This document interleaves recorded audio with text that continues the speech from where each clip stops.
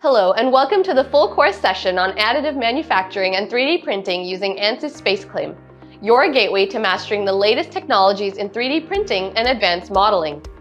This is a certified course session, so make sure to fill out the form in the description after completing the session to claim your certificate.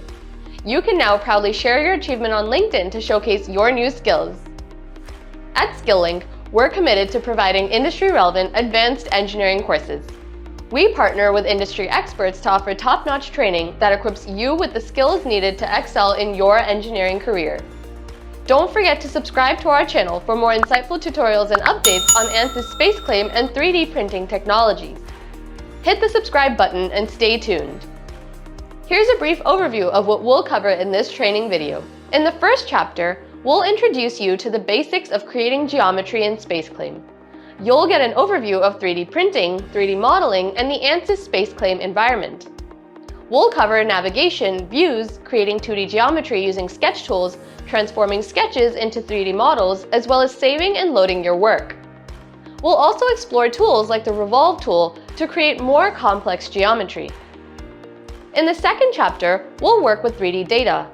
You'll learn how to use tools like pull on multiple area sketches, create holes, and apply reverse pulls. We'll also cover how to create chamfers and fillets to refine your designs. In the third chapter, we'll dive into advanced modeling tools in SpaceClaim. You'll master techniques such as advanced pull, sweep pull, and the move tool. Additionally, you'll explore how to use parameters, create groups, as well as apply linear patterns and mirror functions to optimize your design. In the fourth chapter, we'll explore the various 3D printing technologies available today. You'll learn about techniques like selective laser melting, fused deposition modeling, stereolithography, and laminated object manufacturing, as well as gain a deep understanding of how each technology works. In the fifth chapter, we'll focus on design considerations for 3D printing. You'll learn about the limitations of 3D printing, build direction for parts, and how to orient parts in SpaceClaim for maximum strength and efficiency.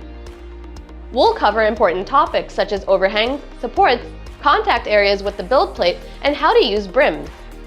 We'll also discuss post-processing techniques, file types, slicing, and iteration to ensure your designs are ready for 3D printing. Thank you for joining us. We're excited to have you on this learning journey. Make sure to subscribe for more updates and detailed tutorials. Complete the training, earn your certificate, and share your achievement on LinkedIn. Let's get started with additive manufacturing and 3D printing using Ansys SpaceClaim. And welcome to additive manufacturing and 3D printing using Ansys SpaceClaim. In this course, we are going to cover the basics of additive manufacturing and 3D printing with 3D modeling basics and everything you need to get started with 3D printing and 3D modeling. For the purpose of this course, the 3D modeling software that we will be using will be Ansys SpaceClaim. In this lesson, we'll be covering the basics of creating geometry in Ansys SpaceClaim. So, what will we cover? We'll be covering an overview of 3D printing, an overview of 3D modeling, and an overview of the Ansys SpaceClaim work environment and all the basics that we need to get started creating our 2D and later 3D geometry.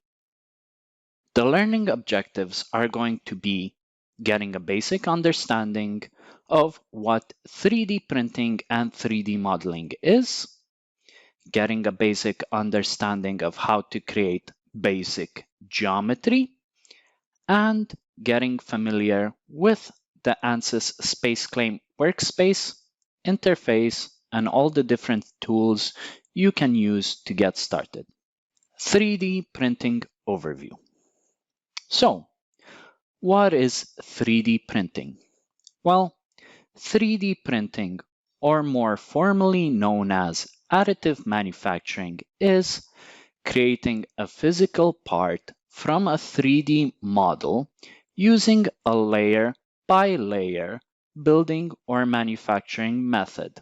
Pretty much a good example to think about of 3D printing is Similar to when you build something out of Lego, where you place a piece at the bottom and then another piece on top of that, and so on and so forth until you end up with your completed model. The same analogy applies to 3D printing. So we get a 3D model, we slice it into several different layers, and we share this data information model with the 3D printing technology that we have chosen, and the 3D printer starts by building each layer on top of each other until it finishes our workpiece. This is the main concept behind 3D printing. However, there are many different technologies and techniques that we can use to achieve this. We'll discuss all of these later on in the course. 3D modeling. So, we've touched upon 3D modeling, but what is it really? So, as you might have noticed, before we are able to 3D print something, we need to conceptualize what that item is. In order to do this, we can either import a 3D model that already exists that we wish to 3D print, or create our own 3D model of what we wish to have. So in essence, you cannot 3D print something if you do not have a representation of that thing.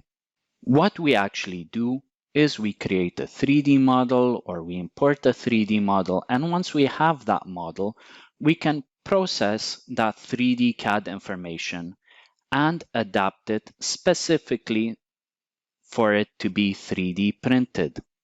Understanding this means that it is virtually impossible to be involved or actually 3D print without having at least a basic knowledge of 3D modeling. Because in essence, when we are 3D printing something, we either need to repair or fix a 3D model before it is 3D printed, or we need to edit specific features of the model to make it more suitable to 3D printing, as you will see later on in the course. Considering the broad depth of 3D printing and 3D modeling, you will be able to find a lot of online resources, forums, and CAD sharing websites such as my personal favorite, Thingiverse.com, where all different kinds of people from all over the world can share their own CAD models or representations for personal use. So there is a wide plethora of online resources that you can use in your 3D printing adventure.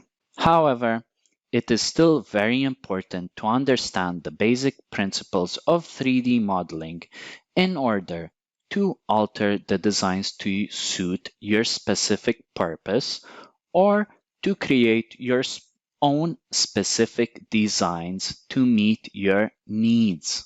Obviously, as is normal when you are writing a book report or an essay, you would use Microsoft Word, or when you are preparing a presentation, you would use Microsoft PowerPoint. When you are preparing 3D CAD models, you need to use some kind of 3D modeling software.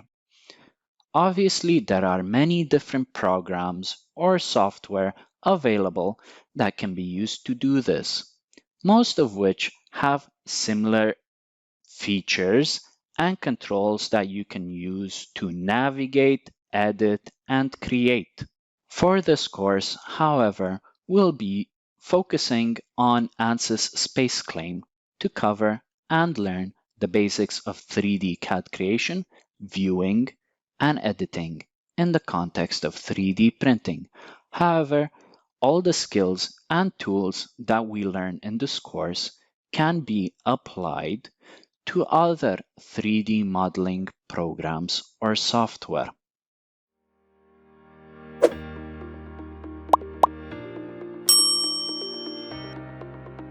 In this section, we'll be covering Ansys SpaceClaim as an overall overview.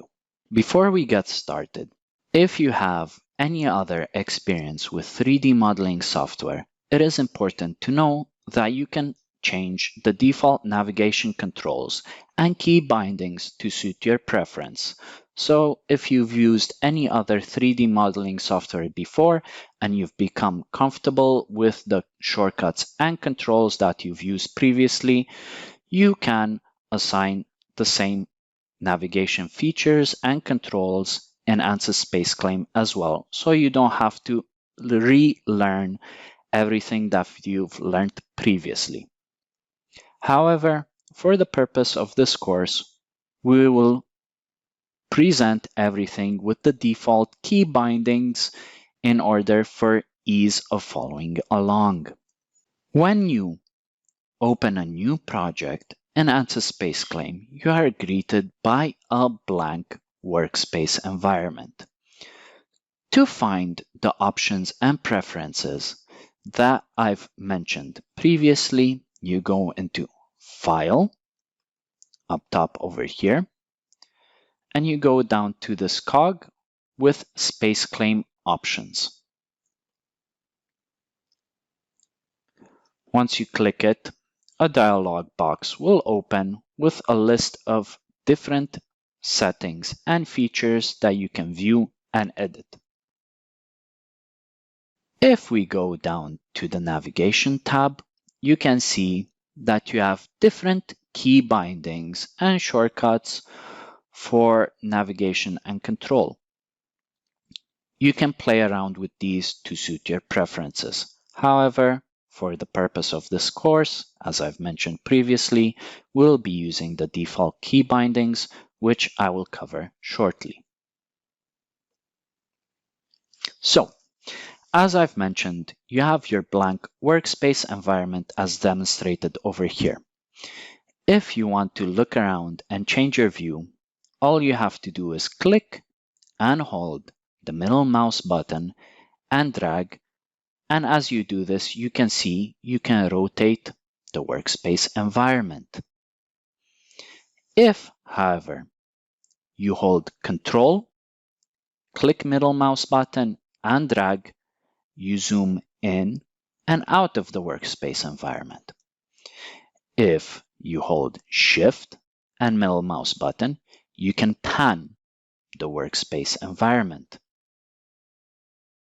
If you look closely to the bottom left corner, you can see a set of axes. These change in real time to reflect the view that you are actually looking at. So as I rotate the workspace, you can see that the axes move along to give me an accurate reflection of where I'm looking at. If, however, you wish to set a specific view mode, you can actually interact with this set of axes. So, as a demonstration, if I click on the Z-axis, it allows me along that axis itself, perpendicular to the XY plane. Similarly, if I click on the Y-axis, it orientates me along the Y-axis perpendicular to the ZX plane. And the same for the X-axis. Now you can see as you hover over the axes, you get a circle highlighting or around the set of axes. If you click and drag this circle, you can rotate around the axis that you're looking at. It is very important to get used to these navigation controls because as we create and view and edit 3D CAD models, it's very important to be able to quickly and effectively change the view and navigate to suit our needs. So don't be scared to play around, get comfortable with the controls and the different views. Now, let's get on to actually creating a model. So, How do we go about this? Generally, if you think of a 3D model, as an example, a cube, it all starts out with a 2D model. So to create a cube, we start with a square and give that square a depth, which turns it into a cube. So how do we go about this? Pretty much, in essence, it all starts out with a sketch. Let's align our view along the z-axis, and this will give us a good starting point. First off, to begin a sketch, we need to be in sketch mode. As you can see, the hotkey for this is K. Most of the tools that we'll be covering have different hotkeys. This helps out later on if you learn these hotkeys to improve your efficiency in creating and editing 3D models. However, don't worry about this. Get started off slow, learn all the different modes, techniques, and tools, play around with them, and speed will come with use and experience. So, back to it. Make sure you are in sketch mode. As you can see, over here on the ribbon, you have the mode and you have sketch. Under sketch, you have all the different tools that you can use to create your sketch. And these are standard geometrical tools, such as line, rectangle, circles, different kinds of arcs, points, and whatnot. Let's start covering some of these. As an example, let's start with a rectangle. You click the tool and then you click left mouse button and drag in the workspace to lay down geometry. As you can see, after we lay down geometry, it gives us different dimensions to this geometry. If you wish to click over here and edit it, you can. It's very flexible. So if we don't want a 16mm side and we want, for example, a specific dimensions of 10mm by 20, it's very easy to be precise and accurate in SpaceClaim. What else do we have? We have a circle. We can create a circle on top of this layer, and you can see the main driving dimension for this is the circle diameter. So if we click that, we can set the circle diameter to 20mm. Some other tools that we have is the line tool. Again, similarly, you can click and drag. So we'll place your lines on the drawings. As you can see, SpaceClaim has different features. Obviously, it has the grid to help you sort of create geometry following a set of rules or guidelines. It gives you different dimensions or properties between all the different lines and geometry you lay down. Sort of, as you can see, between this line that I've drawn over here and this line in the rectangle, SpaceClaim tells us that this is a 90-degree angle, and gives us different dimensions over here. We'll learn later on in this course how we can edit and set these dimensions more accurately. For now, I'd like you to get more comfortable playing around with some of these different sketch tools, laying down geometry, and playing around to get used to the navigation and the drawing sketching interface. Don't be afraid to play around, because SpaceClaim, it offers you a couple of shortcuts and keys that are common in many different programs. If you've used Microsoft Word or Excel in the past, you might be familiar with the undo and redo shortcut keys, which is Ctrl-Z and Ctrl-Y.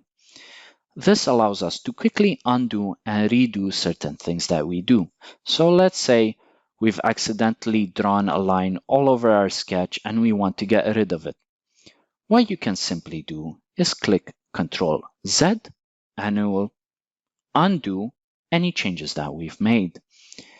If you actually did want to do that line over there, you can click Ctrl Y and this will redo any changes that we've made.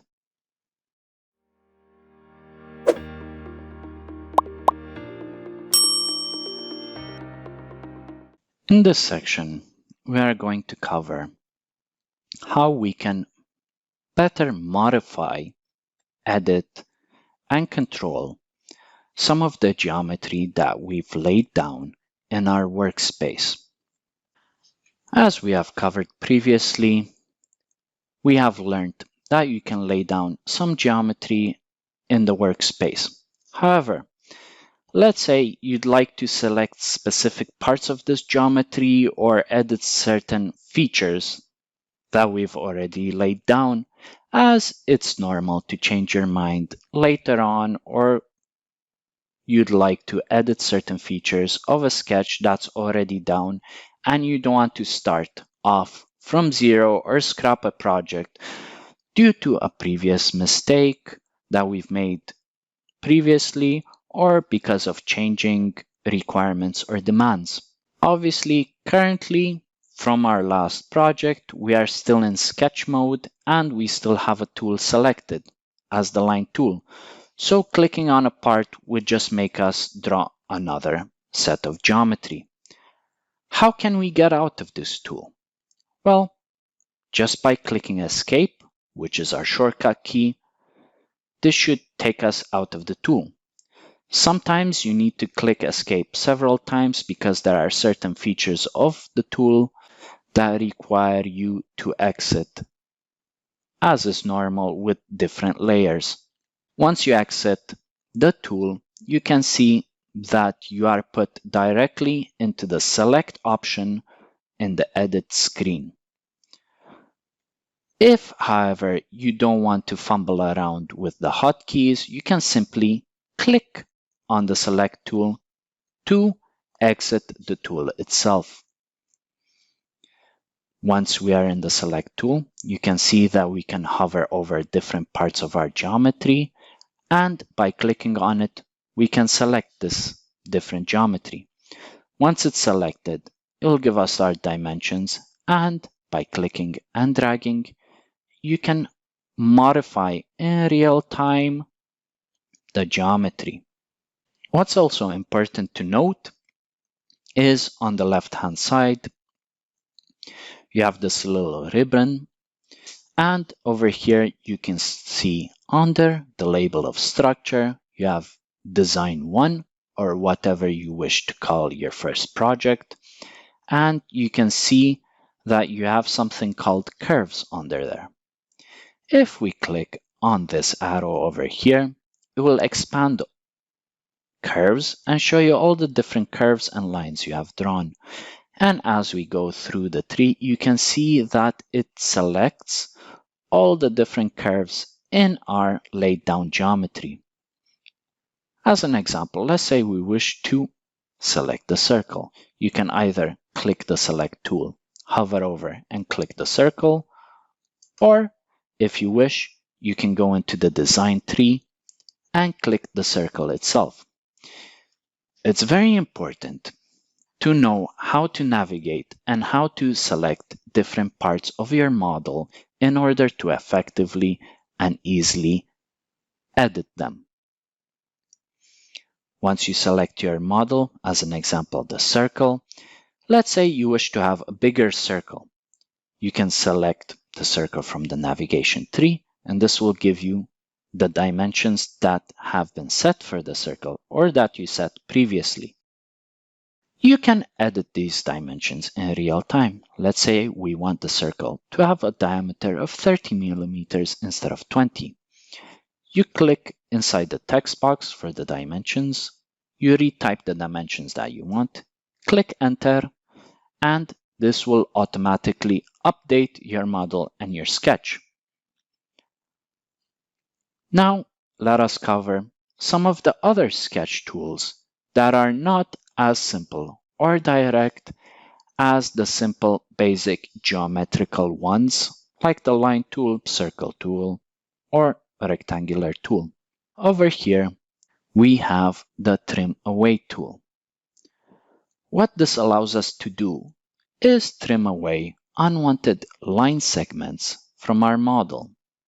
If you click it and you hover over different areas of your geometry, you can see that different lines are highlighted in red. Usually what is selected is line segments between 2 points. So you can see over here we have an intersection between this arc, and this line. So if we hover over this arc, it selects it between this point and this point. What this allows us to do, as an example, let's say we want this rectangular prism sectioned off into 4 corners, encapsulated by the circle. However, we have these 3 line segments over here that we do not wish to appear on our model. How would we get rid of them? This is where the Trim Entities tool comes into play. As you can see, if I hover over this unwanted section, it highlights it in red. Simply by clicking on it, it gets rid of it in between the 2 areas where it intersects other geometry. You can do the same for the other 2 segments. And this easily allows us to edit our model. However, let's say we accidentally trimmed this line of our rectangle of this section. Let's say we do not want to do that, and we do not want to mess around with the undo tool, as we might have done some other drawing or sketching in the meantime. We can simply use the Create Corner tool, which allows us to make 2 non-intersecting line segments meet in a point. As an example, if we select this line segment and this line segment, you can see SpaceClaim auto-completes and shows us a preview of how the geometry would be completed. So, considering this line segment and this line segment, how it would naturally or geometrically complete to form a point would be by extending this line segment. Once you click these 2 line segments, they would meet and create a corner.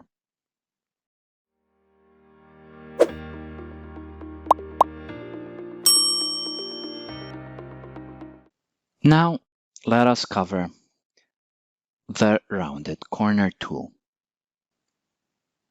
If you click on Create Rounded Corner, as the description says, this will sort of give you a corner or a rounded corner in between 2 lines, either by trimming or extending the lines, creating a circular arc. So let's see how this tool works. What you need to do is select 2 lines, as an example, this line and this line, and as you can see, the preview already gives you an arc depending on where you'd like to connect it with. So if we'd like to round off the corners of our rectangle, you can easily click on the 2 corners and it will create a rounded arc. You can edit the dimensions as discussed previously to suit your needs. So if you don't want a 4mm arc, this is the radius of the circular arc that we wish to create, you can easily type in the dimensions that you wish. Let's say we want a less severe rounded arc. We can put 2 millimeters in and it adapts it to suit our needs. If we want a higher circular arc, you can type in 5 or even 6 and it automatically adjusts it to suit our preference. And we can do this across the whole rectangle in order to suit our needs. Now that we have covered some of the tools that we can use to create 2D sketches or geometry, how do we actually create 3D geometry from our sketches? This is a relatively easy process, but it has many caveats. The main tool that we use to create 3D geometry from a 2D sketch is the pull tool. This allows you to literally pull the 2D sketch or 2D area into 3 dimensions. Let's see how this works with our current sketch over here. First off, you have to select the pull tool. And now you can see that it's turned our 2D sketch into enclosed areas.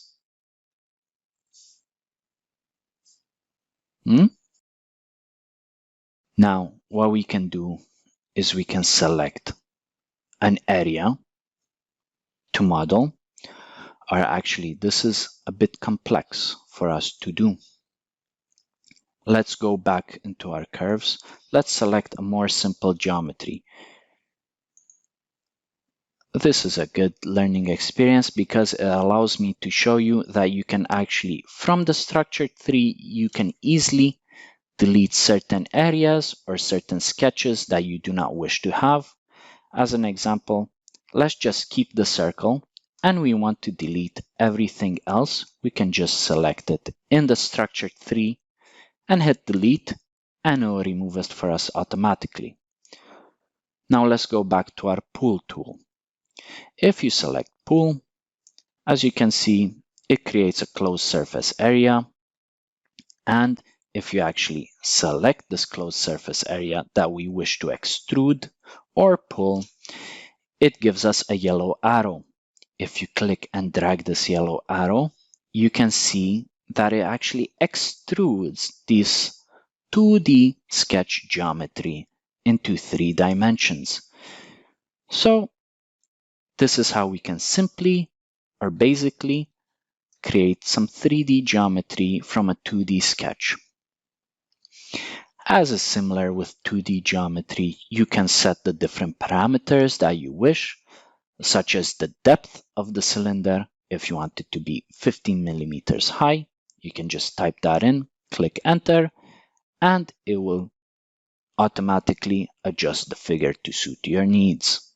Now that we have covered how to create a basic sketch, some of the basic sketch tools, and how to create simple 3D geometry from your 2D sketch, it's time that you learn how do you actually save your project, how do you save your work, how do you load your work, and how do you go about all of this.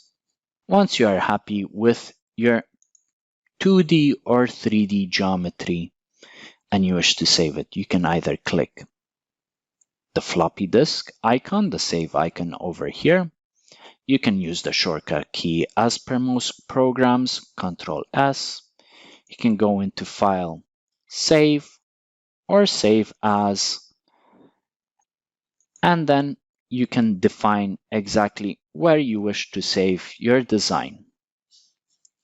You can save it as, you can give it a name as per most programs. You can choose a file type that you wish to save it as. Once you click Save, it will export the model for you.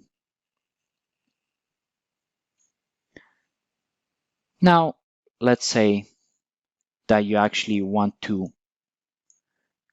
close your model, or let's say you want to open a different model in SpaceClaim. How do you go about this? Well, if you just have a blank workspace, you can either click on the Open icon. You can use the short key Ctrl O. You can go into File. You can click Open. You also have a list of recent documents that you have.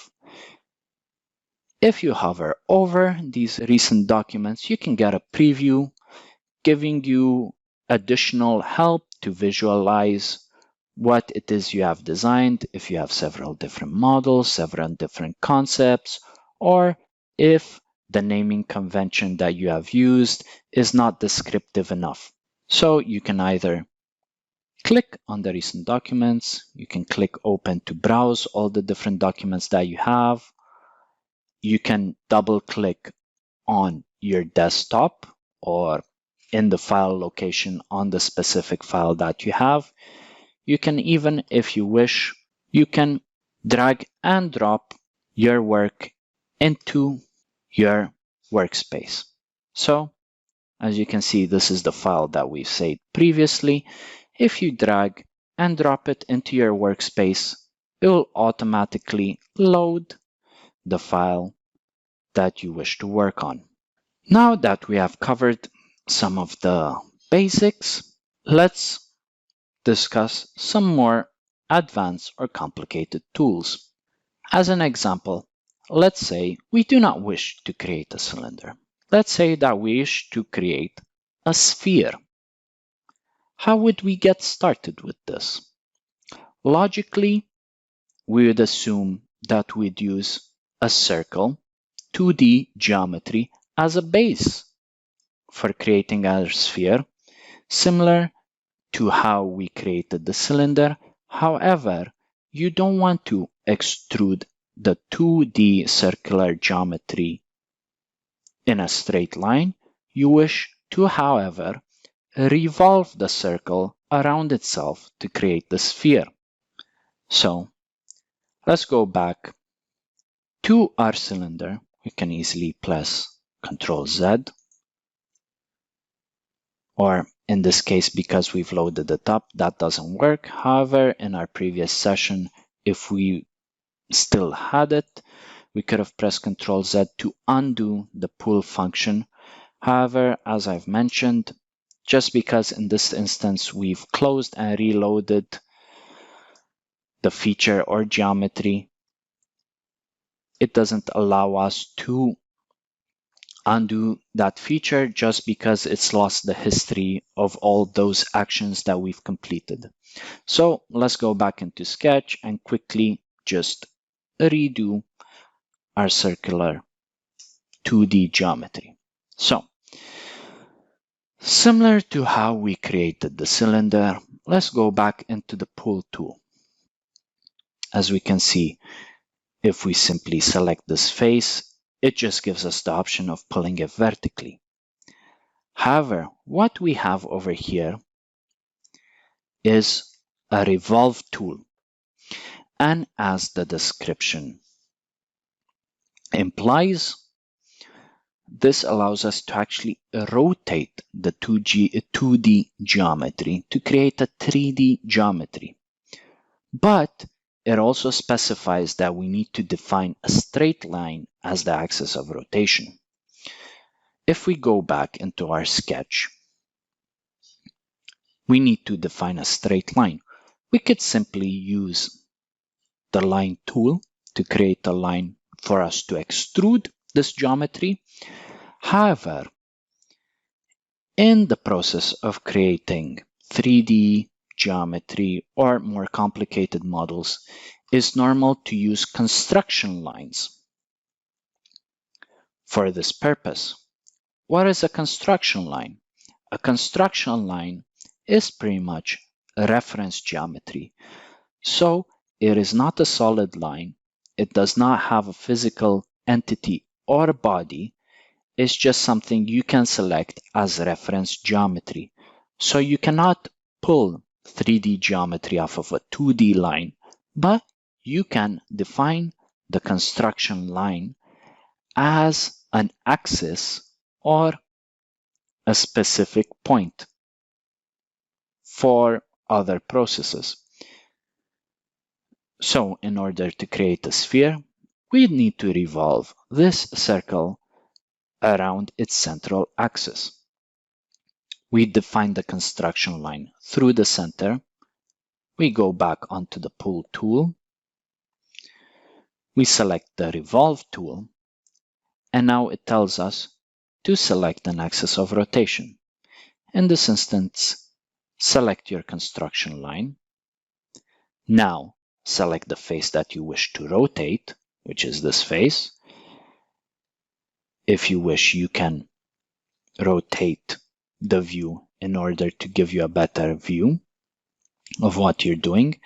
And if you click and drag, you can see how you actually pull and extrude your 2D geometry into a circular sphere. Now, what if, as an example, our line is not through the center of the circle? Let's draw a new construction line off center over here on the side of the circle. What happens if we use the Revolve tool in this case? Let's select the line as our axis of rotation. Let's select the circular area as our target for the pull. And as you can see, the face is extruded around the axis of rotation. And this allows us to draw an analogy of a donut over here. This does not have to be solely used for circular features. It can also be used for any kind of features that you wish. As an example, what if we have, let's say, a little rectangle and another rectangle over here? Let's form this into a little T feature. What happens in this instance? Let's select the Revolve tool and the face to be revolved. Let's change the view a bit so you can clearly see what's going on. You can see sort of allows us to create an analogy of a pipe, but with a closed off center section. This is very useful to create complicated geometry very simply with just a few clicks and steps. So now I'd like you to play around with the Revolve and Pull tools and see how you can create similar geometry using different techniques. I'd like you to create a 20 millimeter diameter cylinder of 20 millimeters height using two methods, using the simple pull tool along an axis and using the revolve tool around an axis. I will give you a hint. To create a cylinder using the simple pull tool, you can start with a 2D geometry of a circle. However, to create a cylinder using the revolve tool, your 2D geometry has to be a bit different. Ideally, you would use a rectangle in this instance to create a cylinder. In summary, what we have covered in this course or in this lesson for week 1 is what is 3D printing, what you need to get started with 3D printing, which is a 3D model, how to get started in Ansys SpaceClaim, creating your 2D model from a 2D sketch, creating that 2D sketch itself, all the different tools and techniques that you can use to get started with your 2D sketches, and how to turn those 2D sketches into 3D geometry using the Pull tool and the Revolve tool. Thank you and see you next week.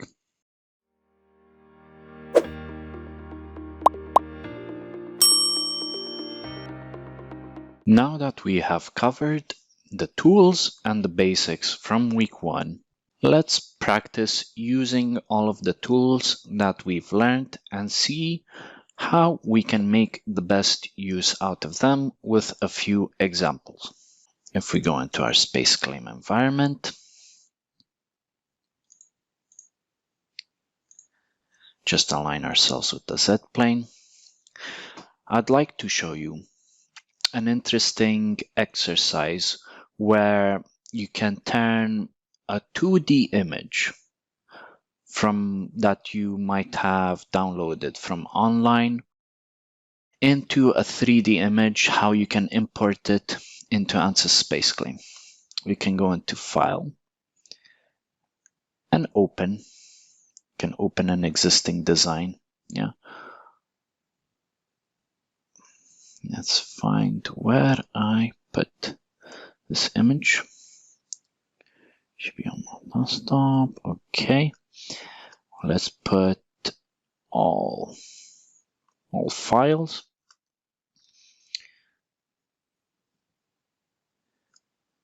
And over here, doesn't like importing it that way. What we can do is actually, if I just go onto the desktop, we can drag and drop it into the SpaceClaim environment. So I just have a JPEG image of a bottle, yeah, and dragging and dropping it seems to work better, sort of likes it that way. I can sort of import it into SpaceClaim as a 2D image.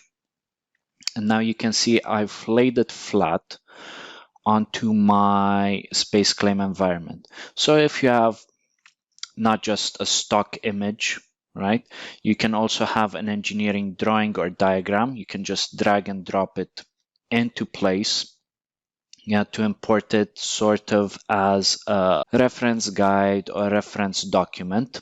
And you can use it to trace images or geometry to help you sort of draw. So let's say that we had this soda bottle that we wanted to replicate. What we could do is can draw a center line through the center of the bottle, yeah, and we could theoretically, let's make sure it's as centered as possible.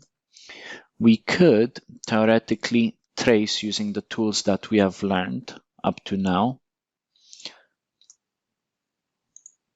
the outline of this bottle, starting from the cap, yeah,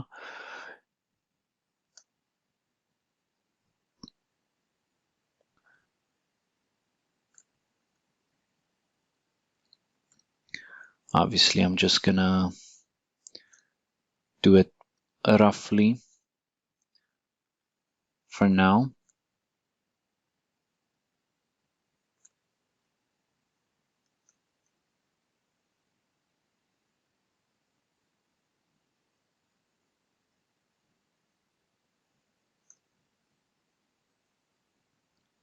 Yeah.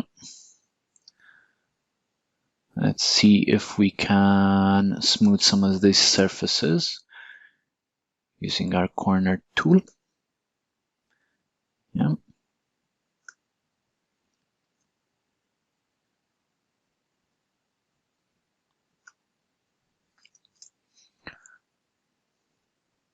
Here to here.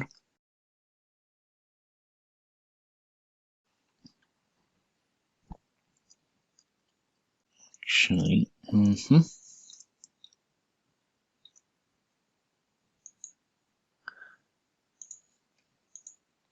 Actually, considering this image might be a bit too small, let's just enlarge it a tiny bit. You can do image manipulation as well over here. Quite simply, very similar how you just do it in a Word document or an Excel file, or even just a PowerPoint presentation. You can sort of drag and drop all of these. Let's see if we can do that over here. Let's redo the rounded corner, sorry. Over here, one like that, one like that, one like this.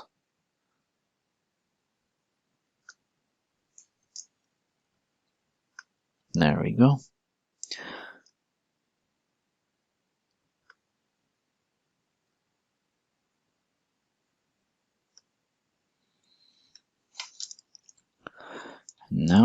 Let's move on down to this bottom edge. So,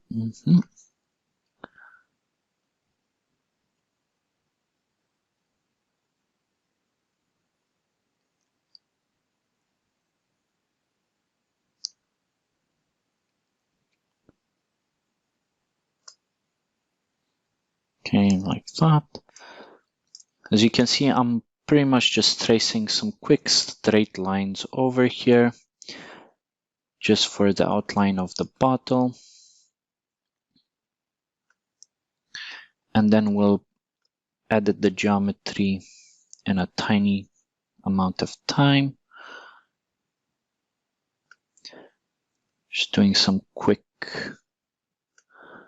sketch just as an example. Let's see that.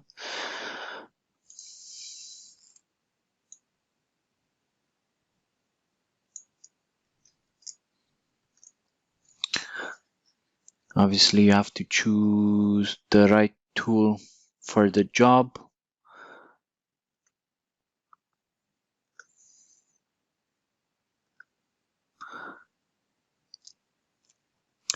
This tool we haven't discussed, but it can also come in helpful. It's a 3-point arc over here. So you set the endpoints and then the center point. Just helps me get some of these curves in place. It's a bit more of an advanced tool, but it's not that hard once you get used to it. You can see it allows me to sort of get a few more edges in place. Let's see, the center line is not long enough. Let's see if we can do it like that. Okay. And just to finish it off, let's close this gap right here. Now let's smooth some of these corners that we have.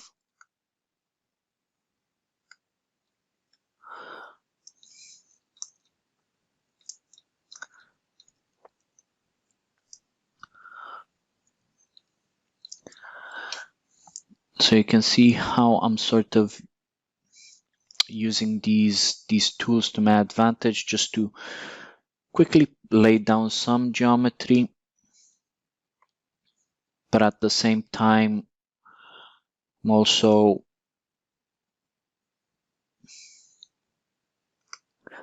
editing the geometry as I go along. As I can see here, I have a bit of an excess geometry. Just get rid of that. There we go. Just to make sure we have a smooth edge. Let's zoom in over here to all of these connections and try to create a few bends.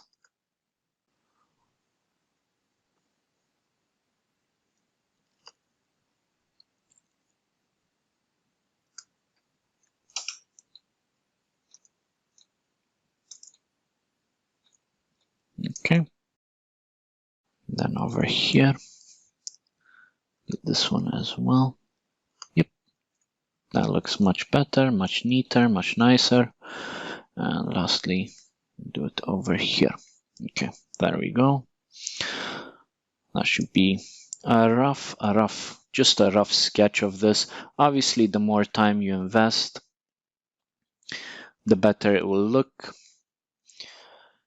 Just close the geometry over there. And now, using the pool tool that we discussed in this lesson, we can sort of, first let's get rid of that.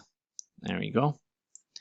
Just so we can see what we have, we can do a little revolve around here, around the center line. Then we can pull it around. That should give us a nice representation of a bottle. Yeah, from a drawing. Obviously, because the SpaceClaim work environment, obviously, right? When you have a sketch plane, you have dimensions over here. You could scale your bottle or your image or your engineering drawing so those dimensions line up or match up. Over here, I just did a quick sketch just for demonstration purposes, but you can see how it's sort of given us a rough representation of the bottle. Obviously, you can add a few more features, on this 3D geometry if you wished, because the bottom end does not match the bottle 100%. You can do a few cuts on there, which we'll cover in week 2.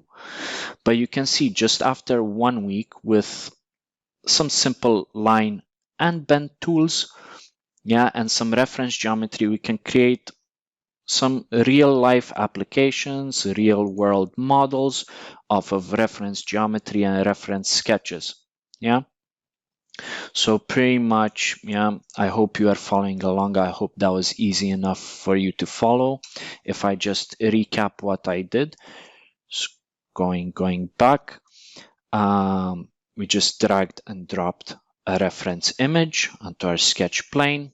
We made sure that it was of our appropriate dimensions for us to sketch, and just using middle mouse button with shift to move around, middle mouse button with control to zoom in and out. We used the line tool to sketch. Obviously, you can draw lines normally, just click, drag and drop. You can press escape to exit the tool. You have to press escape twice. You can see the tools highlighted over here.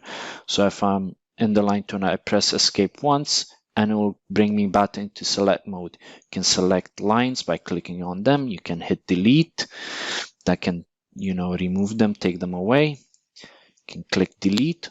Obviously, everything that we add onto our model is in our structure tree, all of our arcs and lines. We used the corner tool a lot in this model. You can see just to refine some of the geometry. We created some reference geometry over here. This, using the little construction line tool, just to define it as our axis for the rotation. When we do the pull using a curve, you can even get rid of this image using escape, using delete, sorry. Last but not least, we just clicked on pull. It highlights an enclosed surface for us to pull on. Once you click on that, you can hit the revolve. Once you hit revolve, it asks you to choose a line to revolve it on. You click on that. And so we want to revolve the surface area around this axis. Once you get this circular arrow representation, it means you can revolve it around how many degrees you wish. Remember, you can also type in over here into the box if you want it only 180 degrees around. That will give you half of a bottle. If you want it to be to go all the way around, that's 360 degrees. That will give you a full bottle shape. Some quick keys: Control Z is undo, Control Y is redo. To exit any tool, like I mentioned, you press escape. So that was just one quick example of a real world application of the tools that we've learned in this lesson. Let's go. Let's try a few more exercises, a few more examples using some of the other sketch tools over here that we have that we really didn't cover in the course, but you can practice with them, such as the ellipse tool. So obviously, sometimes obviously or not so obviously, how this works is first you have to select how long you wish the ellipse to be. Let's go over here somewhere close to the center, because it defines the center line and the edges from the center. Well, let's say 20 mil. And then you define why do you want the ellipse to be. All right? So the thickness over there. That works. It gives you obviously some angles over here, because you can also do it diagonally if you wished.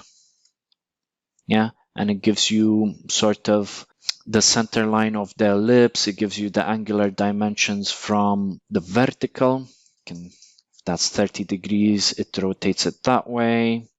Obviously more than 90 if I put 120. Rotates it that way. 90 is perpendicular to the vertical. 0 is along the vertical. You can edit the width and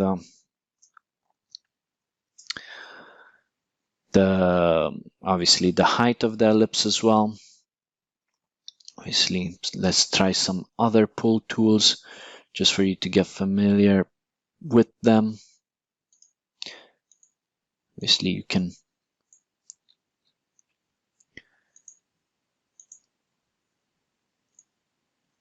first let's select the body, and now if we select pull, we can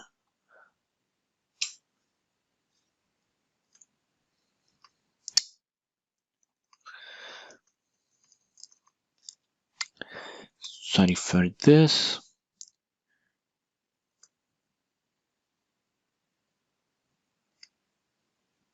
So what you do with scale body, yeah, right? It's in the title. You can scale a body if you wish. So pretty much if we go on our previous example of the bottle, if you wanted to create a water bottle of different dimensions, so obviously sometimes water bottles, they come in like half a liter, 1 liter, 1.5 liters. You could use this tool, which is the scale body. I can show you how to do it right now. Pretty much you have to select an entity, right? So what we do is first we select it.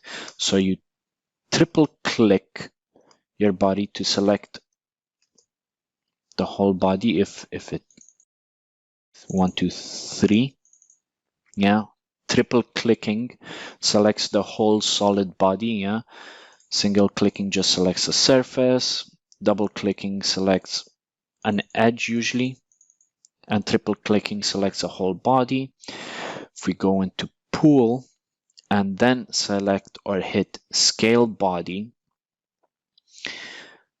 it sort of asks us for an anchor point. Usually I select a set of axes, or you can put a reference point or dot, or obviously this is some unfortunate geometry because as an ellipse it doesn't have a corner or point for us to select, but you can select the set of axes on the body.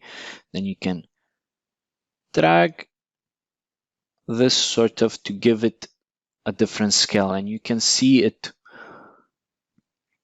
parametrically edits the whole body and affects the size. You can make it half the size. If you go to 0.5, that will be half the size, or you can go all the way up to 2 and this will double the size of the body. It just scales it. Let's see if we can go back to the example of the bottle.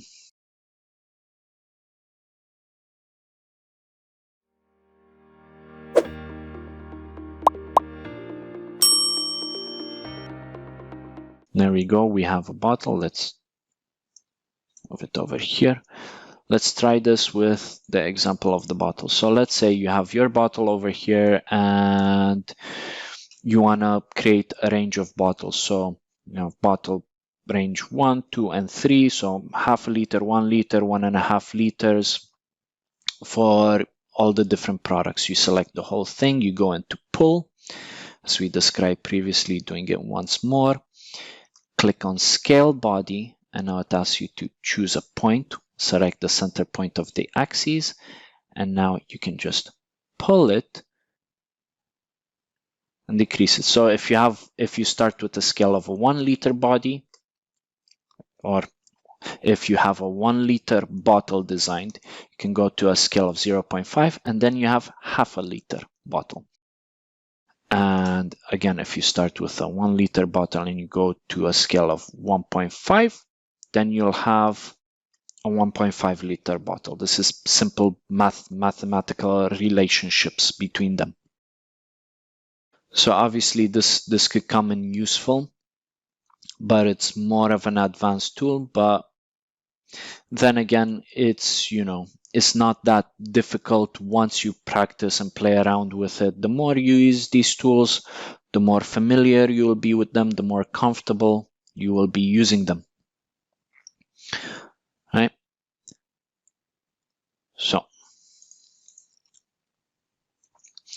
we covered how to sort of use the tools that we've learned, just simple line tool, the reference geometry or construction line, rounded corner, very basic tools, and how to import some geometry by dragging and dropping it into the workspace, similar to how we used to import files that we already have or that we are already using. Similarly, you can import reference geometry, either just reference images or actual engineering drawings with dimensions already on them. We can scale those by dragging and dropping, clicking and dragging on the corners of the image, as you would when you import it into an MS Word document or an MS PowerPoint document. It's the same image manipulation techniques. Once you have the proper size, you can use that as a reference. You can use the sketch grid that you have, right? Over there, right? If it would like to go into sketch mode, So the sketch grid that we have, here you can see the cross section of the bottle. So you can use the sketch grid as a guide in addition to the imported geometry or image that you have. And you can go off of that to create some interesting or complex geometry, or to reverse engineer some products or designs. To recreate them, to duplicate them. I also showed you the scale tool. This is another interesting one. Can be advanced. It can be, it's more advanced because of its applications. Because when you create basic geometry, you don't really use the scale tool that much. You only use it in more advanced engineering applications when you keep track of dimensions. Another interesting tool actually that I could show you is the measurement tool. So if you go on to here onto the measure tab, an interesting tool that you can use is the measurement tool. You just click on measure, and then you can click on different points. So let's say we wanted to know what the diameter of this cap is. You just click on a face or on a dimension that you're interested in. So I could have clicked on this edge or on the surface. It gives you a couple of properties, right? It gives you the perimeter, of the surface that we selected. It gives you the area. It also gives you the diameter that we need. So here it's 3.8 millimeters, or roughly 4 millimeters across in diameter. So this would be a really tiny cap. You can hold Control when you select, and it will allow you to select more than one surface.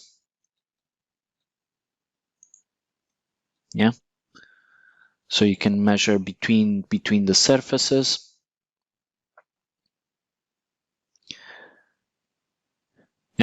So just some of those things, just as a quick reference for you to be able to sort of determine some geometry, some dimensions, if you're more interested in that. later on in some of the later weeks, we'll discuss more about how we can set parameters, how we can set some specific dimensions that we can control and edit in real time as we're designing and modeling. So as an example, we'd be able to set a parameter for the distance or the height of the bottle, and then after we model the bottle or as we're modeling the bottle, we could in real time affect the height of it without just using the pull properties or the pull technique. Right? You can use it just by typing out values. Yeah. Let's see some other. We've discussed the ellipse. Let's see some other of these drawing tools that we won't encounter that often, but might as well just briefly touch upon them. Let's see. Obviously, we've discussed the rectangle tool where you just define the edges or the corners. There's another tool which is called a 3-point rectangle. So this one, how it works, you choose one side, yeah, so you choose corner to corner and then height. This one can give you more parametric control over it, right? So pretty much you're saying this one, when you use a corner rectangle, you're defining both the length and the height at the same time using one drag and drop motion. So pretty much you're drawing it from corner to corner. Whereas with the 3-point rectangle, it requires obviously to set the length first and then the height. So you'd say, why would we use a 3-point rectangle? It seems like more of a hassle, more steps. Well, the thing is, I want to show you with the 2-point rectangle or a simple rectangle, you're limited to a rectangle just, you know, where the length is horizontal and the height is vertical, right? Which is a standard definition of a rectangle. But if you look closely over here, for a 3-point rectangle, the rectangle is not straight, it's a bit skewed. So what you can do is you can put the length diagonally, and then you can draw sort of a rotated rectangle over here. See? So this can give you a few more interesting options, you know, to work with in your design or modeling. Yeah, obviously, maybe you could rotate this using the move tool, but we'll cover that in a later week.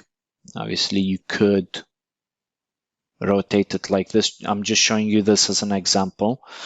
We'll cover this move tool in more depth later on. You can see how it will be very useful, but that's another way to sort of orientate your dimensions or orientate your rectangles. But that's just a bit of a difference between the normal rectangle and a 3-point rectangle. You also have a regular circle, but then you also have a 3-point circle. So this one you can, you know, just play around with it. It gives you just a bit more of a modeling capacity because it lets you define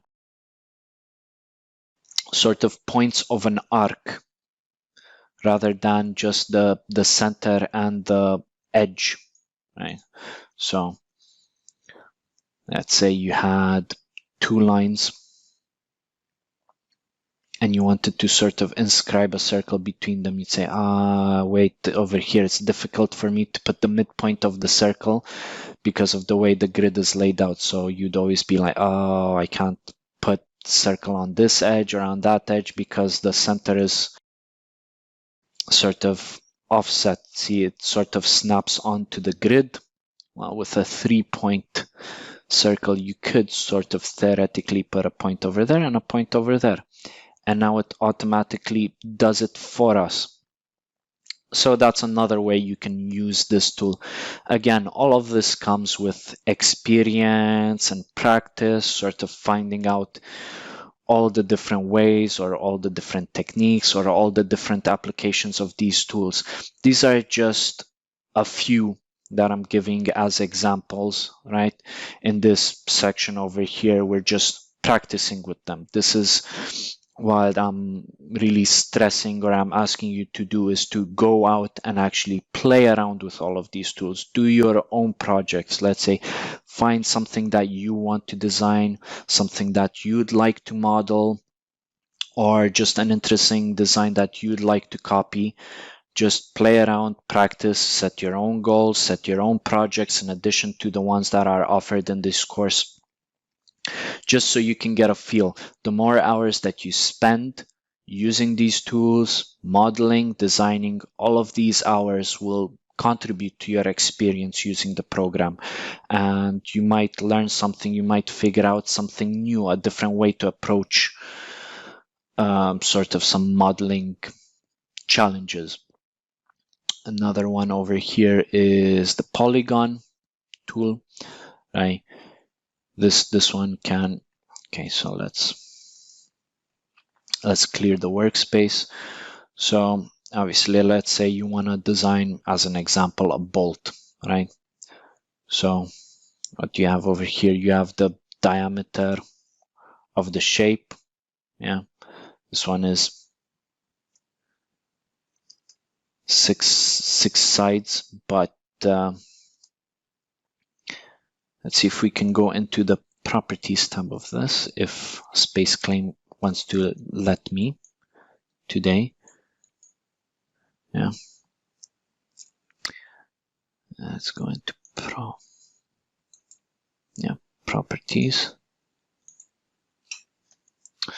Or maybe it wants me to select it first. Okay. There we go. Number of sides. We can change that to 7 over here. You can change it to 8 if you wish.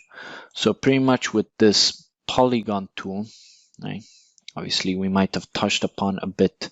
All right, let's go over it one more time, because again, the more you use these tools, the more confident and comfortable you'll be. So it's always good to practice, to redo, to clear the workspace, to do it one more time just to get into the hang of things. And that's what I'm doing. I'm sort of showing you over here how you can do it. So right, when you first draw the polygon, you see there's nothing over here. There's nothing in the properties tab. It just gives you the diameter, the dimensions, right? Or the circular diameter of the circle that encompasses it. So this is sort of 8. No, I wanted a circle. So if we do a circle also of diameter 8, it sort of shows you that the diameter of this one is sort of from the face to the face, right? So pretty much what happens is circular diameter that we have over here. Yeah, if I put it at 8, yeah, and I draw circle here, and I put this at 8, it's because of how it wants to edit these two, or sort of put them together. If I put this at 8, now this circle, the diameter is at 8, and this hexagon, the diameter is also at 8. It's from corner to corner, not edge to edge. That's just something I wanted to show you. I was having a bit of difficulty because, as I mentioned previously, when you draw different intersecting geometry, intersecting lines and whatnot, certain relations are held between the geometry. So over here, these points are now coincident of the polygon with the circle. So when you edit something, it would generally try to edit it all together. Now it's not doing it. It was doing it previously. That was interfering with my demonstration. But that's something that happens sometimes. happens irregardless of your experience. Sometimes the SpaceClaim or the workspace throws something at you, it throws you a curveball, but as long as you understand the tools, you can sort of rectify that, because generally what it does is it tries to predict what you're trying to do, and if you try to do something and it predicts it wrong, it'll give you some wrong results. But that's not a problem. It's very easy to undo, redo, edit, so don't panic if it doesn't do exactly what you intend to do. So when we drew it, when we didn't select it, it gave us no properties. But once you do select it, it gives you a set of properties, or you can right click and select properties. You can edit it. So if you don't want a hexagon, you want a pentagon, which is 5 sides, you can edit it over here. And it obviously affects the dimensions. And again, you'd be wondering, okay, what's the dimensions? If it's the dimensions of, or the diameter of the encompassing circle, right? So if you draw a circle around this geometry, it'd be the diameter of that circle, as I showed in the previous example. You can even, using the polygon tool, you can make a square if you wanted to, or a rectangle, right? You can even make a triangle using this methodology. Obviously, if you put just 2 sides, it cannot create that geometry, because for it to only have 2 sides, that would draw a line. The more sides you get on this geometry, the closer it becomes to a circle. But it's just, just a quick overview of the polygon tool. You can use that for a few purposes. Let's say if you're designing, like I mentioned, designing a bolt, you want to sort of create that for the bolt head, and then you can sketch on the surface over here. Obviously, we'll cover this more in depth later on.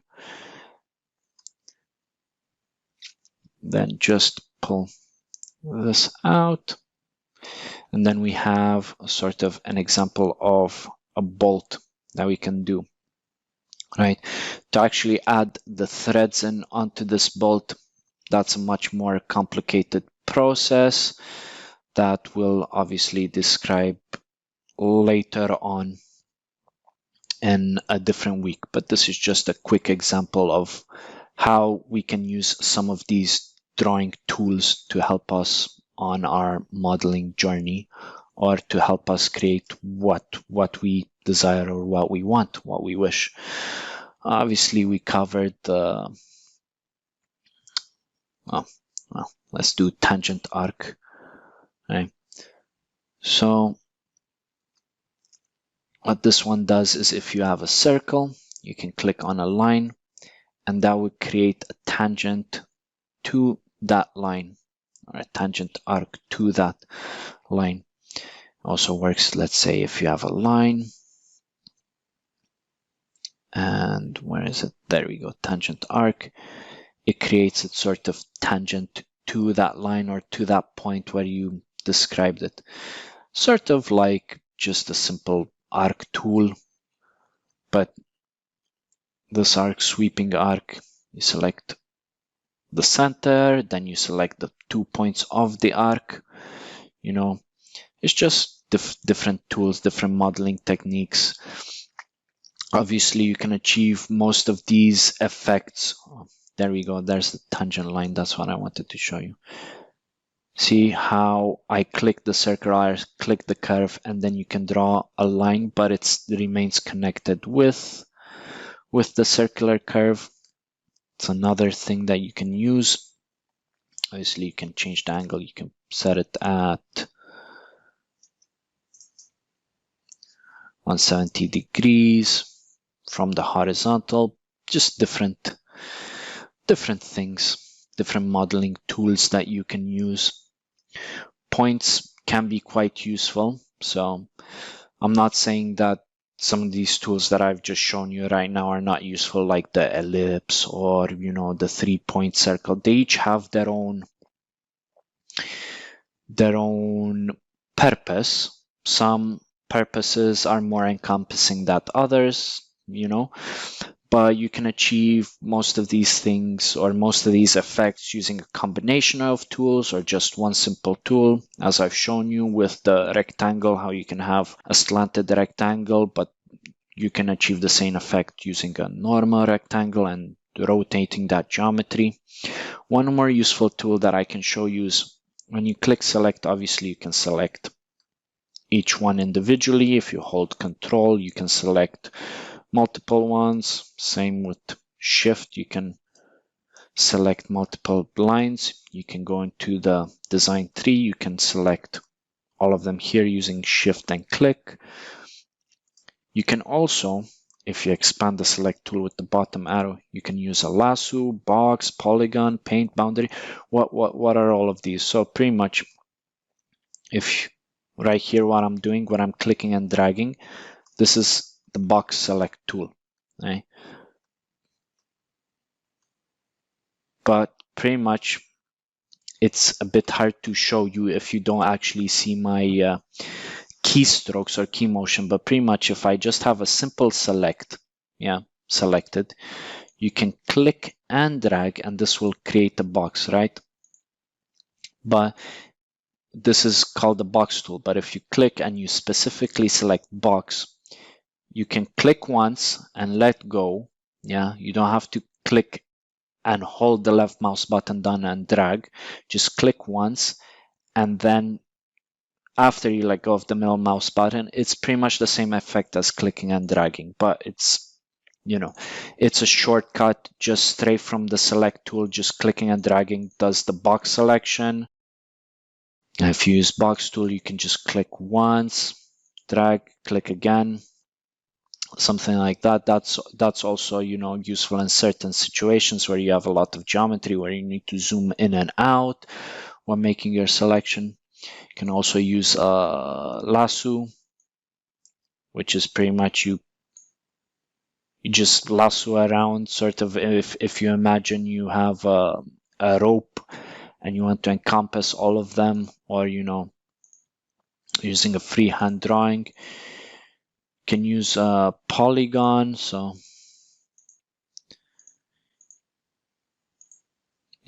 once you intersect all of the lines in that area, this can be useful if you want to select, let's say,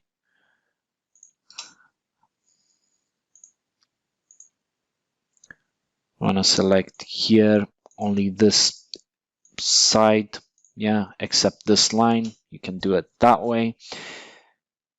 It's a couple of interesting, more advanced techniques. I didn't include these into the main body of lesson 1. This is just in the practice section, because these are they're not often used. It's some more, let's say, advanced techniques. They're very niche. You only use them in certain situations, certain scenarios, because instead of actually clicking the polygon tool and selecting them, you can hit Control All, then hit Control and click on that, and it deselects it. It's much faster than actually going down, selecting the polygon box, drawing a polygon around, or using the lasso and drawing around. You can achieve the same effect using less complicated or less complex methods. But I thought, if we're already doing this, overview, a run through the tools, a bit of practice, might as well show you what there is in SpaceClaim, some other tools that we can use, apart from the major or more important ones, some of the peripheral ones, some of the ones where you might be interested. You might say, oh, actually, you might accidentally click when you wanted to click select. You might click on the bottom one, and you see all of these options, and oh, what are all of these options? You might be a bit confused. Obviously, SpaceClaim, once you hover over something, it gives you a brief overview, a brief description of how the tool works or what it's used for. But it's always good. You might be a bit confused. It's good to give an overview of some of the things that you might encounter, you might see, just so you don't get scared. Or if you have a specific application that you think is directly suited to that tool, you can use that. So obviously in the course we've discussed how you can create a cylinder, how you can create a sphere. You can also actually create a cylinder using the cylinder tool, right? Obviously I've created it on my sketch plane, but if I go into 3D mode, you can see that it's created a cylinder. How did that work? So pretty much you define the height of the cylinder and the thickness of the cylinder. And this, allows you to quickly create a cylinder, because this is used in quite a few applications. Just, with 2 simple clicks of the height and the thickness, or the diameter of this cylinder cross section, and you can create a simple cylinder like that. Again, this will give you, just some interesting results or a quick way of creating it. The same thing with a sphere. If you just click the sphere tool, and let's go into sketch. Let's select the sketch plane. Yeah, this can let you create a sphere very quickly, very easily, just with 1 click and drag, just to define the sphere geometry. Because in essence, that's really what it is. A sphere is pretty much, it can be defined just with 1 dimension. Now we're going a bit into the mathematics of what a sphere is. It's, it all depends on the radius. So if you know the dimension of the radius, you can create a sphere just from that, right? So if we go back onto 3D mode, or if we just select the solid and delete that, you can also use the equation tool to create something, but this is going into some very complex mathematics. This is when you're doing some real clever design or parametrics. You have curve types. You can import some actual different dimensions. You can see this is some really interesting dimensions, not something that we see every day. Obviously, this is for more complex parametric modeling, but if you are interested in that field, you can use equations and you can define, obviously, the X, Y, Z parameters, the start and end, different ranges, all of these different, can define some equations. You can use cosine, sine, different angles, but it's way more effort and way more complicated than this course can cover in such a short time. And if you don't have a good understanding of mathematics, it can get really confusing really fast. So I'm not gonna cover that into too much depth or too much detail, but it is over there if you're interested in exploring it in more depth, or if you're studying or have a degree in mathematics, or you're working towards a degree in mathematics or physics, or your job or your future job that you're interested in deals with that, then it might be a useful tool for you to explore or for you to investigate.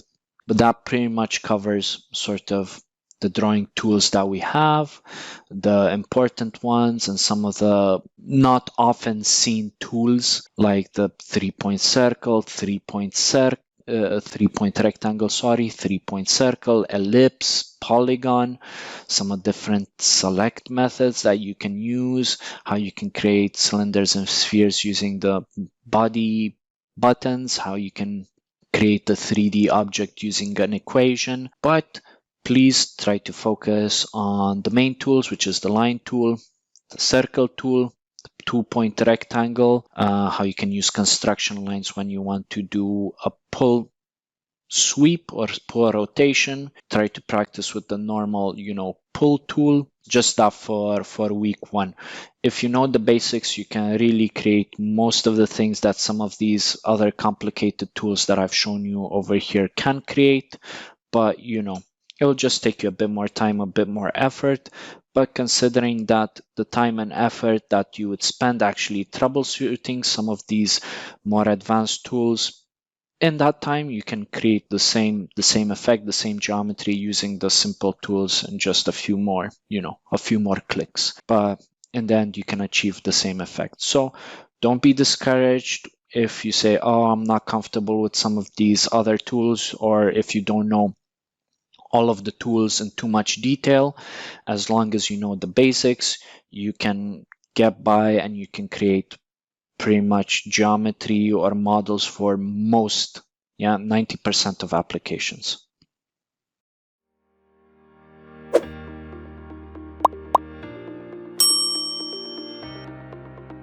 Back to additive manufacturing and 3D printing uses Ansys SpaceClaim. This week, we'll be covering working more with 3D data.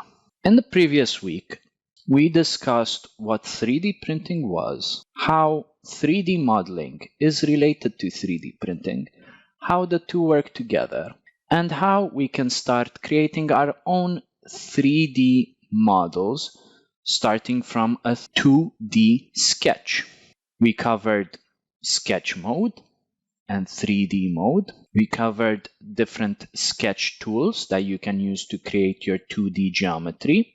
And we also covered using 2D geometry as a base for the 3D geometry using 3D mode and the pull tool. We also covered the revolve aspect of the pull tool. Among all of these, we also covered the Ansys SpaceClaim workspace environment and how to navigate around this workspace using the different hotkeys and the middle mouse button plus Control and Shift to move around the viewport. In this section, we are going to cover pulls on multiple area sketches, creating holes, or also called the reverse pull, and some 3D features such as chamfers and fillets.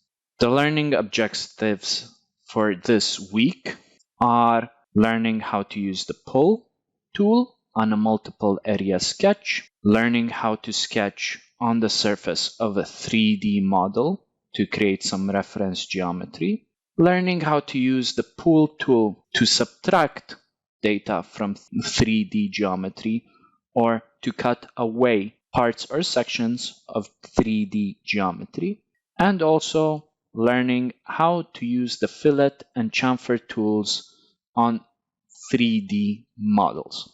Right now, we are going to cover pull on multiple area sketches. So, what is a pull on a multiple area sketch? In the previous week, when we used the pull tool, in our sketch, we only had one enclosed or encapsulated area. The sketch over here given on the right has more than one enclosed surface area. So what would happen if we try to use the pull tool on this geometry? Let's have a bit of a play around. Let's quickly set our view along the z-axis, pan it a bit and zoom in a bit, just for ease of reference. Let's draw some really basic geometry. If we draw one circle, the area within the circle, that's an encapsulated area. That would just be one. But if we draw a second circle on the inside, you can see that you have at least two encapsulated areas, one defined by the larger circle and one defined by the inner circle. If we hit the pull tool button,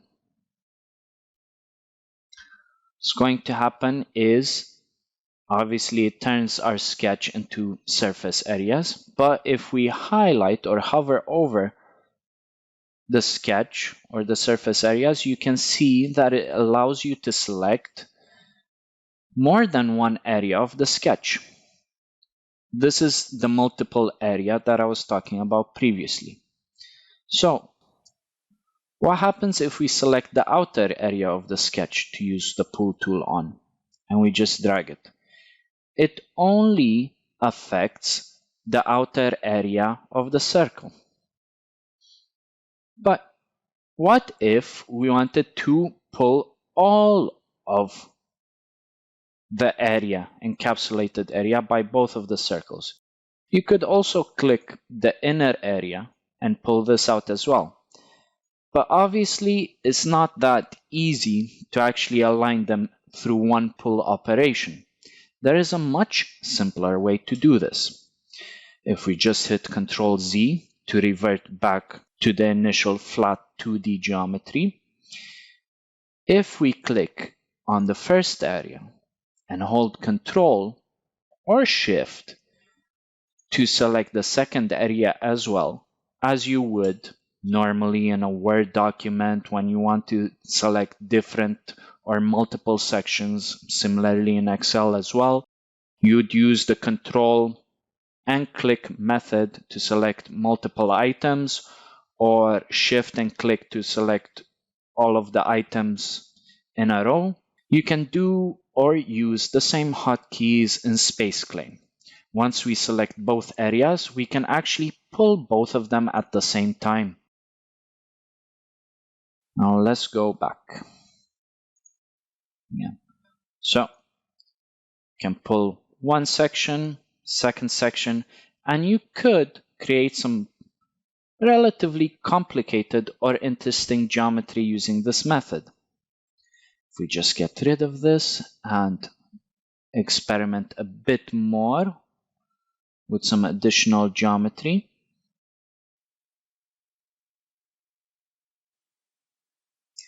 So let's do another example. Let's create a square, and in the square we'd like to create a few sections over here.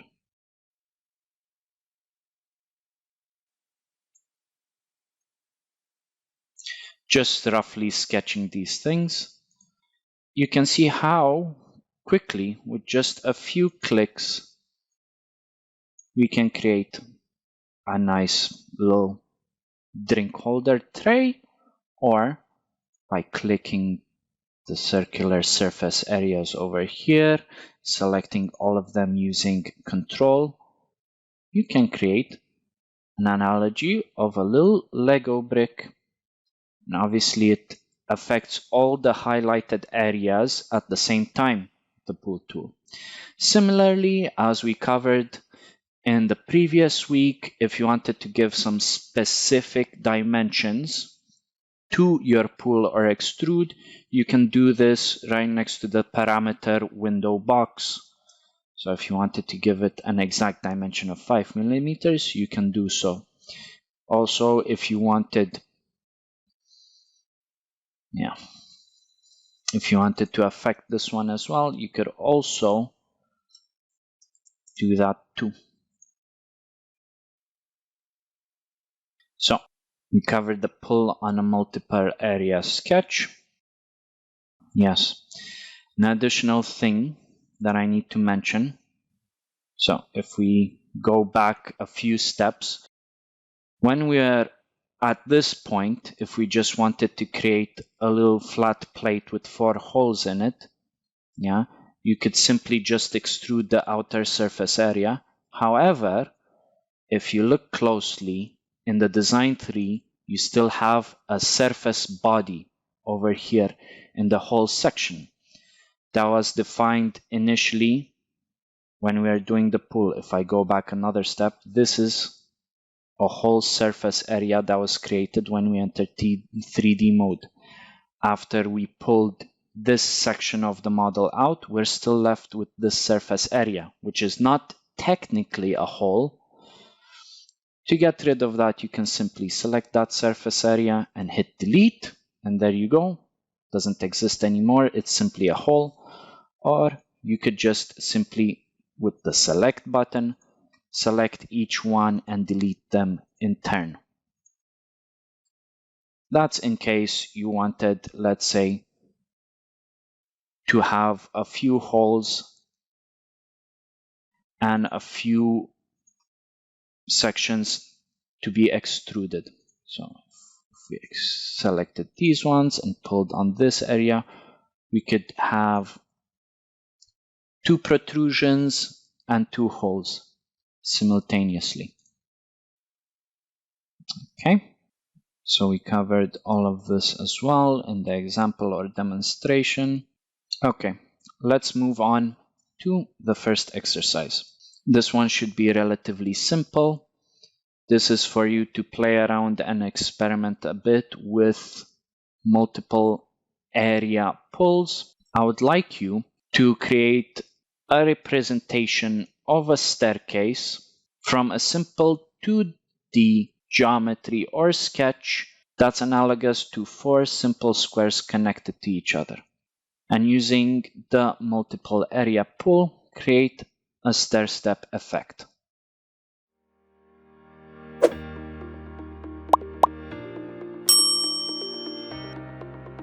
In this section, we are going to be covering how to create holes or the reverse pull method.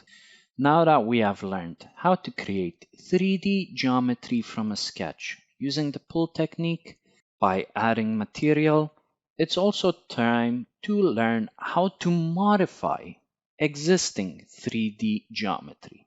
The first example or instance of this case would be creating a hole in a solid object. So imagine you have the cylinder portrayed on the right, but you don't want a cylinder, you actually more so desire a pipe. But let's say that you already have this geometry created, so it's not efficient to scrap it and start from scratch. If we go into the demonstration, obviously you could create a pipe by creating a multiple surface area geometry as such, and then clicking the pull tool and extruding only the outer surface area. However, if you already have this geometry or a cylindrical geometry, how would you go about actually creating a hole in this instead of actually scrapping the whole project and starting again fresh? Well, this is a very important tool and skill to learn and become comfortable with. It's part of the editing already existing 3D geometry concept. So, how do we go about this? Well, similarly to how we first created our first 3D geometry, which was similarly a cylinder, we started off from a sketch. So in this situation as well, when we want to cut a hole through this cylinder, we need to define a sketch and dimensions, or sort of a reference geometry, for the whole dimension and position that we would like to cut through the cylinder. How do we go about that? Well, first, you need to go back into sketch mode, because currently we are in 3D mode after the pull. Once you hit sketch mode, you can see that you are prompted to select a sketch plane. And as you highlight different areas of your model, the little helpful grid that you get, the sketching grid, also shifts depending on what you highlight. This is because right now we need to select what plane we actually wish to sketch on, right? You can't sketch in 3D space, really. You can only sketch on a plane. So let's start by selecting this top face of the cylinder as our desired sketch plane. Now, as you can see, the geometry is a bit grayed out and we are in sketch mode. Now, if we just manipulate our little geometry over here so we can see it a bit better, we can, on the sketch grid or pad, start sketching our reference geometry for the hole that we are going to cut. If we just draw a circle over here as an example, how do we go about turning this 2D sketch into a hole through our currently existing 3D model? Well, similarly as when we added material, taking away material is also done via the pull tool. So we click that, and as you can see, it takes us back into 3D mode because pull is a 3D manipulation. and it lets us select different areas. But now you can see that the circle that we drew previously allowed us to select this inner surface area of the cylinder. Over here on the left hand section of the workspace, you can see our options ribbon. Over here you can define the pull operation as a cut procedure, where as the text box shows, this is a process that would remove material when you pull through it. If we click on that and we simply drag it through all the way, this will give us a hole through our object or our geometry. However, let's discuss a few more shortcuts, tips, and features on the topic of this tool. If you click over here again, select the face, select the cut operation. If you know exactly you want to pull it all the way through and you don't want to drag it, or the model is relatively big for a drag operation, you can simply click this up to button, and this allows you to specify where you want to drag this up to, or up to what point, what geometry, what reference, or what surface.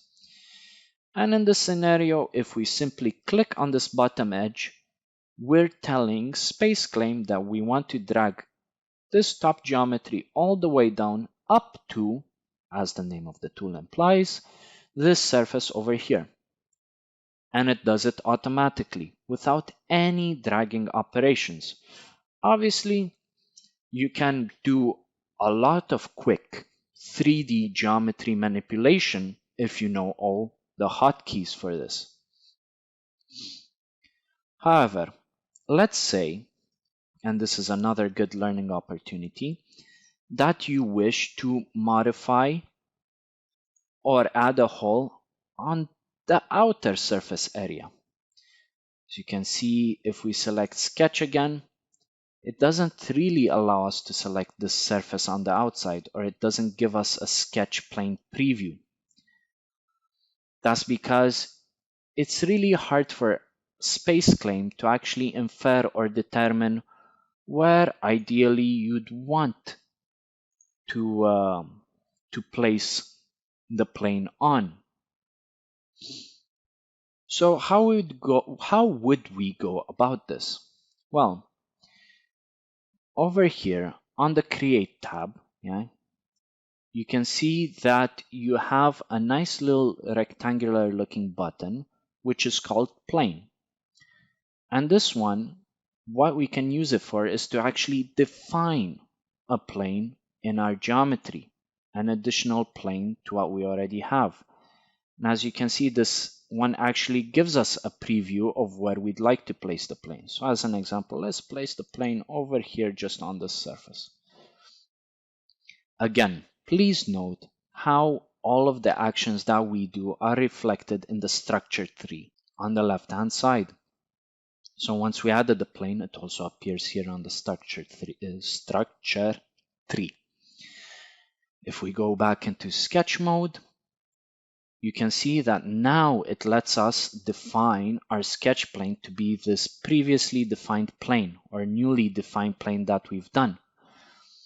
You can define it either by clicking it over here, or if you more so wish to, if you click on sketch and that's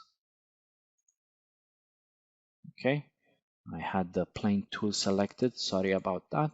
If we click on sketch plane, we can also select the plane from the structure tree. If it's not that simple to actually click it, or it doesn't select it from the workspace, you can simply select it from the structure tree if you want a more precise selections, or if you have several geometry that's in a very tight space and you want to select a specific plane or geometrical reference, you can do so more accurately using the structure tree. So after we selected this sketch plane over here, we can start doing our little sketches. So we can do a few just as an example. Actually, you know what? Let's do a rectangular face over here, just like this, just so we can play around with a bit of a different geometry. If we go into the pool tool, click cut, select this new face or window that we've drawn, we can actually cut it straight through our model. And would you look at that? We've managed to remove material just from a curved surface. This can be really useful when creating some clever or more complicated geometry. Now, let's see what we've covered. So we've covered how to draw or how to define sketch planes on different areas of a 3D model, how you can use the pull tool to perform a cutting action, how to create holes through a solid body.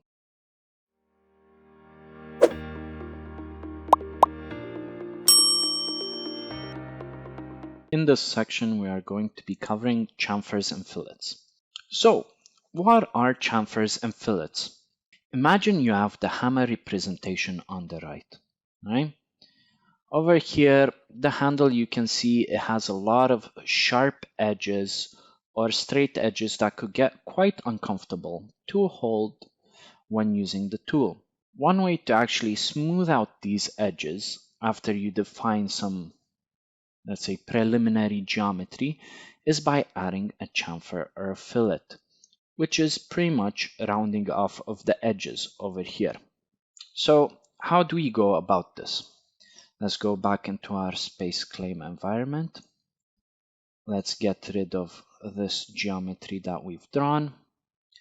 Let's go back into Sketch. Let's select a nice little plane. Okay, so let's start off by creating the hammer representation. Yeah. What we can do is create a rectangle for the head of the hammer. You can extrude that up to your desired length. If you're happy with the head of the hammer, you can start working on the handle by selecting a plane as we have previously covered and discussed on the face of the head of the hammer, and simply moving the sketch plane around, we can define over here a position for our handle. Once we are happy with the position of our handle, we can extrude this section now.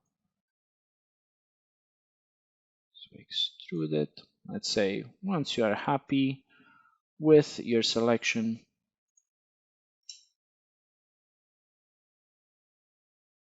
you can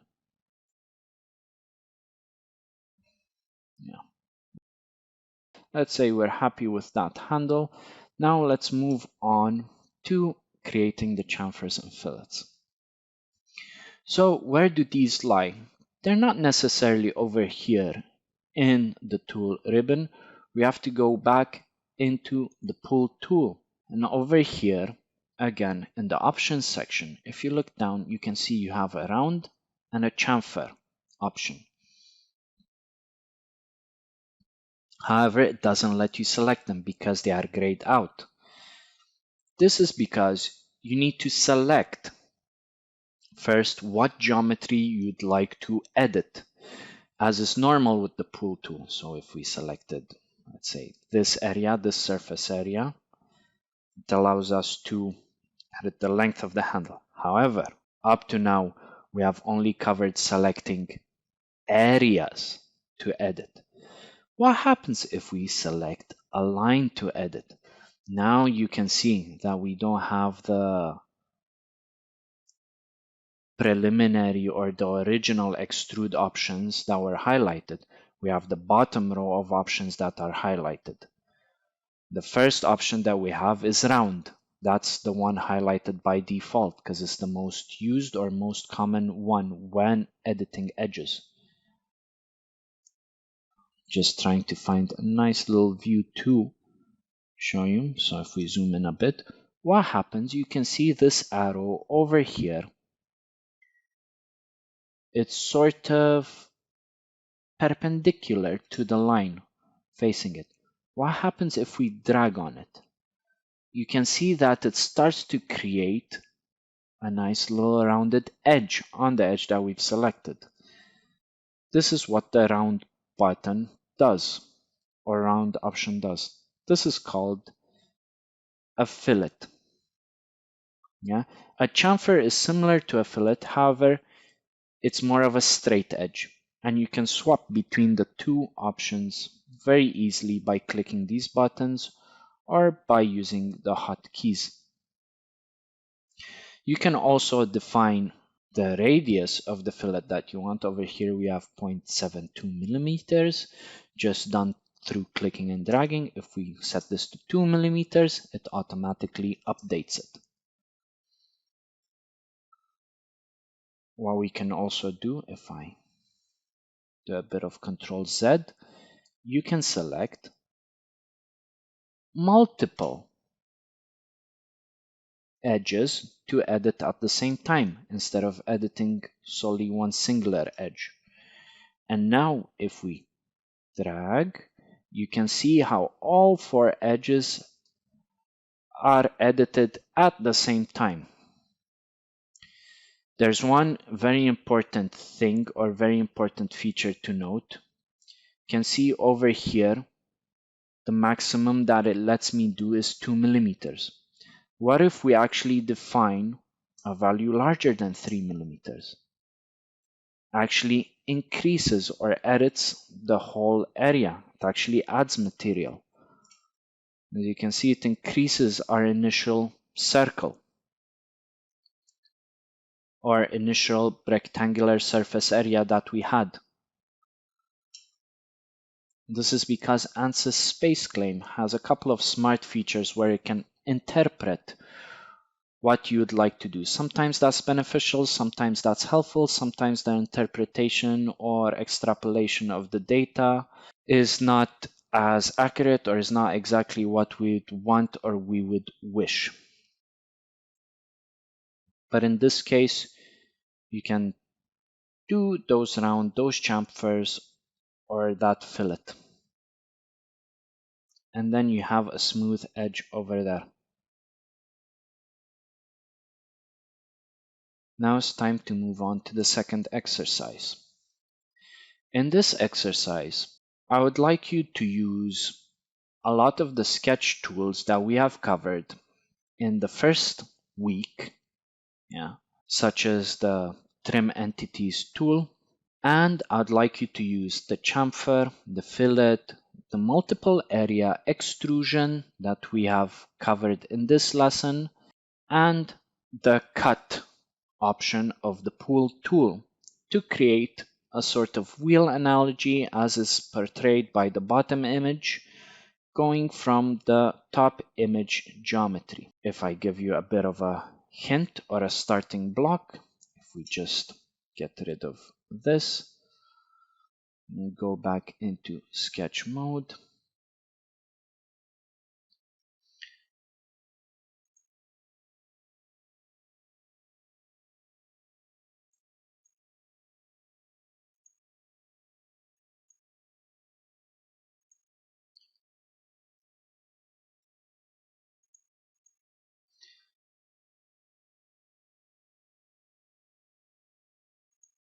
and I don't know why my plane is over there. However, let's just quickly reorientate ourselves.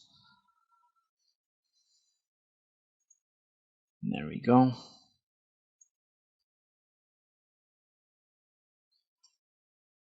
Just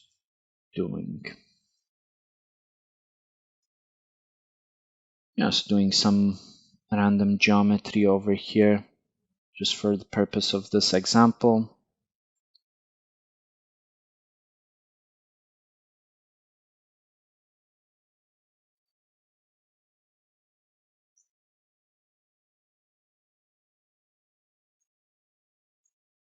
So, why do I mention using the Trim Entities tool? That's because, let's say, you want to create a complicated feature or a complicated sketch, it's more easier to start with a couple of geometrical constants. So obviously I've created this geometry just using a few simple circles and squares, but just by trimming away a few pieces over here, you can create many different curves.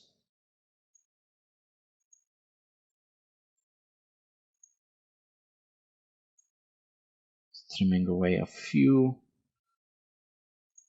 of these. Yeah. So then we have a more specific surface area of our square. Okay.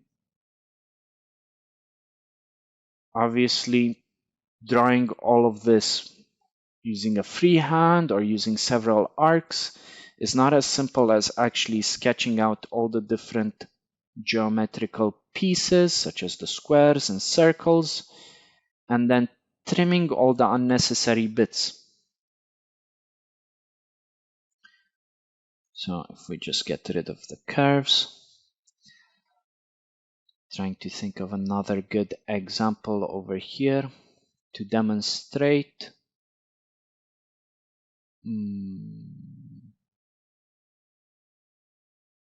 So as an example, let's see.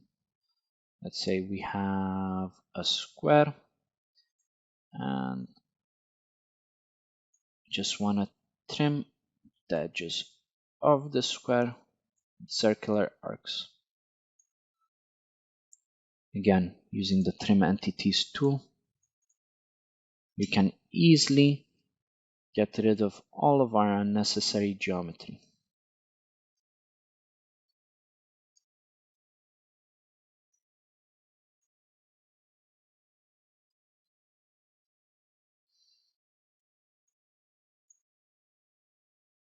You can see, you can create some very interesting geometrical pieces or geometrical features by combining all the geometrical tools that we have learned up to now and that we have at our disposal.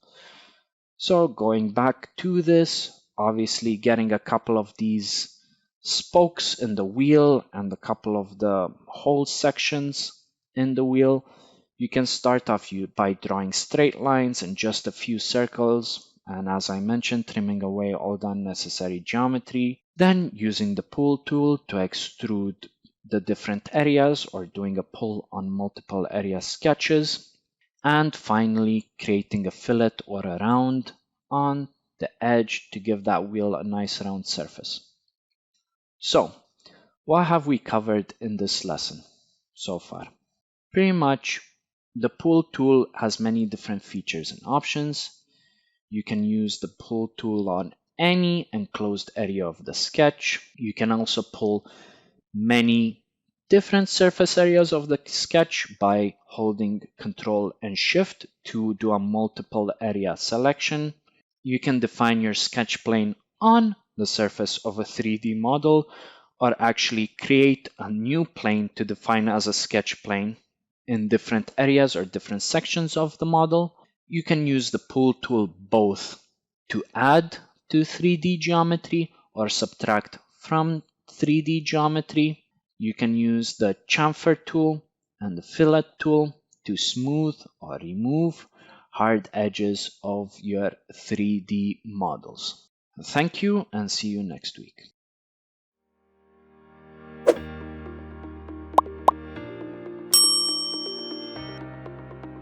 Now that we have covered week 2, let's go on and move on to some practice exercises. So obviously we've covered pulls on multiple sketches.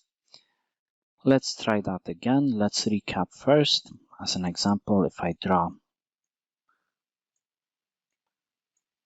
multiple area sketch as so, just as a quick example, and I hit the pull tool, it highlights, or SpaceClaim highlights, all the enclosed areas of the model. Obviously you can click while holding Control and select all of the enclosed areas to perform a pull at the same time. However, if you click several areas or not all of the areas, you can do a pull on multiple surfaces, right? Then if we pull these other surfaces, we can pull them in the opposite direction, sort of creating a more complicated shape or feature over here. We can pull it in the other direction as well, if that's what we wanted to do. Obviously, using Control Z as we described in the week 1 lectures to undo some of the features or moves or changes that we've made. You can make quite interesting geometry or quite complex geometry using this method. Again, as I've mentioned during week 1, it's always useful to practice all of these tools and features just to get used to them. The more you practice, the more confident you will be using these tools. Let's perform, or let's create a nice little square area.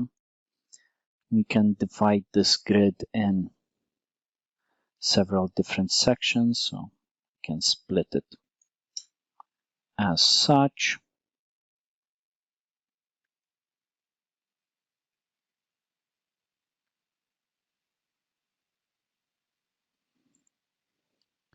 Again, just a quick example that we'll do over here.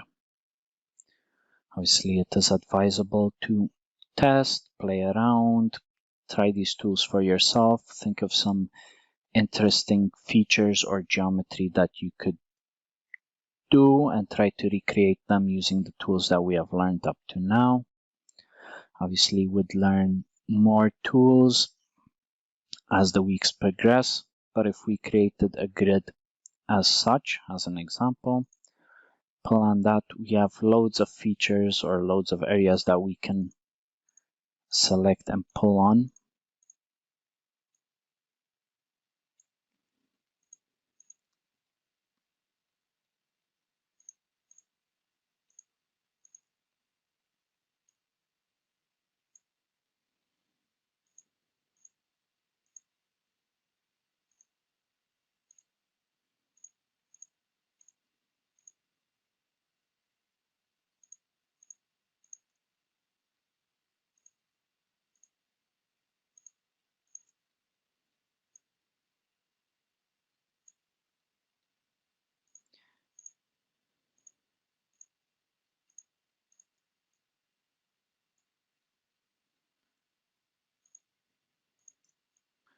And as you can see, within a matter of minutes, we've created some relatively interesting geometry over here. Multi-leveled structure.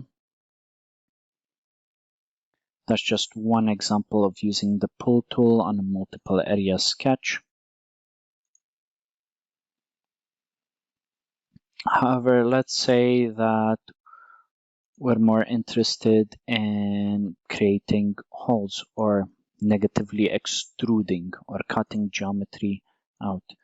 So let's start off with a normal rectangular prism over here, or a block or a box per se. Again, when you hit sketch, you are able to select a plane on which to sketch on. This can be any of the surfaces, right, of the geometry. You can even select it at the intersection of some of the geometry, right? Obviously, if you create some reference geometry and some additional planes onto your sketch, you could put planes and start sketching on different areas, even intermediate areas, sort of as a cross section of the model, if you so wished. Now, if we created a few holes over here, right? First off, we have to select some geometry or sketch some geometry. for us to manipulate. Actually, you know what? I have an interesting idea, yeah, for a real-world application. Right? If we do a couple of bounding boxes over here, as such,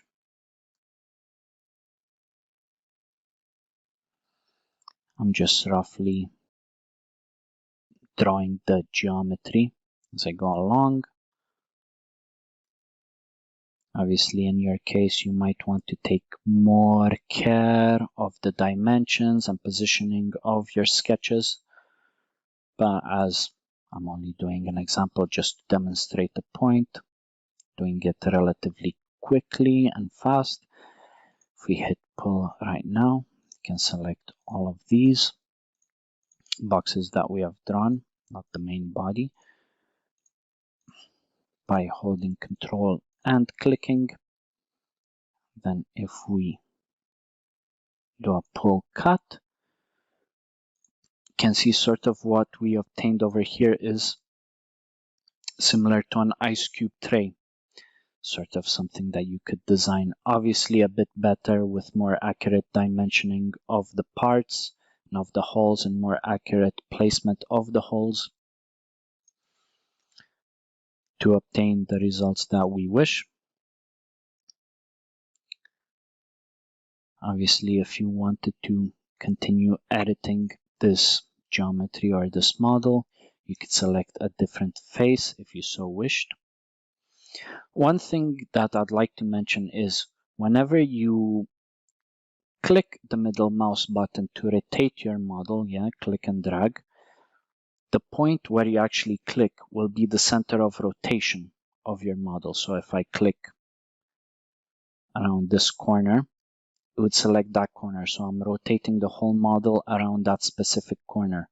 Whereas if I click the center, I'll rotate the model specifically around its center. And this is just some quick tips and tricks. Obviously, you can also use the axes to align your geometry to a specific location or specific direction. If we create some reference geometry as in over here and negatively extrude this all the way to the other end, that will create a whole cut through the model. And as you can see, now we have a multi-layer model. So these holes, they went all the way through here, and we created another hole that goes through the side of the model. Those holes interact with each other. As such, you can create some interesting models or geometry in this way as well. If you wanted to, as an example, let's create a sketch on this plane. Let's try to create a diagonal line over here. Let's see if we can create a plane on this line over here. That we've just drawn.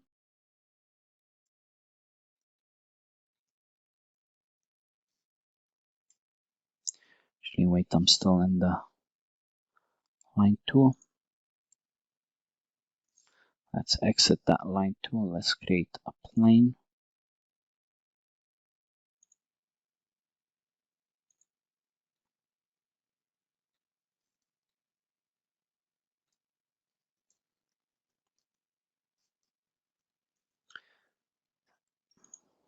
Let's try to create a plane along this line as a diagonal plane. You see now that I've created the reference geometry, it gives me something to snap onto and create a plane. Obviously, SpaceClaim tries to interpret what you're trying to do. It tries to predict what you're trying to do, so it saves you a lot of clicks. You don't have to fully define geometry or parameters in order to do such things, as long as you have some sort of reference geometry. So obviously, a plane would be defined by 2 sides as a minimum. Yeah, if you have 2 axes or 2 directions such as X and Y, that will create the plane on the XY plane. But considering we have this diagonal line, sort of SpaceClaim predicts that we'd like a plane along the line, and we can sort of create a plane along that direction. Once you create the plane, when you select sketch, you can select, if you exit the plane tool, once you select sketch, you can select the newly created plane as a sketch plane if you so desire. And then once that is selected as a sketch plane, right?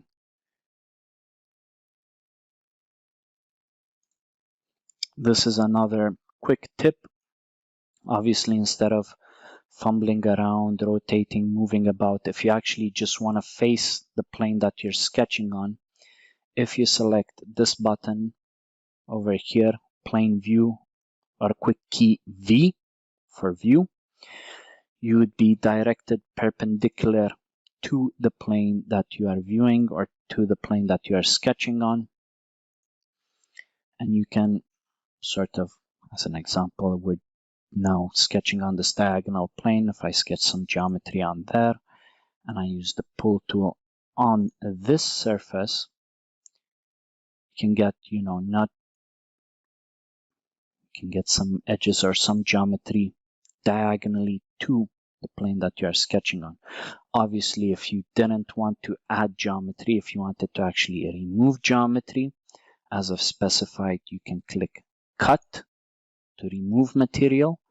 And now, as I drag this plane, it removes material instead of adding it, right? Obviously, the plane that I've added, I didn't add the line directly along the point or along the edge, so that's why I have some additional geometry around here. You can also, there's a tool over here next to add and cut, there is no merge. So pretty much what no merge implies, this is more so for assemblies, but however, if we discuss the context of assemblies, which are different parts, so if we think about it as a screw and nut, right? Let's work on this example, right? If we just select all of these curves or all of this geometry and get rid of that,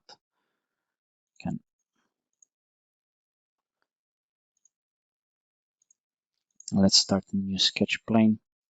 If you remember in the previous example, we created sort of an example of a bolt just by creating some polygonal geometry. Then we started sketching on the top face of the hexagon that we extruded, creating a little circle on there for the bolt main surface. Pull that up, right? We have an example of a bolt over here, a simple bolt. Now, if we wanted to draw, let's say, a knot on here or a mating nut as an assembly, if we created another polygon with a circle of the same diameter as our bolt head, and we click pull to sort of extrude the nut. We click this surface and we extrude it downwards, sort of create a figure of a bolt going through a nut. However, if you look over here, this becomes one solid body, as you can see. But obviously a nut is generally separate from the bolt. They're not one piece. They move around, they interact with each other, but they're not, one solid body. You can create, you can click on no merge. And now when you extrude, this creates, if you look in your design tree, another solid body. So you have the not solid body and the bolt solid body. So they're two separate entities, right? And if you wanted to, you can click on the nut, you can hit move, which we'll discuss later on, and you could move this nut up and down on the bolt to change its position. If we didn't do that, as an example, let's extrude it again without using the no merge tool. Now, if I clicked on and selected this body, it would select the whole body. So we wouldn't be able, if we use the move tool, to let me click that again. If we use the move tool, we wouldn't be able to move that nut specifically because it's one whole solid body. By using the no merge, you can create an assembly of parts, several different bodies, and that gives you some more options when you're modeling or creating geometry. However, in the context of 3D printing, generally you wouldn't print whole assemblies, you'd print individual solid bodies or individual parts. So that's why we're only going to touch upon this topic. We're not going to go into too much depth or detail, but however, for other modeling applications, you might find this feature useful. When you create, or obviously you want some bodies to interact with each other, but you don't want to create an extrude or a hole that goes through your body. Yeah. So that's one example of how we can use the pull tool with the no merge feature. Obviously, we've discussed rounds and chamfers, or chamfers and fillets, however you might want to describe them. Obviously, that's done just by selecting an edge, right? Because you create a chamfer or a fillet on an edge rather than a whole body. So if you wanted, obviously, screws, nuts, and bolts, they're not generally, 100% straight or the same surface area at the tip. You have some leeway to help the bolt go in. You can add a fillet over there, or more so a chamfer. In this application, you can do it that way if you wanted to a certain point. Obviously, and that would help in a mechanical engineering perspective or from a design point of view. It would help you locate your bolt through assemblies or through pieces. Yeah, this is just some of the properties that you can edit, you can change, or how you can use the pull tool in a more complicated fashion. Obviously, we discussed previously the scale body tool in week 1 and the additional practice content. If we scaled this whole body across that, you can make a smaller bolt, you can make a larger bolt depending on what scale you want. Obviously, now these two pieces are clashing or interacting with each other. They're still two separate bodies, two separate entities. Obviously, we'll discuss the move tool in more details, but as you can see, you can edit, you can adapt, you can move several pieces together. Also, if you wanted to scale two bodies at the same time, as you notice, I'm going off of the structure tree because it's easier to select rather than triple clicking a body as we've discussed previously. You can also hold control and triple click the two separate bodies, but remember, if you don't hold control and you triple click, you will lose your previous selection. So you can triple click both bodies, and using the pull tool, and using the scale body tool, you can actually scale whole assemblies as well. This is more so useful when you're working with several assemblies. Obviously, I keep mentioning the move tool, which we'll later discuss in more details, but you can use that to move different parts of an assembly around.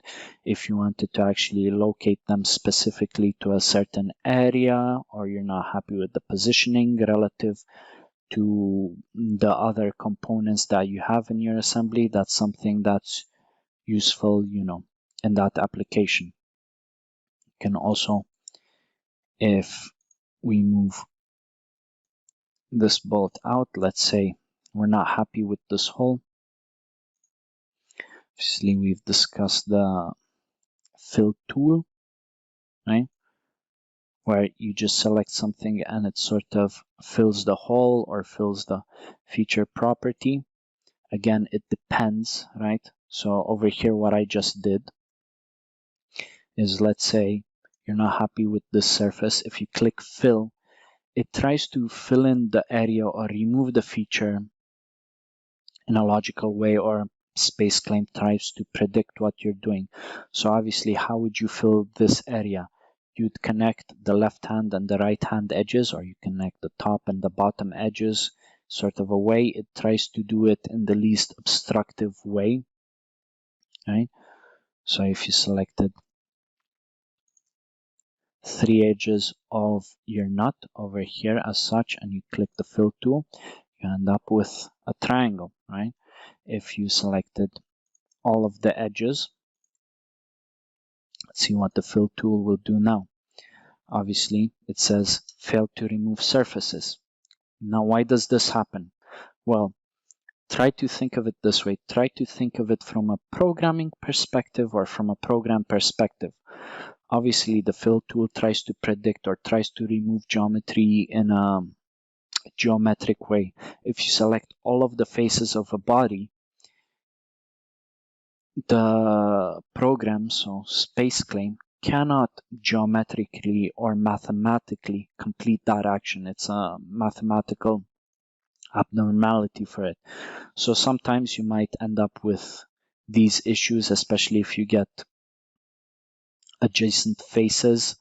It cannot exactly predict what you're trying to do. So it's not a solve all. As you can see, it only works in certain situations or certain applications. If you try to fill just any random surface, it won't do that. Generally, what it tries to do, it tries to remove features that you've done. So on our bolt over here, I've selected the chamfer that we've done to sort of create this leading edge. So if I selected the fill tool, it would predict that we don't want this chamfer anymore. We want to fill that space that we've cut out. If I hit the fill tool, it would sort of revert it to a previous property. So as an example, let's say, okay, you've created this assembly, you've created a nut and a bolt for a specific application, for a friend or for an end customer, or for a business proposition. Just as an example, you've sent them this CAD data and they're like, oh, okay, that's pretty good, but are you able to remove this chamfer, as we do not need the leading edge on this bolt? We want it to be flat. You say, I have a problem now. I can't just click Control Z because it will take me to many different areas, and it's not actually, it won't help you. You might not be able to do that, especially if you save the data and import it. SpaceClaim will lose track. It will not save all of the actions or operations that you've made, so you'll not be able to Control Z. It's similar to a lot of Microsoft Office applications. So if you're editing a Word document, you save it, you leave it, you come back to it, and you're like, previous version that I've done was better. I'd like to undo some of the changes that I've done. You can't just hit Control Z to go back to a previous state, because that's stored just in a temporary sort of field in the RAM of the computer. So that memory of those actions is lost when you load the file back in after you save it. So one way to get around this is to save several iterations, so several versions of the files after you do loads of design changes, so you can go back to a previous version, or Simply, this is where the fill tool comes in. Let's say you don't want this feature that you've created. Can't really get rid of it unless you want to do the pull tool, cut this edge, or extrude this surface area all the way up to this point. But just by clicking the surface that you want to remove, clicking the fill tool, you can get rid of some of the features that way, right? Maybe if we click the fill tool over here, sometimes maybe if we did an extruded cut from here all the way down, it might have been able to fill it back up, but obviously it's very limited in its application because it's a predictive tool. It tries to figure out what you're doing just based on some geometrical properties or previous actions that you've done. So it's not a sort-all, it's not a magic tool that can solve all of your problems, but it can be useful, as we've discussed in week 1 with some of the other sketch tools. In limited applications, it can be useful. Obviously, the more you practice with the tool, the more you understand it, the more you understand what situations it can be useful in.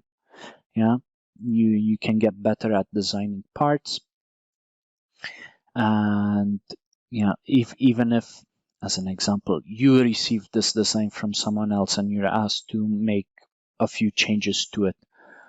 So let's say you have this bolt, and let's say they say, oh, well, we want to be able to secure this bolt from the outside with a wrench, but we also want to secure this bolt from the top with an Allen key. How would you do that? So obviously you can select the top face or the top surface, you can go down, or say, as an example, an even better example than what I just mentioned, you have a bolt, and obviously not everyone has a wrench at hand. Obviously a more common tool that people have is a screwdriver. Well, you could easily, I say easily, but if you have some good design knowledge, you can create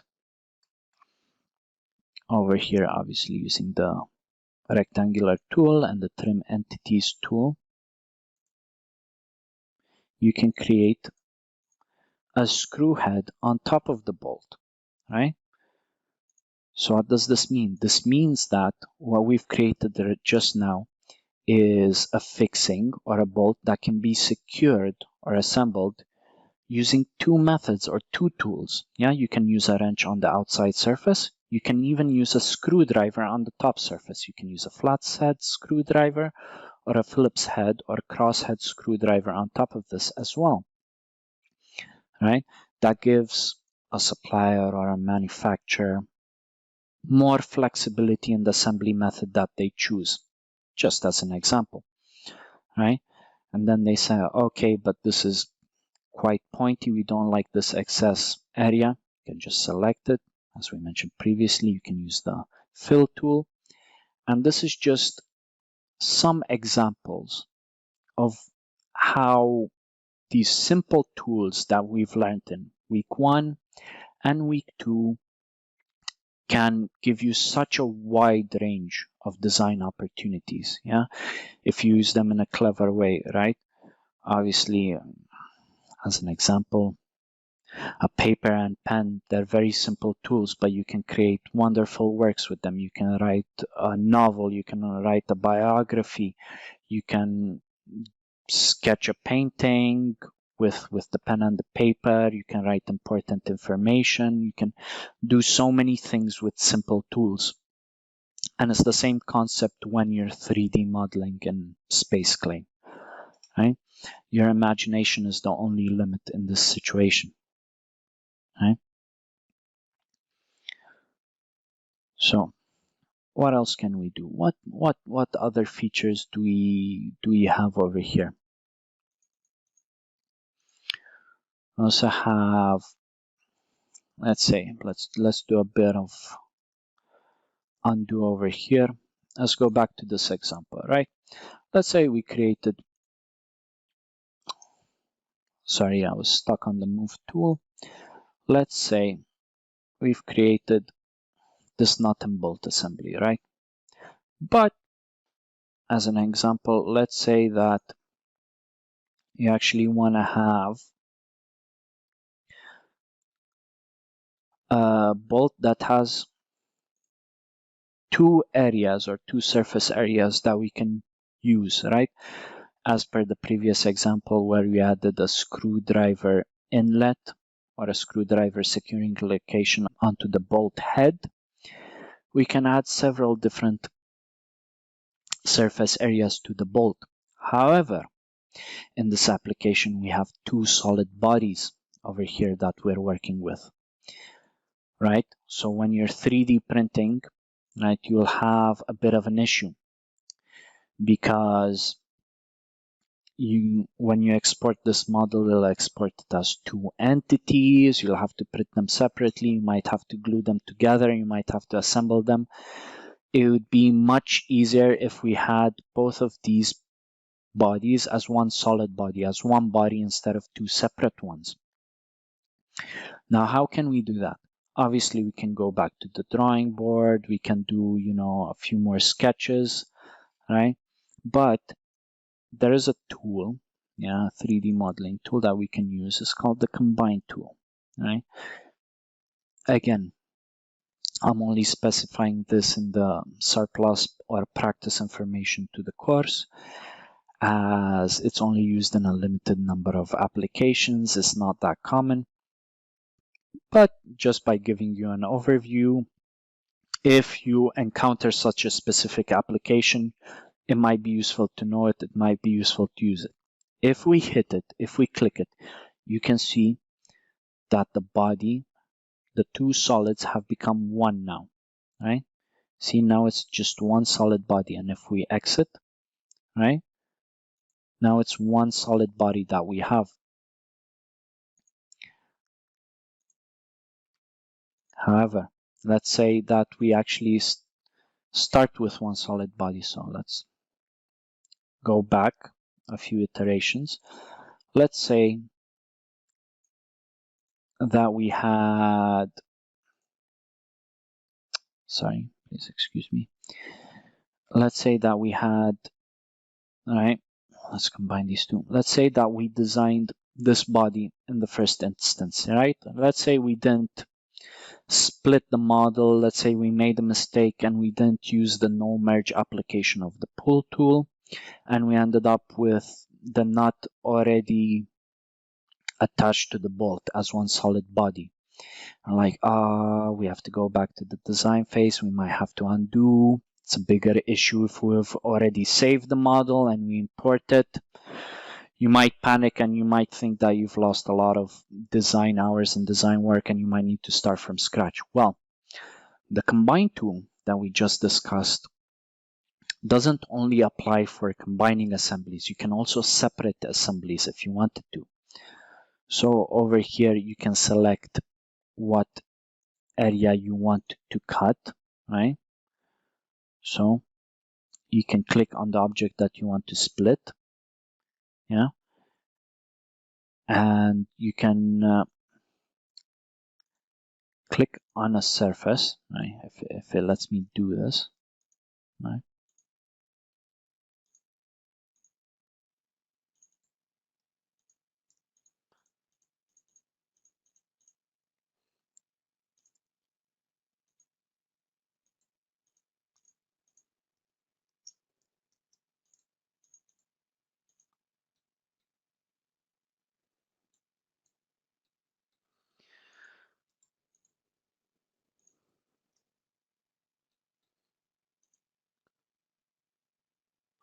Okay, so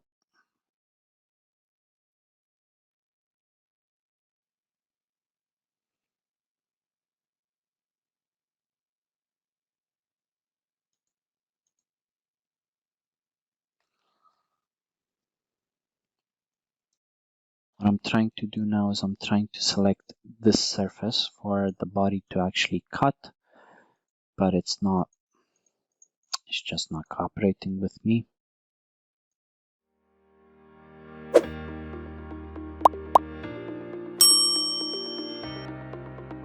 Okay, so continuing from our last point, let's say that we had these two solid bodies as an example. However, we've designed it as one solid body, all right? Using the combine tool, and this is a more advanced technique or method, but as you learn to model more, you get more experience, you'll understand how some of these features work better, but the combine tool can also separate geometry. However, the issue with separating geometry is you need a surface to separate. So right now it says, okay, you have to select a cutting surface. Obviously, to be able to cut the surface between this nut and the bolt, we sort of need an intermediary surface between the two. Obviously, this is not an easy task to do, but however, just as a quick example, if we go onto here and we create a sketch that's similar to that surface area, we can use the pull tool on the surface, and obviously it's very difficult to select from the workspace the surface that we've just created because it lies inside of 3D geometry. In this scenario, you need to use the structure tree. You can, using the no merge option, so it's a separate body, you can create sort of another surface body or another solid within this solid that we've created. Right, so now we have two solids. If we didn't use the no merge option, this would have just continued being one solid. Now if we select this solid and we hit combine, right, we can select this surface as the cutting edge, right?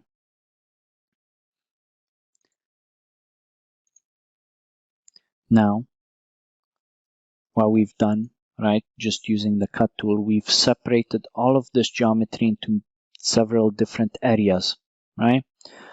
So, did we actually achieve what we intended to do? Well, partially yes, because if we select the nut and we hit on move, right? No, need to select the solid body first. We can theoretically now move the nut away from the bolt.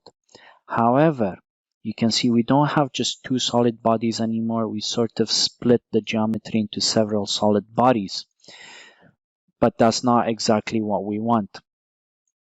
Now, if we select all of the bodies that we wish to be in one solid region, right? So all of these bodies over here that form the body of the bolt, and we click combine again, obviously it's a set of different steps, and as you go along you can learn to do this in a more efficient way or different techniques to go about it. But as you can see, even with my experience, is not that direct that we do this. But in the end, using different techniques, we've managed to sort of recombine the bolt back into one solid body, which we can move around, we can rotate it, we can move it out, we can move it in. And obviously, as an example, if someone gave us this geometry and they've done it sort of as an export into one solid body and we wanted to split that geometry, you could also use the combine tool. Obviously, it's a bit counterintuitive because the word combine means joining together surfaces or objects, but you can use combine even the opposite way to split surfaces and bodies. But as you've seen over here, it's a more complicated process. It can involve several steps. It can involve drawing additional geometry. It's only used for a limited range of applications. However, considering 3D printing technologies, usually what is the case, you design all of these pieces in situ. So that means one at a time. So you'd initially design the bolt, then you design the nut to go on top of the bolt as a separate piece, as a separate entity. in a new project, maybe you'd want to import the geometry of the bolt. So let's say you've created the bolt, you've saved it, you drag and drop the bolt into your workspace, or you go File, Open, you open the bolt into your workspace, and you can use the bolt sort of as guiding geometry for the nut, right? Another feature that we can discuss is, obviously we've mentioned that you can use this technique to sort of add several different heads to one bolt, so you can use several different tools. But obviously if you wanted to edit it and sort of align the heads of the bolts together, you can do that using the move tool, which we'll later discuss, right? Obviously if this was one geometry, you'd have to, or one solid body, you'd have to split that in order to be able to actually rotate the feature of the surface of the nuts, and then you'd have to recombine it.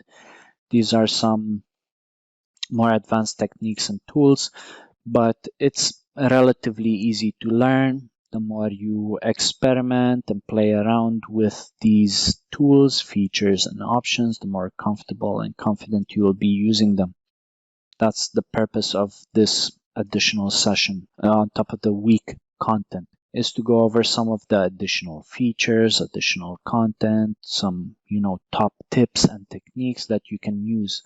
But the main learning outcome of each week is to learn the basic tools. If you learn the basics and you plan your work, plan your design properly, you won't need to go back in to edit it as such as I've been doing up to now. Right? You could have obviously designed this as one piece from the beginning, from the get-go. If you've drawn a polygonal surface over here and another intersecting polygonal surface, and you did the multiple part extrude. So let's see how we could have done this in one iteration. Yeah, rather than all the 3D CAD manipulation that we've done up to now. This is just pretty much an example to show you that there are different techniques and different ways that we can go about creating geometry, right? Look at that. Just by using two sketch tools, the polygonal tool and this circle tool, so we can use the pull tool, and then we can sort of erase the surface. We erase that surface out. Can erase, actually, if we go back,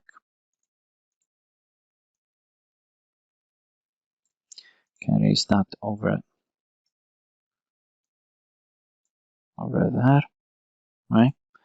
And then, actually, it might have been better to create that over there. Now we can select these surfaces. There we go. Or actually, let's do it much at less of an incline. So you can see just with a few clicks, or wait, let's also add the chamfer over here just to get the initial design that we've been working on. Right?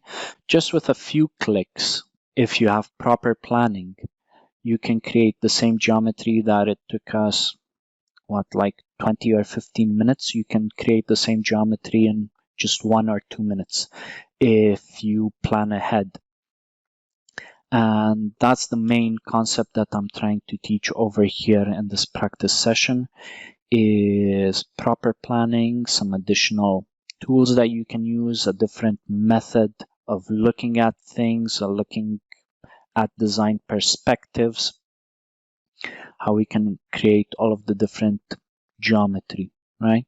There's no one right or one true and tested method to create all of these. Every project that you undertake, every model that you start to design, it's going to be a fresh challenge, right? There's several ways to tackle that. There's no one right way.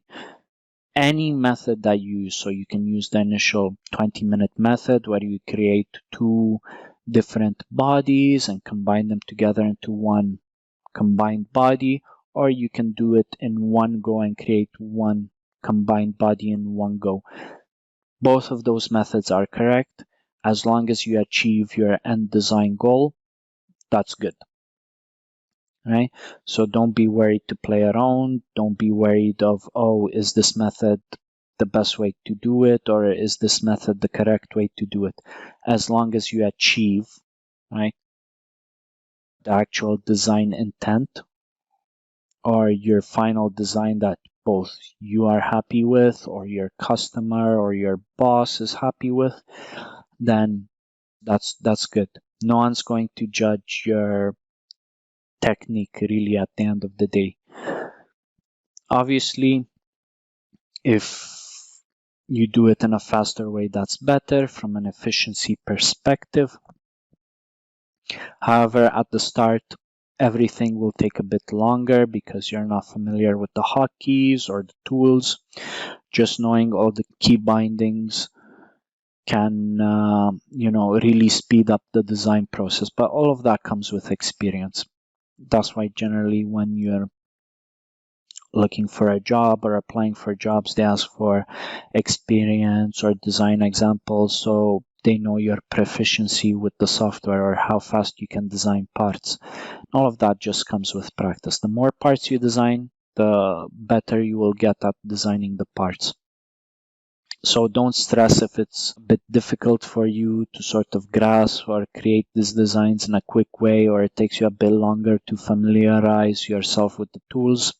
It all comes with practice. We all start from zero, and the more we play around, the only differences between experts and beginners is the time that they've spent using the tool.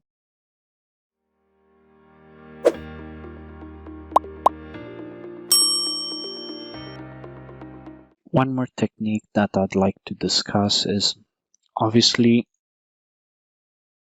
we looked up to now how we can create solid body or an assembly of bodies, how we can use the combine tool.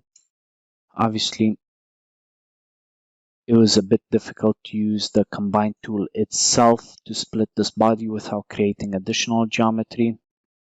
What I was trying to do a few minutes ago that I was struggling with is I was trying to select, this surface area to actually split the body, but it wasn't allowing me to create that selection. And that's because I wasn't using the correct tool in the intersect property. Actually, next to it, you have the split body tool, where if you select this, you can select your body. And now, obviously, the cutter tool is the same as per the combine tool. You can see you have the same figure or the same button. This can get confusing when you're using several of these tools or you haven't used them for a long time. Obviously, using the split body tool, now it sort of allows me to select a surface area to split the bodies. And if I select this surface area, now you can see that I have this solid body and these two set of solid bodies. Now, if I split this set of solid bodies as well along this surface, now what we have is three solid bodies. So we have this top edge, which we can combine with, actually, if I go back onto the combine section, we have this middle surface, that we can combine with this surface. And pretty much what we end up with is the same effect, but with less geometry drawing. Obviously, it can get really complicated and you need to make sure you are using the correct tool for the application, right, when you split the bodies. Obviously, the combine tool is the main one that you use, and these are some subsets of the combine tool. As you have, obviously, the fill tool, and you have some other properties of the fill tool to the side, but the main one that you use is on the left. Weirdly enough, in this user interface, as per the pull tool, you have the Revolve over here and the scale tool. They're not right next to the pull tool in the ribbon. They're over here on the left. However, the designers of this software of SpaceClaim or this application decided that in the combine tool you just have a few buttons over here, but they've split it out to the right with several different options or different features that you can use over here. So yeah, that could be a more useful tool, the split body, where you can actually select it and split it much easier than using the main combine tool for the purpose or application. Now, let's do a bit more practice.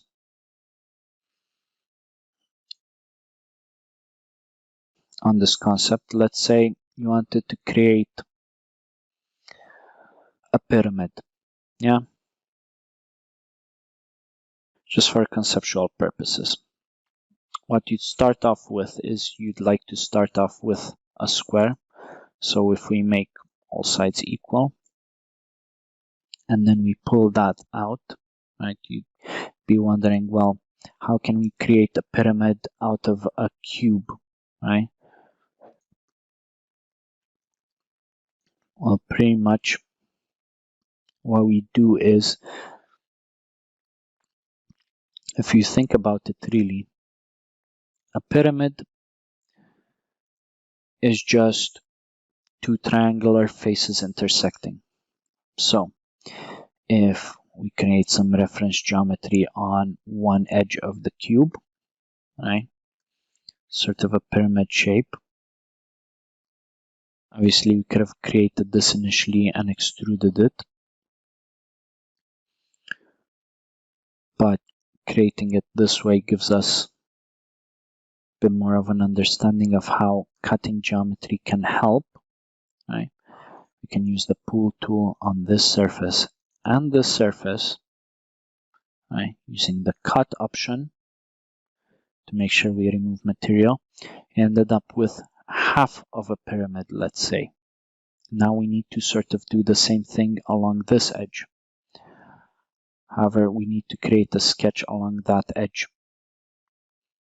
Obviously, if we select this face or this surface and we create that geometry, it might not actually suit our needs per se, depending on how SpaceClaim decides to perform the cut operation. If it performs it at an angle, then we might have to revisit our geometry. Let's just do a quick test over here. Right, you can see the arrow is sort of facing perpendicular to the plane. So if we cut it, it does cut it along the plane, but that you can see that gives us a sort of cut angle over here because it goes along that edge rather than just straight along the edge as we'd prefer. Now we might have covered, right, using the advanced pull option, that if we select the surface of it, it shouldn't extrapolate the figure.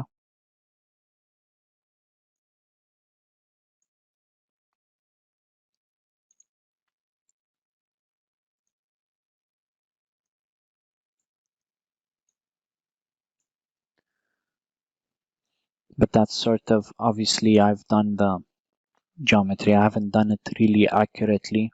When I've drawn it, I haven't dimensioned it. But this could give you sort of an idea or an impression of how you can create a pyramid going from a square surface. But what might actually help, or what might be a more logical approach, is, because obviously in the previous example it sort of cut it at an angle, so we didn't end up with equilateral faces. If we sort of create a plane right here on this edge, so it faces straight, so we don't have any angles to deal with. This might give us actually better results when we actually perform the cut operation. Obviously, we need to align our plane or our surface. All right, let's try to draw some geometry now. Let's say we want to do it. Oh, that's the one problem when you create geometry really quickly. SpaceClaim tends to only prefer to snap it to the grid, right? Obviously, if you hold Shift, it lets you select different points. It disables the snapping feature. That's just a quick hotkey. But generally, you'd want to use the grid to help your design, or to help you when you are designing your parts. Just for reference, right now I'm just sort of eyeballing all of these dimensions right here quickly, just for the purpose of this demonstration. Now let's try to do the pull again using the cut option. Now let's see if this gives us a better result. And as you can see, now we've ended up with a much better representation of the pyramid. So, as I mentioned a few minutes ago, there are different options, different techniques that you could use to create your geometry. None of them are, let's say, some of the tools, some of the techniques might be better than the others. But the more techniques that you learn, the more techniques that you use, the more that you practice using these tools, you'd sort of learn to gauge which tool is better for what application. So as you can see, previously I attempted just to get along by using the surface of the pyramid itself to do the extruded cut on the sides. However, that didn't work 100% as I would have wished. So I had to change my technical approach, right? I had to say, okay, what is actually resulting in this edge over here sort of being slanted? What angles are actually affecting my extruded cut? And I said, okay, just doing a bit of brainstorming, a bit of, playing around with the model. I said, okay, maybe it's because I'm working off of an angled sketch plane. So, using that hypothesis, I created another sketch plane that was purely vertical to see if that affected my model in a different way. As you can see, that yielded sort of a better approach or a better technique to actually cut it. So yeah, that's one way of creating a pyramid, right? Obviously, if we select pull on the bottom surface, you can enlarge or contract your pyramid as well. Obviously, once you're done with the sketch plane, you can delete it so it doesn't appear on your model as well afterwards, right? When you export your model or when you send it off to a supplier, you wouldn't ideally want to have that sketch plane in there just because it looks messy. But what I would do, what's good practice to do, is you save a SpaceClaim working file with all of this additional, let's say, helper geometry in there for occasions where you actually need to edit it. Otherwise, you might have to recreate the sketch plane or recreate some of this reference geometry. But for the final model, you'd usually remove all unnecessary or unneeded geometry. Just for neatness, it looks just more professional in that way.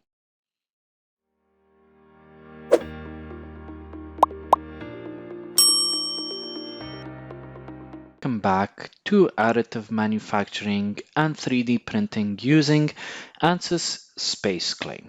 This is week 3, where we'll be covering and discussing more advanced 3D modeling tools. In the previous week, in week 2, what we covered or what we learned was that you can use the pull tool on any enclosed area of a sketch.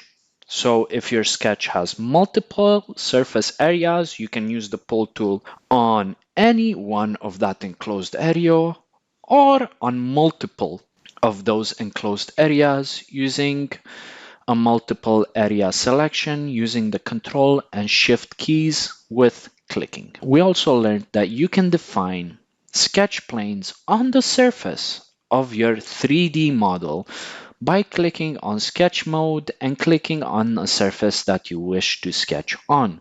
We also covered that you can even create your own planes to later define as sketch planes. You can use the pull tool both to add and subtract or take away or cut out 3D geometry. We also covered the chamfer and fillet tools, which smooth or soften hard edges of your 3D model. In this lesson or this week, what we are going to cover is the advanced pull, the sweep pull, different parameters and groups, the move tool, the linear pattern tool, and the mirror tool. Pretty much this week, all of this that we're covering is related to more complicated or more advanced 3D geometry manipulation. So if you are not already familiar or comfortable using the sketch and basic 3D modeling and editing tools that we have discussed in weeks 1 and 2, please go have a bit of a play around, have a bit of more practice using these tools, because you need to be relatively comfortable while using these tools before you move on to some of these more advanced tools.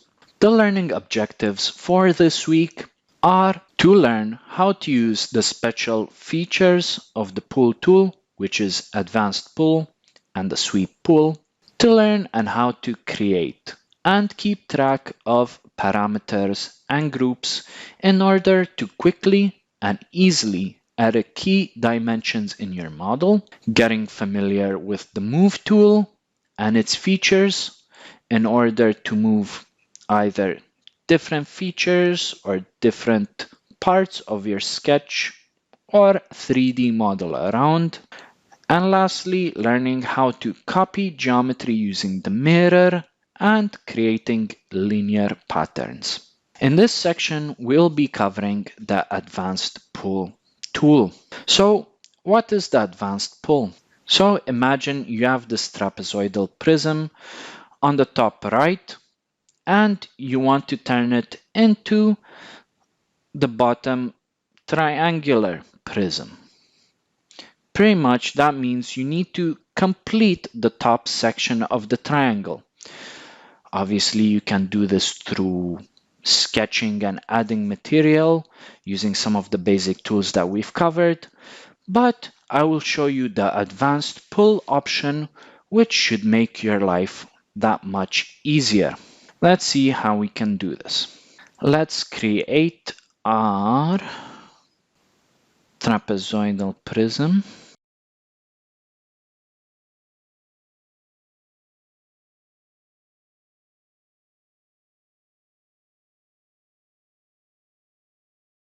So obviously, how can we go about creating a triangular prism from this trapezoidal prism? Well, obviously, if we created the sketch, we could go back to the initial sketch and using the corner tool, we can select these two edges and that will auto-complete the geometry for us, giving us the triangle we need.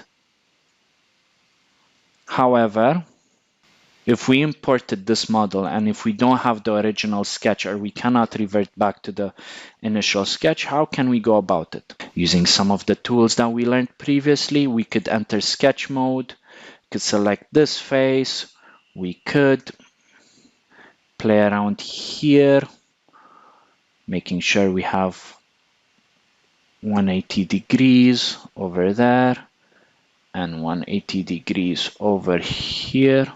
Easier to type in the values. Sometimes the software is fiddly and it doesn't like to do what you tell it.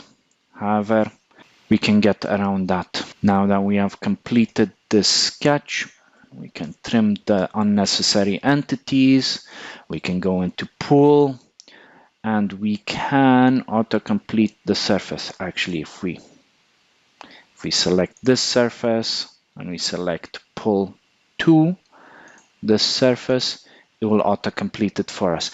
However, you can see how that would get really tedious and it adds a lot of extra steps and it takes quite a bit of time. So using this tool, if we just go back to our trapezoidal prism, I want to show you how easy it is to autocomplete geometry with this feature. If we select this area on the top, which we want to fill in or autocomplete, and you simply drag using the pull tool, you can see that SpaceClaim interprets how you want to complete the geometry. It interprets that this is a sloped face on the left and this is a sloped face on the right. And as you are extruding this geometry upwards, most likely you'd want these surfaces on the left and on the right to keep their slope in this direction. The same thing can happen if you do it on the bottom section of your trapezoidal prism.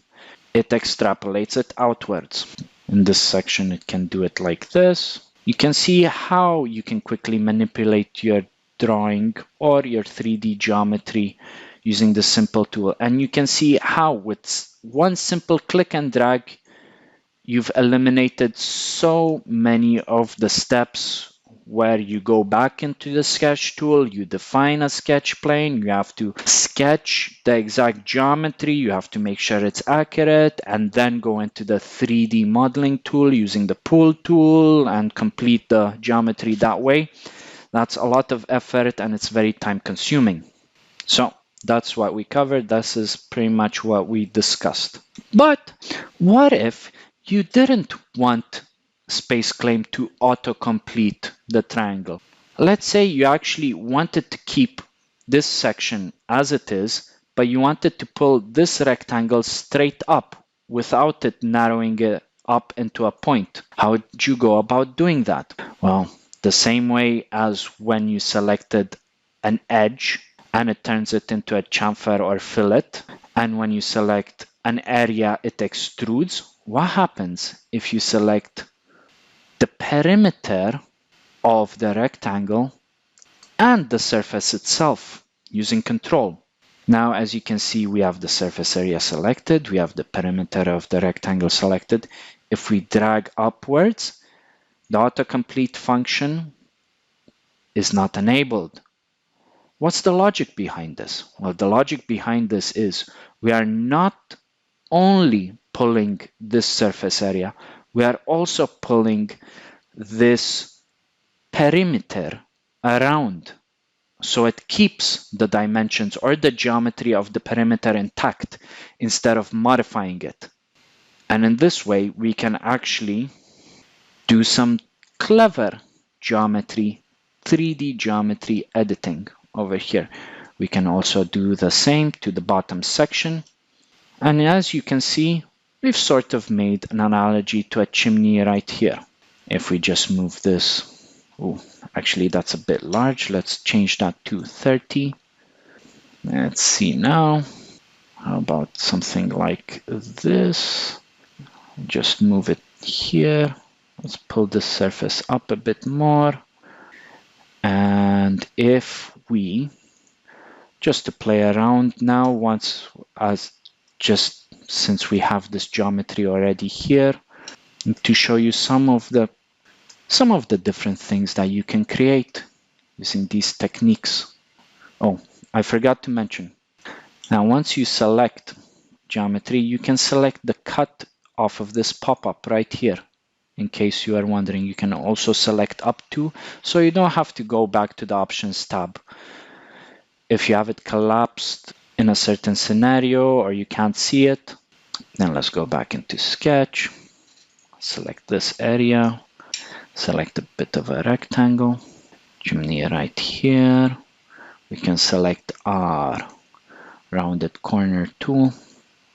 And now if we select pull, this area, cut. As you can see, what we've created over here is pretty much a chimney for a house.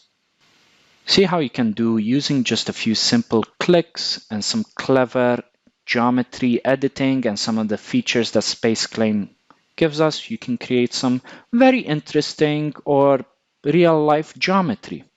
So this is what we just covered right now, selecting the outer perimeter and the inner surface area to pull the geometry as it is.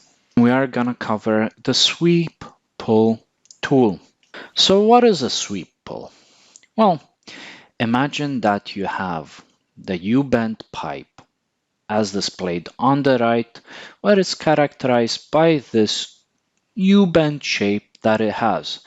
You can commonly find such a type of pipe under most sinks, same as the one you might have under the sink in your bathroom or under the sink in your kitchen. So how would we go about designing such a pipe? It looks like quite a complex task, as you have curves and sweeps in between the straight sections. So even if you were to design all of these straight portions of the pipe, how would you go about designing this curved portion of the pipe? You could do a bit of a revolve around an axis over here in this corner, then another revolve, pull around an axis in this corner. You need to define around 4 axes, 1 axis per each revolve pull motion. And it gets very complicated and complex in addition to designing all of the other straight portions or straight sections. So that is in no way a common way to do such a task. SpaceClaim offers us a special pull function which will allow us to do this just with 2 sketches. So let's get rid of our geometry over here from our previous exercise. Let's sketch over here on this plane. Okay, so how can we get started with this? Well, if you think about the pipe, what are the 2 defining features or 2 defining areas of the geometry that you had? Well, you have, let's go back to the PowerPoint. You have pretty much the sweep or the curve that the pipe follows and the cross section. If we know these 2 pieces of information or these 2 items of the sketch, then we could combine them into this 3D model over here with a sweep action. So in essence, what the sweep tool will do is pull, as we have done similarly on different areas of the sketch. It will pull that area of the sketch, but it can follow the trajectory of a predefined curve, which we will define right now. So let's define the curve or the path that we'd like our pipe to take. Let's do a few bends like this. Actually, let's make these a bit larger.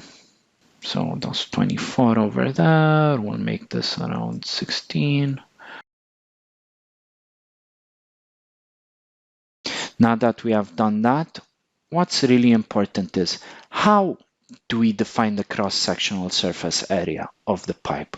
We'd have to sort of sketch it on top of this point right here at the start of the sweep path. To do that, we can simply place a point over here at the start, and then we can go into, or we can define a plane right on this point over here. And you can see a plane has been defined right on the point over there. So perpendicular to our current plane or current surface. You don't necessarily need to define a plane, but it's easier to do so. You could also enter sketch mode and go on to this point, click on that. We can show you this right now. So if we enter sketch mode, it automatically, SpaceClaim sort of took a wild guess that I wanted to work on this point because I've defined it. And I've been playing around with planes on there, but you can also define a plane as we've shown previously onto this point perpendicular. And then when you re-enter sketch mode, you can define that plane as your sketch plane. There's many different options. Don't be scared to play around. Find your own way that you're comfortable working with. Okay, now that we've defined our sketch plane, let's look perpendicularly on it. Now let's define the cross-sectional surface area of the pipe. Let's give it a bit of a there, outer diameter and an internal diameter. One thing that I forgot to actually edit is the actual curves in the line. That's one thing that I forgot to do, but let's edit that now. We can go back into sketch mode. Let's select the rounded corner tool.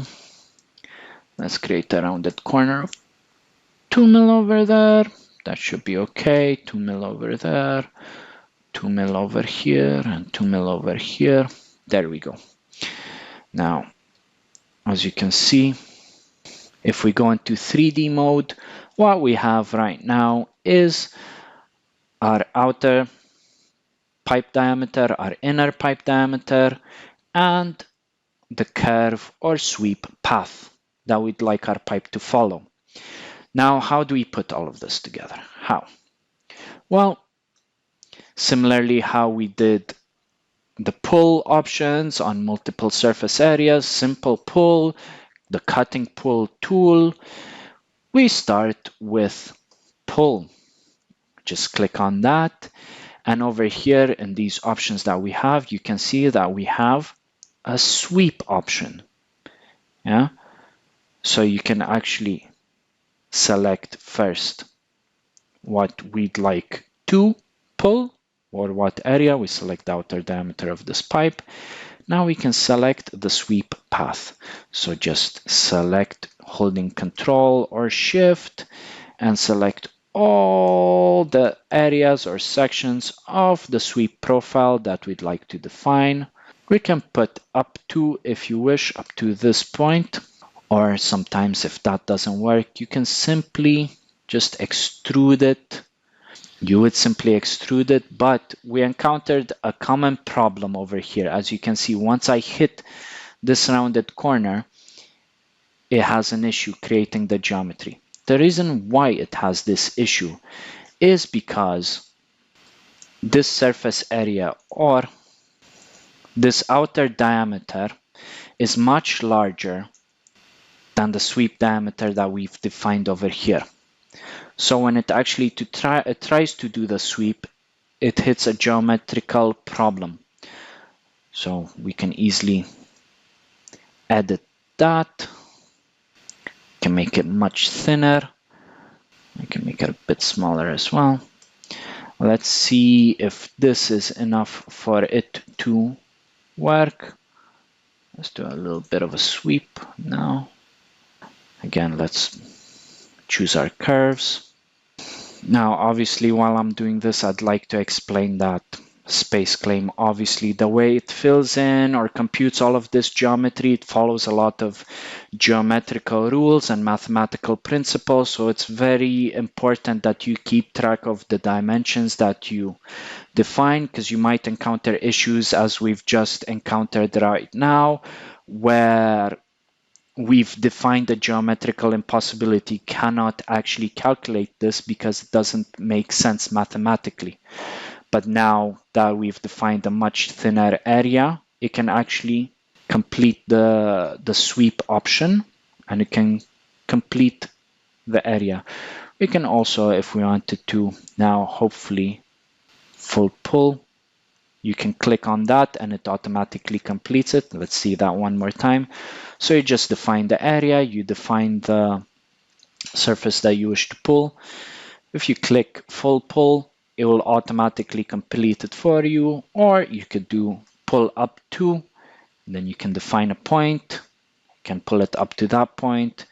If you wish to define this point, actually, let's go back one more time. Let's define this point, pull it up to this point. It can pull it up to that point. It can pull it up to any point you define. Feel free to play around with some of the options with this tool. If you encounter some issues as I have, where SpaceClaim does not actually complete the geometry, you can click on the error options over here. You can see where it actually failed in the history, under what section. You can get more info on that if you wish. You can even clear all if it bothers you, this error over here. But you need to sort of understand how these tools work and the principles behind them, so you can actually fix such issues when you do encounter them. But as you can see, with just a few clicks, we are able to create quite a complicated geometry and some complex 3D models. And you are not limited just to pipes. This can be any cross-sectional area that you wish. It can be something even more complex. So as an example, if we go back to this sketch and let's say do a few sections over here, and we want to make this geometry a bit more complex. Let's say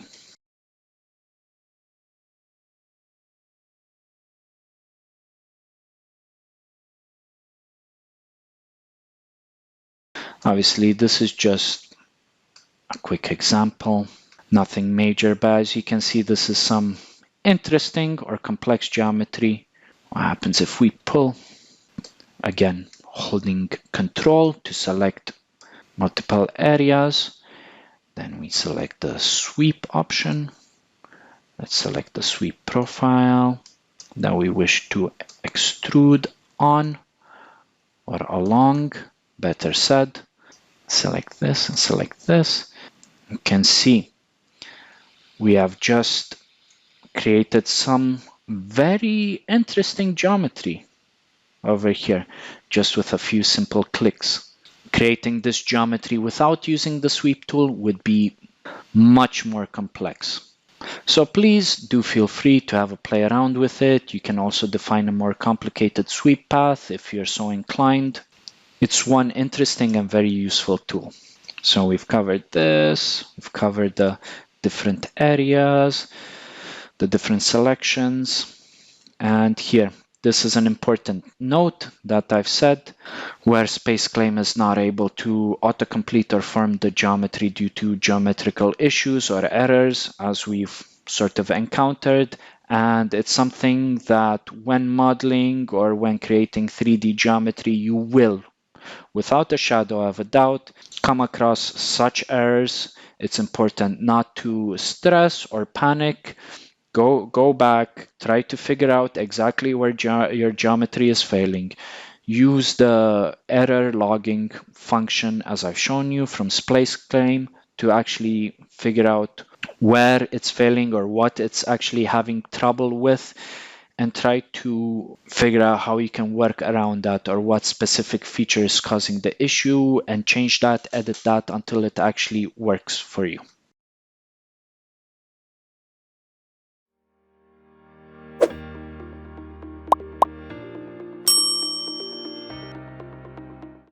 We'll be discussing parameters and groups. So what are actually parameters/groups? Well, let's take an example on the right of a coffee cup or mug where you have designed it, but you are a bit uncertain of a couple of dimensions, such as the wall thickness of the main cup body, or the thickness of the handle, or the distance and spacing of the handle. And you'd like, obviously, to create a few iterations of this coffee mug with different dimensions in order to test out which set of dimensions work best for your situation or your purpose. It would be useful if we could select a couple of these dimensions or parts of the geometry and define them so we can have a list of them, or you can have them separately for ease of access. So we can touch upon them in, future revisions or future iterations, and select those specific parameters or groups or geometry to later edit.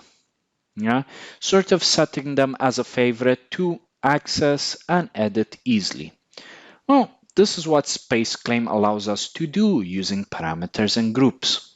So let's first go back to our Ansys workspace environment. Let's select everything with Control A, delete that so we have a blank space, blank sheet. Let's go back into sketch mode and let's try to sketch pretty much a representation of this coffee mug. So we'll start off with the outer diameter of the coffee mug, the inner diameter of the coffee mug. Let's extrude both of these dimensions, one there and this slightly. Okay, now let's do a sketch. Well, first let's create a surface over here. Let's sketch on this new plane that we've created. Actually, before we create that plane, it might have been better to create a plane around the Z axis. Actually, let's go into sketch mode. Let's do sketch mode and no, not that sketch plane. I want a sketch plane right through the center of the mug. There we go, just like that. So on this surface or on this edge, let's define the curve for the handle. We'll start from here, go up like this, then go down here, from here go up to here. So that should be our sketch plane or sketch area. Let's define one point over here. Let's round off these corners. 2. There we go. Now let's exit sketch, re-enter sketch mode, but on this plane, on the point right along our handle sweep area. Okay, so what I've done, pretty much, if you struggle to follow along, please refer back to some of the tools or some of the sections that we've already covered in this course, because I've simply done an extruder, a pull on a multiple geometry face to create a cylinder with a bottom for the body of the coffee cup. Then I've defined a sketch plane sort of going through the center of the cup or through the middle, onto which I've drawn the area or the sweep path for the handle. I've done a point and I've selected this point as a new sketch plane, and then I've drawn a little circle to define sort of the diameter of the handle. And now what I'm going to do is I'm going to pull this along this sweep path right there to the end. Boom. And there we go. We have the coffee cup. So now that we have the coffee cup, you can sort of understand sort of like, hey, how do we go about actually editing this surface area or this area of the coffee cup. So what we can do, or how we can set the parameter, is if we actually select this area, this area, this area, this area, this area, pretty much the body of the handle of the cup, and we select pull, we can, or we should be able to, if SpaceClaim doesn't crash on me. Oh, that's okay. SpaceClaim is struggling a bit. Okay, let's go back. Just a simple. Okay, we're back here. No, not that. This. Select it again. So as you can see, if we've selected these bodies or the body of the handle itself, we can use the pull tool to sort of adjust the thickness of the cup. And the reason why SpaceClaim was having problems is, as you can see in this area right here, where we have the radius of the handle in the corner. If you go above that radius, then SpaceClaim fails to create that geometry, and that's why it was sort of having a few issues and bugging out a bit. But just by pulling or selecting that geometry, you can see we have the text box appearing for the radius of the handle, which we can take up to, I believe, 1. So you can edit this again just by typing in dimensions like 0.3 or 0.7 and editing the thickness. However, you see next to all of the text boxes with dimensions that we've had or that we have seen up to now, we see a little box with a P next to it. This is parameter, or this is the groups that we are discussing right now. If you click on this, you can see that over here in the dialog box, it says group 1 has been created.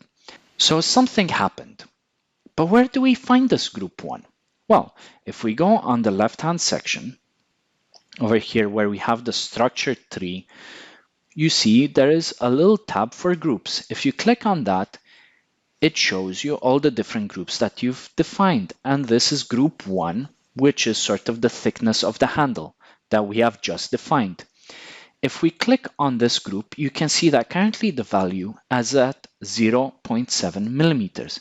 And if we click on this blue value, we can change this and we can set this to 0.3 if we wish. And then it edits the geometry in real time.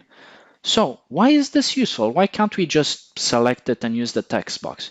You can do that if you wish, but let's say we do certain different functions. Let's say we shorten or we lengthen the cup over here, or we widen or narrow it down over there.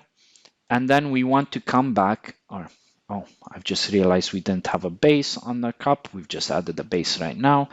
And then let's say, oh, we want to go back and edit this. Well, if you have a group defined, you can simply go back and quickly edit it without having to reselect the whole body, the whole geometry.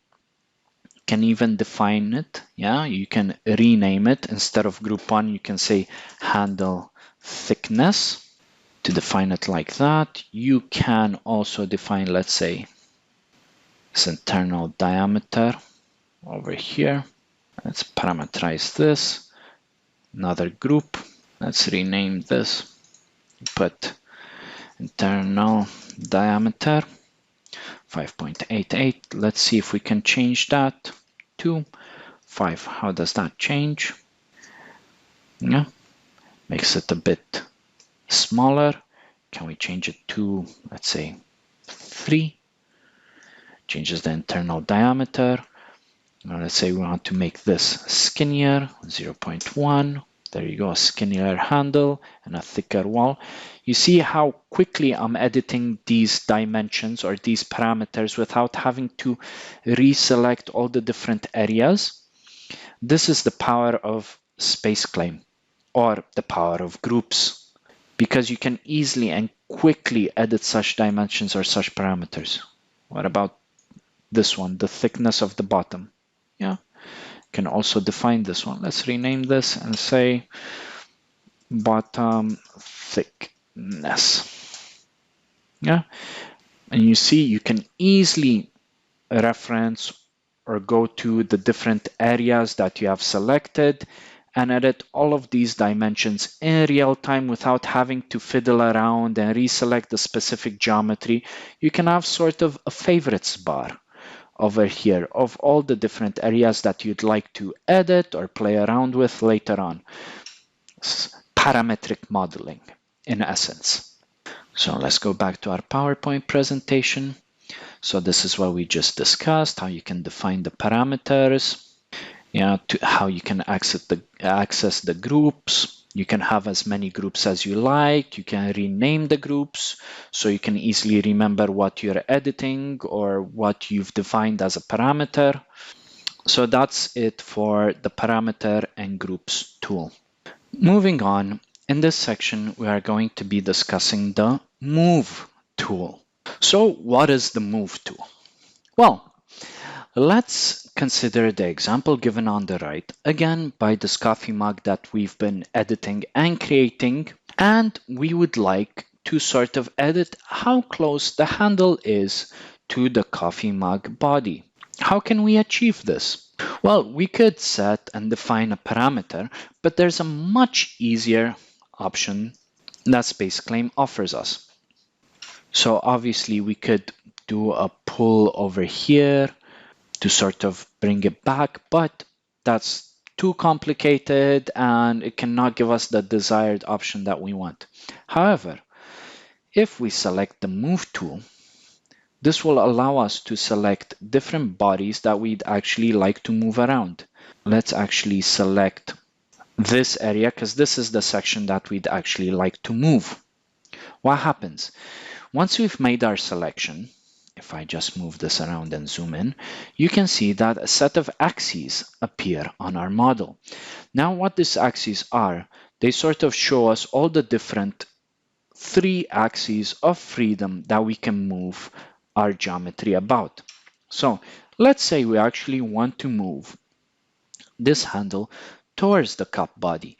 If we select this green arrow, hold and drag along it, you can see it starts to move this geometry, and it would obviously autocomplete the surrounding geometry related to it, and it will sort of move it along the axis or along that direction. The same you can do with some of the other axes, but obviously because these bodies are connected to these bodies, you can't sort of shift it up or to the side. It says the object could not be moved because that breaks the geometrical relationship, so we can't move this orange highlighted bit to the right as it would not be connected to this bit anymore. These arcs that we have over here, they would usually be related to rotating features around the mug or around the object. Let's see if we can select a different thing to be edited. How about this? Let's see. Can we rotate this? Yes, we can. So you can see this little extrude or this little cut that we have over here. If we select the arc, let me move in closer. If we click and drag along this arc, it will rotate the feature about this red axis over here. Obviously, the axes are color coded, so you can easily understand what you're rotating about where. So the green arc rotates about the green axis, blue arc rotates about the blue axis, red arc rotates around the red axis, and so on and so forth. So obviously have a play around with these. You can achieve some very interesting effects using these techniques, and it allows you to move some features around really easily. If we just move this about, we can even, as an example, if we select this feature, would this allow us to move it down? No, but what if we select both of these features because they're connected? Now this would allow us to move it down. So you have to be relatively clever in your selection because SpaceClaim can infer and can autocomplete certain tasks or certain motions, but it doesn't know or understand everything. And this is displayed by the move tool. So if you want to move this section solely, this section won't be altered, so it can't do that. But if you actually want to move this section down, you can select simply this section and this section and then move it. You can see that that edits it. Or if you simply want to move the whole handle about, you can also do that. If you select the whole handle, you can move it up, you can move it down. I believe you can also move it out, you can move it in. You can rotate it a bit to give it a certain arc or flare if you so wish. I believe you can also rotate it sideways. And you can see that SpaceClaim sort of does autocomplete. It does most of the work for us. So these certain features, they can help with quickly editing your geometry or editing features in your 3D geometry quickly and easily. However, it's also very important to understand what's going on behind the scenes in case you do get an error or you do get stuck. But as you can see, using these tools, we can quickly make alterations. This geometry that's left by, this is the line bodies that we've defined as the sweep angle. Obviously, it would have been better if we used construction lines, but just for the purpose of this demonstration, I just created this arc. However, if these curves bother you, you can simply select them from the structure tree over here, the arc, the point, these lines. And if you want, you can simply delete them and they go away. But be careful, because once you delete them, you lose the reference geometry that you used to create your sweep body. So only do it once you have your geometry finished and complete and the way that you want it. So we've discussed the move tool, we've discussed how we can move certain specific features, we've discussed the different parts of the axes of the move tool. Yes, I forgot to mention that you can also, if you wish, define a move motion as a parameter. So you can see you still get the text box with the value that you can edit over here to define the motion. You can also do negative values if you want them to be in the opposite direction. -1 will go in the opposite direction. And you can define this as a parameter as well. Now, if we go back into the groups and the parameter section, this parameter that we have over here actually moves the handle closer or farther away from the coffee cup. So let's say you want to actually have it relatively close to the coffee cup. You can put -2 to change the direction. If you put -2 again, it will move it farther away. You can, if you wanted to, again, you can change the thickness of the handle to suit your needs. Now let's say, oh, you want the thinner handle, but you want it closer to the mug. You can easily achieve that. So yeah, parameters don't simply work on dimensions, they also work on move options and other things. As long as what you're editing has a P next to it, you can define it as a parameter. Now let's move on to the first exercise of this week. I would like you to create the CAD model of the coffee cup that we've just discussed as per the image. I would like you to create a set of parameters and groups for the handle thickness, the cup outside diameter, the cup inside diameter, and the cup height. I would also like you to create a parameter for the vertical handle position along the cup. This should be relatively easy if you've been following along through the tutorial, through the lesson. We've already demonstrated how to do some of these things, but now it's up to you to actually work through this exercise. Make sure you define all of your parameters. You can give your cup an interesting shape. It doesn't have to be a circular cup. It can be a square cup. You can define a special, let's say, cross section to the cup if you wish. But all I want you to do is actually define a couple of these parameters for the wall thickness of the cup, the handle thickness, the handle position around the cup, and the cup height, just so you can get used to all of the modeling tools that we've discussed up to now.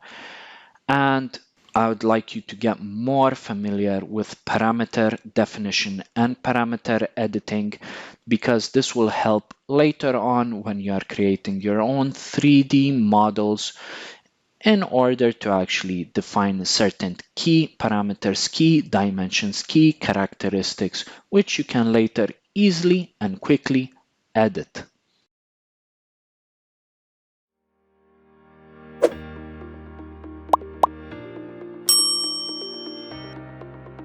We are going to be discussing the linear pattern tool.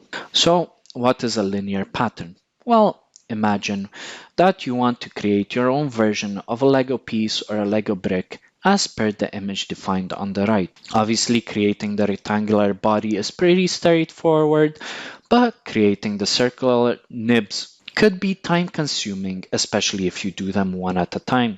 Obviously, to create 4 nibs, as per the example shown here, shouldn't be that hard to do it one at a time, but for larger models or larger Lego bricks, as in the example, creating several nibs at once might be easier, might save a lot of time.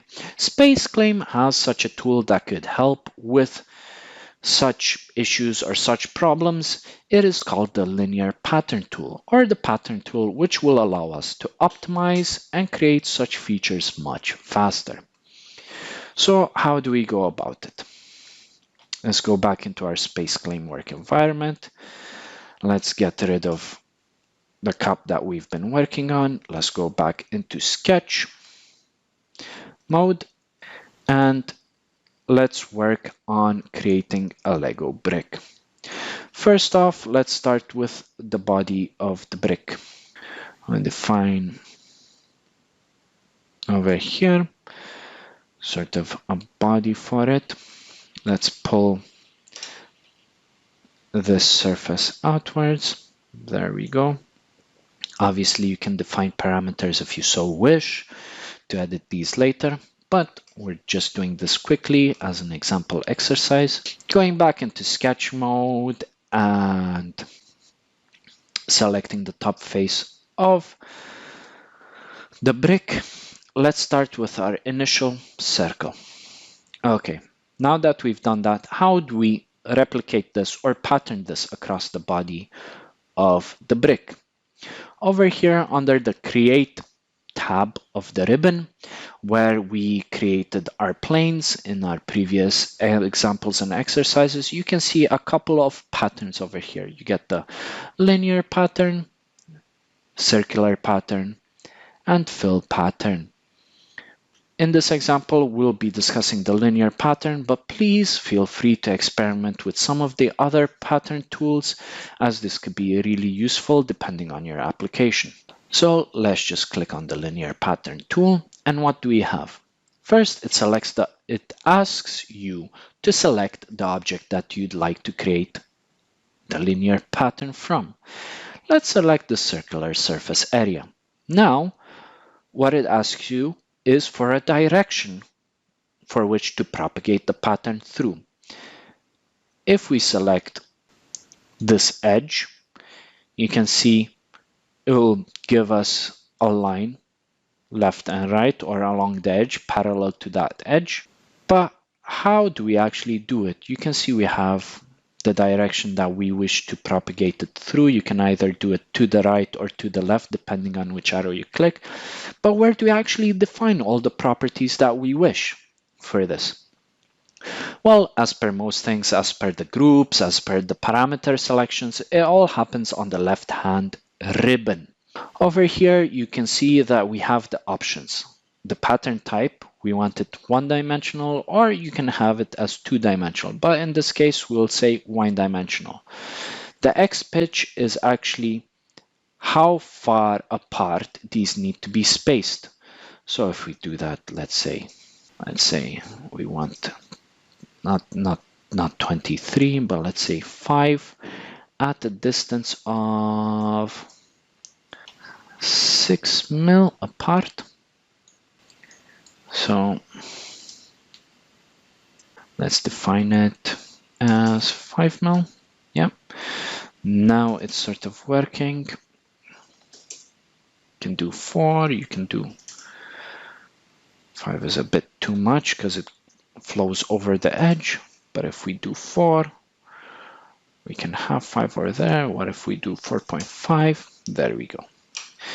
So please feel free to play around with X count, which is actually how many of the pattern you wish to replicate, or how many times you wish to replicate the feature, better said. The X pitch is the distance between these features.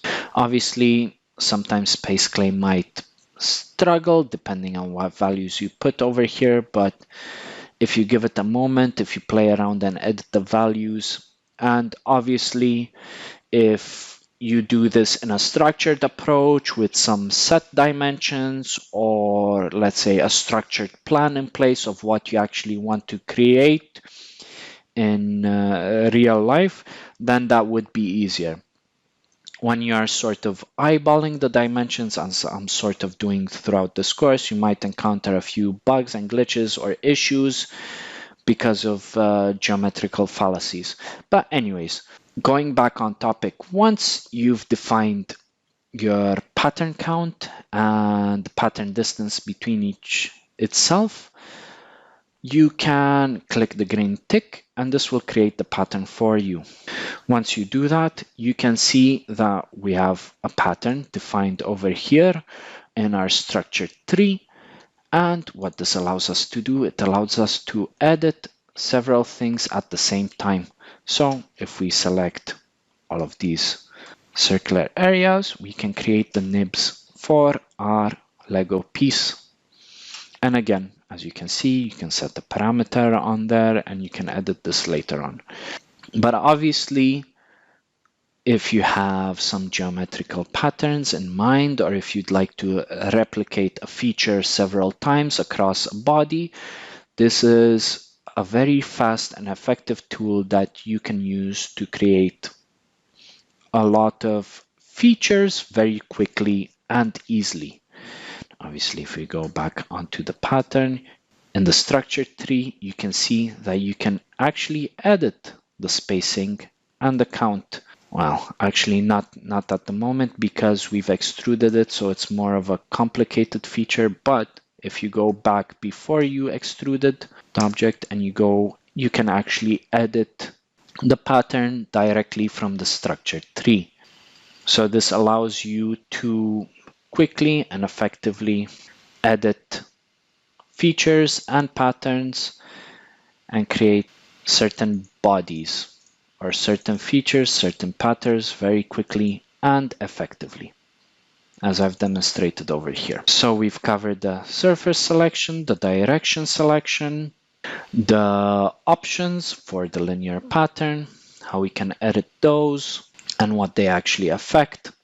So we've selected how we can actually define it, how we can edit it from the structure tree, how we accept it, how we can create it. So that's it for the linear pattern tool. Obviously, there are different linear pattern options, such as the circular pattern option and the fill pattern option.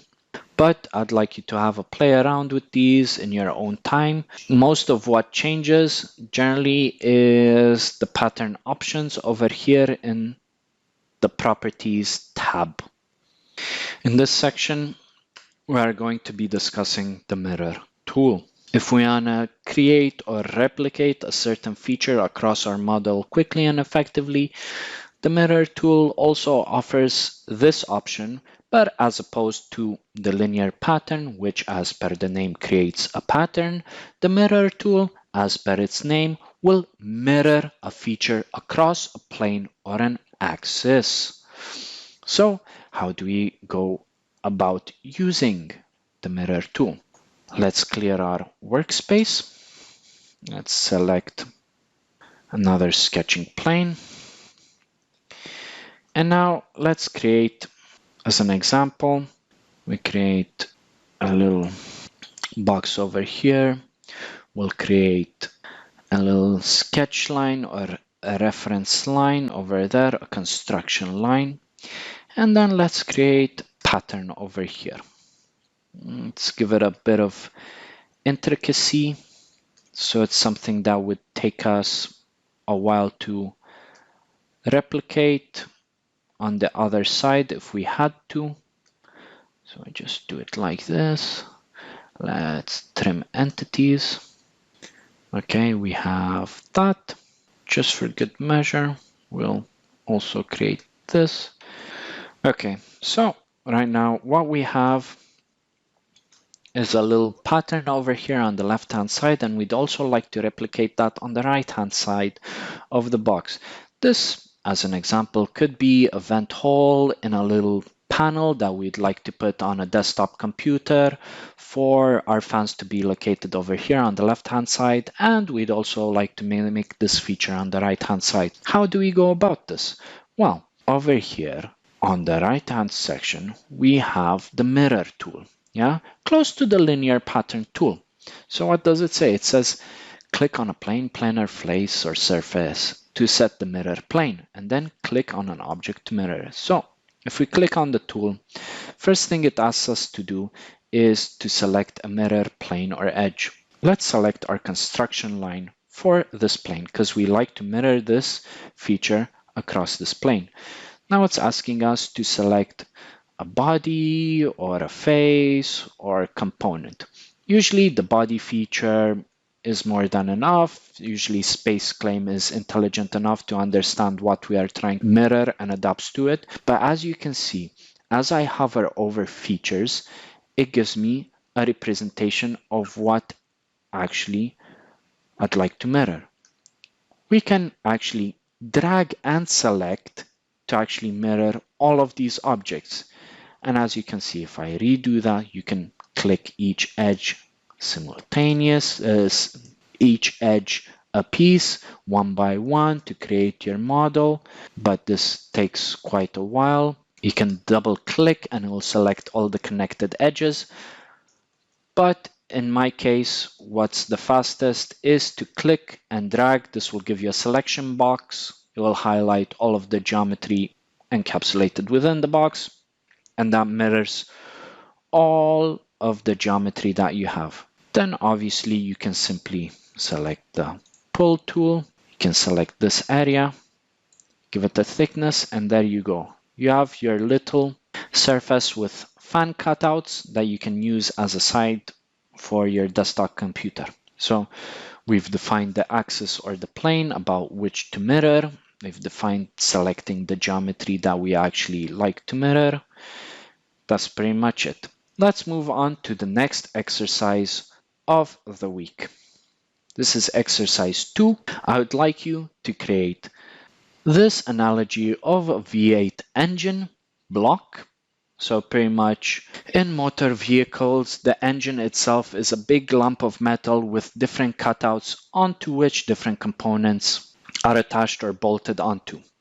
So if you are designing an engine, what you'd usually start off with is a block for the engine body, and the first features that you design would actually be the cylinder holes for the cylinders or the pistons. So this engine that we see over here on the right is a V8 engine, so it has 8 pistons or 8 cylinders in total, 4 on each side, creating this V shape. So for this exercise, I'd like you to create an analogy of this geometry. It should be one solid body with 8 holes, 4 on each side, into which the pistons would locate. If you wish, you can also define certain parameters for the circular diameter, but what we'd like to mainly use in this exercise is to test your knowledge, expertise, to get you more comfortable with using the mirror tool, and for sketching and editing 3D bodies. So obviously, as a tip for this exercise, start off with creating the engine block. Try to define a plane through the center of the engine block, then define a sketch plane onto each surface for the cylinder heads. Do one section of the engine with the cylinder head geometry and mirror that geometry to the right hand side using the mirror tool. Lastly, what we'll cover in this course is a project. Obviously, now that we've discussed all of these tools and techniques for 3D modeling, from a basic sketch to some basic 3D geometry creation and some more advanced 3D geometry manipulation tools, it's time for you to make use of these tools and start designing some parts. Okay, for this project, what I'd like you to do is to come up with a part or a design or a specific item that you yourself would like to physically have, physically own, physically create, or something that you believe would benefit from being additive manufactured or 3D printed. So something that you believe in industry you'd create through 3D printing. A couple of examples, such parts or such items that would benefit from being 3D printed or would be produced through 3D printing methodology, are special tools such as a wrench or screwdriver for non-standard screws. So what this means is, as an example, certain manufacturers, such as Sony for their PlayStation, because they don't want either regular people or their competitors to tamper or open up their products to either reverse engineer the products, figure out what's going inside of them, or they don't want their end consumer to tamper with the product as this voids the warranty.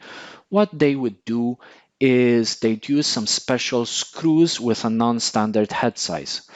If you go back into our modeling environment, I can give you an example of what this looks like. So let's select the sketch plane right here.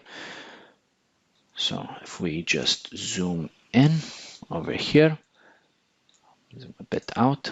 If you can imagine, this circle is the screw head. Yeah, what you'd usually get is a standard, straight edge for a screwdriver, or sometimes a Phillips head, or the plus style of the screwdriver. Yeah, these are the common ones that you normally see. However, as I've mentioned, some companies, they don't want these standard screw heads as it allows people to easily tamper.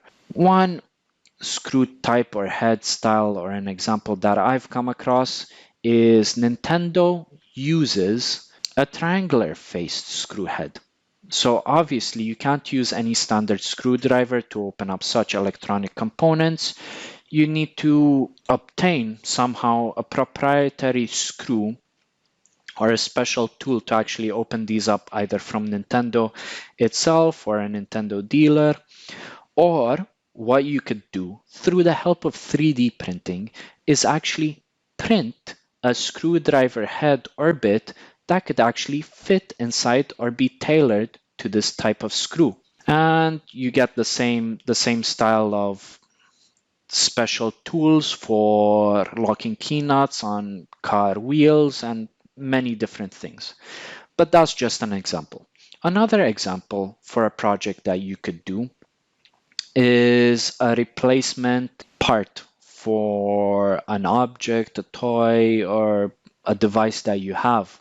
Such as an example, let's say your little brother or little sister has a remote control car and the wheel got broken or fell off.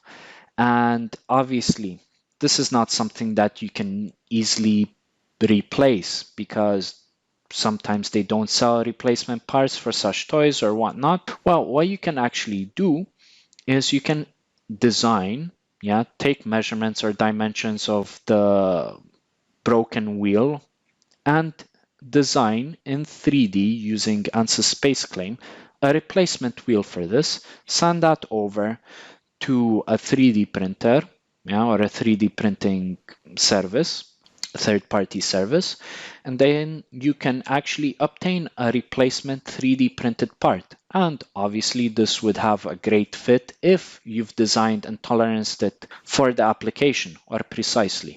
Or what you can do, another example, the last example that I'll give you for this project, is you can design a unique or tailored or customized product for yourself, a family member, or a friend, such as your own custom coffee cup or coffee mug.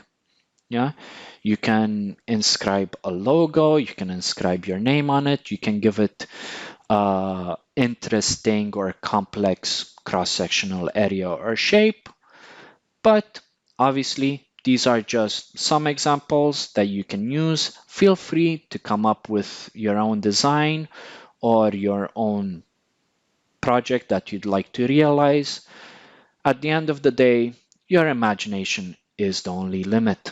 In summary, in this session, what we have discussed. We've discussed the advanced pull methodology, sweep pull methodology, how to create and assign parameters and groups, and how this can allow us to easily and quickly edit key areas of our 3D design or model. We've discussed the Move tool and how it can allow us to quickly and easily edit certain features or move around certain features of our 3D model. The Linear Pattern tool, which allows us to create quickly and effectively a pattern around our model, either in a straight line, in a circular pattern, or using a fill option. And lastly, we've also described the Mirror tool, which allows us to mirror features around a plane or an axis. Obviously, these are a lot of features and options. It will take you a while to get comfortable using them. Again, I reiterate, please practice, get comfortable. Don't get frustrated if you don't get them straight off the bat. Efficiency comes with practice. The more you practice and the more you use these tools, the easier and the more comfortable and confident you will be in executing them. Thank you and see you next week.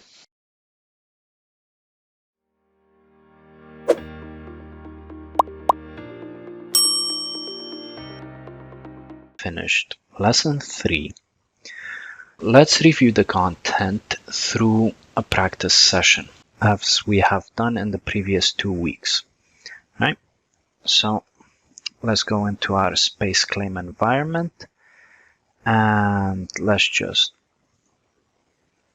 choose this sketch plane along the z-axis. And let's start off with just a polygon as an example.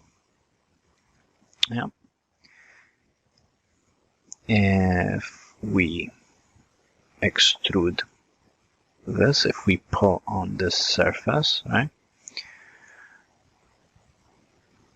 we would end up with a hexagon, right? Now, in this week, we have covered the advanced pull. So, what do you think would happen if we select this surface and we pull along it? Well, let's see what happens. As you can see, what's happening over here is it's actually affecting the dimensions of the polygon itself. Right? So, do that.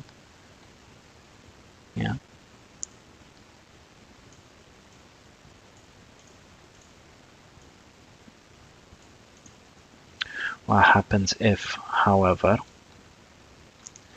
just zoom in, and we select this face, but we also select the edges. Let's see what happens in this scenario. Yeah. Select the edges and the surface, and we do a pull. It doesn't like it. It gives us an error. It's because we might have been over constrained. But let us, as an example, if we go back a few steps over here, back to our drawing, yeah, let's, you know what, let's mimic this drawing over here. Let's try to copy this polygon, yeah, all the way down, yeah. Let's do that, and if we just get rid of this polygon, yeah.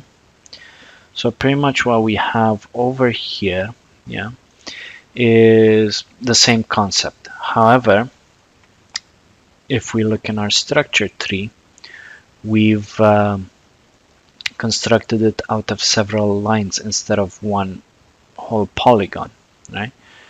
Now if we pull on this surface up, we've ended up with a similar shape. However, what happens if we try to pull on this surface now?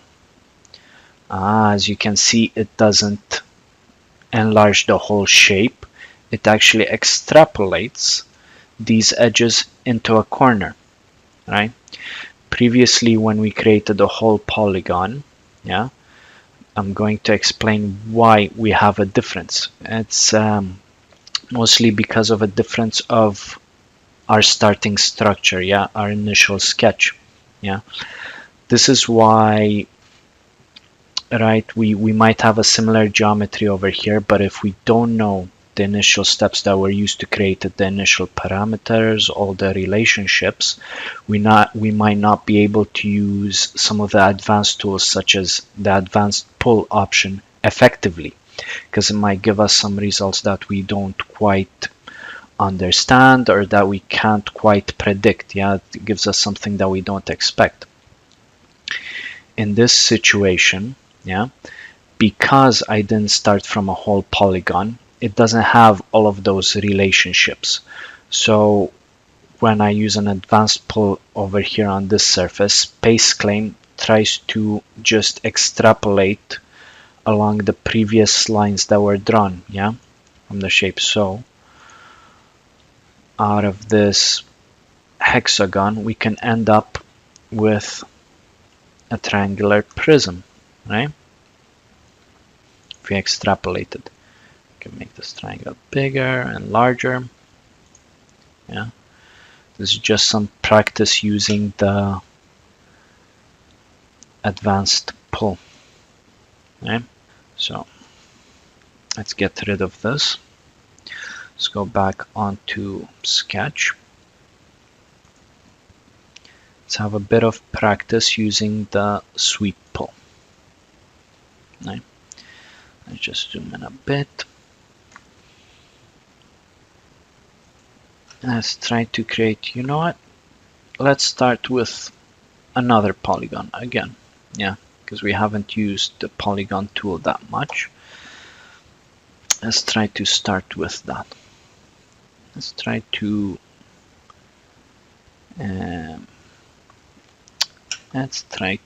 put a point over here.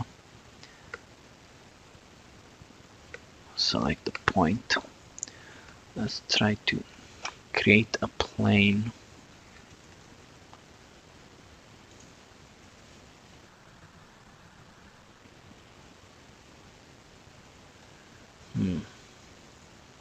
Yeah. Trying to create a plane. No, I want to create a plane off of this point.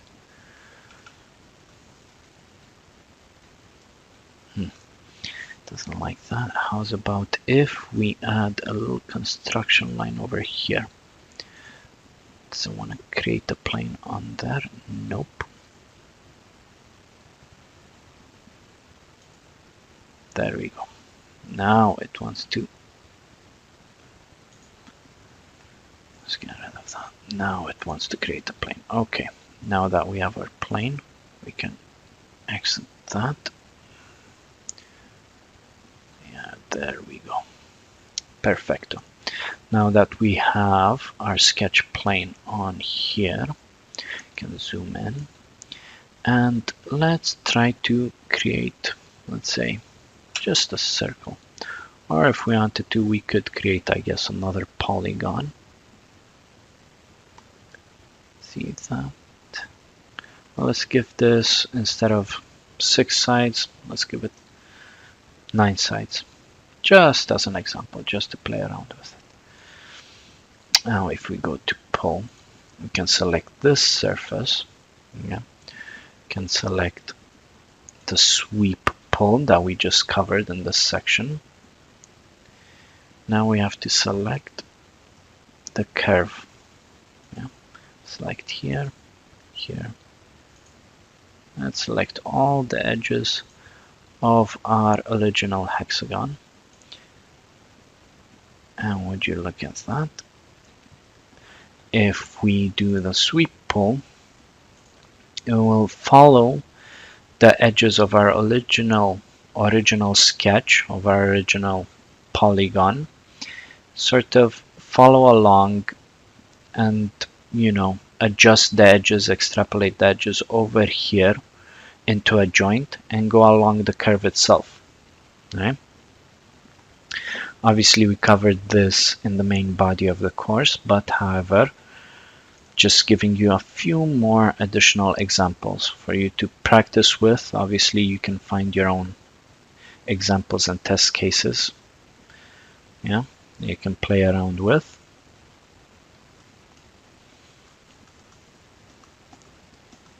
Let's go back to our initial drawing over here. Yeah.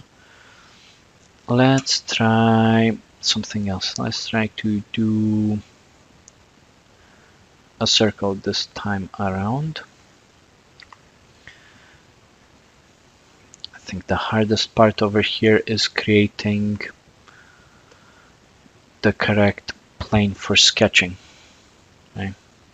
Sometimes it doesn't get it quite perpendicular. You have to play around with it until you get the right plane. Yeah.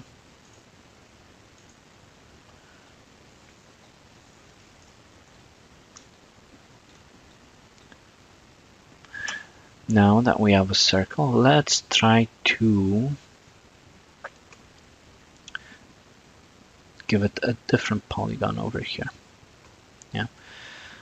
Instead of actually having 6 sides. Yeah. As you can see, I'm using the structure tree. Yeah, we already covered this, but the structure tree just to select which parts of my sketch or parts of my model, rather than actually selecting it in the workspace. This gives me more control over my selections. Also, I can edit the properties directly from the Properties tab over here. So let's try to do a sweep pull using a triangle this time around. Yeah, we can select this, sweep. Now we just have to select the sweep path, and look at that. This is sort of if you wanted to create maybe a custom ring for a loved one, as an example, or a necklace or whatever. Some interesting designs over here.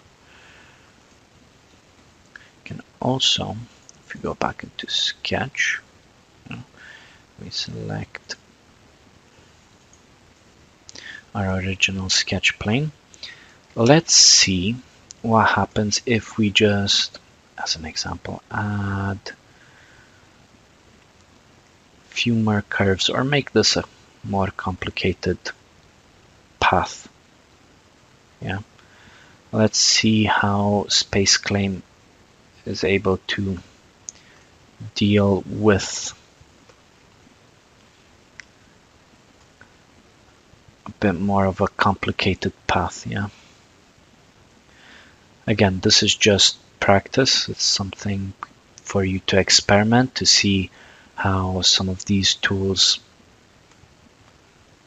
behave in certain situations, right? The best teacher is actually experience. Oh, there we go. Let's try that. Now if we go into 3D mode, let's choose our pull tool, back to our triangular face or cross section, going on to sweep. Let's choose this edge, this edge, this edge, this edge, all of the edges that we've drawn up to now. And of course I forgot to hold down Control, so that's negated my selection. Okay, let's go back, select these edges that we've missed. Alrighty then. Now let's see if SpaceClaim is able to sort of compute this sweep path and how it actually computes it. I don't know if you can see that, but it's a tiny bit laggy for me. That's obviously because it's trying to do a lot of calculations, because obviously around the curve doesn't give me hard edges. However, when it changes from one curve or one path to another one, has to do a few calculations as to how it's going to resolve this change in direction or path, right? Because it needs to create an edge, create a joint, a surface over there. As you can see, you can create quite interesting shapes over here using this this technique. Yeah, again, your imagination is the limit in this sort of situation, right? Pretty much, obviously, you don't have to go all the way. You don't have to choose all of the sweep paths. You can also just choose certain areas or certain sections. Let's say I only wanted to use that as my sweep path. Then it automatically stops me at the end of the path, right? And then again, if you wanted to sort of clean up your sketch a bit, you could remove all of this additional helping geometry at the end once you're happy with your sketch.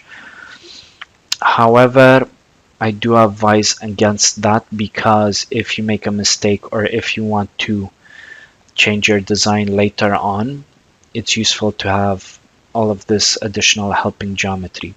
So what I would personally do in this situation is I would save a different set of files. So I'd save a working file, which has all of my helping geometry or, reference geometry in there that I've used to actually create the final model.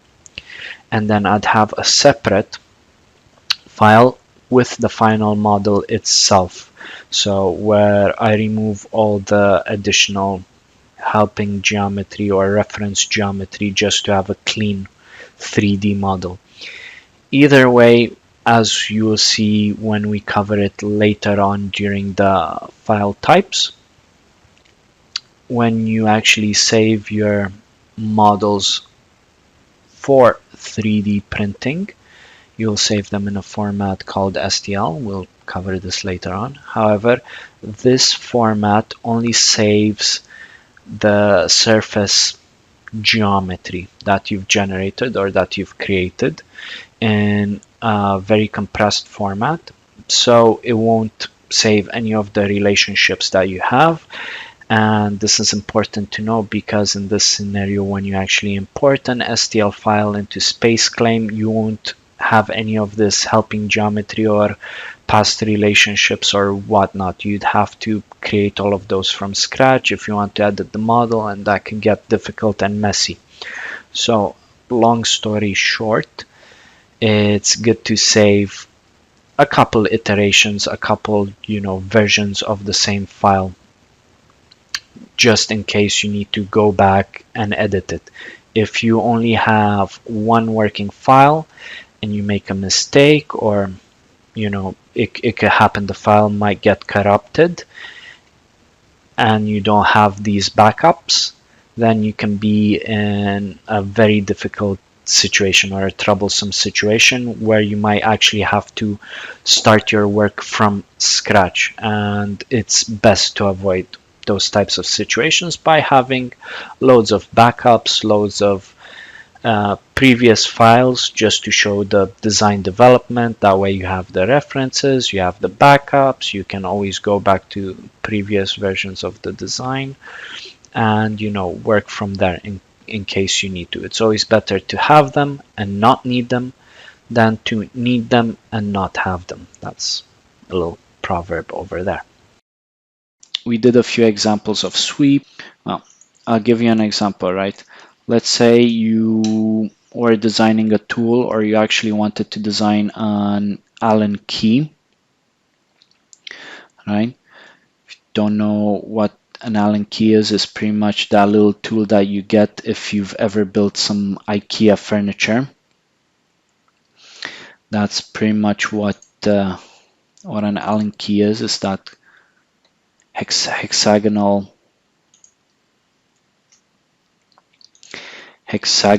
cross-sectional body of a tool. See, now this time around creating the plane was much easier, right? Because it didn't have any other geometry to snap onto. So let's do this as our drawing plane. Let's just align our surface area over there. And let's say you wanted to do an Allen key of a set dimensions of a hexagon. Let's say maybe you want it to be 4 millimeter. Actually, let's make the hexagon nice and aligned. We say 4 millimeters. Okay, that can be all right. Again, choose your surface area, select sweep. We can select the sweep path. Now we can just sweep it along, and there you go. Using a few clicks, you can design your own tool, in this case an Allen key, right? So for sure, some of the designers at IKEA, they might have designed these tools in this way or in this fashion to be, supplied with the product. They might have had, instead of a straight angle over here, they might have had a sweep edge or whatnot. But, this can give you a good example of what you can do, or a different scenario or situation where you might use the sweep tool, right? Or, even looking at this, you can make a lever, a crank, a pulley, any kind of geometry similar to that.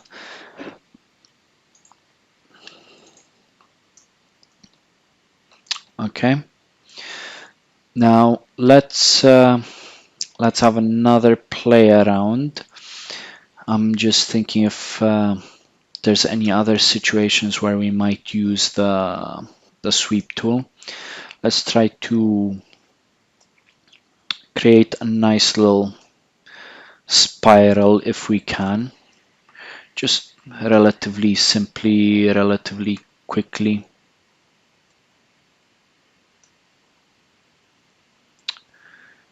If we can, something similar to this.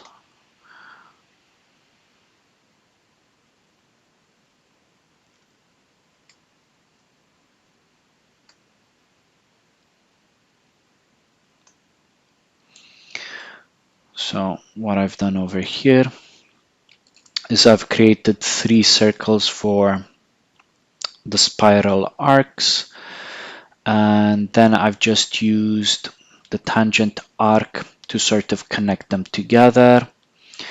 Now I can trim away the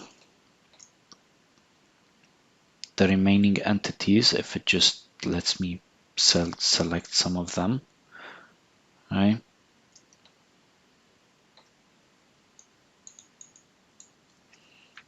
Actually, if I do this last sweep arc from somewhere from here, let's say, might get a better result over there.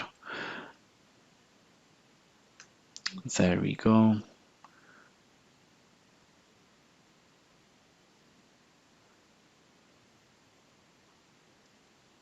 Don't know why it's not letting me trim away that entity. Seems to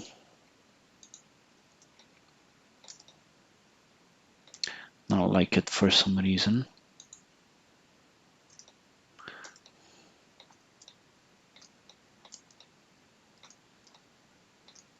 The points seem to intersect, so there's no reason why it wouldn't just trim away. That's why, because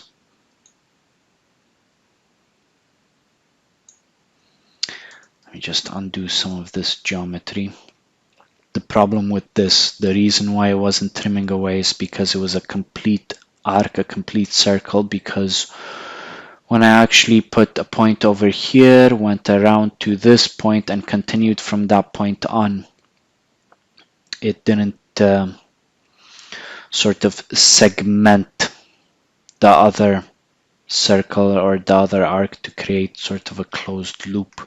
You gotta give it some space, some leeway in there. And now that I've done that, it should let me cut this arc, trim away this arc, and there you go, we have a little sort of arc segment. Now let's try to create a nice little line over here, just to be able to create a plane, not that way.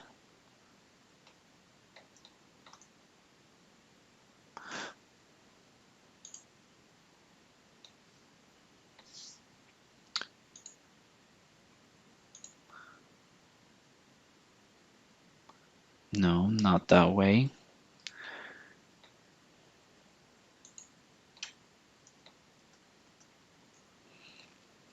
Let's try to extend this line all the way through.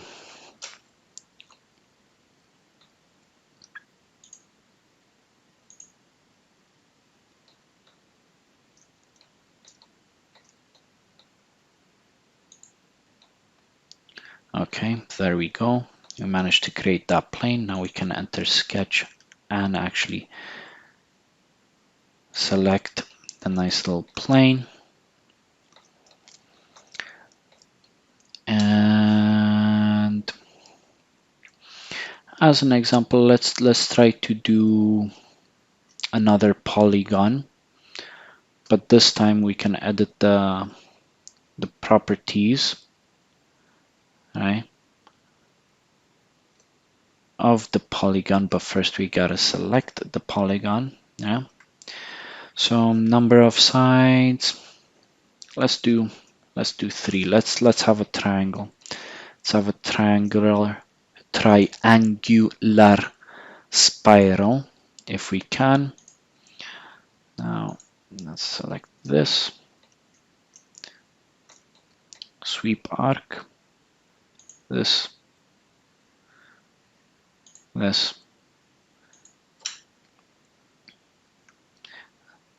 and this lastly.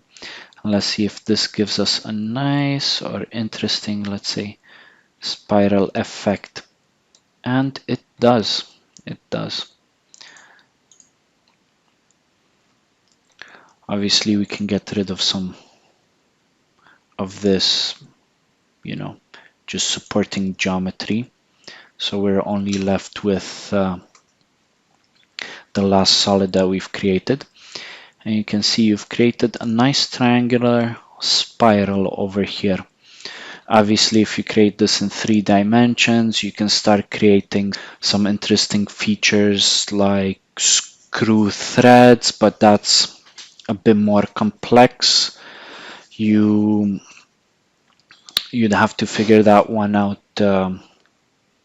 by yourself once you get more experienced with using SpaceClaim. Now that we've practiced a bit more using the sweep tool, hopefully you can see a bit more practicality to it, a bit more of the things that you could achieve with it. You know, you might have some ideas flowing through your head about different designs that you could create using the sweep tool.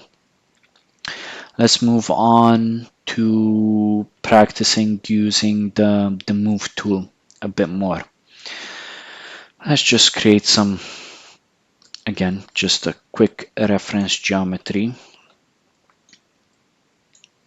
of a box per se with a simple hole cut through it, just for experimentation purposes. All right. That wasn't center. Let's try to make it a bit more precise, a bit more central. Take that, press cut, drag it on through. Okay, so now what we have is actually we have a nice little hole. If we select the hole and we click on the move tool, again we get our set of axes on here. And what this allows us to do, it actually allows us to move the hole itself across the body, right? If you want to put it on the edge, you can. If you want to move it forward to this edge, you can do that as well, right? If you actually wanted to rotate the hole to give it an angle, right? To get some interesting geometry, you can do that as well. See, so actually creating a hole that's, let's say, at an angle to a surface, that could be a bit more difficult because you'd have to think in a more complicated geometrical fashion, really, to it. You might think, oh, would I be able to actually create this using an ellipse? Actually, let's do that. So we created that hole. Let's try to create a sketch plane over here, and let's say, oh, you wanted to recreate that and you wanted to use, let's say, an ellipse to create it, right? You could create something similar and shaped to the entry hole, but once you get into the pull method, yeah, and you start doing that, you notice, wait, if I actually pull this, it's going to pull it along, you know, a vertical direction, which is, you know, you get the entry hole the same, but you don't get this, you know, diagonal feature of it. And you might think, oh, how would I actually do that? How would I be able to recreate this hole without creating, you know, a normal circular hole and then moving it, because you wouldn't be able to give precise dimensions when you use the move tool? There is an actual way that you can do this, right? So when you select the pull tool with the cut feature, actually one of these buttons, the same button where you go to click sweep and the same button you click to get a revolve or scale, you can actually select the pull direction, right?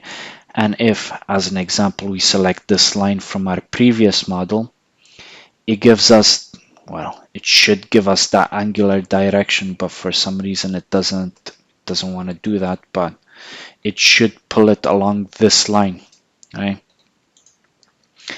Let's actually try to give it a reference, a bit of a better reference or a separate reference to that for it to go off of.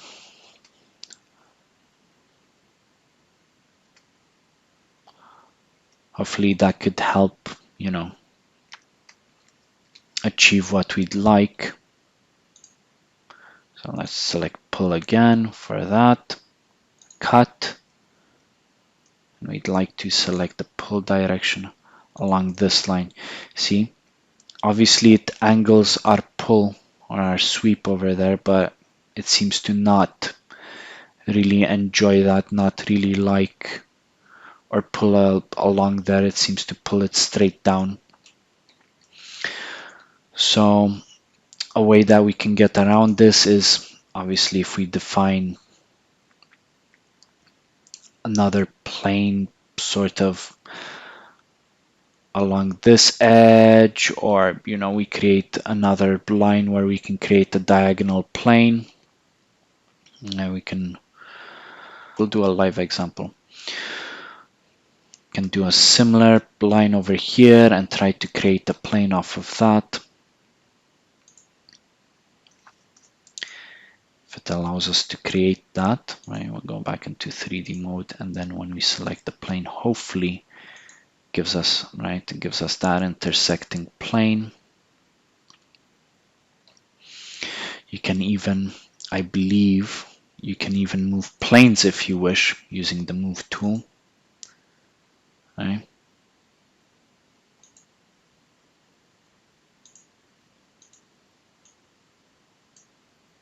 There we go. Just didn't select the plane for some reason. Can move it out over here, and then if we select that as our sketch plane, and then create an ellipse similar to that one that we just created. Let's try to do it. Yep. And now great. See, this is the trouble sometimes when you don't have the correct view. You might think that you're sketching in a correct plane, but actually you're not. And that could actually get a bit messy. Okay, let's delete that plane. Let's select this plane here. Now, hopefully when we select sketch, yeah, there we go. Now the sketch plane is angled. So let's go back. Let's select our little ellipse tool. So let's try it again. Let's say we wanted to do it like that, 2 millimeters by 4 millimeters. Now when we select pull, I select this surface, select cut. Now it should want to cut it along that direction diagonally, and we can get sort of analogous. Obviously I didn't mimic or measure the dimensions exactly because I just wanted for you guys to see the technique that I used. You sort of have to figure a lot of these things out as you go along, because obviously, as I mentioned previously, each design, it's a bit new. You have to think about them separately. Back to the main topic at hand, which was using the move tool. Sorry, I got a bit distracted showing a few different examples of how you can achieve some of this complicated geometry that we are doing with the move tool, but just using different tools. All right, trying to replicate some of these complex features, as you can see, it might be a bit more difficult using some of the simple tools.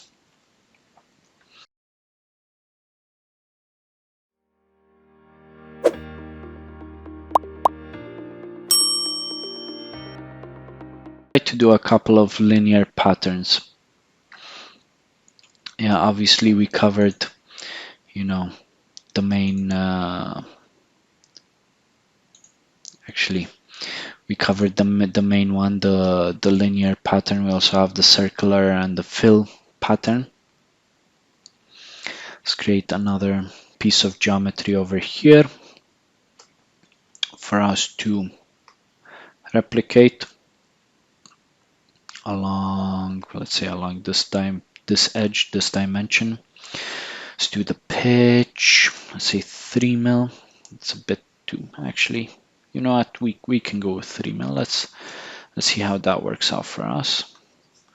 Let's do, no, doesn't like 7, maybe 6. 6, there we go. Just along the surface.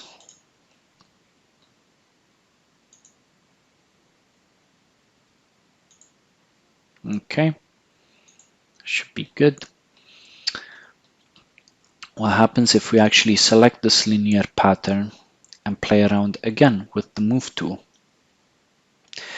As you can see, some very interesting things are happening over here, right? You can actually, using the move tool, you can change the count, right, of our selection. Guessing you can also rotate the linear pattern over there if you wanted to do it off of a side plane. You can move it diagonally as well. If I get a nice little view over there and I can actually select some of these axes, that would be good. No, not the rotational, I want the translational one. Yeah, there we go. You can actually move it sideways, move it back and forth. You can move it up and down if you want it to be somewhere in the middle of your section. And again, another useful tool that you can use, right? You see, if you just looked in the workspace, right, this is another, you know, ease of life top tips when using this program. If you just look in the workspace, you just see a cube. You wouldn't be able to see that geometry that we just put in the center of the, you know, rectangular prism or the cube. But if you look in your structure tree, you can see some of that hidden geometry that lies within, you know, in the center. And if you want to you can actually select this geometry and perform, you know, some operations using it, such as a cut operation. If you wanted to go off of that, and then off of this one, you could potentially, you know, do a reverse cut the other way. So from geometric or engineering perspective, what this allows you to do is you can set a center surface off of here where all of these cuts or extrudes start from, right? And if you wanted to, you can also, you don't have to cut, you can create a boss or an extrude, right? You can bring it out this way as well. That one seemed to want to perform a cut. If we specifically say add material, then it adds the material, right? And we seem to have another one over here. There we go. Right. So it gives you something additionally to play around with.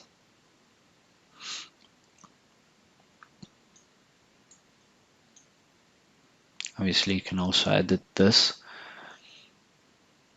Keep some of the geometry that you've drawn with the planes and everything. Let's go back to the move tool. You can also change the spacing between here. This is a locked property if you want to keep it within the plane or move it outside of the plane. Right. But let's go back onto the different pattern options that we've been exploring. Do that. Let's delete this pattern that we've created. Let's try to do a new pattern. Let's actually get rid of all of that, because again, the more operations that you do on it, the more history there is which might actually mess up some of the predictive features of SpaceClaim. Let's go back into the pool option or the pool feature. Okay, so we've replicated our geometry again. Going into sketch, selecting the top surface. Let's actually put a point over here in the center, and let's add just a circle over here. Now let's try to create a linear or a circular pattern, right? Again, it asks me to choose a direction or a line. Let's see if we choose this line. Does it mimic that pattern or that feature? No, it doesn't like that.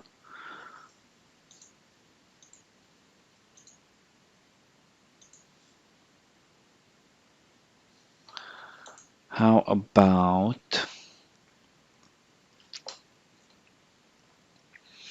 if we actually a linear or a circular pattern might be more suited to a cylinder. So let's just get rid of all of this. Trying to come up with examples on the fly, right? So I'm pretty much practicing with you right now some of these tools. Okay, let's try to create a cylinder. Now let's try to create a linear pattern off of this, right? If we select sketch, does it let me select that face? No. Need to create. There we go. Now let's try to select a sketch off of this plane. There we go. Now let's try circular pattern right now. So choose that. There you go. That gave us a bit of a better result, because obviously it was trying previously when I was using the cube or the rectangular prism. Obviously the tool was asking for an axis of rotation to rotate the feature around, but because we are working with right angles, straight surfaces, SpaceClaim couldn't really understand or predict on what edges or what surfaces to actually replicate that feature on. You know, this is the circular pattern itself. Let's try to modify some of the angles over here. We'll play around with the settings to see kind of what happens. All right, obviously right now we're dealing with angles and how many features we'd like to replicate. So obviously if you want to replicate it all along the axis that you've chosen, you'd select, you know, an angle of 360 degrees. If you want to only replicate it halfway along, you choose an angle of 180 degrees, and software will adapt it to, obviously, to the parameters that you give or that you select.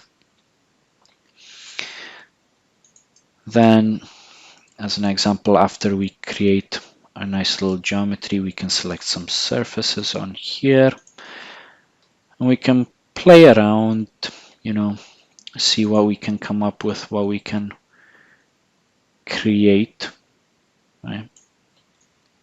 Here I'm trying to sort of get each of these to create a hole, but again, it can't predict that I want each of these surface areas to go perpendicular to each selected surface area. Maybe it can be a computational nightmare for the software to do that. Sometimes if one technique that you are trying is not working out, you have to try a different technique, let's say, or a different approach different methodology.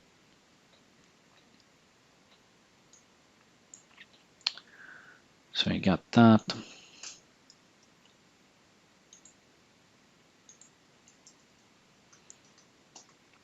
Sometimes it can actually, be detrimental. It can actually, some of the things that you do can actually work out in a wrong way, might not actually work out the way that you intended to do. Can we actually create a linear pattern off of not just 2D geometry or a 2D sketch? Let's try to create a hole through the cylinder, sorry. Let's try to create a circular pattern off of this hole around this axis. Would that give me an interesting result? Right? Seems to not want to recognize that surface or that area. As you can see, obviously sometimes the tools that were given, some of the more complicated or more complex ones, they don't work out to our favor. That's what we're here to do. We're here to practice and understand a bit better what the limitations of each tool is, what each tool allows us to do, right? You'd think that using the linear pattern, if you select a direction, it could replicate, some holes that we drew, but apparently that's not the case. Let's try a linear pattern off of this cube, right? Let's try to do the first example that we did again, but using a hole this time. Okay, so we cut a hole through that direction. Now, can we replicate this hole along this direction? It doesn't want to replicate the hole, it just wants to replicate. Actually it did. It was just showing us a preview, but as you can see with the linear pattern, it was easier for the program to predict what we wanted to do. There were less variables or less computational strain, and it actually allowed us to replicate or mimic that kind of feature. What happens if we try to use the fill pattern, right? Let's try to fill this pattern over here. Yeah, does it give us something interesting? Does it give us an interesting result? Over here it's very similar to the linear pattern, right? But what if, let's say, we were to create a tiny circle over here, right? What will happen if we selected linear pattern off of this, or a fill pattern off of that? Well, it just does not want to figure out what we're doing. It does not want to play nicely with us, unfortunately. Well, now it wanted to fill it. But obviously, you can, as the tool says over here, you can select an edge, a curve, an axis. So you can select many different things. You can even select these axes right here. Apparently it doesn't want to create that pattern because of just the surface. Let's try to just change the pattern options over here. Well, X spacing, maybe 2 mil. How does that change it? Doesn't. Great. 0.5, 0.1. There we go. my spacing, yeah, margin I believe is the space around here, or space around surrounding components. So obviously, as you can see, it can quickly get quite complex or quite difficult using some of these tools to actually achieve some desired results. Obviously, this is why I didn't want to cover it in the main body of the course, because it can lead to a lot of confusion. You know, I just want you to get to grips with the basics, with the main tools that we have covered in the main body of the course. This is just surplus information, additional concepts that you can use, right? But only use them sparingly. As you can see, it can get complicated, it can get confusing. Actually, you can spend a lot of your time learning all of these different tools, and you can still find new things to learn, because there's, you know, always different ways that you can use the tools and different things that you can learn using these tools. So you can see, using this linear pattern, one of the examples that we did previously in week 2 in the surplus informations, we tried to freehand draw an ice cube tray. You can see in that situation, using this fill pattern could potentially make your job a bit easier, and you can sort of lay out a nice little grid a bit nicer. But you know, it could also get a bit more complicated as well. It could create a lot more confusion for you. So obviously, when you're practicing, when you're trying to design something new, obviously play around with some of the tools, but don't get discouraged. There we go. If we can just select these faces, and now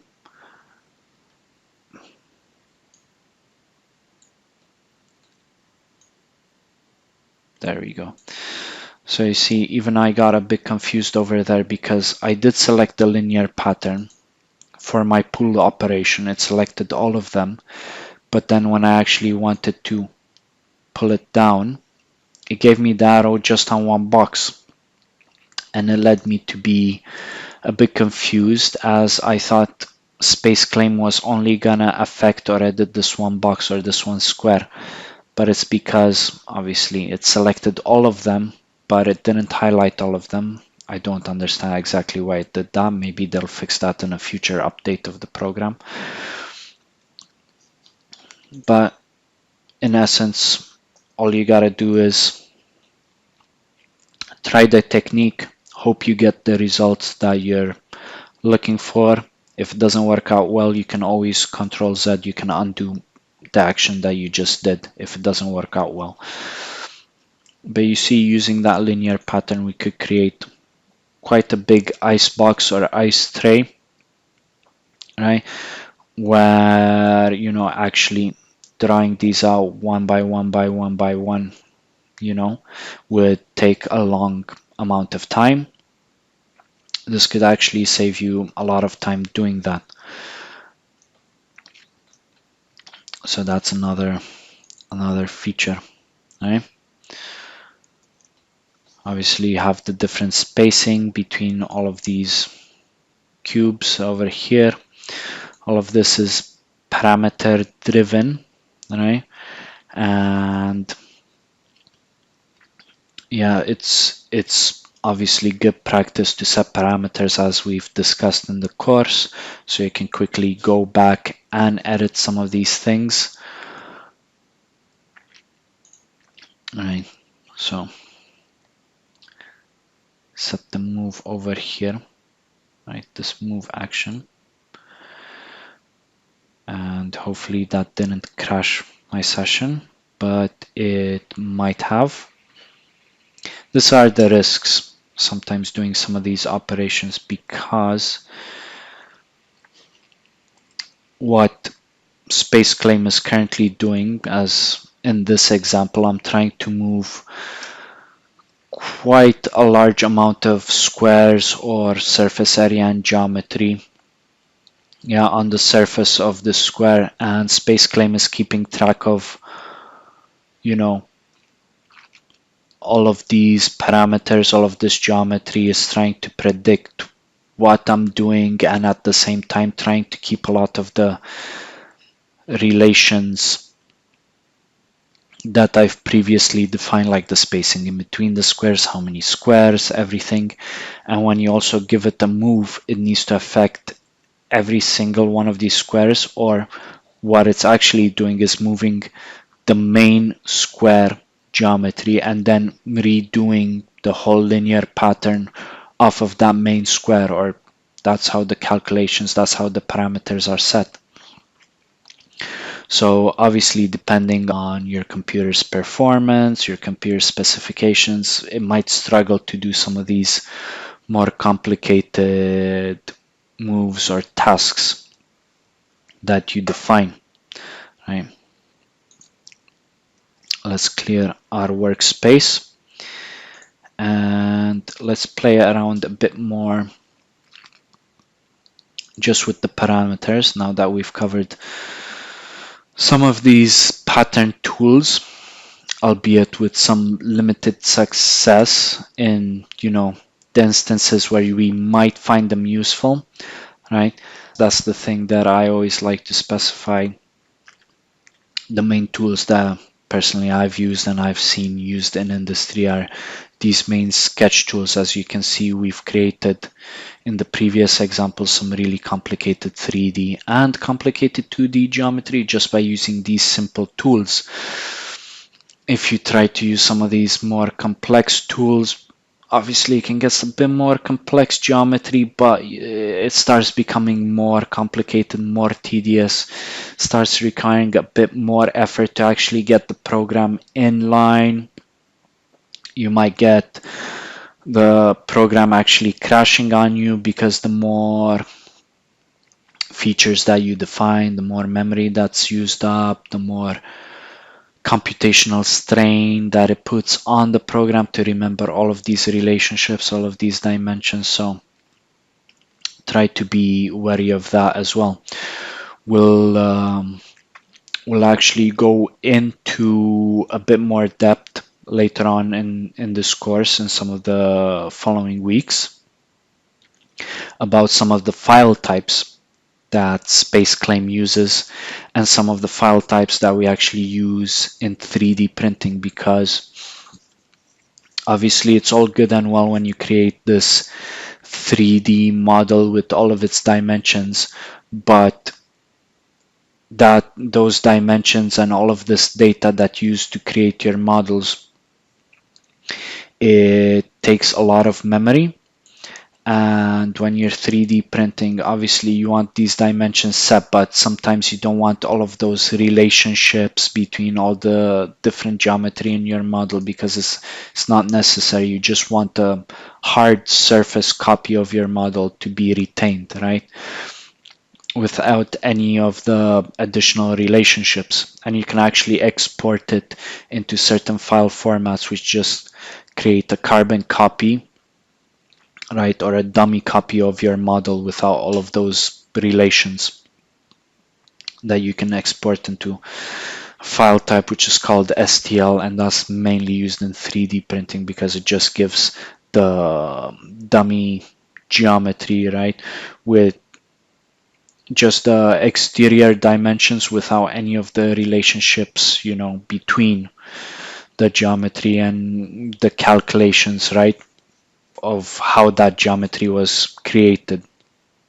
So by removing some of that geometrical calculation and computation, you can save quite a bit of space in your model.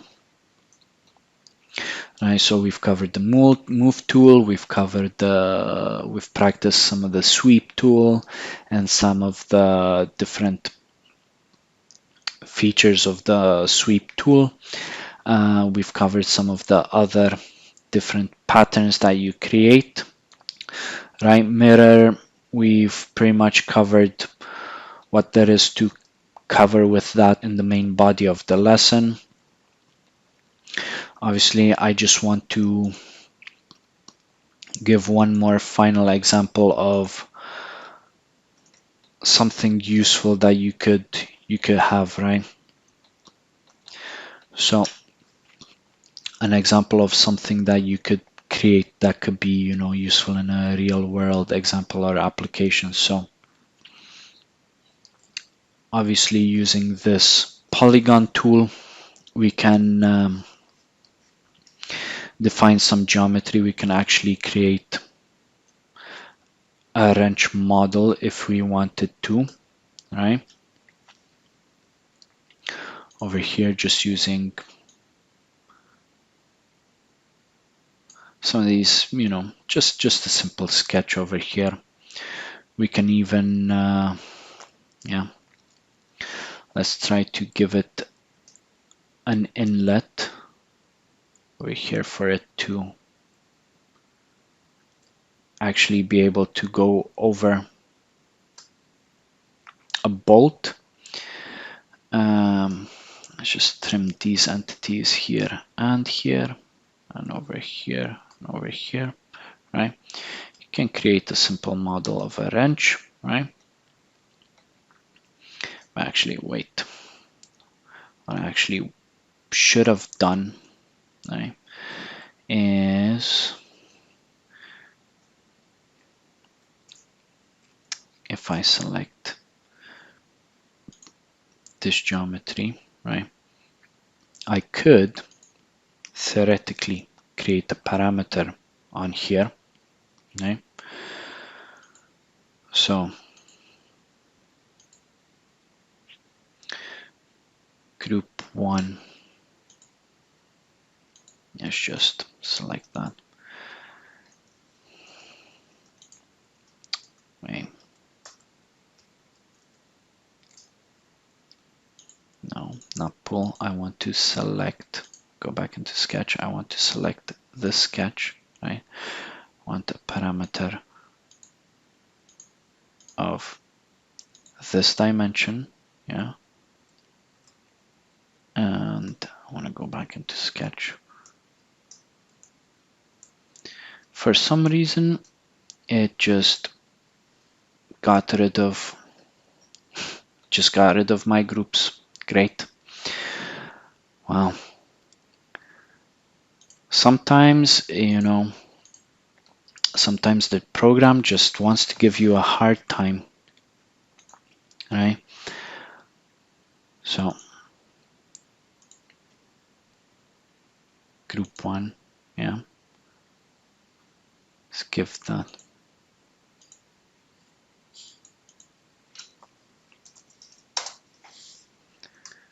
Selection.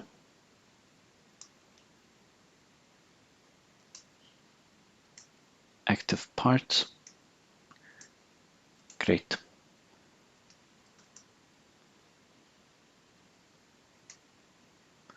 So let's go back into sketch.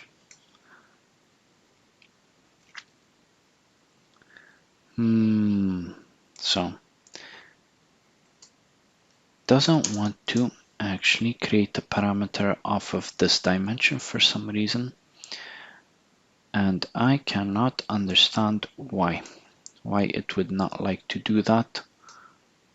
Yeah, as we saw in the main body of the lesson, you could have created a parameter off of this, but over here it just creates a named selection, right? Doesn't actually want to create a parameter for me for my dimension, which is very annoying. Yeah, but pretty much, yeah, play around with this. Sometimes you'll have setbacks, as I just did over here, trying to Just a couple of parameters or named groups, but don't despair. Just keep cracking on. As with most things, sometimes you can have an off day where things just don't work in your favor, but don't despair. Sometimes it's good to take a break from what you're doing. Take 5 minutes, come back to it, try a different approach. Maybe if you restart the program, it would actually do what you intended to do.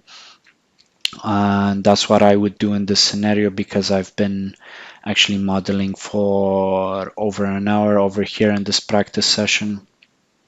And most likely just because I've been creating geometry, selecting it, deleting it, setting different sketch planes, creating more sketch planes. It's given the program a lot to a lot to think about, and now it just doesn't want to cooperate on some of these issues. But okay, that is what we're going to cover over here for this one.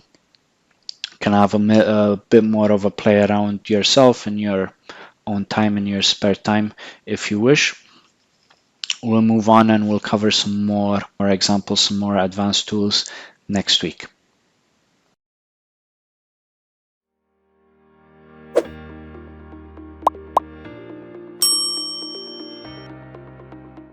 Hello and welcome back to additive manufacturing and 3D printing using Ansys SpaceClaim.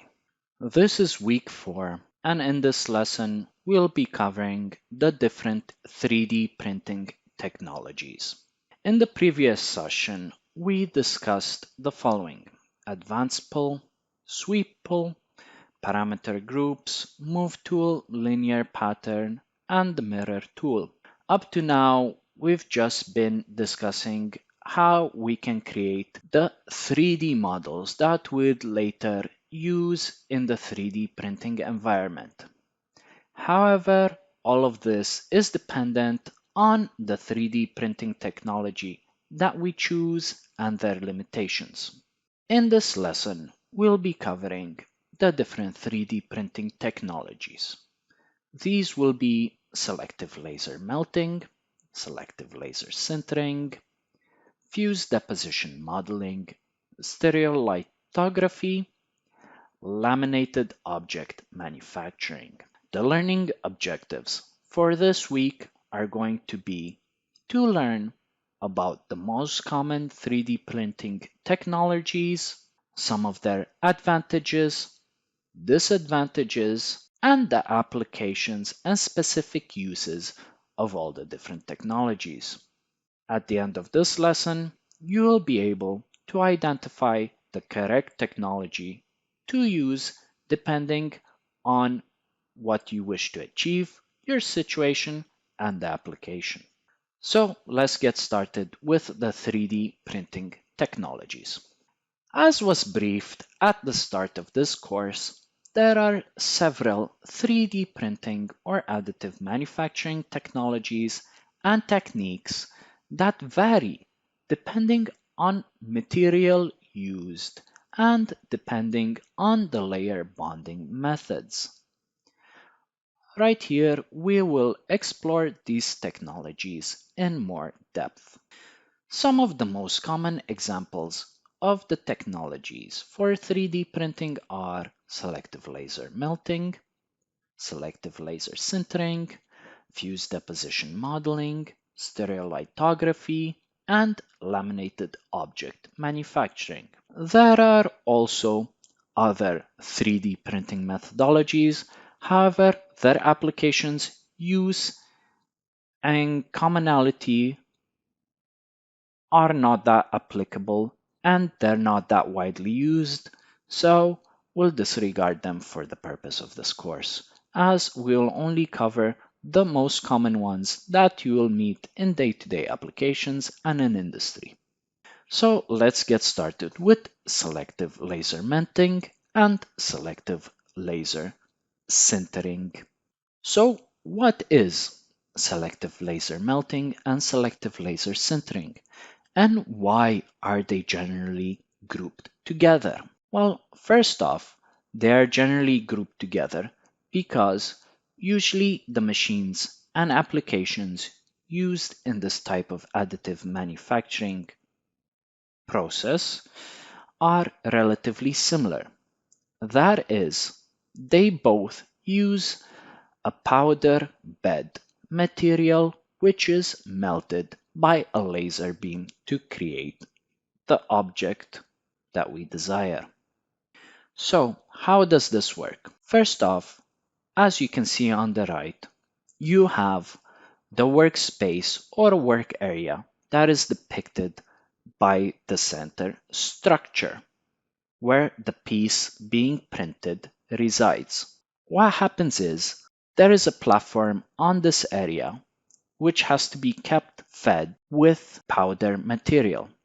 Generally, this powder material is metal filings. So pretty much what you get is very fine metal powder that is deposited from the powder material store on either side of the workspace by a roller. So how this works is you get a little bit platform on the left and on the right, which moves up to sort of extrude a bit of metal powder, which is moved and deposited by a roller onto the workspace in a controlled layer of specific thickness.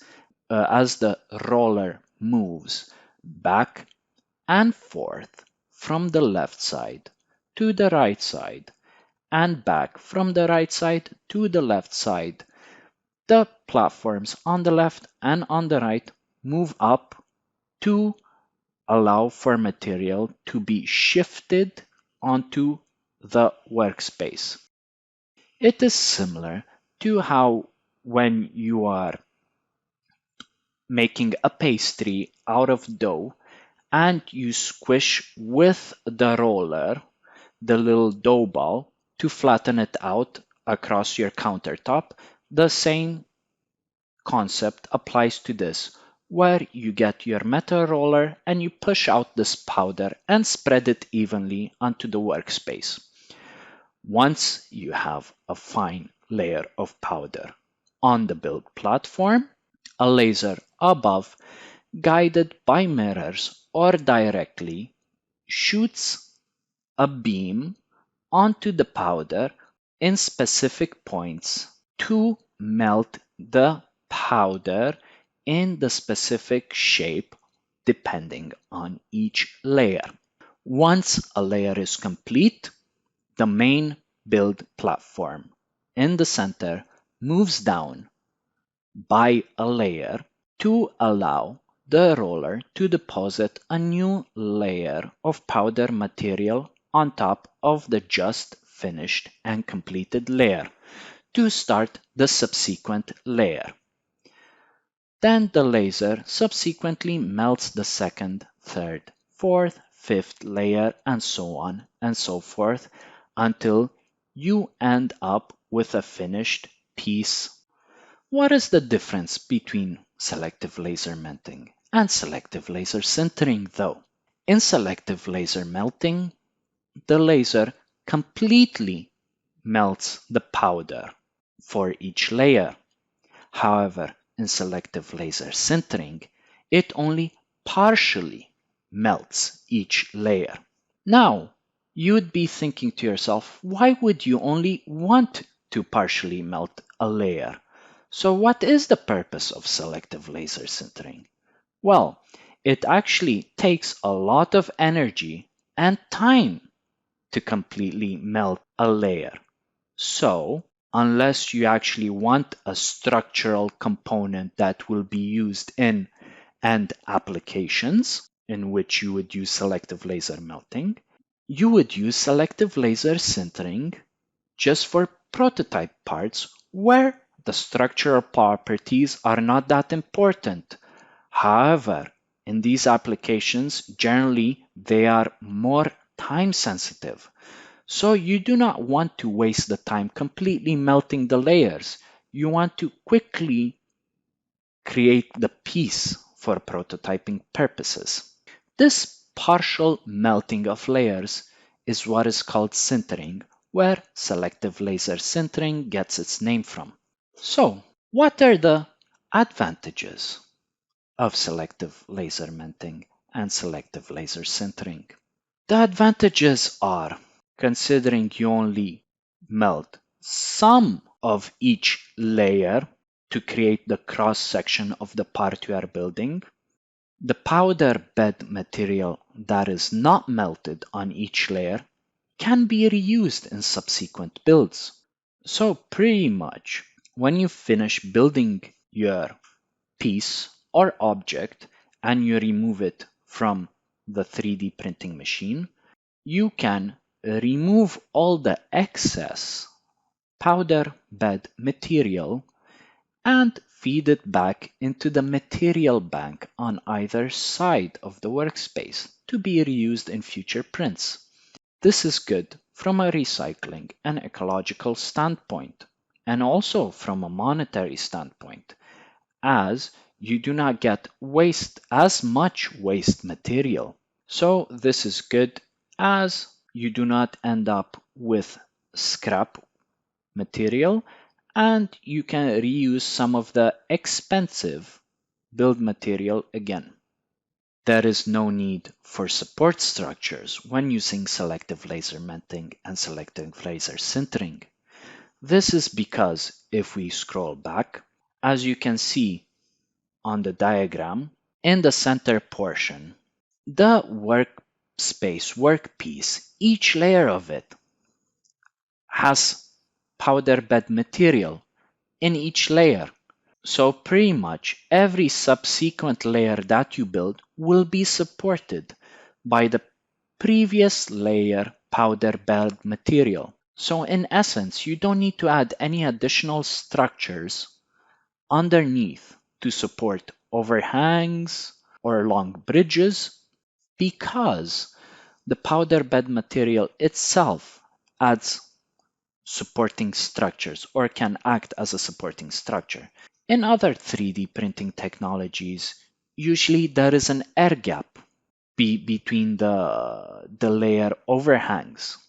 So gravity pulls down on each layer and can cause different problems. However, in this scenario with SLM and SLS, you do not get such issues.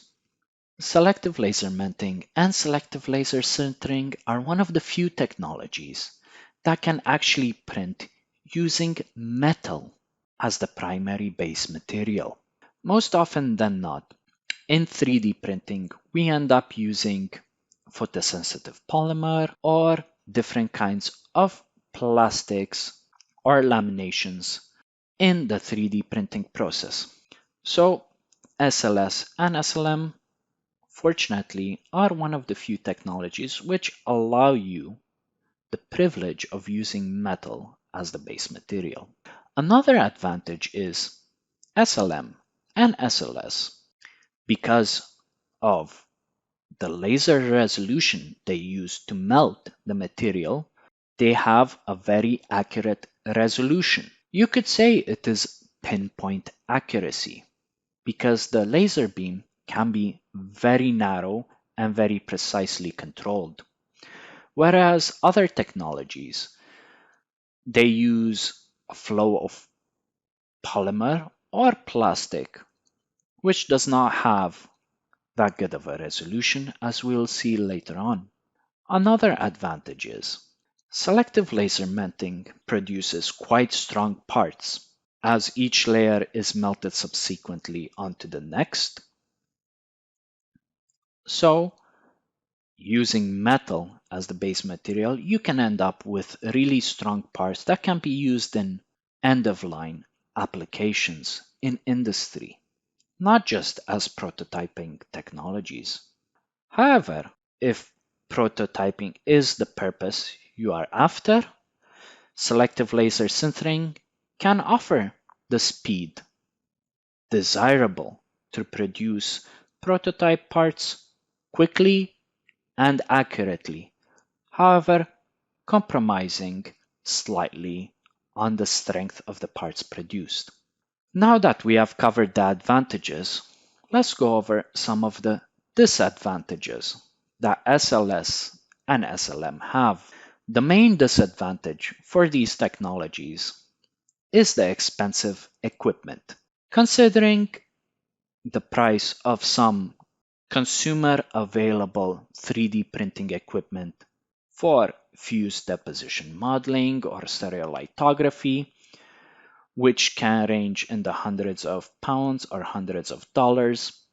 On the contrary, selective laser melting and selective laser sintering equipment can cost in the tens of thousands of pounds and dollars, which is by a factor of at least 100 times more expensive. In addition to the expensive equipment, you also have quite expensive powder material.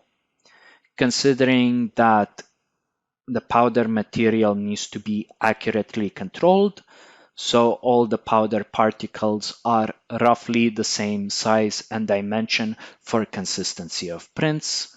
Really accurate manufacturing processes need to be employed when producing the powder for these applications.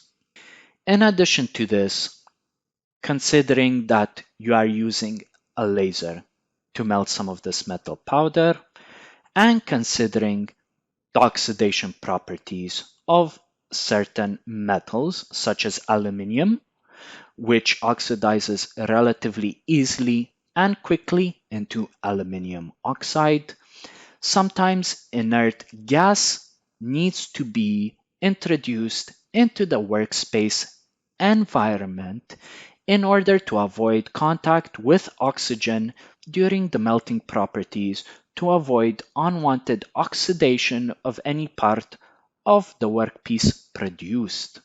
This inert gas obviously cannot be reused in the context of production, so you would need a consumable supply of inert gas to be readily available and continually replaced and replenished whenever you produce any pieces using this technology.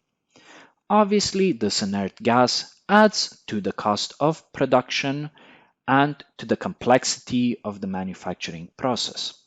Considering that we touched upon some of the complexities of this manufacturing process using SLS and SLM, it's also very important to note that certain health and safety procedures and equipment will be required when handling the powder and with the gas produced and used during the melting process.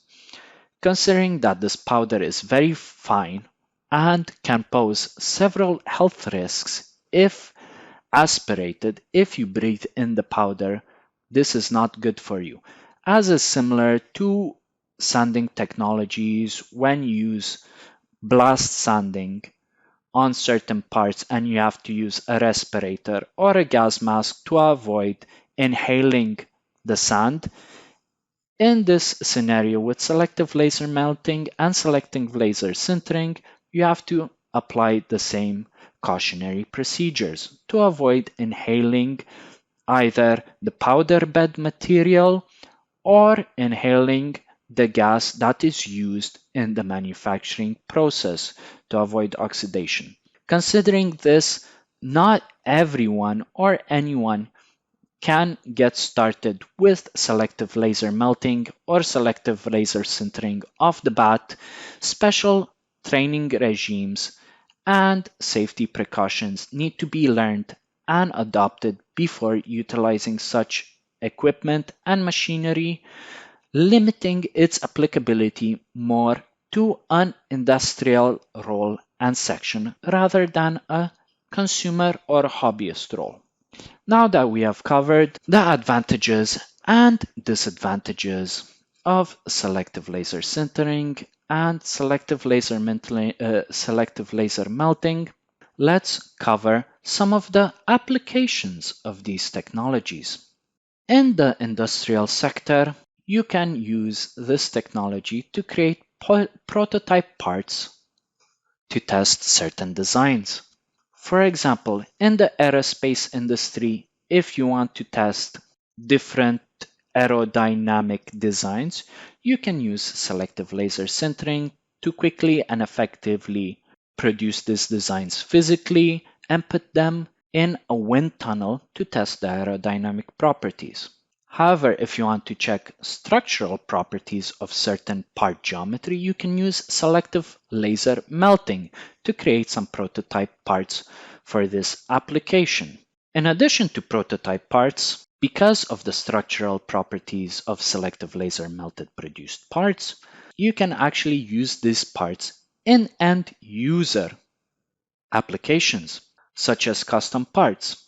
As an example, let's say you are a person who is restoring a classic car from the 50s. Obviously, because of the age of the vehicle and the parts you are using, it might be very difficult to find replacement parts for your application, especially for decorative or trim parts, such as a badge or emblem. However, using selective laser melting, if you can produce a 3D CAD model or a representation of the part that you wish to have, you can send that off to be 3D printed. Considering you won't need so many parts for your application, most often you would need just one of these parts for the application. So this is a perfect example of this.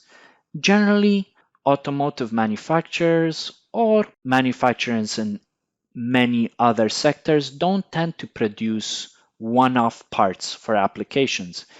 If there is not a mass production incentive or a need for mass-produced parts, generally such parts would either be very costly to pre-produced on demand or on order, or they would not be produced at all. Also considering that most metal parts are either cast or stamped and pressed using dies. Certain dies from the original application might not be available anymore, or they might be discontinued.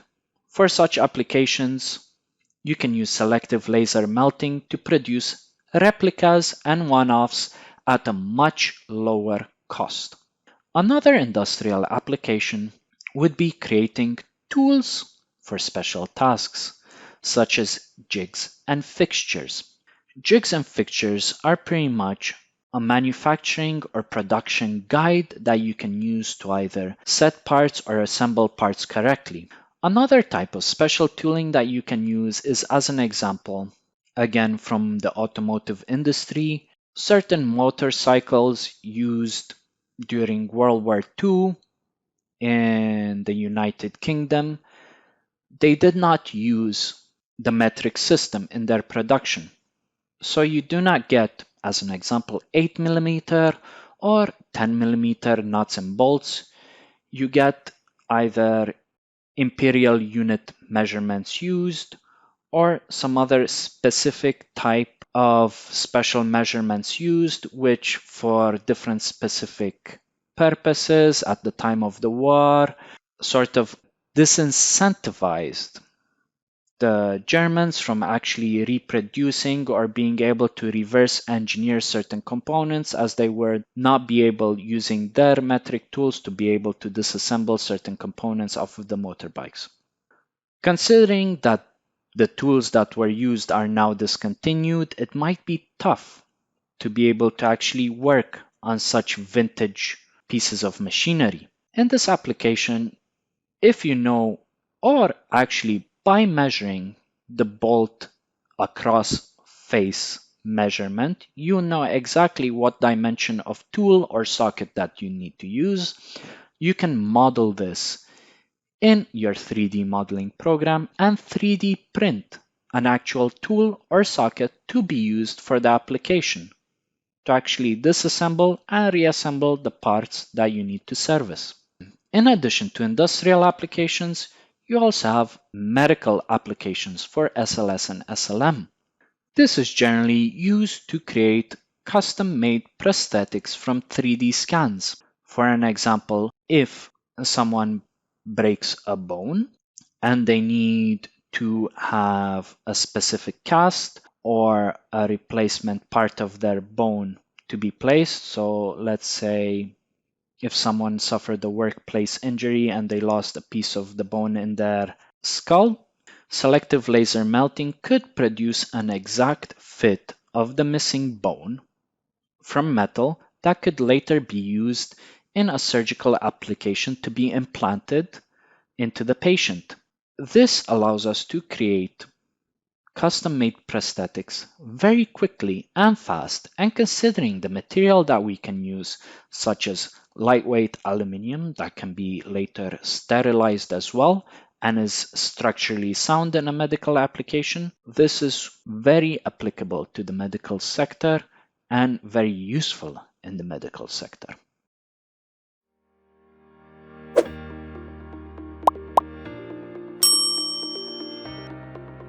Now, in this section, let's move on to fused deposition modeling. So, what is fused deposition modeling? Fused deposition modeling works by melting a thermoplastic filament and extruding it in the layer by layer process that is common in 3D printing. So, as you can see by the image on the right, you have a filament roll or spool that is fed to an extruder which pushes the filament precisely and accurately through a hot end, which is a piece of metal, either high-strength stainless steel or brass, depending on the material and application, which melts it and extrudes it into a thin line in the exact shape or geometry per layer. The melted filament is deposited onto a build plate, which is either glass or metal and can be heated to alleviate some of the issues with fused deposition modeling or to actually create a more accurate test piece. The piece being printed obviously is created by this layer by layer method, in which each layer is created by the extruded thermoplastic in the cross section that is defined from the 3D geometry. However, to create the 3D model, you need 3 combined degrees of motion of the build plate and hot end. There are several fused deposition modeling technologies widely available to the public. And in each of these technologies, they all have a combined 3 degrees of freedom and motion of the build plate and hot end. Some move the hot end and extruder in the Y and Z axes, and in this case, the build plate has to move in the X axis. Some move the extruder and hot end in the X and Y axis, and the build plate moves vertically in the Z axis.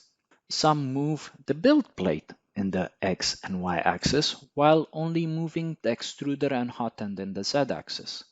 However, the one thing that they have in common is the combined 3 degrees of freedom and motion of the extruder, hot end, and the build plate. Fused deposition modeling is the most consumer accessible technology widely available to the public. You can easily find fused deposition modeling 3D printers for a few $100s or a few £100 by many different brands and many different suppliers.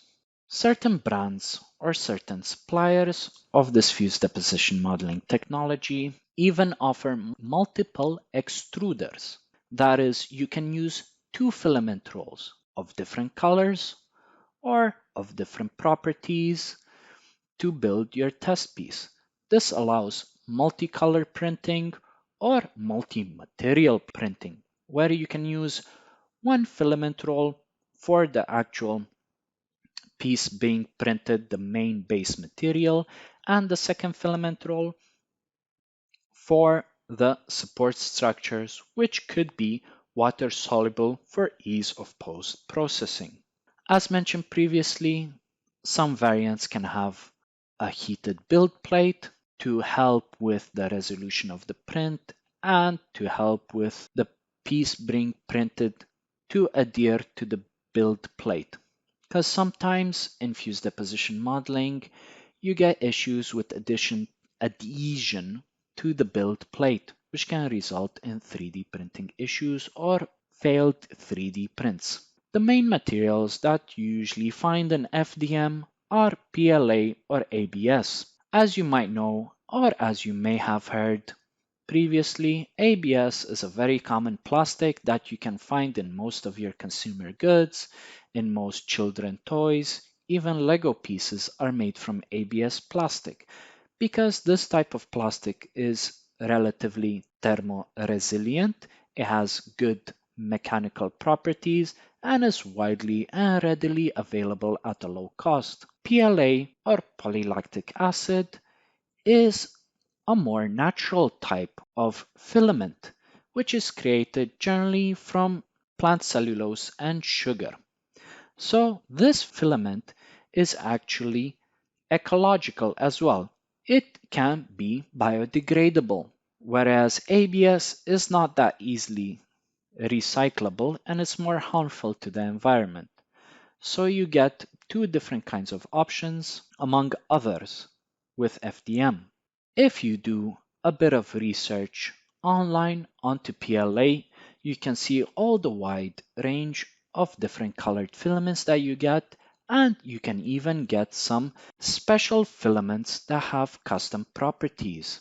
These custom properties are because of the blend of PLA, where it's not 100% PLA in the filament. It can be 70% PLA and 30% other material. You can get wood fill PLA filament, where it's 70% PLA and 30% wood powder or dust.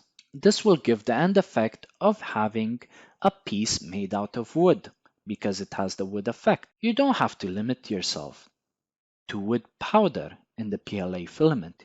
You can also use glow-in-the-dark powder. This will make your end PLA printed pieces or objects glow in the dark. You can also have some thermochromatic powder added to the PLA filament, which reacts to temperature changes. So the end pieces that are resulted from this FDM production, once you hold them, or if they are exposed to a temperature change, they could change color. And as you can see, due to the wide range of filaments available, you can create a wide variety of different objects and pieces to suit a wide variety of needs. However, because we are mainly dealing with plastic, the mechanical properties are not as good as if we are dealing with metal, unfortunately. Now that we have had an overview of what FDM technology is, let's go over some of the advantages and disadvantages of this technology. Some of the advantages of FDM are that it's the cheapest 3D printing option currently available on the market for both industrial and consumer applications. This includes the material costs, which is the 3D printing filament, and the equipment cost, which is the 3D printer itself. The equipment itself is relatively user-friendly, and there are loads of guides, manuals, and forums online that can help troubleshoot some of the more common pitfalls of 3D printing using FDM. As I've mentioned, there is a large modeling and 3D printing community as FDM is so widely available, and you can post on forums, ask people for advice, and generally get a wide range of help with any issues that you may face. As we have previously discussed as well, there are a wide range of filaments available with generally different properties, different colors, and different grades. Another advantage is if you buy an FDM 3D printer with a very base or limited spec, it's very easy to upgrade the equipment later on. So if you get a 3D printer with a non-heated print base and you are suffering from issues with layer adhesion, first layer base adhesion. You could later upgrade to a heated bed if you so wish. Another thing is if you buy a single extruder or single head FDM 3D printer, again, it is relatively easy to add another 3D printing head to your 3D printer so you can have a dual extrusion or dual head 3D printer. Again, the large modeling and fan community for FDM technology can help with this. And there are loads of stories and loads of forums with detailed instructions and experience that you can learn from and take upon. Another really good advantage of FDM is the relatively fast speed with which you can create your pieces. Generally, extruders or FDM technology, the speed that they operate at in layer or line deposition is 30 millimeters per second, and this can go up to a speed of 60 millimeters per second. I know these are relative units, but in the 3D printing community, this is a relatively high speed and you can get a high turnaround of prototype parts in this time frame. Now that we have covered some of the advantages of FDM, let's cover some of the disadvantages of FDM. As we have mentioned, because of the use of plastic as the base material in FDM 3D printing, you get relatively poor structural properties, and more so with SLA as the filament material because of its biodegradable properties, considering it will decompose after a few years. This can either be an advantage or disadvantage. In this scenario, using SLA for structural parts will not produce the best results as they will deteriorate over time. Also, because of the extrusion properties, you end up with stair stepping, which is pretty much low resolution on the surface of the 3D printed piece. So usually 3D printed pieces using FDM will require post-processing where you might have to sand down the surface in order to get a smooth surface finish. This is especially noticeable if you are printing tiny and very detailed objects. Also, considering the technology, you might be required to use some support structures depending on your design. So, as an example, if you are printing a model of a bridge where you get a long stretch of unsupported section of your model, then this is prone to sagging or actual collapsing of the structure itself. In this situation or scenario, you might actually have to include support structures in your design, which utilize more material, increasing the costs of producing parts, and will also require post-processing to remove the support structures after printing is complete. This also adds to the time and cost of producing parts. As I've mentioned in the support structures, post-processing either by sanding or removing the support structures may be required.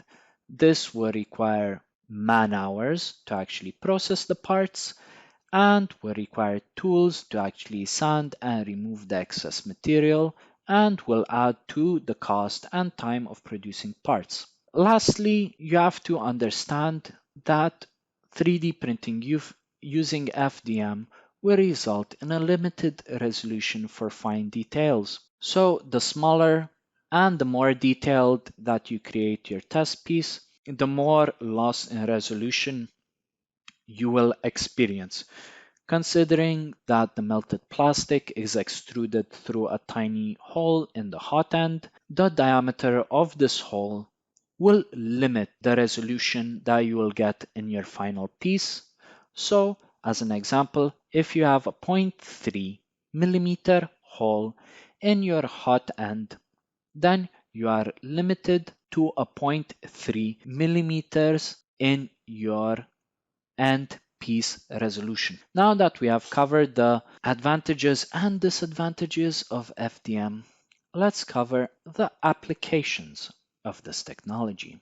In the industrial application, you can use it to create tooling such as jigs and fixtures, as previously mentioned in SLM and SLS. However, in this scenario, the jigs and fixtures produced would be relatively cheaper because of the lower cost of material in FDM. These jigs can be, as an example, aligning jigs. So take an example, you want to drill certain holes at a specific distance, a piece of rectangular wood. What you can do is actually create a little jig that you can place on top of the wood, which offers you an exact hole at the position that you require, which you can drill straight through.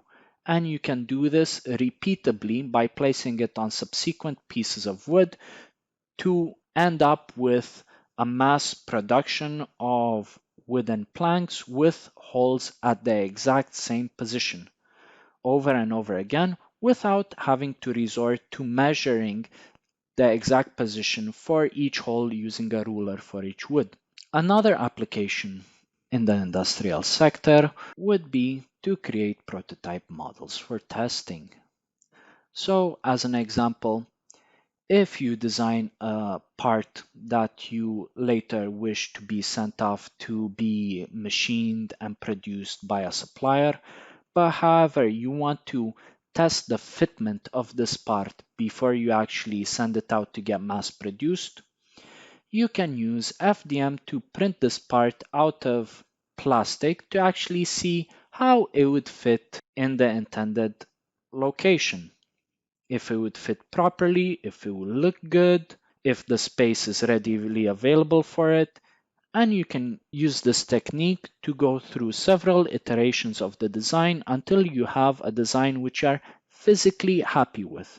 Because it is one thing to see a 3D design on your computer screen, and it's another thing to actually have a physical representation of that design which you can use and place in the real world to actually get a real life look and feel for the piece that you want to get produced. From a consumer perspective, FDM technology is easily and widely available for hobbyists. So if you want to get into 3D printing as a pastime or a hobby, you can actually easily find and purchase an FDM 3D printer for this application. Also, if you have played around with the recent version of Microsoft Paint, you can see that it has a 3D function and feature, and it also allows you a service where you can send your 3D model to get 3D printed by specific local companies for you. This is pretty much where you can actually, if you do not have access or you do not want to invest the money to get yourself FDM 3D printer, but you still wish to create a prototype part for a singular purpose or a one-off, you can send your 3D files out to specific companies where they would 3D print your parts using FDM technology, and it is relatively cost effective and cheap for you to achieve this.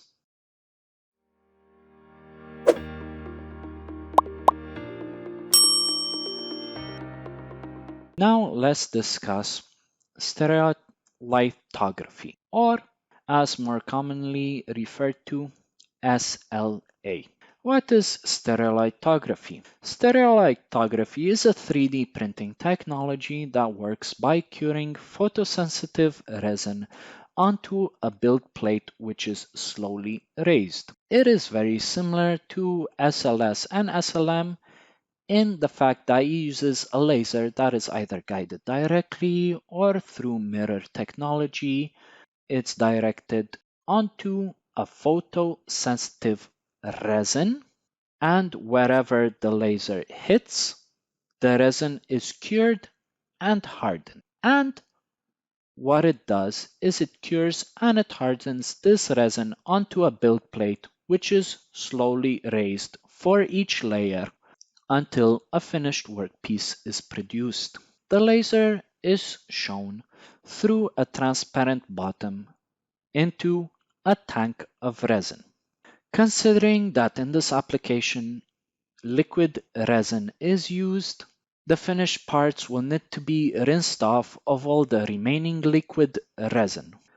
So let's cover some of the advantages and disadvantages of SLA technology. One of the main advantages of SLA is the smooth surface finish that is produced. The reason behind this surface finish is due to the resolution of the laser. As opposed to fused deposition modeling, which extrudes material through a hole into a hot end, the resolution of a laser that is used in SLA is much smaller than any hole that you can produce to extrude melted plastic through. Considering this increased resolution, you usually end up with much smoother surface finish of end products. Because of this, usually SLA is used to create tiny miniatures with relatively high detail. As was mentioned for FDM, SLA is also relatively fast. It is also cost effective, pretty much comparable with FDM, however, it's slightly more expensive, sort of going from 1.5 times the cost to 5 times the cost of an FDM printer, depending on which brand you choose and what features you wish to adopt.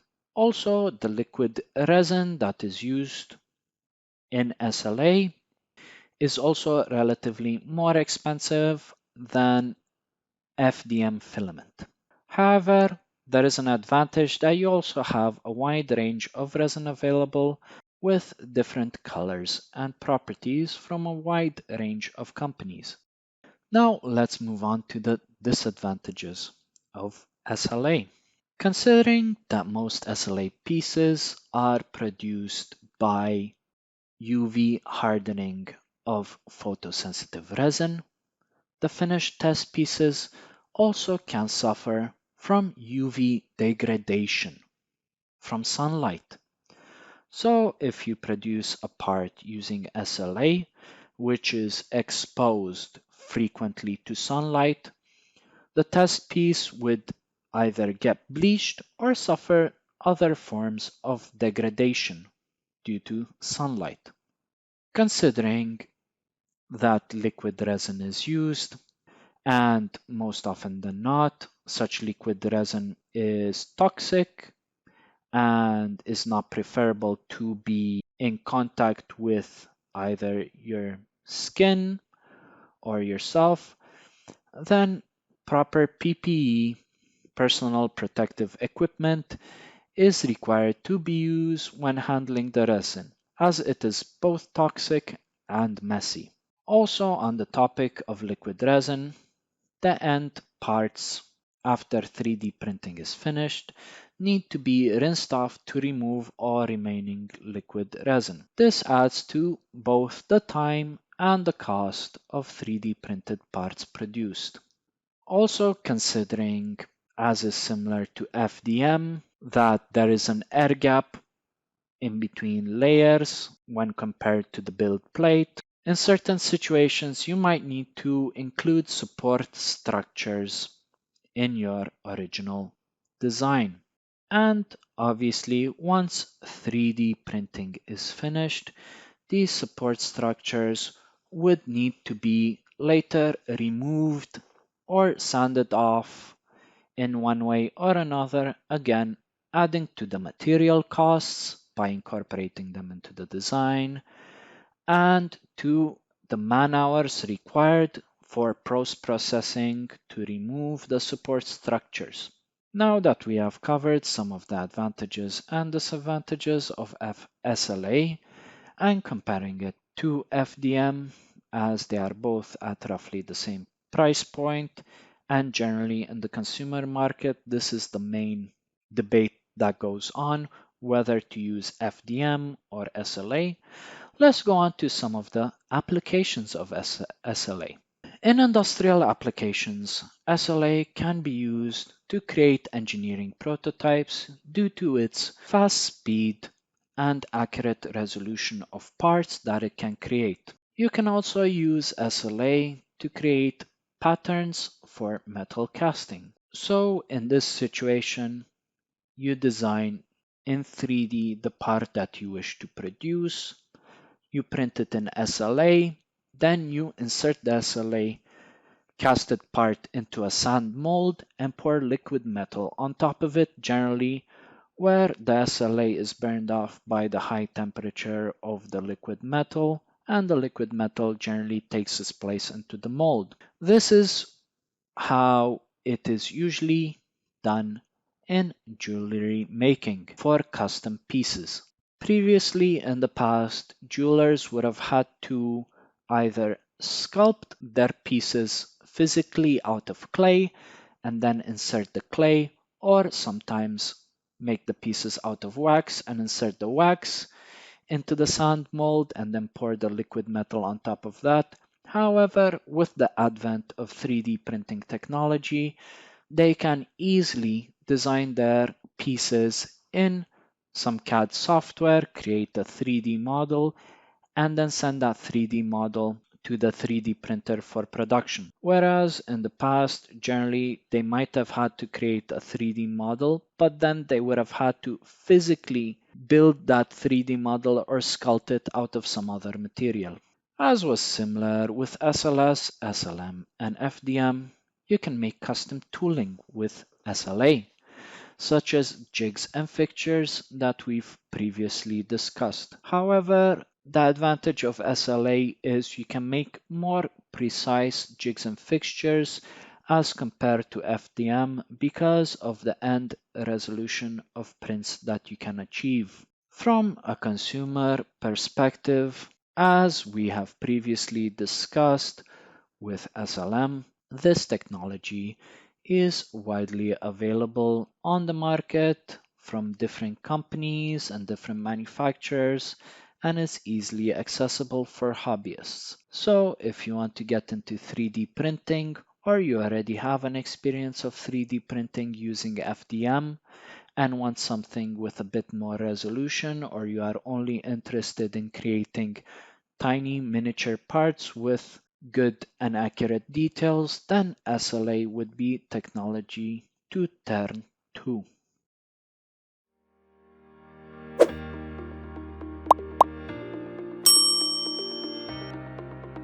Now let's discuss laminate object manufacturing. What is laminate object manufacturing?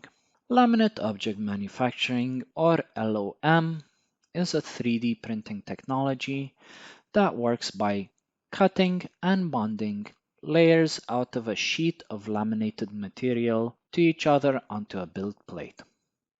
As you can see by the illustration on the right, you have a feed roll which feeds a sheet of laminated material. This could either be paper or wood or metal or plastic or many others, feeds it off of a sheet from a feed roll onto a waste roll, and the sheet material is fed over a build plate over the workspace where a laser traces the outline of each layer, and in doing so cuts the layer out of the sheet, and subsequently a heated roller passes over the sheet which bonds it to the layer beneath it. This is repeated for each layer, and in between layers the build platform which holds the test piece is lowered for each layer. Due to the limitation of the build material sheets, this is mostly used for larger builds, as it is not suitable for fine details due to the limitations of the resolution that it can produce. A lot of processing to cut the finished piece out of the surrounding build material might be required, adding to the cost and time of producing finished products. Now that we have touched upon what LOM is, let's cover some of the advantages and disadvantages of this technology. Some of the advantages of layer object manufacturing are it's very fast for making large-scale parts, as may be used in architectural models and architectural 3D diagrams.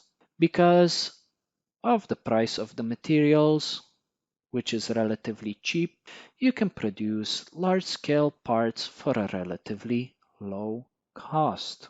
In addition, there might not be a need for support structures in the design because each layer is supported by the sheet layer underneath. This is mostly due to each layer in layer object manufacturing. After the heated roller passes over it, it completely bonds to the layer underneath. So you always get a square rectangle in the shape of the workspace, out of which an area which represents the cross-sectional area of each layer to be printed is cut out. Now that we have covered some of the advantages, let's move on to some of the disadvantages of layer object manufacturing. As we have touched upon, the resolutions of parts produced can be relatively low. This means that layer object manufacturing is relatively only suited for larger scale parts. Tiny miniatures or accurate features cannot be effectively reproduced using this technology.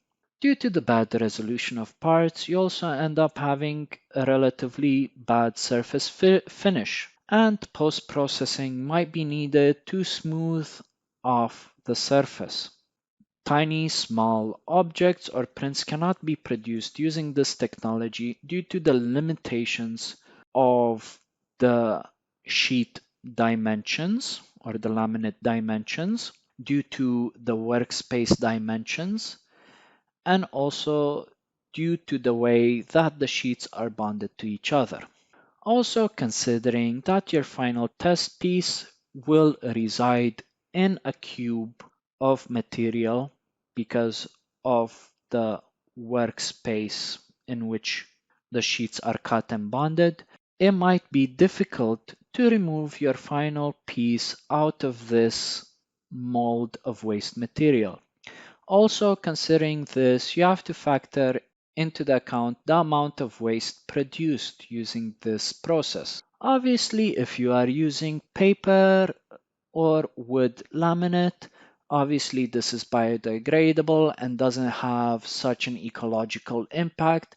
However, if you use plastic sheets or plastic laminates, then this could have a larger environmental impact and is not as desirable. Also, considering all of these disadvantages, you can easily infer that layer object manufacturing can have a limited applicability to what can be produced with this technology. So let's cover some of the applications of layer object manufacturing. In the industrial sector, you can produce architectural models such as of buildings or of landscapes to be used for presentations. Traditionally, these models are created through an art and craft method using a very manual approach. So an architect, when building the model, would generally have to craft this himself by hand. However, using layer object manufacturing, the architect could be able, if he has a 3D model of what he'd like to present, he could send this 3D model off to be 3D printed using layer object manufacturing, cutting down on production time and man hours and freeing up the architect himself to work on other projects in the meantime while this is being produced. On the topic of architectural models, also topographical maps can be produced, which represent the different landscapes and is used for geographical representations. So if you'd like to model the landscape of hills, cliffs, and mountains of a particular area or region for geological purposes or architectural purposes when landscaping or site overviews, you can create such topographical maps using layer object manufacturing. Also considering the large-scale application of layer object manufacturing, you can produce large-scale parts for such purposes. So if you want a one-to-one scale of large physical components, layer object manufacturing can be utilized to produce such components at a relatively fast speed and for relatively low costs. So in this aspect, it could be good from a prototyping aspect as opposed to selective laser melting, which would take a relatively long time, or fused deposition modeling and stereolithography, which are not that well suited for such larger scale applications. Also, considering this, the material costs in layer object manufacturing are also relatively low when compared as to selective laser melting and sintering, which uses metal, which is much more expensive, and infused deposition modeling and stereolithography, where the material costs can quickly add up for larger parts and components. In summary, the most common 3D printing technologies are selective laser melting and selective laser sintering, which uses a laser to melt metal powder in a layer-by-layer approach. Fused deposition modeling, which uses thermoplastic filament, which is extruded in lines in a pattern in the layer-by-layer approach.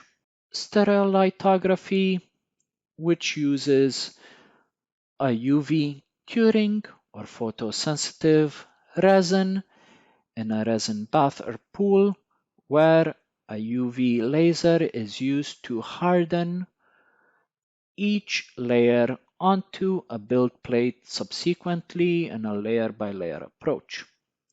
And last but not least, laminate object manufacturing, which uses the cutting and thermal gluing of laminated sheets in the layer-by-layer approach.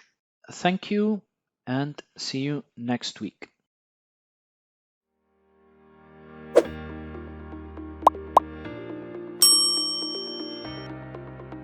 Now that we have covered the main body of content, work content, for week number 4, which is the different additive manufacturing or 3D printing technologies, let's look at a couple of real-world examples, a few videos of how these technologies actually produce the parts that we discussed, and sort of draw back on the information that we already covered, just to put 2 and 2 together and get a better understanding of how these technologies work.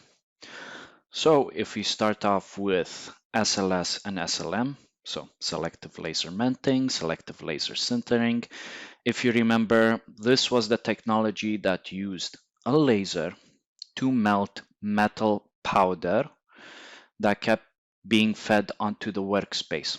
So let's see what that actually looks like over here. This example, we can see that we have a bed of metal powder, and these sparks that are flying is actually the laser that's melting that layer of powder into the shape, and you can start to see the shape forming over here, right, in one of the layers. So this is maybe layer 1 or layer 2 or layer 3, not quite sure, but it's one of the layers of the model. So the laser finishes melting this layer, and then what should happen is a little roller, as you can see, it's coming back and forth right now, is depositing another or the next layer of powder on top. So you can see the previous cross-sectional area or layer that was just printed has now disappeared under that new additional layer of metal powder. And then the same process where the laser melts the next layer, so on and so forth. It gets repeated until the 3D printer itself goes through all of the layers of the model and finishes printing each one. And after it does that, the model can be removed from the workspace, right? And the additional powder from the workspace hasn't been used can be reused and recycled, fed back into the loop, right? So if we go on to the next video, this one over here, this one sort of shows the schematic that we also saw during the lesson with the main workspace over here, the laser, the roller, and the feed powder beds to the left and the right, and the pistons moving the build platforms up and down. So you can see initially the main workspace platform moves down one layer, and the right feed powder bed platform moves up, and this roller is now going to move across and deposit this feed powder material onto the workspace for the first layer of the 3D printing process to commence, right? So as you can see, one layer's worth of material has been moved or deposited from the material bank onto the workspace, and now the laser is melting the cross-sectional area of the first layer, right? Once it does that, the second powder bed sort of moves up to continue feeding it. This is a dual powder bed supply style system. You can also have one powder bed style, but then the roller has to go and do a back and forth motion for each, layer deposition. Whereas in this dual powder bed feed method, it only needs to move across once per layer, right? So it deposits the second layer onto the workspace. Then the laser melts the second layer on top of the first, and so on and so forth until all the layers have been completed of the model. And as you can see, the pistons move up and down, moving the build platform and the feed platforms up and down respectively. And at the end, right, once the model is complete, you will have to remove your model from this block of the workspace, right, which includes the model and the additional powder material around it. Now, if you remember some of the advantages that we discussed of SLS and SLM are that you can use metal. So this could potentially be metal powder that is being melted. It could be aluminum powder. It could be stainless steel powder. It could be even maybe if you wanted copper powder or any other kind of metal that can be melted using a laser. I believe there could also be, some thermoplastic powders available over there, but the main use of these machines, because they're so expensive, they're used mainly with metal, because most of the other 3D printing technologies, as we've discussed, they cannot process metal. So it'd be a bit of a waste to use such machinery to produce parts from thermoplastic, considering the other much cheaper alternatives that can do that.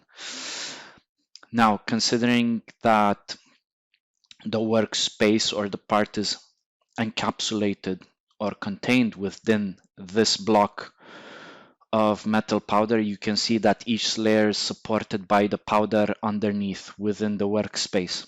So another advantage that we discussed is using selective laser sintering or selective laser melting is you would not need support structures to support your model. However, you do need to take account that obviously when melting this, if you create an enclosed surface such as a sphere, that sphere would be filled with this metal powder. So you have to take that into consideration when you design your parts. You will need to have a hole to be able to remove the internal volume of unmelted powder.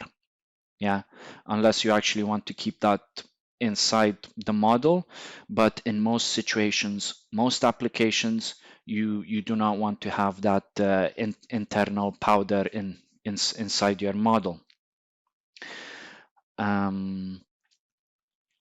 So obviously we're discussing both selective laser sintering and selective laser melting, and this one example because even though the technologies, or there's two technologies, the main difference between them is how, let's say, how much percentage of it you melt. So pretty much selective laser sintering, yeah, actually uses sintering, a sintering process rather than a melting process. So sintering is partially melted material, so it's not fully or completely melted.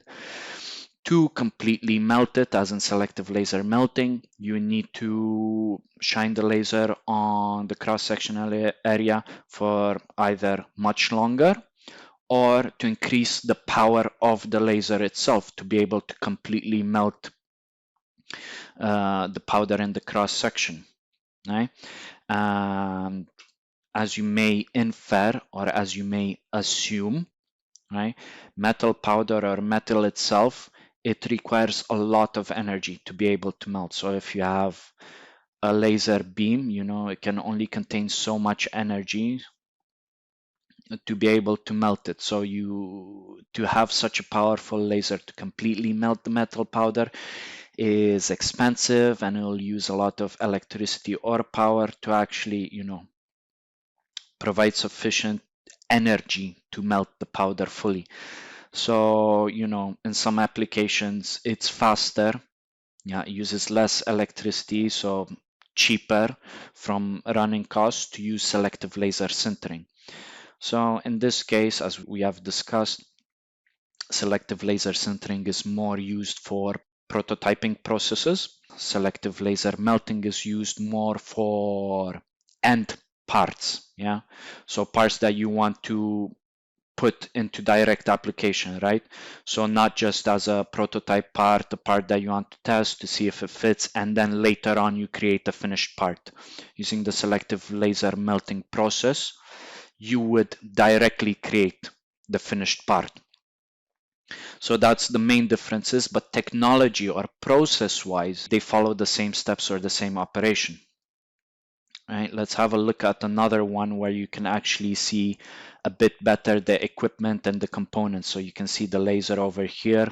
There's a cooling fan attached to the laser to cool it down, because considering the amount of power output this laser has, it can easily overheat. You need a thermal sump over there to sort of direct all of the heat produced, you know, in the component by the laser, because not all of the heat is directed down onto the build platform or workspace.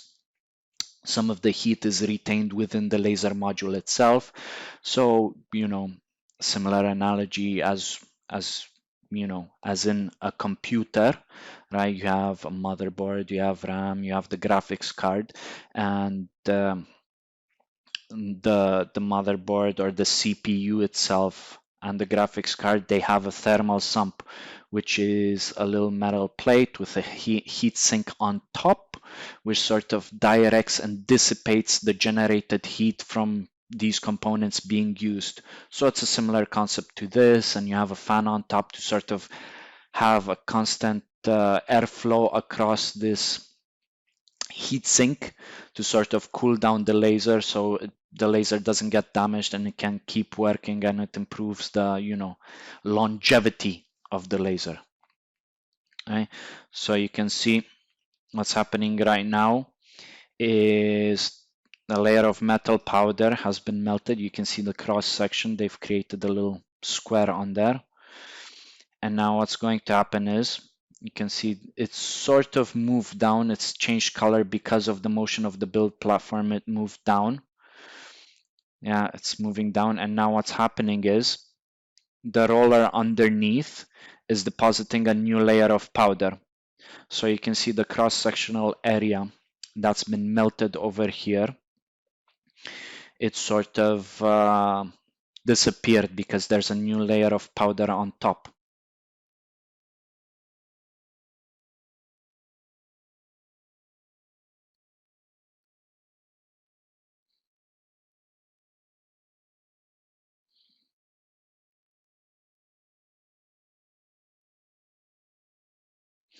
So once that powder layer deposition is done, the laser can continue on to the next layer.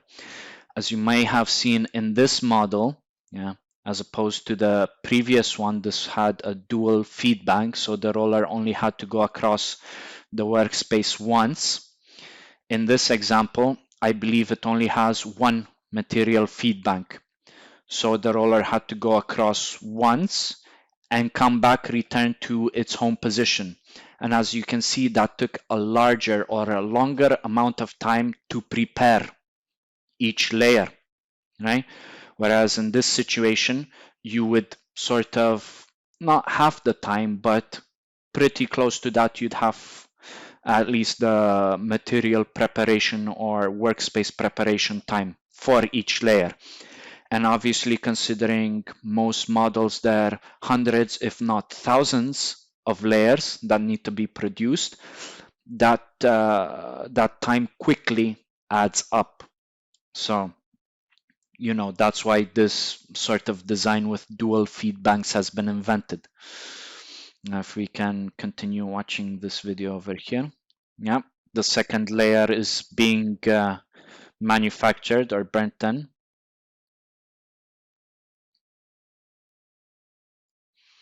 So I just want to mention, as you can see, there's sort of 3 axes of motion over here. So the workspace, yeah, or the build plate moves down.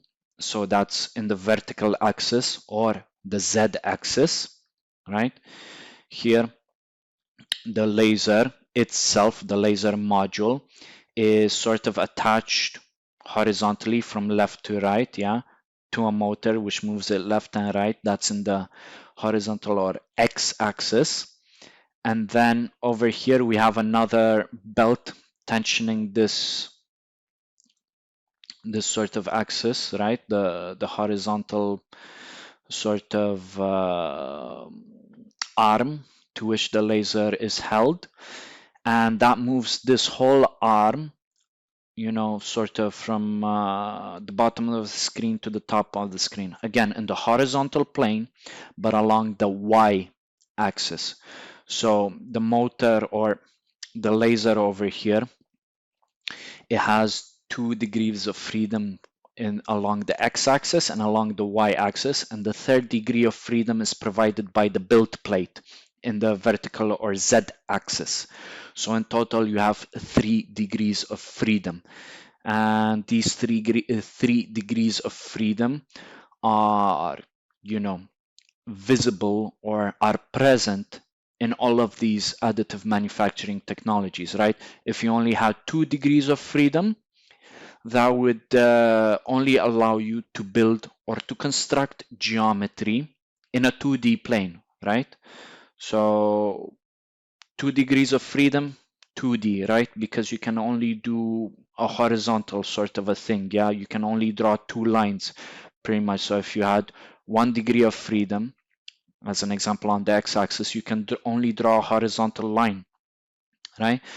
If you have 2 degrees of freedom, so you can move left to right and up and down the screen, right? So in the x-axis and y-axis, you can draw sort of 2 lines that, or lines in 2 directions, sort of a thing, or along 2 directions. And what this would allow you is to create geometry in 2 dimensions, right? So as a sketch or whatnot, general desktop printers, not 3D printers, general inkjet printers, right? They also have sort of, if you ever looked inside of one or you've seen how one works, it also has like a head, yeah, but instead of using a laser, it just shoots ink down at a piece of paper.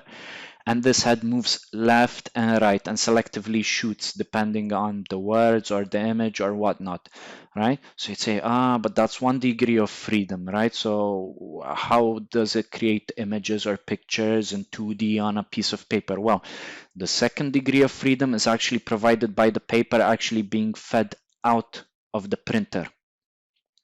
So pretty much inkjet printers or printers that you might have used in school or at university, they have 2 degrees of freedom of motion. 1 degree of freedom provided by the paper being ejected as it's being printed, and another degree of freedom from the print head or the inkjet nozzle. Right? But in additive manufacturing, because we are not working in a 2-dimensional plane, we are working in 3 dimensions, you need that additional degree of freedom. So we'll see this, and hopefully you'll notice it and perceive it in each of these examples that we see, all of these degrees of freedom.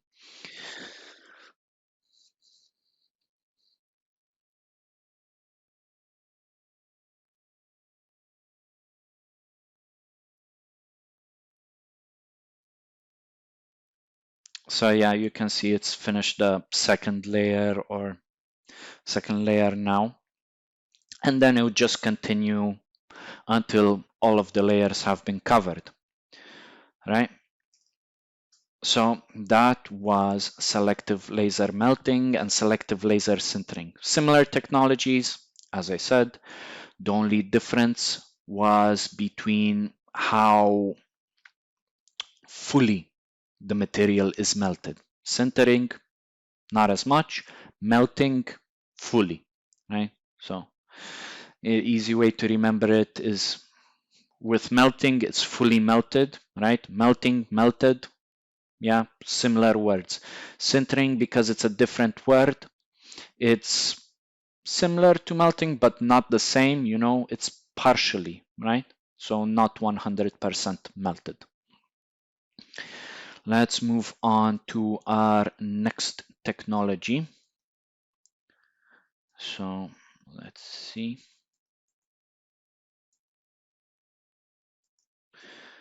So this will be fused deposition modeling. Let's see what example we have over here. So over here, this is more of an industrial unit for fused deposition models.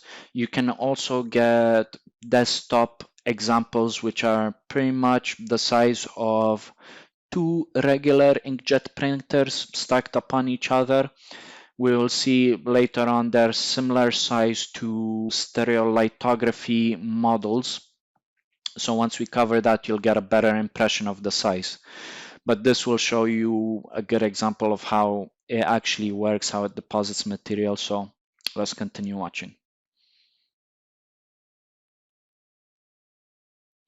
So as you can see here inside the unit, this is the build plate, and this is the actual part that's being printed. You can see there's sort of 2 colors. There's one black, which is the actual part, and there's white filament in there as well. I believe the white filament itself, that might be a support structure. So generally, support structures, they can be, either made from the same base material as the part itself, or you can use a secondary material. If your 3D printer is a bit more expensive, a bit more advanced, it can have 2 nozzles, so you can feed two types of material through it, one for the main model and one material just for the support structures. And the support structure material can be a bit, let's say, weaker, so it's easier to remove in post-processing, or there's some thermoplastic filaments that, you know, have an element of water solubility to them.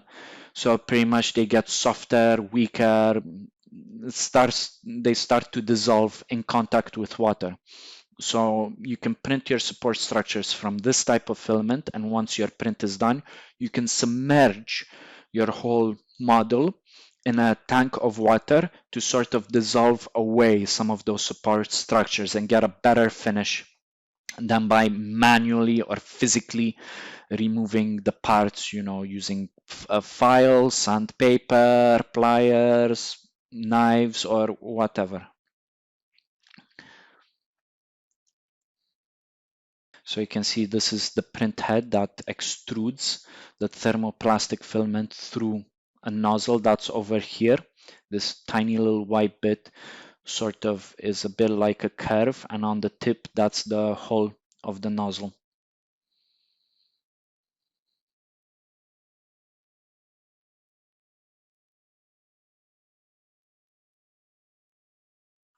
This is where you can see it a bit better. So the tip is over here, and it extrudes the molten filament onto the, so this is the actual work piece, right? It's not on the first layer, it's on layer maybe like 70 or 80 or whatnot or something like that, and it's continuing printing. As you can see over here, between the gaps in the model, it does a little jump or a little hop.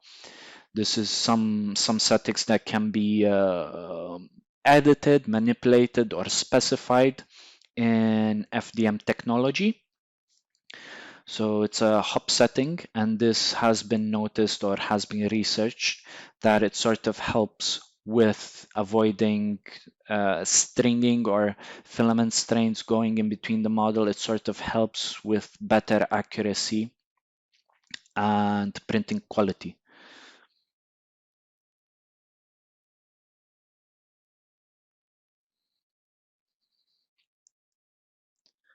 So this is sort of the 3D CAD data that's been sliced, or it's being prepared to send to the 3D printer itself. So you can see in this industrial unit, it has thermofilament storage area over here underneath. Yeah, so this is where you put your filament, and then it's the machine itself feeds the filament through the machine, going sort of on top and extruding it through the heated end to build on the build plate here on top. And I'm assuming that one of these is the base material for the part, and the second one is a different material for the support structures.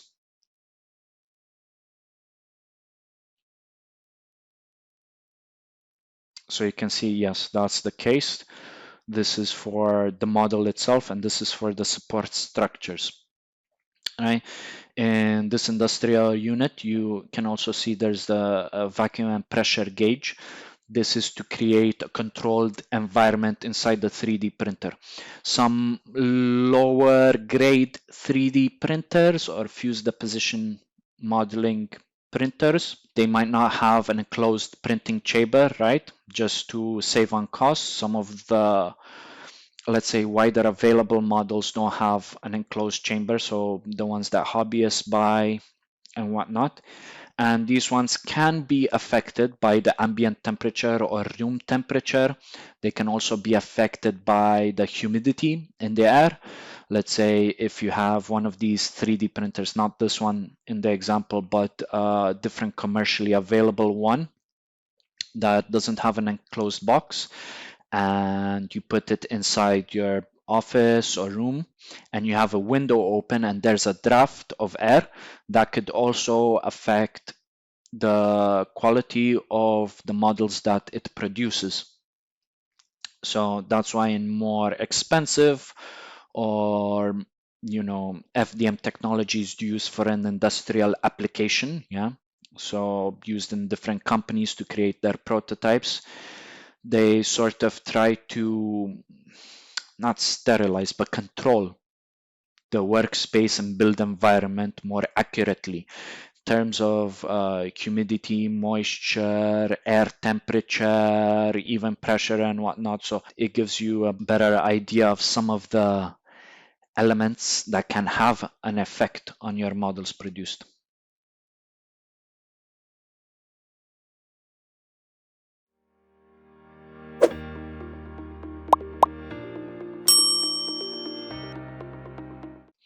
So this over here is the build plate, and this is the 3D printer head, right? So it has two extruders, one extruder here, extruder motor, one extruder motor here, so one left, one right, and two nozzles, so one left and one right. One nozzle will extrude the actual model material. The second nozzle will extrude the support material. So this way you can sort of maximize the speed of the print to be able to print faster, more accurately, and with better support structures. Some models that only have one extruder would generally generate the support structures from the same build material as the base model.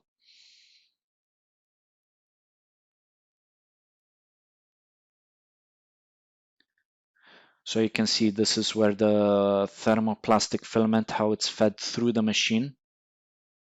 It's fed through the machine, you can see all the way through the back and coming out the top over here. I'll tell you what, even the location of the spool, or the thermofilament, how it's being fed, that can also affect your print.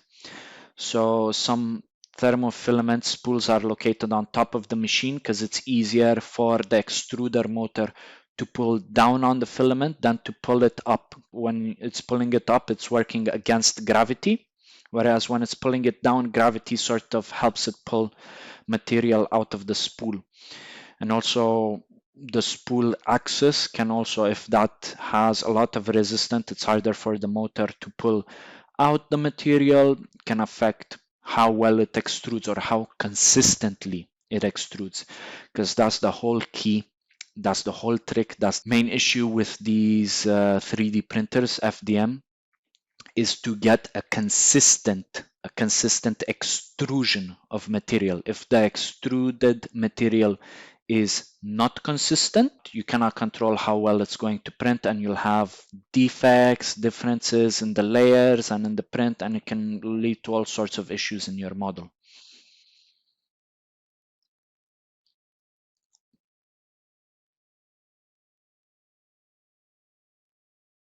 So you can see these are the drive wheels. So you have a motor that's moving these wheels over here. So you have one motor moving these wheels and one motor moving these wheels.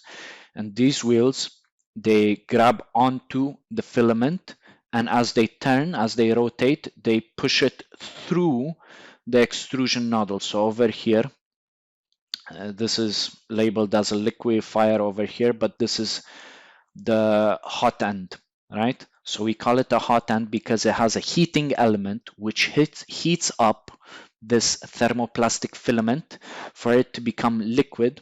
That's why they labeled it as a liquefier, to be able to get pushed through the nozzle and onto the workspace.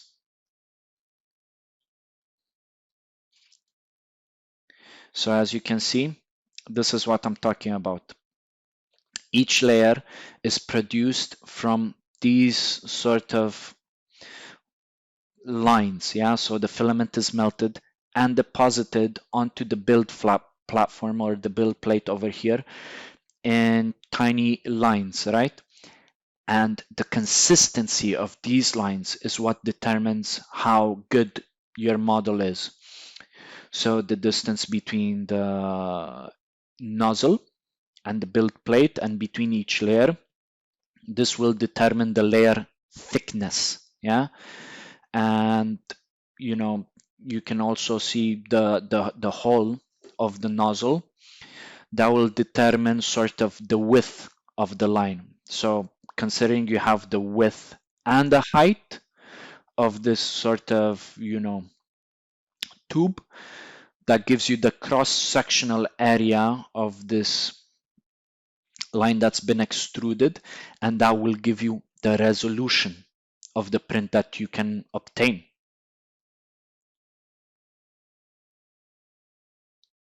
See, so it laid down some support and some actual thermoplastic material or base material next to the support structure. And then it moves on to the next layer or the second layer and deposits it on top of the first layer that it already created. So as you can see, this support structure was added over here because, right, I'm not exactly sure what they're printing, but you can see it needed to deposit material in the third layer over here, and there was nothing to support it underneath. So if it didn't build a support structure or add support material over here, this layer would have just fallen to the build plate or to the base layer. And that's not what we want, because we wanted the layer to be over here in 3D space. So that's one of, let's say, the disadvantages of FDM as compared to selective laser sintering or selective laser melting, is the need in certain scenarios or certain cases for this support structures. So as you can see here, the build plate is removable. In some 3D printers, this is not removable. In some 3D printers, this build plate over here is heated to sort of help with adhesion of the base layer to the build plate.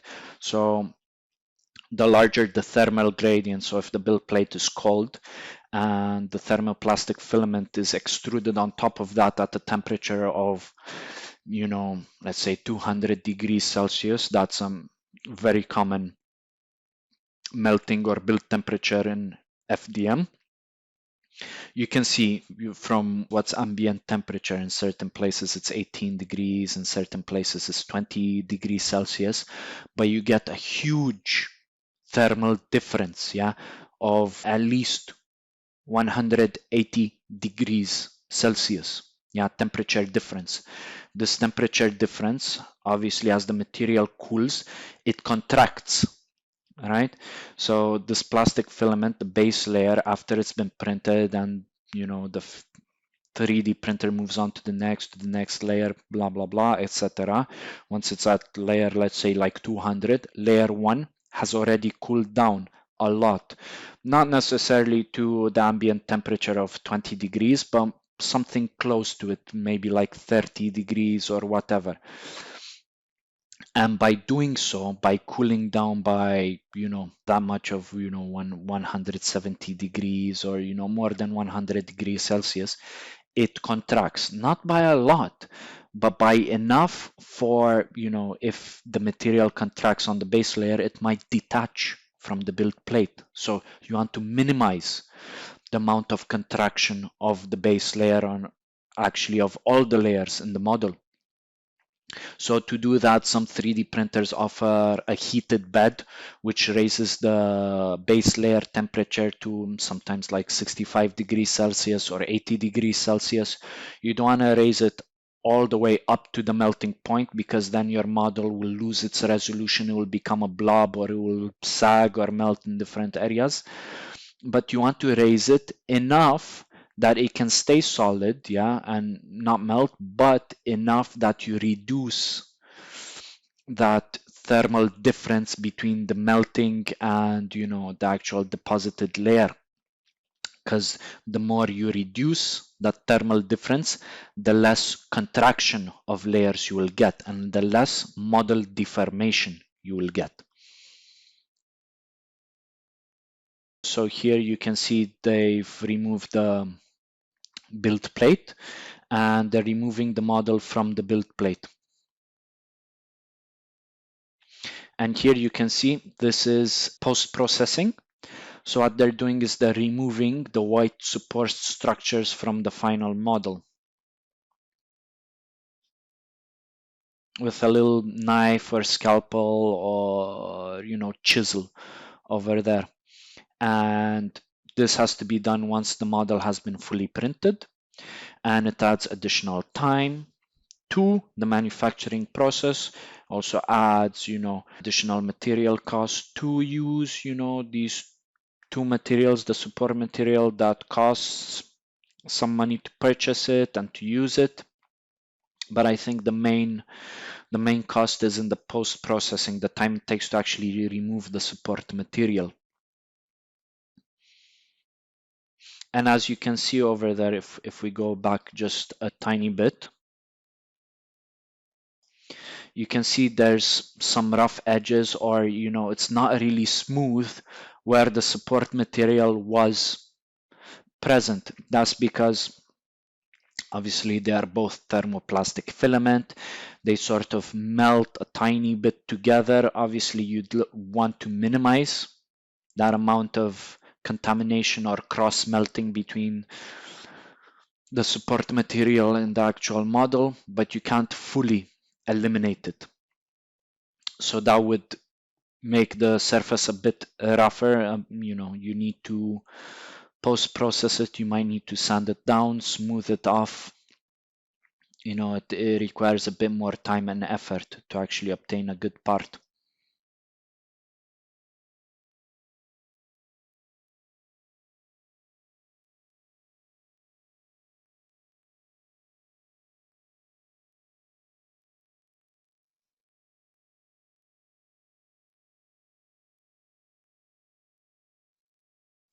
So you can see over here, this one I'm assuming it was built relatively fast, but you can see, if you look closely, the layer lines in between the different layers, and you can see that the surface of the finished part is not necessarily 100% smooth.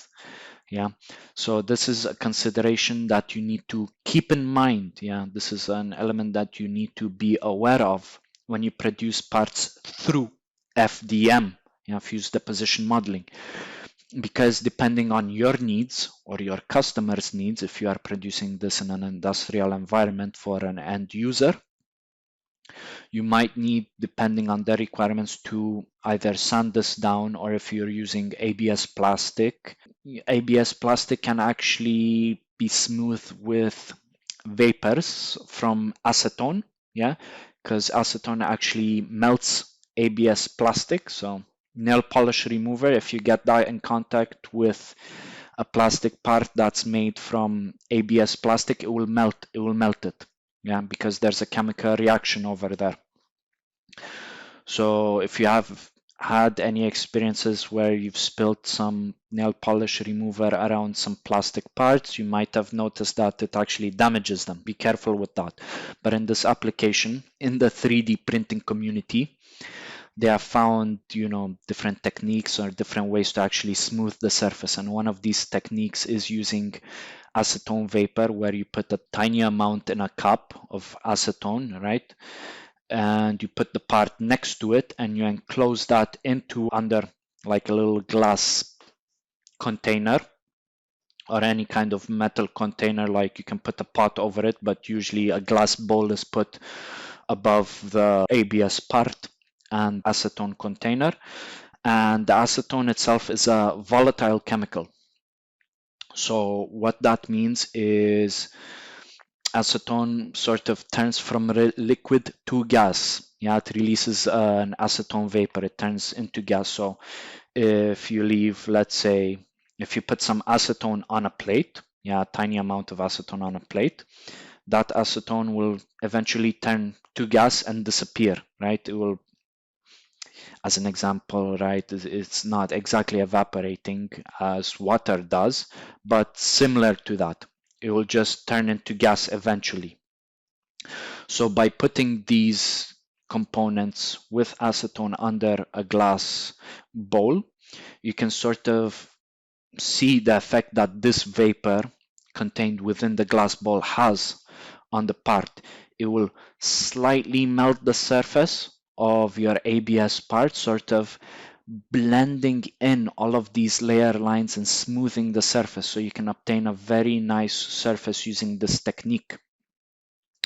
Obviously, another method would be to sand the surface of the part, and that could smooth it, in a physical manner. If you don't want to use, chemicals such as acetone, because they can be, dangerous. You don't really want to be inhaling these chemicals or handling them, because there's a risk of dropping the chemicals either on your table or the floor or carpet or whatever is around your workspace. And these chemicals can actually damage other surrounding, parts or areas if you're not careful with them. So if you want to avoid that headache, you can just use sandpaper. It's less risky, it's a much safer approach. Also, it's worth noting that this acetone smoothing, or chemical smoothing, can only be applied to ABS plastic filament. If you are using PLA filament, polylactic acid filament, this cannot be smooth using acetone, so your only option would be to use sanding approach on PLA produced parts, right? So it's also important to take into account what material you are using to produce your parts. Over there, they put it most likely into a chemical bath or, an ultrasonic bath to sort of smooth out these imperfections in the model. And there you go. They're also sanding the models physically over here. Right? Either the sanding is to smooth the surface or prepare the surface for painting.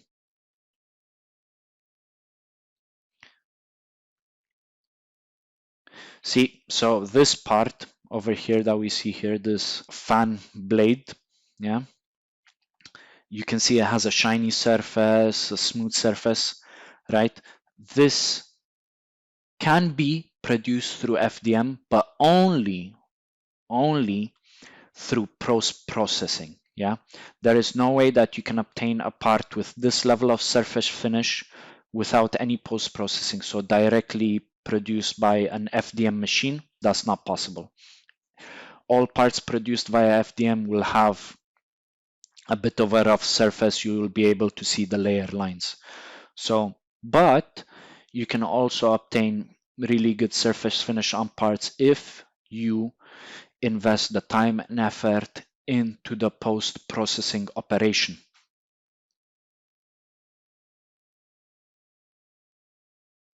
See, and this is obviously in this situation their material bank. So they have all of these thermoplastic filament spools. They have them labeled what it is, So this can be ABS, they can be PLA, they can be, I don't know, different colors, different material grades. They can have different properties imbued. So it can be a combination of, let's say, 70% PLA and 30% wood filament to have a wood grain effect in the final part. It can be, let's say, 70% PLA and 30% metal powder. To give the material a bit more strength, or to give it, let's say, if you use stainless steel powder, you can give it magnetic properties, right? So the part can be attracted or stick to magnets. Can have, I don't know, glow in the dark powder if you want your end parts to glow in the dark, and so on and so forth. There's many different kinds of filaments, colors, options available for FDM. See, so this is kind of a few samples of different materials that they've produced via FDM, right?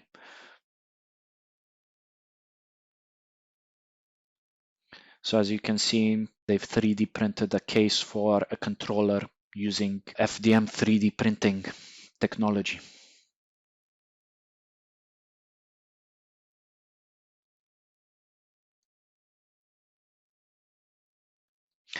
So using this technology, you can produce parts for many different applications. You can produce prototype parts, right, to test different concepts that you may have, or to test designs, or to see designs physically, and then later on, using those prototypes as a base, produce final end user parts.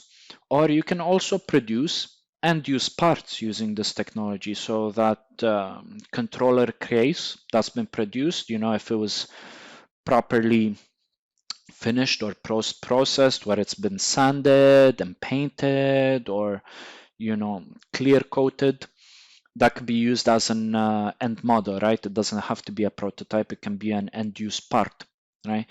This can also be used, in industry to make, as we've discussed, jigs and fixtures to align different components. It can be used even if you wanted to, let's say, in the medical industry to produce, I don't know, hand braces. If you broke a bone and you need a cast, this can produce customized cast directly to fit your body or to fit you perfectly, rather than using something more traditionally where the size might not be 100% fit for purpose for each individual. Yeah. So we have covered selective laser melting, selective laser sintering, fused deposition modeling. Let's move on to stereolithography.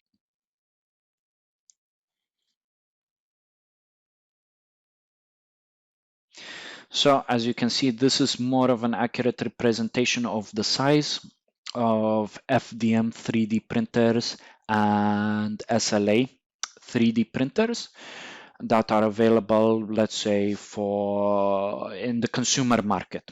So for hobbyists.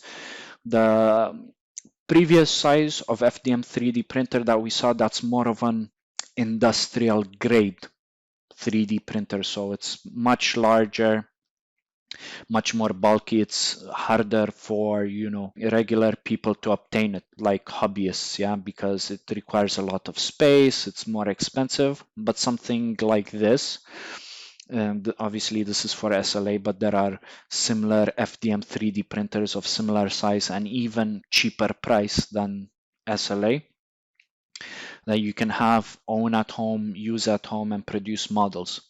But as I said, the features, resolution, and whatnot that you can obtain from these cheaper models or consumer models might be more limited than the industrial grade models. So also, what you have over here, I don't know if you can see it really well, but there is in stereolithography, right? There is the resin bath container over here. So this bottle, that's the resin that is the base material for the models to be produced. You pour that resin over here into this container or receptacle. This build plate that you have over here that's currently moving to the top will dip down in there, leave a tiny gap, and there's a laser here underneath that shines through clear glass plate onto the resin, onto the build plate, which hardens the resin, and the build plate will move slowly upwards, pulling the model out for each layer while the laser hardens each layer. I believe we'll see that in this video. So you can see this is a resin receptacle, so you pour the resin inside of it, and it has just a transparent bottom through which the laser is shined. And as you can see, that little dot, that was the laser that was shining through the resin, sort of hardening each cross-sectional layer. That's the build platform. Obviously, it's removable to be able to help you remove your model from the build plate. One thing to mention, because it's using lasers, UV lasers and whatnot, this cover that was just opened, that is a laser blocking cover, to avoid damaging your eyes with the laser and whatnot. And obviously resin is toxic, so you'll have to rinse your model afterwards. We'll see that in this video. That's the clear window that we just saw that the laser passes through. See, so the resin tank was filled up, and now the 3D printer starting its print, it's dipping the build platform within the resin. And that was the laser sort of tracing each layer cross-sectional area to harden it.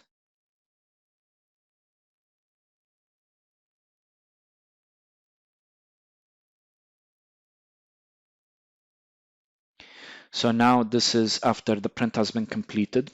It needs to be rinsed. Over here, they're using isopropyl alcohol or rubbing alcohol or general disinfectant. Yeah, generally it's the 99% isopropyl alcohol that you can use to sort of remove the resin. You can also use distilled water if you wish. Obviously, depending on the resin that you use or the resin that you purchase, there will be instructions and guidelines on how to rinse your parts, because it's a given with stereolithography that you will have to process in terms of rinsing. One key concept is if you do not rinse your parts by exposing these parts to sunlight, the liquid resin will get hardened by sunlight itself, because sunlight has UV rays, and these UV rays that are present in sunlight can cause the actual thing that causes, sunburns. That's from the UV rays. So obviously the laser itself, because it uses UV technology, it can be dangerous for people, especially for their eyes. So you have to be really careful using this technology.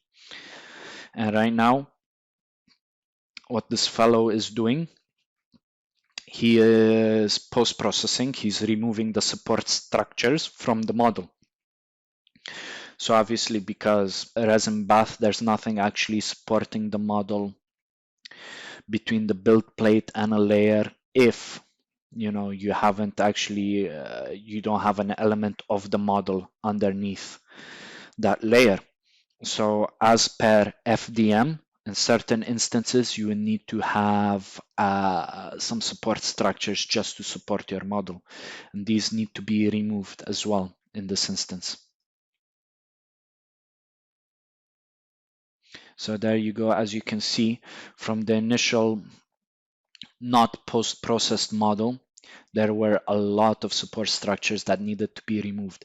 And this can be very intricate. It can take a lot of time, a lot of effort, and if you make a mistake, you can potentially damage your model, right? The actual piece that you want. So, as we've mentioned in the main body of the course, you want to avoid post-processing as much as possible.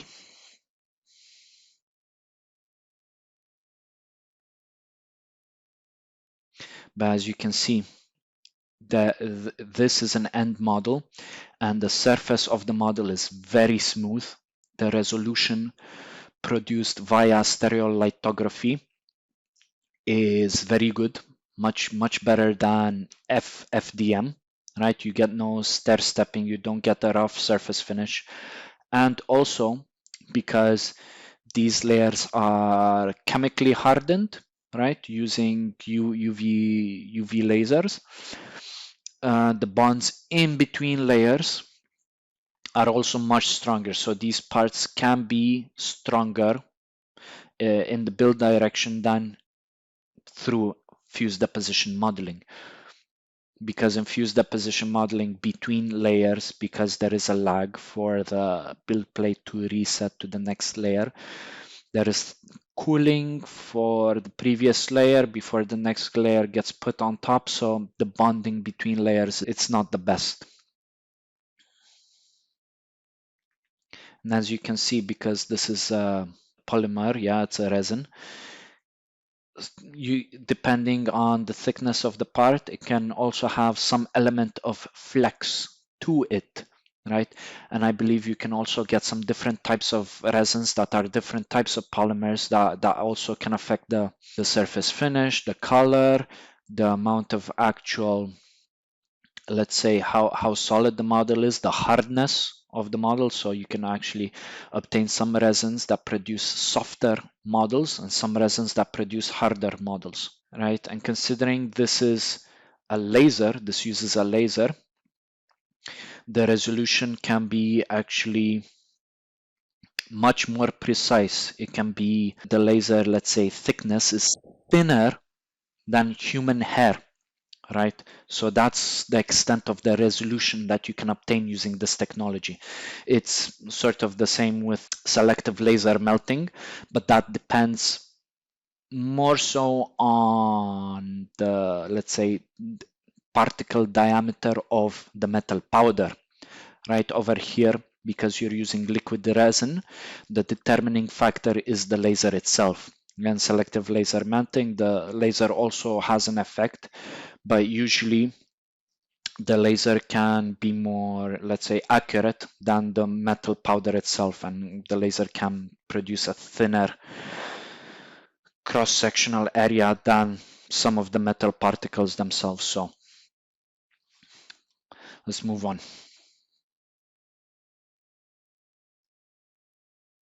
So you can also make some parts that are, let's say, more robust or stronger, such as this carabiner.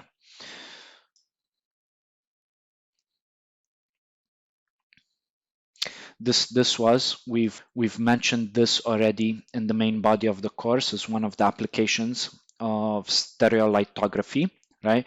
You can see what they've done over here is they've produced a model of a ring out of resin and polymer.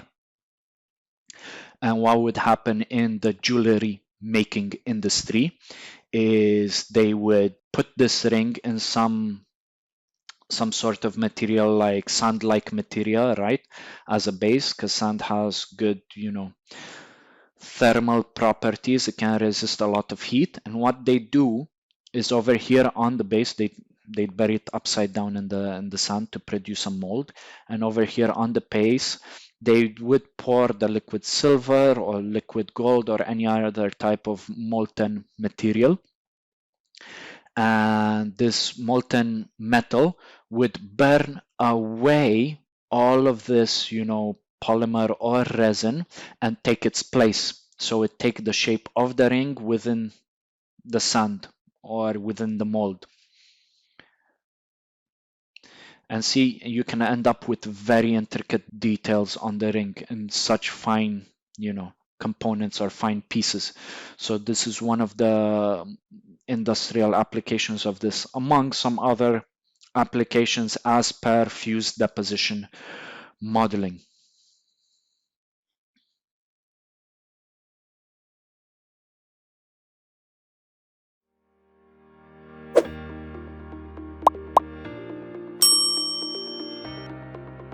See, this resin itself is flexible. It's a flexible type of resin, and it's also produced very thin, so you can produce some parts with very interesting properties using SLA.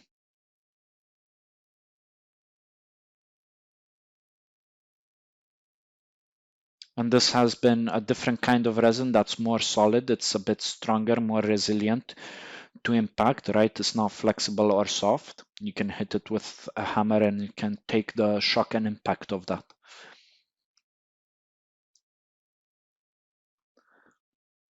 See, so over here, what they're showing in the video is, if I can go back one frame, this part has been produced through stereolithography, so you can sort of see that the surface is quite smooth, whereas this part over here has been produced using fused deposition modeling. So what we previously discussed, yeah, with melted filament.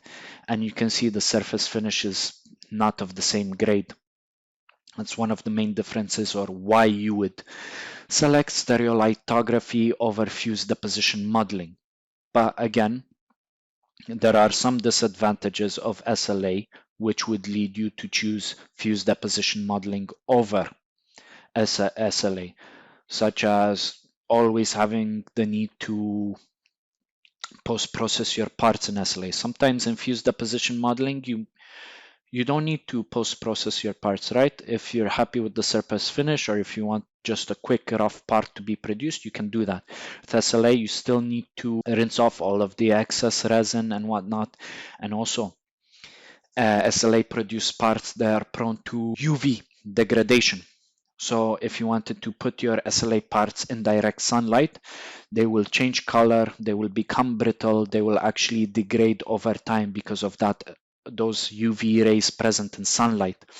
Whereas In FDM, thermoplastic filament, it's more sensitive to heat, right? Because you use heat to melt it. So if you live in a hot country and you produce something using PLA, right? So not ABS in FDM, but PLA in FDM, that melts at a lower temperature. Some can even melt at 180 degrees Celsius, right? And I'm not saying that in hot countries temperatures can reach 180 degrees, but if you say leave one of these PLA produced parts in your car, so as an example, you want to produce a phone holder for your car using 3D printing, you can. But if you use PLA material and live, let's say, in a hot country such as in the Middle East, yeah, where temperatures can reach in excess of 30 degrees outside, in your car they can reach very, very high temperatures, not 180 degrees, but enough to actually affect your parts, to thermally degrade them, such as make them weaker over time, change their color over time and whatnot. But it's not the sunlight itself that affects these parts. So if you live in, let's say, like a colder country or a country where the temperature is more consistent, such as in the United Kingdom, if you produce these parts for for your car, the interior of your car, the same phone holder, that will be more resistant. But if you produce a phone holder from using SLA, yeah, from resin, you would not be able to produce this phone holder for your car because sunlight will keep penetrating inside your car and affecting this part. So that's just something to keep in mind, something to be aware of.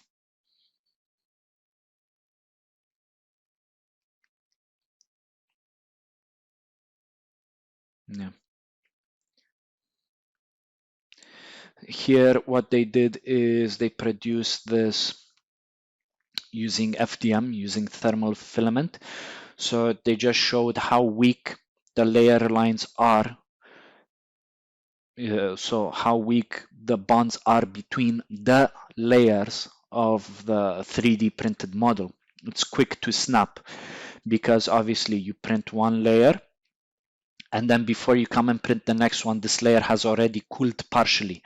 When you deposit the next layer on top, they don't fuse together 100%, they only partially fuse together. So that introduces some level of weakness along the build direction. Whereas SLA produced parts, because it's a chemical reaction the resin has with the UV, yeah, it's not melting, it's actually chemically hardening each layer on top of the next, they fuse much better.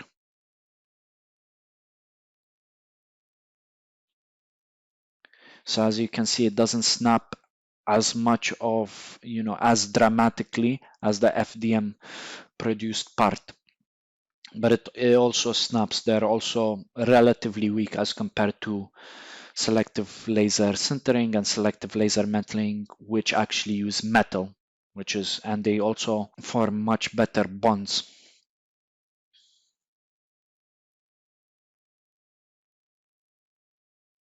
So this is the build plate arising and pulling the model out of the resin bath.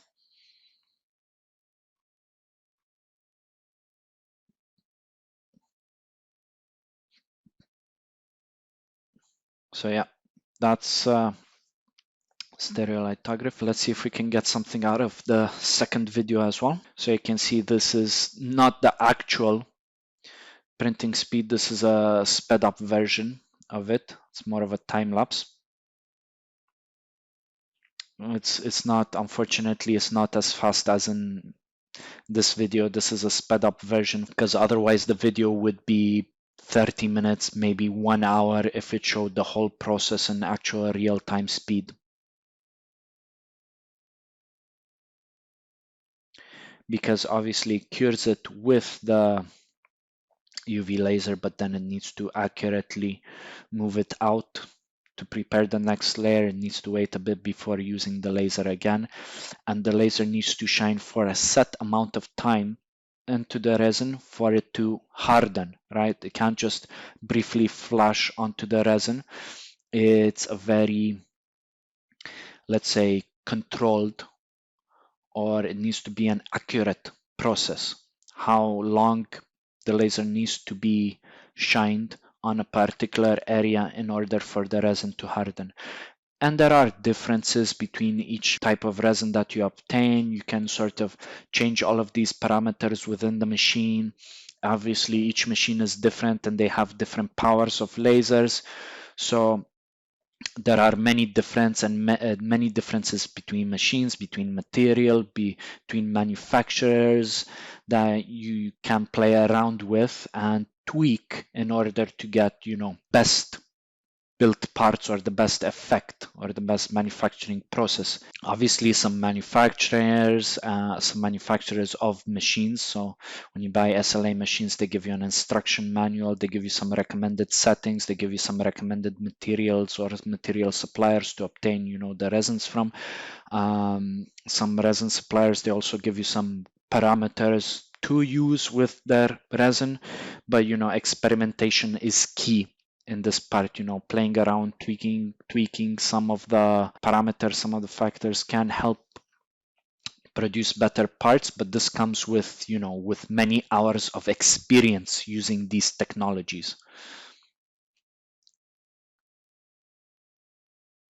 Some stereolithography machines, they have a little roller or let's say arm that goes across the surface in between layer to smooth out, to remove air bubbles in the resin, to smooth the surface, to produce better parts as well.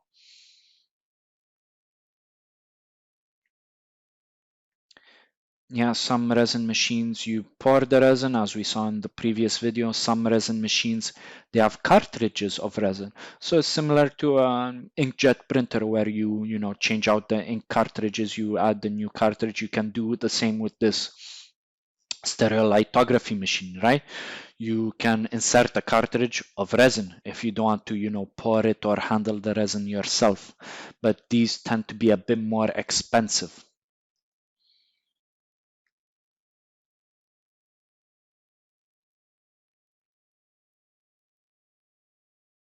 Also, some technologies or SLA machines, they also shake the resin bath a bit to get rid of these bubbles that are inside, because you don't want to, have a bubble in between your build plate and the glass, where the laser shines, because if a laser shines on this bubble, it won't harden it, right? It might harden the surface around the bubble, but it will be an imperfection in your model, and it could look bad. It can produce a rough surface finish, and it can also make your model weak. So bubbles are not good in this situation.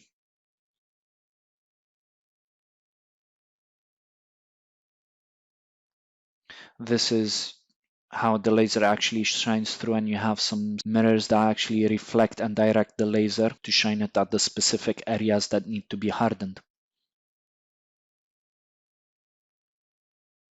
And that was if I go back a bit, that's the transparent window is over here. So that's the bottom of the resin tank up here, that one, right? So this is the bottom of the resin tank and the laser lies underneath that. And this is, you can see this bubble being over here that could actually produce an imperfection onto this surface over here of the model or of the support structure, which is not ideal, but that's the laser sort of tracing and hardening the cross section of the model.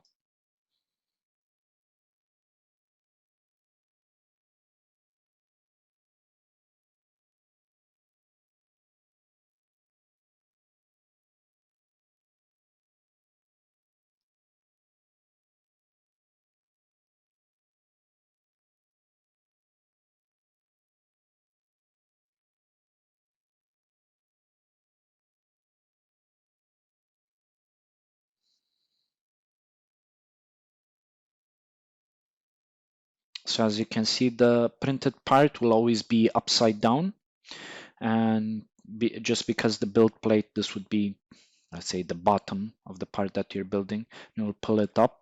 Again, you can see the support structures supporting each layer, because if you wanted to, let's say, harden this area over here and you didn't have support structures, it would just fall down over here and stay in the resin bath. Whereas here it can be attached to the build plate using the support structure. So this is an element of design that needs to be considered when using this technology.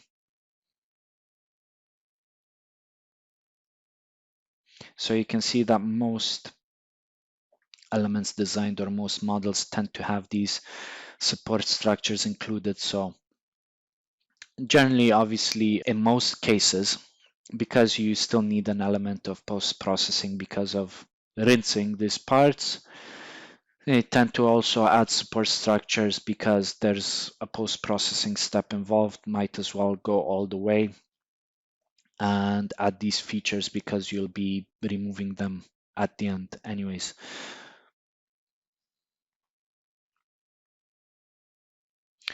So yeah, that's been stereolithography. So let's move on to the last technology, which is laminate object manufacturing. And this is the one where you have laminate sheets that are cut layer by layer with a laser. Right? This one is not as prevalent or common in the additive manufacturing environment. The main ones are FDM and SLA for hobbyists or enthusiasts, yeah, and professional versions of this, which are used in industry as well to produce models and user parts or casting molds and whatnot. Selective laser melting sintering that's not available to hobbyists or consumers just because of the price of these parts. They're several $1,000s. The equipment and the material itself is also expensive, this powdered material, but they are very prevalent in industrial applications. Laminate object manufacturing, again, because of the bulk of the equipment, is not generally found in many hobbyist environments or consumer environments. It's mostly in an industrial application, but also because of the limited applicability, there's limited industrial applications where this is used. Now, let's see if we can find a little video over here. Here they list it as layer laminated manufacturing, or, it's just a different way to say laminate object manufacturing, but it's all the same. So you can see this would be quite a bulky unit because you need to store the layer rolls, the feed spool and waste spool. And as you will see, each layer has to be traced out. So you trace out the box for the layer just to remove it from the laminate roll. And that stays over there. So it encapsulate the whole part in a block of material. You'll see that in this video. So over here, obviously the feed roll and the waste roll, they're in this cabinet underneath. You won't see them. You just see the workspace over here. And you see the layer or the sheet present in the workspace to be worked upon. Right now, what's going on, you might not see it, but there's a laser here which is actually cutting the cross-sectional area and the box from the laminate sheet.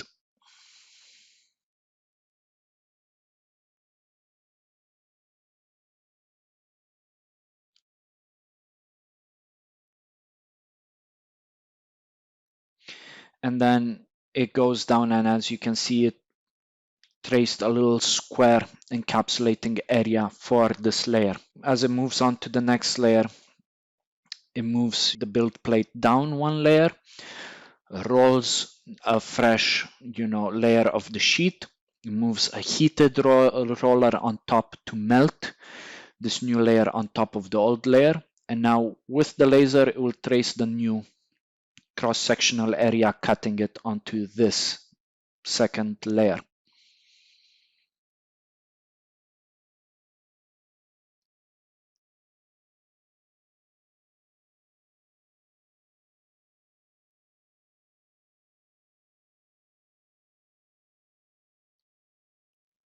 And it keeps going back and forth until all the layers are complete.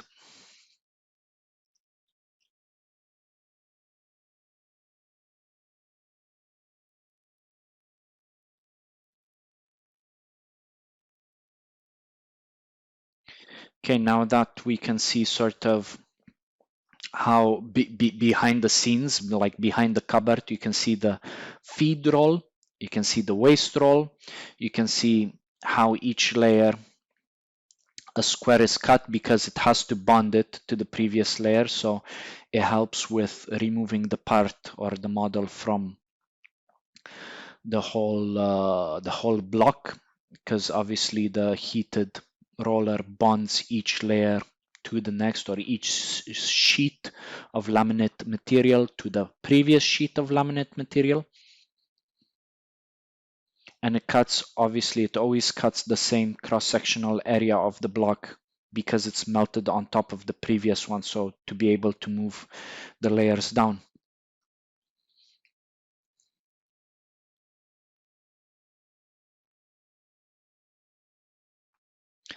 Again, as per most models, it has, right, 2 degrees of freedom over here on the laser, the back and forth and towards us and away from us sort of movement, so the X and the Y.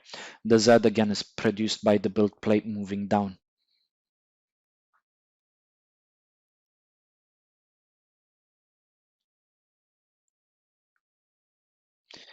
These lines, it hashes, it creates a grid around, so this is over here in the center, that's the cross section of the part per layer that we want, and this cube or grid around it, it's sort of splitting the surrounding area, you know, in the layer to be able to be removed more easily.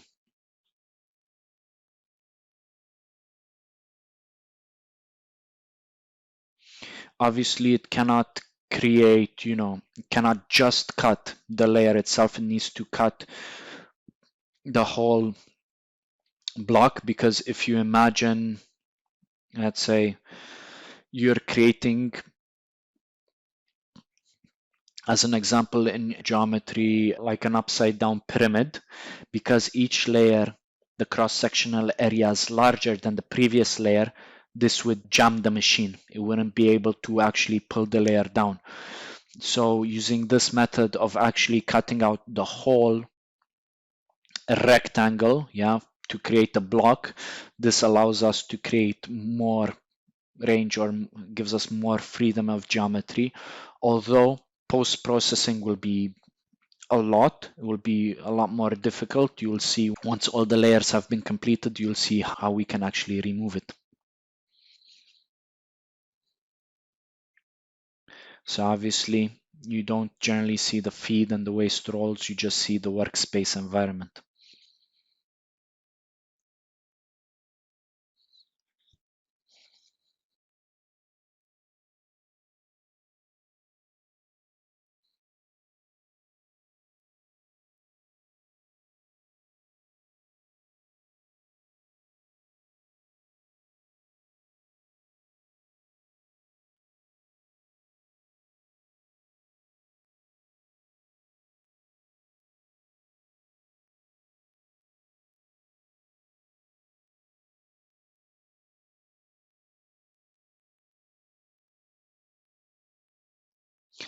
There we go. So over here, this is the block that contains our model that's produced at the end. And as you can see, because you cut a grid, it's easier to remove all of the excess material and remove your model out at the end. But because obviously the cube that contains your model has to be relatively large in laminate object manufacturing, this can lead to a lot of post-processing and difficult post-processing, because you have to remove all of the surrounding not needed, let's say, material that's not part of the our end model.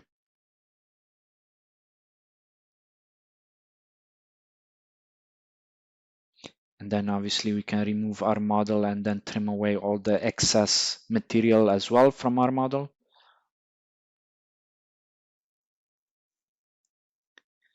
Until we end up with our finished model. So obviously, laminate object manufacturing is not as commonly used as the other additive manufacturing technologies, but it also has its, its purpose. It's used in certain industries such as the architectural industries where they produce models of buildings or models of cities in city planning environments. Can produce this much faster than the more traditional method, which is done by hand crafting style of producing these models. So this can sort of minimize the amount of human time that's needed to actually produce these models, right? And generally you need a very experienced architect to produce these models, right? Whereas here you can design them in 3D rather than, physically sculpting them. So there's less of that artistic skill needed or technical skill to produce the models. You just need CAD familiarity or CAD software familiarity, which actually can be learned much faster and requires much less practice to produce such nice components. Yeah, and to actually remove the components from the laminate object manufacturing, the block, yeah, that's much less skilled labor. Yeah, pretty much anyone can learn how to do that relatively easily. So applications of laminate object manufacturing. But pretty much this was just to give you some additional content to the main base content that we discussed here in week 4 or in lesson 4. This is just to give you some, additional visual aids or visual guides. Obviously, you can Google each one of these technologies and you can find loads of resources on them, such as images, videos. You can even go on YouTube and search these technologies and you'll find loads of different videos showing you examples of how they work or what people produced using this technology. You can even find tips and tricks for when using these technologies, more so for FDM and SLA. You can find product or machine reviews for each of these technologies. You can find loads of resources just by doing a web search and Googling different things. So Google is going to be your friend in this environment. So that's pretty much it for this additional content. Thank you very much.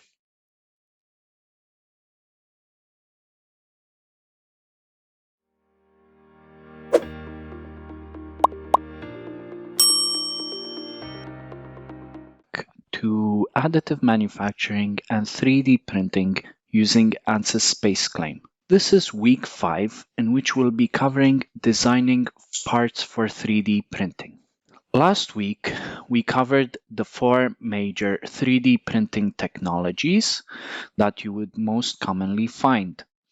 Selective laser melting and sintering, which uses a laser to melt metal powder layers into a finished piece. Fuse deposition modeling, which uses thermoplastic filament melted through a hot end and extruded onto a build plate in a layer by layer motion to build the finished piece. Stereolithography, which uses UV curing resin hardened by a UV laser shown through the bottom of a glass tank, manufacturing the end piece in a layer by layer fashion onto a build plate that's slowly pulled out. And last but not least, laminate object manufacturing uses the gluing of laminated sheets on top of each other in a layer by layer fashion, where each layer is cut into the desired shape by a laser shown from above. However, in this week, what we're going to cover are 3D printing limitations of each of the technologies that we've discussed. Some of these being how the build direction of parts affects the speed of manufacturing the part and the end strength of the piece produced, and how we can orientate parts in SpaceClaim suit our needs for the end piece. Another issue that we'll be discussing is steep slopes and overhangs, for which we'll look at using supports to overcome some of these limitations.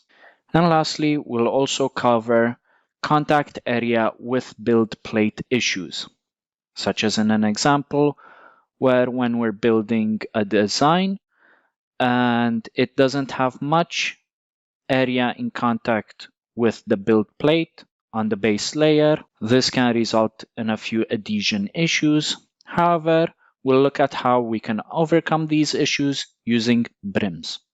After we discuss the issues and how we can resolve or alleviate some of the issues, we'll be looking more into detail on how we can design our pieces or design for these issues so we don't have them using 3D printing. We'll also look at what infill is, the iterative process when 3D printing, and post-processing after printing is complete. We'll also look at slicing software that prepares the 3D models before they can 3D printed, some of the more common file types for files that you'll find when you are 3D printing, and at the end of this course, we'll also be having a final project. The learning objectives for this week: to learn about some of the printing issues that you may come across when printing your part, some of the techniques and tools that you can use when 3D modeling to overcome some of these 3D printing issues, how you can design parts specifically designed to be 3D printed, that is, designing with 3D printing in mind, and you'll understand how 3D printing works from a process flow perspective, from start to finish, and the different file types needed at each stage. So let's begin. 3D printing limitations. There are quite a few limitations to what and how objects can be made using 3D printing. Some of these limitations include the build direction, so that is layer orientation, the direction in which we build our pieces using the layer by layer method. This can affect the structure of the parts, such as strength. We'll also discuss some of the problems with steep overslopes and overhangs. This is where we can introduce some support structures to alleviate this in the design stage. Also, some issues that you may encounter are having a good contact area with the build plate, because if you don't have this, either the piece being printed could be knocked off the 3D printer, or you can have adhesion issues and the piece may come off just through the motion of the build plate or the build head. We'll look at how we can use brims to alleviate this issue later on. And lastly, considering surface finish or some additional structures that had to be added to support the piece being printed or to alleviate some issues previously discussed, post-processing may be required where once 3D printing is completed, we might have to sand the surface of the object to achieve a smoother finish or remove some of the support structures that were assisting during the printing process.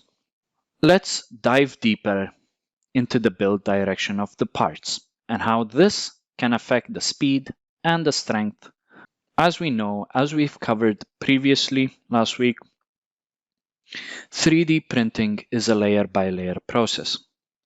So we start off with the base layer and add on top of that layer by layer by layer until we end up with our finished piece.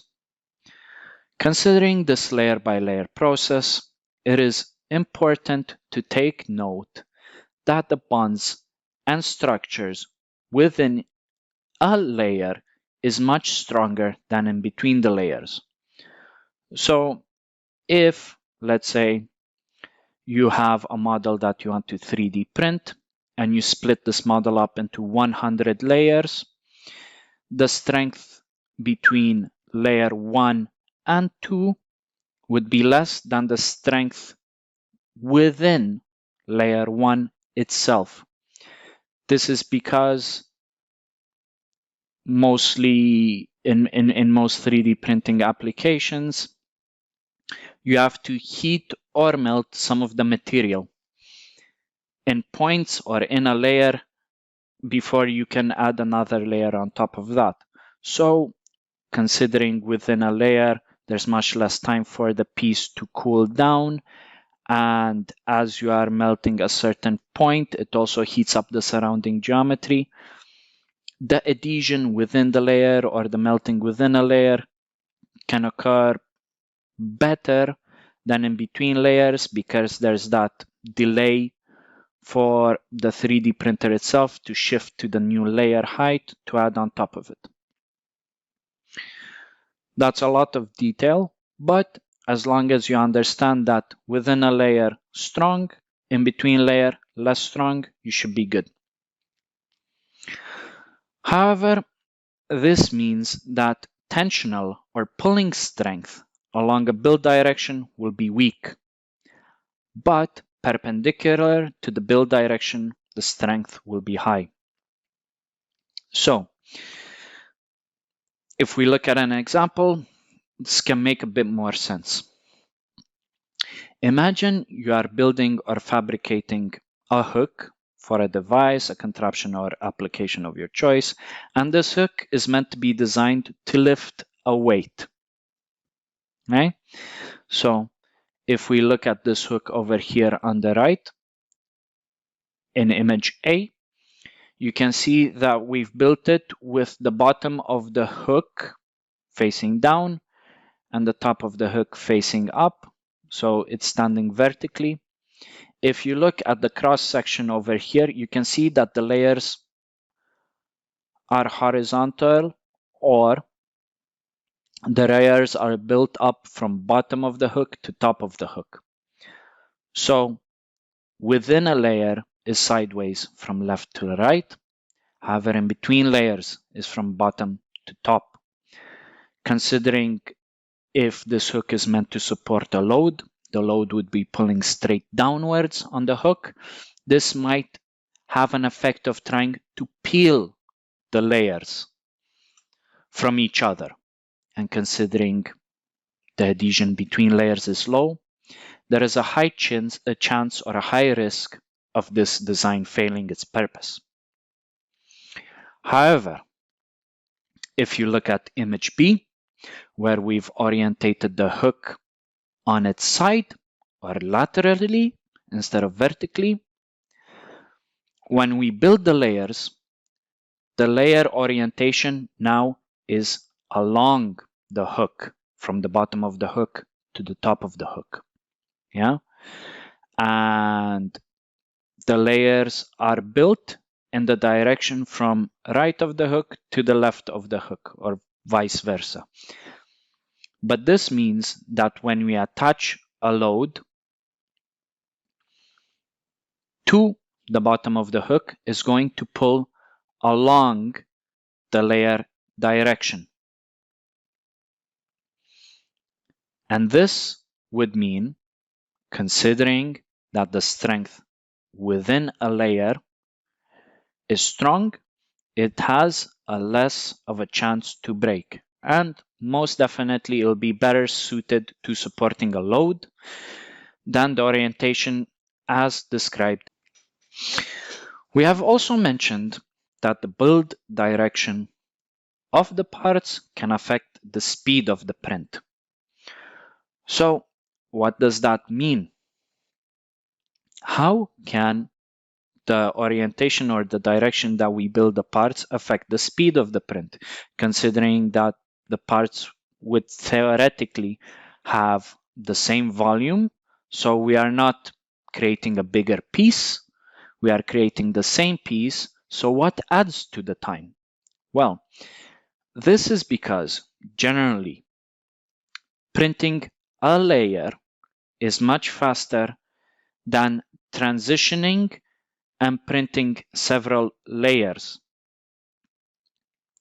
That's because 3D printers, they have to stop printing a layer, shift to a new layer height, and then start building the second layer on top of that. And this takes far more time.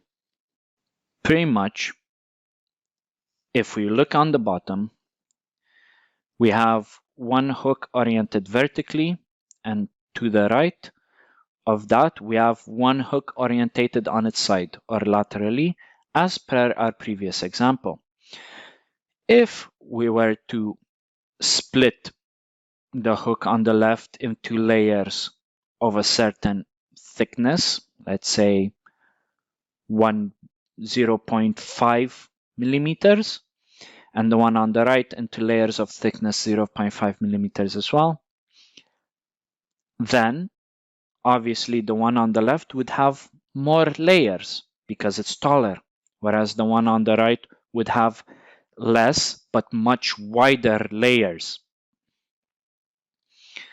So pretty much, considering that usually the build head, and that's creating the parts, or the laser that's melting the material or curing resin or whatever, the build head, it can move and sort of build a layer much faster than when it has to transition to another layer.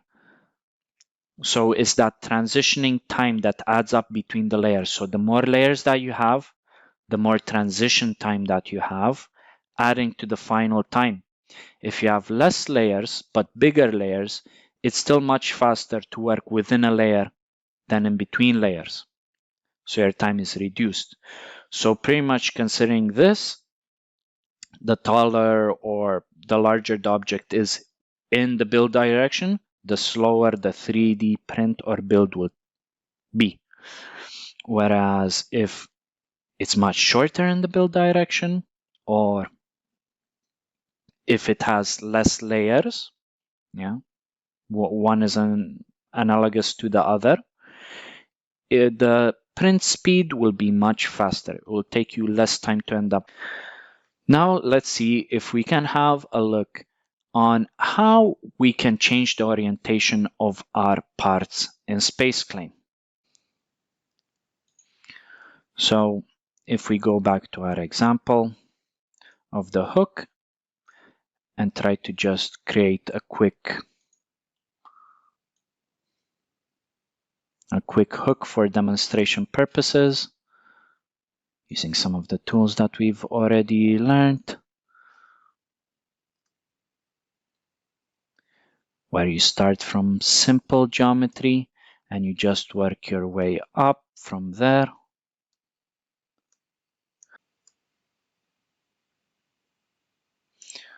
Right now I'm just creating a few rounded corners. You can also do this with fillets if you've already created the geometry. Considering the amount of tools that SpaceClaim offers, there are many different ways to create your geometry. If you double click on an edge, it selects all the edges around the perimeter. That's just a little hotkey or top tip when you're playing around with geometry. There we go. So in a few minutes, we can end up with something like this. This is how I've designed the hook. If you've been practicing the tools that we've covered up to now, this should be relatively quick and easy for you. So right now, you can see we've built the hook in the YX plane. So when you end up printing it, generally you print pieces along the Z axis, or that's how they end up being orientated. Let's say we actually wanted to build the hook vertically along the Z, yeah? Or we wanted to change the orientation. How would we go about this? Well, first we'd have to select the whole hook.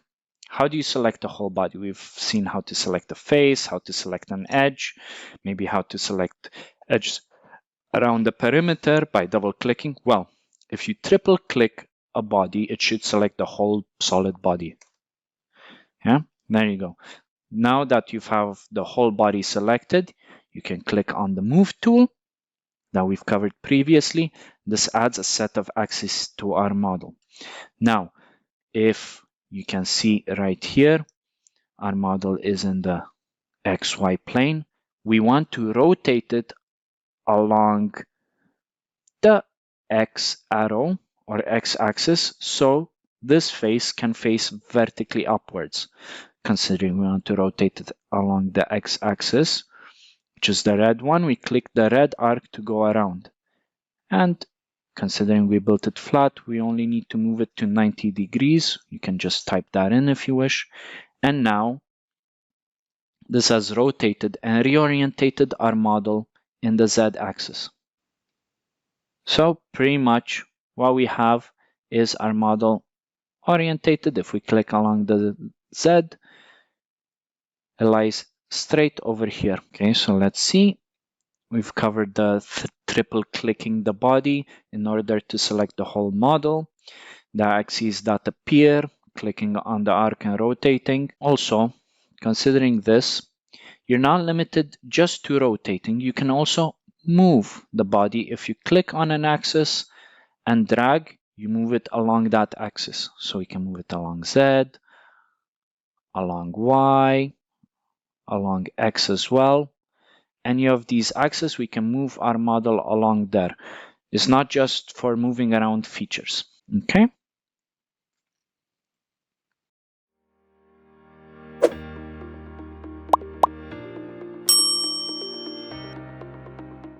We'll be covering steep slopes and overhangs. So what is a steep slope or of an overhang? Well, it's part of the structure or the model that extends outwards and is not directly supported vertically. Yeah. If we look to the right, there's an example of a bridge with two supporting pillars. This can be an example of an overhang. Into SpaceClaim, let's create a simple sketch or model that might end up having an overhang when we end up 3D printing it. So let's do an example real quick. We'll just end up pulling this. Okay, another sketch right there.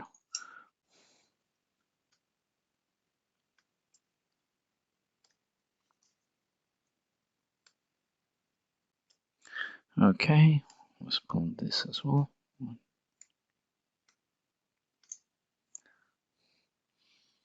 Okay, so let's pretend that we've just made a model of a table right here. Yeah. Now, if you were to 3D print this model of a table like this vertically, this unsupported length over here in between the legs, that would be considered an overhang.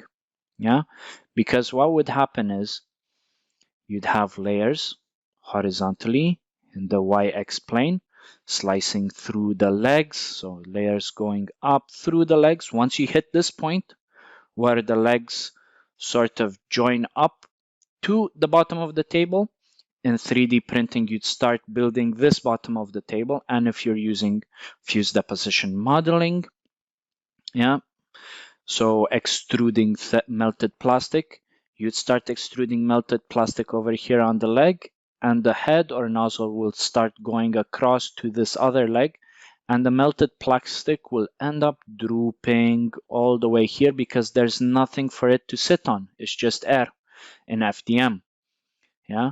In SLA or stereolithography, yeah, if the build plate was on the bottom of the legs and it was going up, it would have nothing. The laser would shine over here and it would harden the polymer, but it would just fall down because it doesn't bond to anything. It has nothing to bond to or nothing supporting it.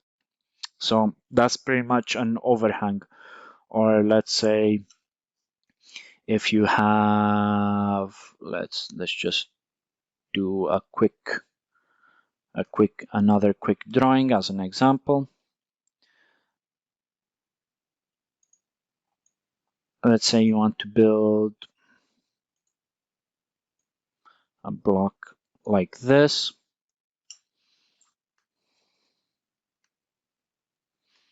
Yeah, so the front of a boat, perhaps.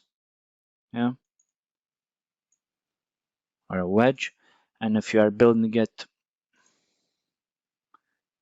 in this direction, yeah, this edge, yeah, if the build layers are from left to right, as you see on the screen, this edge or this sort of cliff face, that is a steep slope that also doesn't have anything supporting it underneath. So you might have issues with this, with sagging, with drooping. Obviously, if you're using selective laser melting or selective laser sintering, because each layer is deposited in a powder bed, you'd have unmelted powder supporting these structures over here and something for it to bond to, so you're okay. You wouldn't need any additional support structures. But if you're using fused deposition modeling, you need to add something underneath to support that unsupported structure. Usually this is called a support structure. There are quite a few modelers that provide this functionality, but usually this is done after the 3D modeling stage when you are doing 3D printer preparation on the CAD, as in slicing, infill definition, some water tightness repair issues on your 3D model. We'll cover those separately. What's important to take note of right now is that you should have unsupported structures or overhangs or steep slopes in mind when you are designing your parts, because you might do some clever tricks with the orientation or try to sort of mitigate how many unsupported structures are in your model by splitting the model into several pieces. You can do quite a few things to avoid having this issue when you later do 3D print it at the modeling stage. Also, overhangs such as the steep cliff face are only a problem when they are more than a 45-degree angle when measured from the vertical.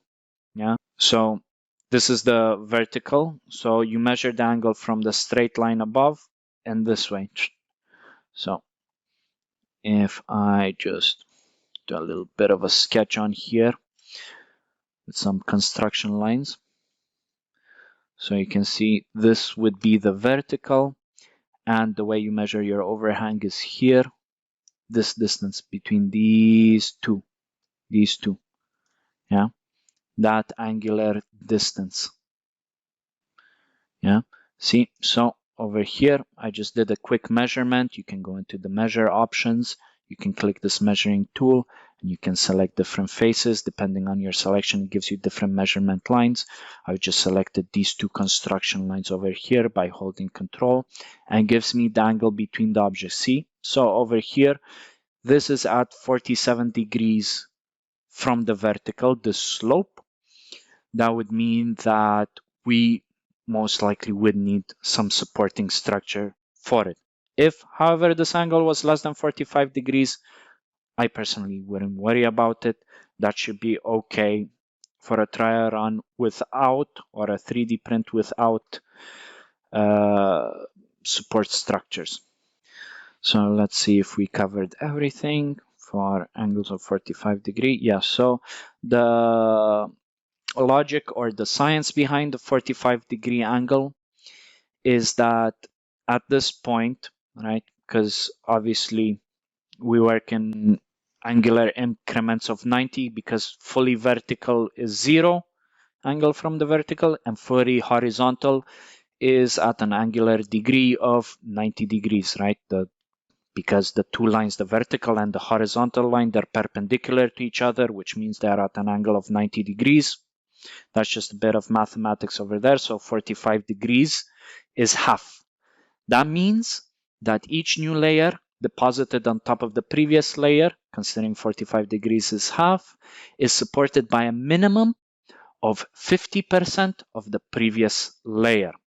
So considering this minimum of 50%, generally, even lower budget 3D printers can usually cope with such angles.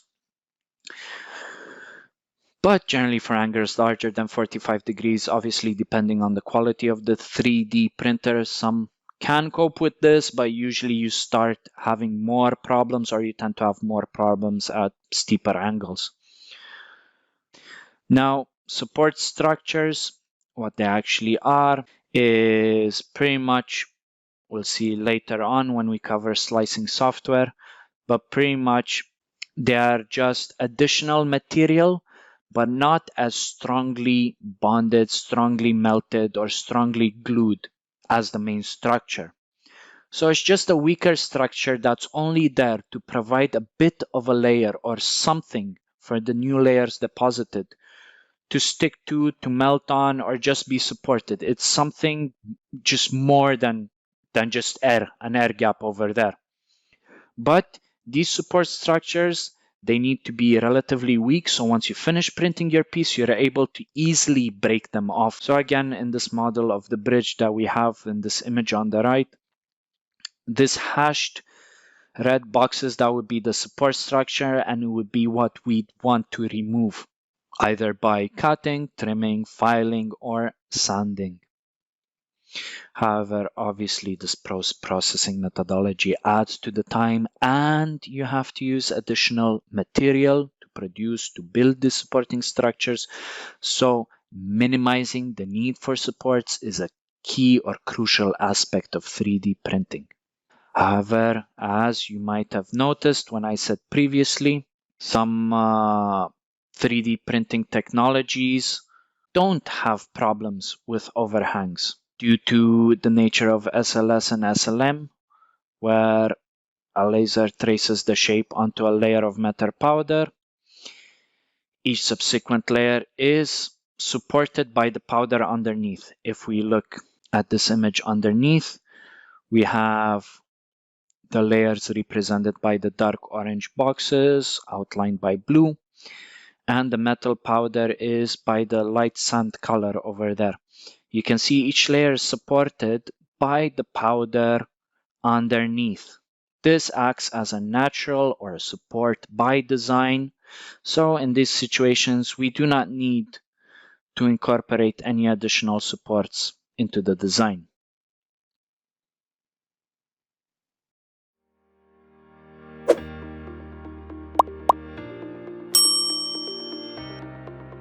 This section will be discussing issues around contact area on the build plate.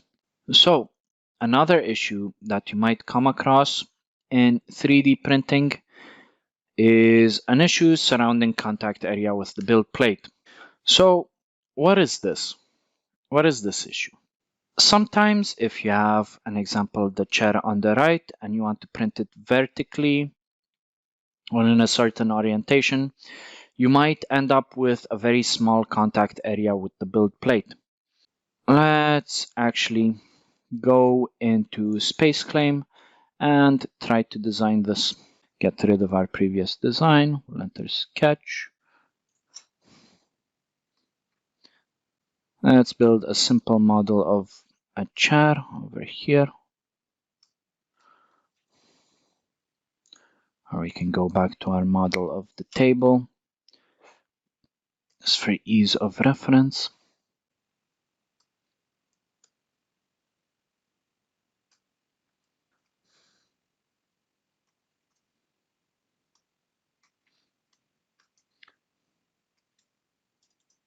Okay, so just a quick model of a table or a stool or a chair.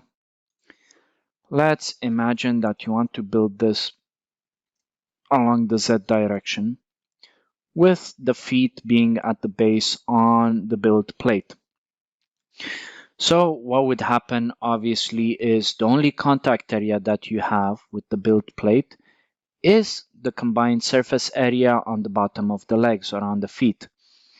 Considering this, you'd only start off on the first layer just with a few circles over here and here. And as you start going up and building this area, you'd have a really long cylinder with a very narrow area in contact with the build plate.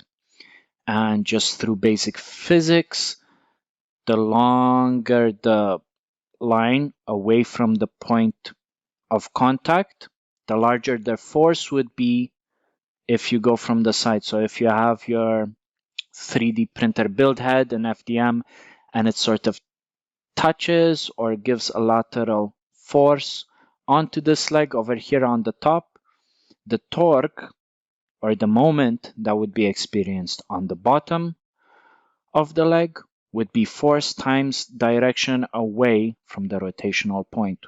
And as you go up, the direction increases. And so using the formula with the multiplication, it will end up being a much larger force. How can we overcome this? Well, you could increase the surface area in contact with the build plate by adding a brim.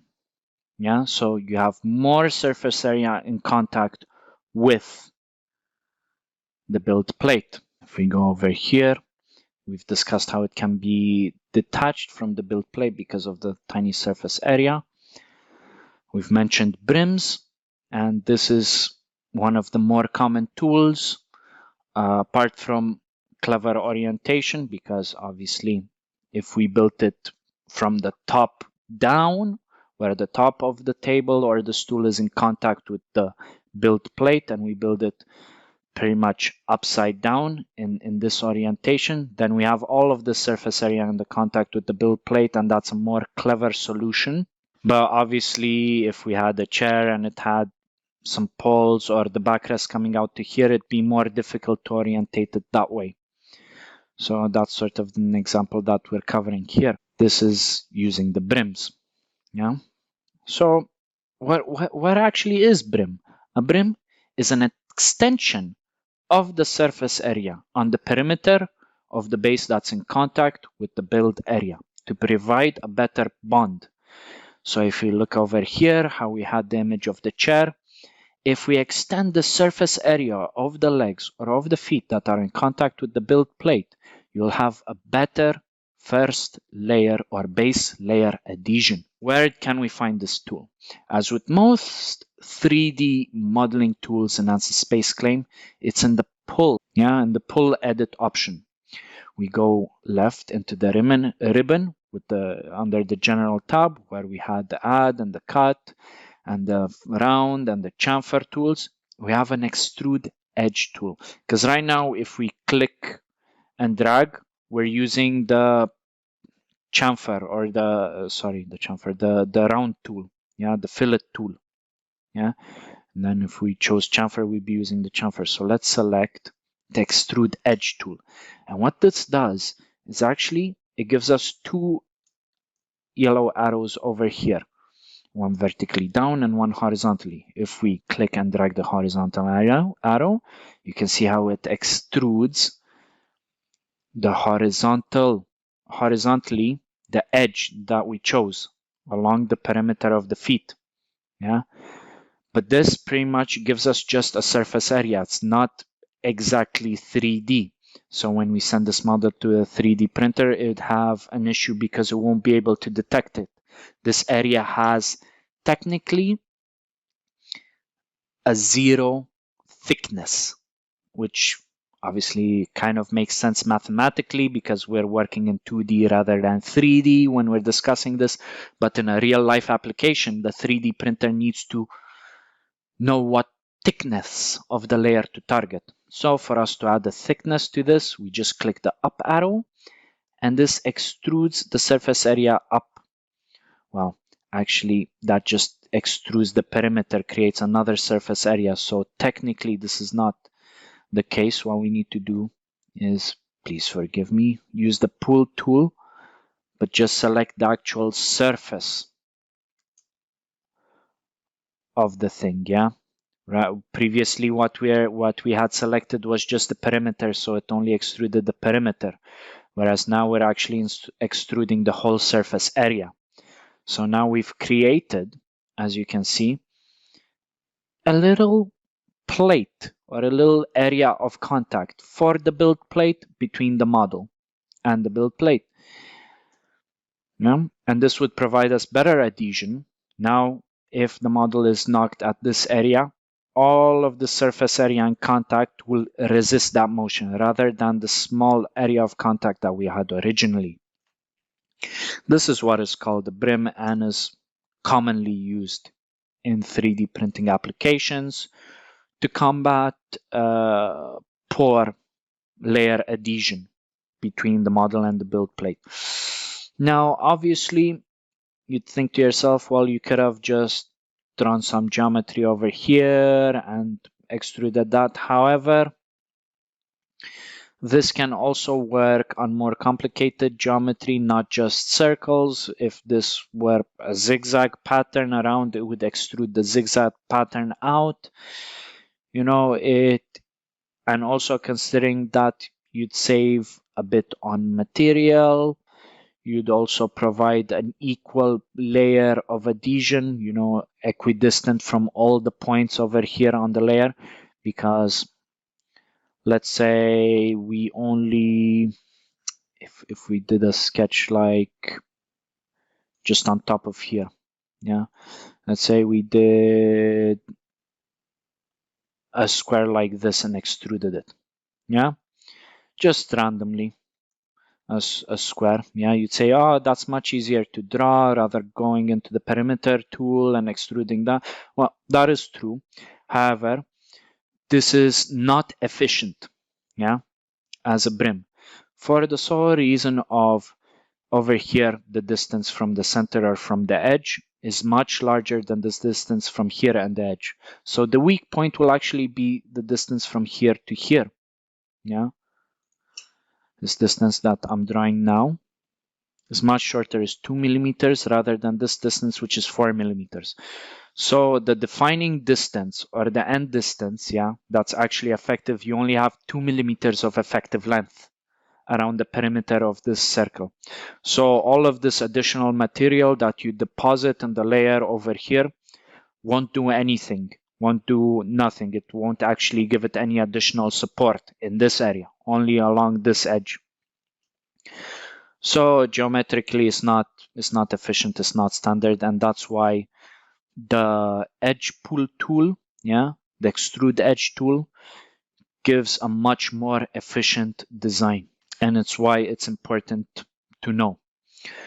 Obviously, some of this capability is also available in 3D printing slicing software. So if your design doesn't incorporate an element of brim in it at the design stage, don't worry about it. You can do it in the 3D CAD preparation stage when you prepare it for 3D printing.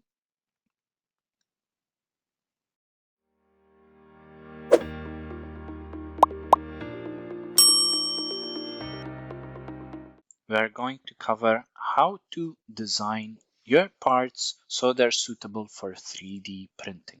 So, as we have seen up to now, even though there are certain limitations to 3D printing, we cannot overcome some of the problems with clever design technique. This is why it's important to be aware of some of the problems that you may encounter, as we have discussed, so you can account for them in the design stage of your parts. This is called designing with 3D printing in mind. Okay, so as we've discussed, if you know that your part might have a tiny area in contact with the build plate, you can add a brim. If you know your part can be printed a certain way, such as upside down, you can orientate the part exactly that way in order to 3D print and avoid steep overhangs or sharp slopes, you know, some of that, to avoid the need for support structures. You can account for some of these issues during the design stage if you're aware of them. So you'll have less trouble when you actually come to 3D. A key property that we need to learn to define when 3D printing is infill. So what is infill? Well, pretty much we keep talking about these layers that we'll split our model into. Now, each layer, it won't be fully filled with material when 3D printing, yeah? Such as when you're using fused deposition modeling, we'd like to have a thick exterior or perimeter for each layer, because this will be the surface in contact, with the elements, with the outside, the surface that you touch and you see. But in the interior, if we are to fully fill it, of course, this would provide a strong structure. However, for most applications, if strength is not that important, if they're more for aesthetics or how it looks, or you need the part to be light, yeah, you don't want to fully fill it with material. Also, filling it with material uses up a lot of material because that's a huge surface area in the cross section. So what you would do is you'd fill it up to a percentage. Well, 100% infill, it means it's fully solid. It has material all throughout the cross section. And 0% infill means it's completely hollow. So it doesn't have any structure on the inside. It's just the perimeter. So a hollow section. Yeah. And depending on what value you set or you desire, between 0 and 100, you'll form a structural lattice, as you can see here, defined by this mesh, these tiny squares. That's the structural lattice, where you only deposit material along these lines, and the white spaces, that's just empty space where there's no material. And depending on how dense or how less dense it is, that defines the percentage infill. So pretty much with a lower infill, you use less material, but it's less strong. It has less of a structural consistency. Whereas if you go for 100% infill, or the higher the infill number, the stronger the part gets, but the more material you use and the heavier the part gets as well. So infill properties in 3D printing, it's similar, or it also has an effect on the print speed, the print structure. It's a similar property that you can affect, that you can modify, like the temperature you are melting your filament, the speed at which you set your build head to move at, so the layer building speed. But we also, considering the layer structure, we can choose many different infill patterns. Yeah, it doesn't have to be the squares or the mesh that we've defined over here. This can be tiny little triangles joined up together, or tiny little circles. There are many different infill patterns that people have come up with and have, made available online. Certain infill patterns are predefined or pre-recorded in some slicing software. So when you prepare your 3D models for 3D printing, you can define infill pattern, infill density, and some other properties. We'll have a look at that later on when we cover slicing software. Yeah, but right now, all of these patterns, they don't have such a profound effect on the structure or the weight. There are certain optimizations that you can do, but more often than not, just having the simple plain rectangular infill is more, or rectilinear infill is more than enough for most applications. Now, let's move on to iteration. So, what is iteration? Well, pretty much when you design your first draft of a part that you want to build, maybe you even send it to be 3D printed, it comes back, or once you finish printing, you can see some mistakes that you made in the design or some optimizations that you could do, where you go back to the drawing board, or you redesign the 3D model or edit it in a way. Then you come up with draft 2 of the model. You can send that to be 3D printed. If you're happy with it, you can keep it as the final draft, or you can go back to the drawing stage, make a few more changes, and so on and so forth, and end up with draft 3, draft 4, draft 5, whatever, until you're finally happy with the final model, and that's your final draft. Doing all of these drafts, that's what iteration is. That's the actual definition of iteration. Making several different drafts with tiny improvements in between until you reach a final model that you're happy with. In 3D printing, it is very common to iterate. So you come up with an initial design of a model, you test it, you go back, you redesign it. And many 3D modelers or people involved with 3D printing go through this process. It's a very common place to go back and edit your design to fix issues or add additional issues. Editing doesn't only happen when a print fails. So sometimes you have to go back to the drawing board because your design failed to be 3D printed, failed mid-print because of something that you might have forgot or not paid attention to, an issue that you need to fix, yeah? Sometimes you do it when you test prototypes. So you create a prototype part, you test it, yeah? And then you say, oh, okay, I've learned something from this part. I can make it better. I can improve it. Then you iterate and you create another draft of that part and you test it again, see how it performed. Maybe it has improved performance or it has deteriorated performance.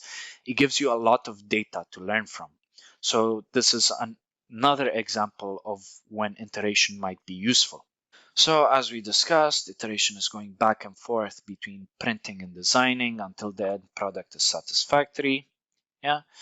So pretty much when 3D printing, it is good practice to have several iterations, several versions, several drafts of a design. So you have that design history or development history, because when you make changes to your design, sometimes those changes might not work as you intend them to, or might not produce the results that you intended, and the previous version might be better. So it's always good to keep those records intact, to keep that design history, so you can always revert back to previous designs, just in case you need to. Or as an example, if you're designing something for a customer, you send draft 1, you send draft 2, you send draft 3. They say, actually draft 3 is not really what I like. I prefer draft 1. If you have all that record or that history saved, good file practice, you can easily go back to draft 1 and start from there, rather than having to redesign it if you got rid of draft 1. If you only keep one draft on your computer, that's not good practice. Now, let's move on to post-processing. We have discussed some of the tools and techniques that we use to overcome the limitations of 3D printing, such as support structures and brims. However, using these techniques, we end up with additional geometry in the printed parts that needs to be removed. So, and as an example, in this case where we had the table and we created the brim over here on the legs, obviously once printing is finished, this is not the design that we actually want for the table. We do not care for this brim. We want it to actually be like this previously, but we had issues printing it this way, and that's why we designed the brim to help print the end piece. So what would happen is, after printing is complete, we'd have to trim away and remove this brim because it was just an assembly aid, an aid during printing, and it needs to be removed. So obviously you can trim this away with some pliers or some scissors, depending on what material used. You could sand it back if you wish to, but all of that adds time. You need additional tools. You used additional material over here. Maybe the surface finish after you file it or cut it might not be the best. You might also end up damaging your parts when you try to remove these structures or support structures as well. Then you'd have to reprint the part. So in essence, yeah, what happens is you need to try and think and design your parts in order to minimize the amount of post-processing that you need to do. Yeah, in order to save time and material and costs and all of these. Yeah, the more post-processing that you have in your manufacturing process, the less efficient it is. So similarly with removing the brims or the support structures, washing off the resin from SLA, stereolithography produced parts. That's also another example of post-processing, but that's intrinsic to the technology. You cannot print using SLA without having to wash off the resin. So you need to take account of these, the limitations of the printing technology you are using. We discussed that using selective laser melting or selective laser sintering, that technology doesn't need support structures because it's supported by the powder on each layer. So if we printed, let's say, this table using selective laser melting, ideally we wouldn't even need the brims over here because it's supported on all sides as we build up with powder. However, if you recall our conversation on infill, where obviously the outside is completely melted, is the perimeter, but what's inside is a structural lattice. Because you have powder everywhere, you'll also have powder on the inside of your legs and the main body of the table, inside the structure. So obviously, sometimes you might want to actually remove that in order to reduce weight of your part or something of the sorts. So what you'd have to do is you'd actually have to drill a hole or cut a hole in the bottom of your 3D printed part in order to remove all the collected metal filings or shavings or material powder from inside the part. Obviously, you could set the bottom layer as not being filled up, so you only do the perimeter of the bottom layer, and not the actual surface area. That way you have an empty hole at the bottom for everything to pour out. You could do that in the design stage. That will minimize the post-processing you need for drilling through the part to remove the powder material. And lastly, obviously the one we discussed in depth was removing support structures and brims from fused deposition modeling printed parts. All of these are examples of post-processing. Obviously, some post-processing can be reduced, can be minimized, such as support structures and brims. Others, such as washing off the resin from SLA printed parts, that you cannot actually get rid of or minimize because it's intrinsic to the manufacturing technology itself. Obviously, post-processing is very common in 3D printing, but we should try to use clever design techniques where possible in order to minimize this in terms of efficiency and cost and material usage.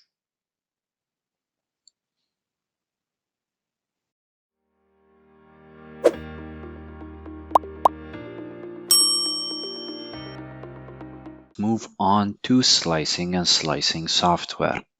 Okay, so previously we discussed splitting a 3D model into the different layers to be 3D printed, and we've slightly touched upon slicing software, but what is it actually? So between having your 3D model created, where you have the 3D CAD data of what you actually want to 3D print, and 3D printing it, there is an intermediate step, because as we mentioned, 3D printers work in a layer by layer method, and your 3D model needs to be split in that layer by layer, method, for the 3D printer to be able to read and actually understand the cross section of each layer and what it needs to print or what it needs to create for each layer. Okay, so the splitting of a 3D CAD model into these different layers to be printed, that's what slicing is. There are several programs that are specifically dedicated or created for the purpose of slicing. Some are free, some are paid, some come with and are specifically designed for certain 3D printers by certain brands. But the main thing that they have in common is splitting the 3D model in all of these different layers that we need. So as an example, I'll show you one 3D slicer software that I mainly use. However, let's prepare a 3D model for us to print. If we go back, we can export this model of the table or the chair that we wish to 3D print. You can go into File, Save As, and then if we call this, okay, let's call it Design 1. We have to save it as a specific file type, and we'll cover this later on when we discuss file types. But for now, all you need to know is when you save 3D models for the specific purpose of 3D printing, you need to save them in an STL format, because that's what generally slicer softwares use or read in order to slice a specific model. Okay, so now that we've exported it, we can go into our 3D slicing software. This is a Repetier host, but there are several different slicing softwares out there. This is just the one that I'm using for this example. So let us add a model in here. Design1.stl, open. So you can see over here, when we imported our design, it sort of laid it face down, obviously because it tries to give us as much contact area with the build face as is possible. We can obviously rotate the object around axes. You have a set of axes as you do in Ansys SpaceClaim. This is generally standard in most 3D printing software. We can rotate it around. For this specific example, for me to show you some of the features, we'll pretend we want to build this table, the right way up, with the bottom facing the bottom and the top of the table facing the top. Although how it was previously orientated with the top facing the bottom and the bottom facing the top would have been better because you wouldn't have needed support structures, but let's go with it right now for this example. Over here we can set different settings such as the infill, what filament that we are using, the different temperature, the speed we wish to 3D print it at. But we'll just go with some standard defaults over here, just for this example. Over here, as you can see, with some of the presets that I've set, it's automatically created a little brim for me because of the tiny surface area that's in contact with the build plate. Yeah. So obviously in some of the settings that I've set over there previously, in some of the presets, you can give it a brim and it will automatically do this for you. However, what I can show you over here is the different layers. I can show you the first layer, the second layer that it builds, and how it actually works progressively to build up all of the layers and all of the cross section through the slicing software. Now, if I reach the main body of the table, you can see that here throughout some of the layers, it doesn't fully fill it up. You can see this is sort of the cross section. Yeah, this is the infill that we specified. Obviously, for some of the layers previously before that, it fills it in completely just to give us a strong base. But then as we progressively go up, it sort of skips a bit just to give us that infill percentage. I believe the settings that I have over here are 10% infill, but then when it gets to the last few layers, it auto completes it to give us a smooth surface area over there. So over here you can see the print settings that I put are 10% infill with a fast speed and a brim. Can add Okay, let's put 10% infill with a few supports. Supports. Let's see if this adds some supports for us to actually see how they look like. Wow.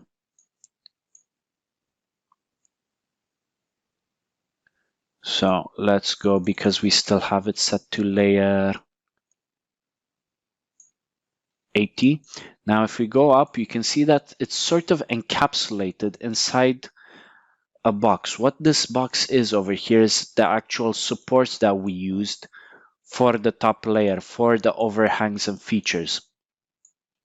Support the structure. If we go back to layer 0 and work our way from there, you can see it builds the supports straight on the bottom, yeah, with our legs as it gets started. And as we go up, it builds a little supporting structure around what we're printing, right? Obviously, it doesn't use a lot of material, and it leaves a bit of a gap between our actual model and the support structures. This helps with removing the support structures later on using post-processing.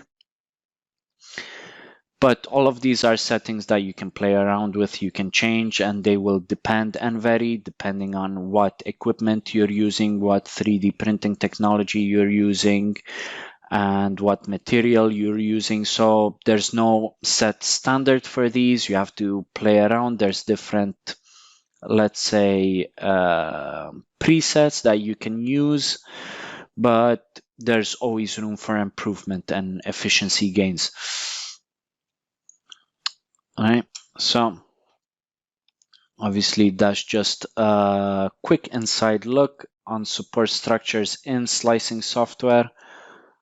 But as I mentioned, there are many features that you can edit and change, certain parameters that you can also change. Over here, you can see there's a perimeter. This is to clean the nozzle head, and it's another thing that you can set. Sometimes if you are using a multiple nozzle extruder, you'd have an extrusion tower to purge the nozzle between filament changes. There's many different things that you can play around with, but the more you delve into this technology, the more complicated it can get. And these are really advanced topics that are beyond the scope of this course that we're currently discussing. But anyways, this is just a quick insight, a quick look into slicing software. Obviously, I'm not going to cover it in depth because this course is mainly focused on Ansys SpaceClaim and 3D modeling. The intermediary step with slicing, that's dependent on the slicing software and the 3D printing technology that you're using. So it's a broad topic, too broad to be covered right now in this course, which is just a general overview. But let's see what we've discussed. Okay, so we've discussed that it's an intermediary step between the 3D CAD model, and the 3D printer. How the slicing software splits the CAD model into the different layers. There are numerous programs. Okay.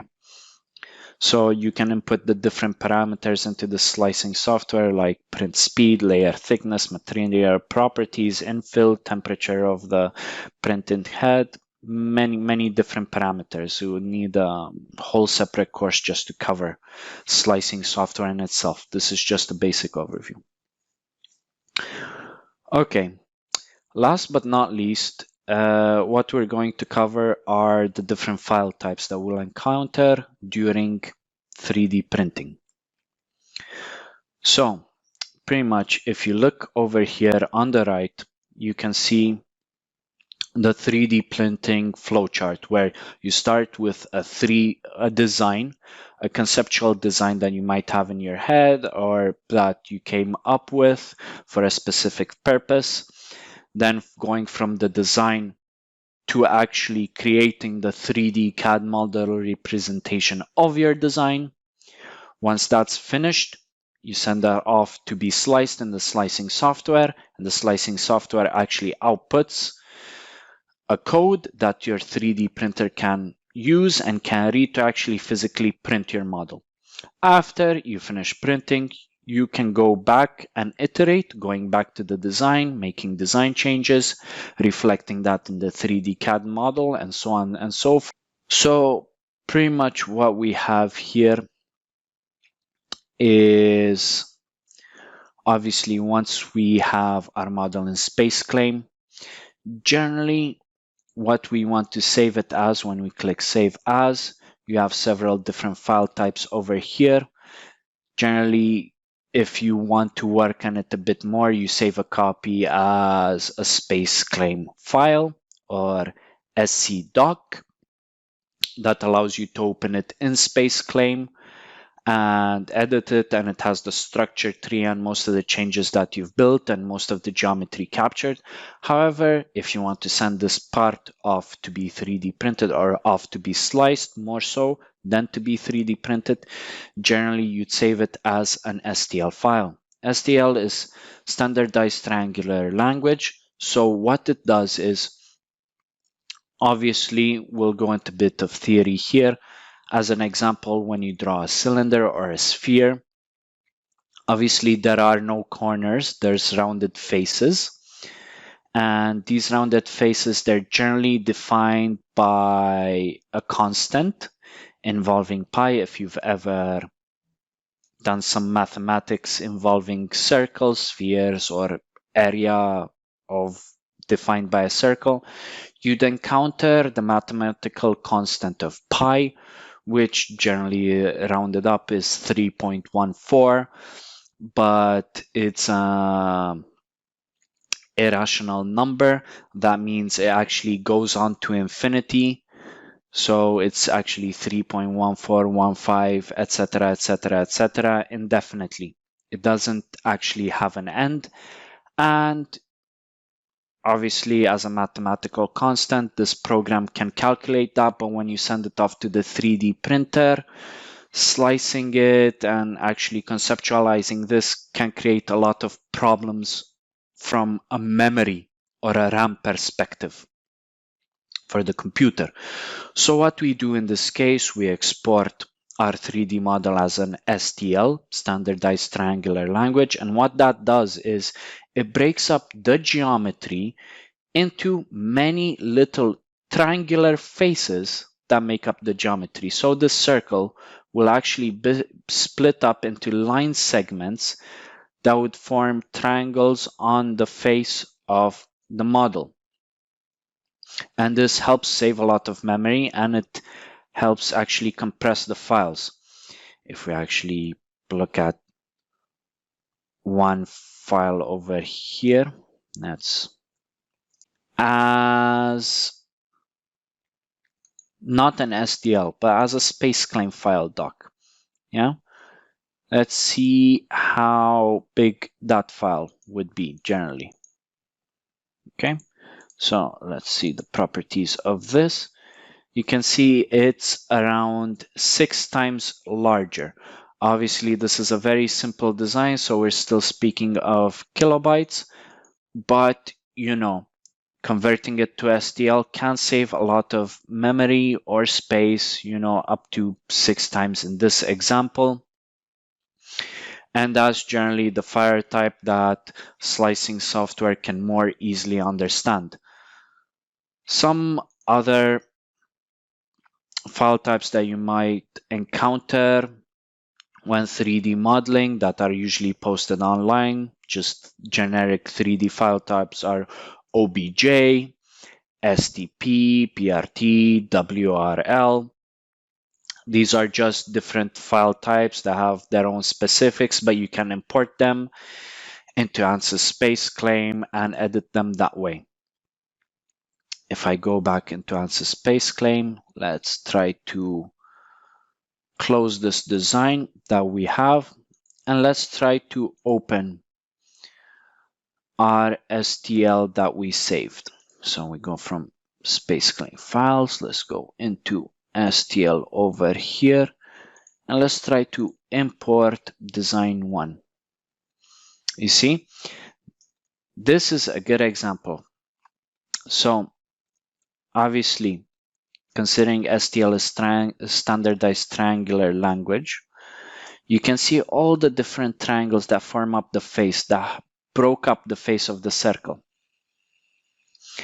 Obviously, this is what the slicing software understands, and this is how it sort of mathematically simplified the circle, getting rid of that pi constant and irrational numbers and some other complicated mathematics that went on over there. Simplified. But obviously, you can import the files in SpaceClaim and you can work on them and do all sorts of things. So let's see. Obviously, we've covered that you generally just slice STL files, so you need to convert and export your data. Yes. So let's go back into our slicing software. So let's say that we've finished, we've decided that yes, this is the code that we want to generate for our 3D printer to print. You can save this code or export it onto an SD card, and that way it's portable. You can carry that with you and the 3D printer can read the code off of that SD, or you can send it online via web using Wi-Fi 3D, real-time 3D printing. You can even edit the code that will generate. So you can see over here, if I go into G-code editor, so G-code is actually what slicing software produces, is what most 3D printers read and understand. You can see that you have obviously some parameters over here. These listed in green are comments generated by the software. This is not actually part of the code. This is to help you reading the code if you actually want to go in and edit code lines itself to optimize some of your 3D printing. You can see I've added the skirt, which is this boundary over here. Some of the temperatures, disabling some cooling fans over there, setting them, and it gives you all of the X, Y, and Z position and how much to extrude for each layer and the area. So all of these, it gives the 3D printer the exact coordinates and how much material to extrude at those coordinates while it's building your object or your target 3D model. And you can see it's really long. Over here, just for the simple table, 100 layers, you have around 28,000 lines of code, roughly. So there's some clever logic going on over here. There's some optimization, some automation. Obviously, if we are to write this code by ourselves, writing 28,000 lines of code is quite tedious and time consuming. Drawing up the path for everything that the nozzle head should follow, it should be automated, and that's what this program does. So obviously you can go into more details about how to optimize the tooling path of your 3D printer, how you can minimize lost time through path optimization, layer optimization, infill optimization, and obviously going into the support structures and some of the other tools that we can use to mitigate some 3D printing issues. It's a very lengthy subject. What you need to know right now is that you create your 3D model, obviously using a design for 3D printing in mind. You export your 3D CAD model as an STL file. You slice that STL model and you generate G-code, and that G-code can be sent to a 3D printer, which will read it and automatically print your model. That's all that there is in concept. Now, let's move on for the final project of the course. So, in this project, I'd like you to take your design from the previous project,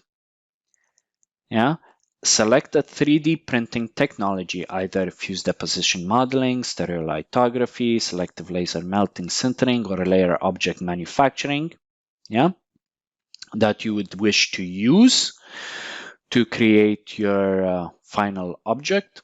And for the selected 3D printing method, I would like you to evaluate your design and identify any issues that might occur if you printed the model as it is.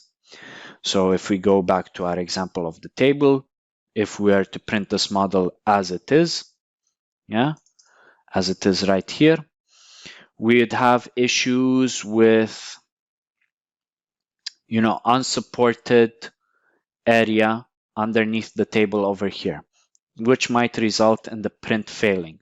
We might also suffer problems from poor contact with the build plate if we are to choose FDM. If we are to choose selective laser melting, then we might have a problem removing the metal powder from the main body of the table or from the legs. That's just an example. So I want you to choose a technology, evaluate your previous design for your selected 3D printing technology. Then I would like you, after having identified the issues, iterate your design using the methods that we have covered up to now to solve the issues that you've identified. So if we go back to our example, if I were to iterate this design, I'd say that I'd need to add a support structure over here underneath the table, or I could print my table upside down. So I'd have to reorientate the table so that it's facing this way when it's 3D printed to sort of mitigate some of the design issues. So I'd like you to iterate your design, figure out a way to solve any of the issues that you might encounter, then to present or to propose a final optimized part after the iteration process that has been designed with 3D printing in mind. So what have we covered this week? So we have discussed that part orientation when 3D printing is important, as it affects both the speed and the final strength of the built part. We have also covered that for overhangs of more than 45 degrees from the vertical, we would need to include support structures in our design. We have also covered that if the contact area of our part to the build plate is small, we will need to include a brim in our design in order to overcome this issue. If we include brims and support structures in our design, then we will need to post-process after our piece has been 3D printed in order to remove the support structures or the brims. We would also need to post-process if we used technology that intrinsically needs post-processing after printing, such as stereolithography or SLA, because that uses liquid resin, which needs to be subsequently washed off after printing.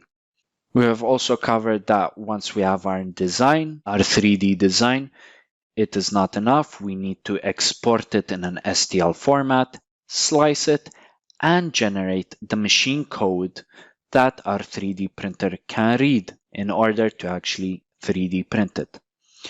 Last but not least, all that we have covered has led us to understand the 3D printing flowchart in which we create our design, from which we create our 3D CAD model in our specific file type of STL that's later sent on to be sliced by slicing software, after which we generate the G-code for the 3D printer to understand and actually print our piece. Then, depending on the 3D printing results, we can iterate in order to solve some 3D printing issues or to solve some design issues, or because we are prototyping and we are testing performance of the part, and we'd like to test different designs or different iterations of our design to see how those different drafts perform. Thank you. This has been 3D printing and additive manufacturing with Ansys SpaceClaim.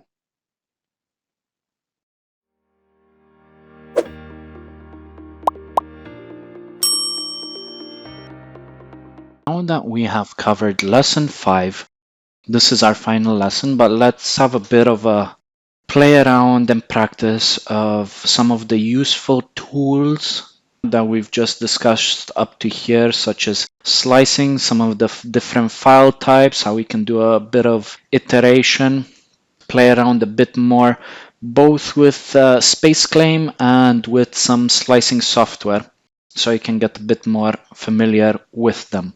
So if I take you through an example from start to finish of how you would design your parts and prepare them for 3D printing, that should give you a bit more of an understanding of the process as a whole. So let's say we want to create a tool, that has maybe like, we'll create a special type of screwdriver, right? Let's try to create something like that, yeah? So let's start off just with the handle, yeah? Create a handle over here. Actually, I should take note of the measurements, yeah? While I'm doing this, and you should do the same, yeah? How thick you want the handle. So let's say we can have a handle that's, was it 20 millimeters, 2 centimeters in diameter, yeah? Let's do 30 mil, that's 3 centimeters in diameter. That should be a good enough handle as a base to start off with. Okay, let's extrude that.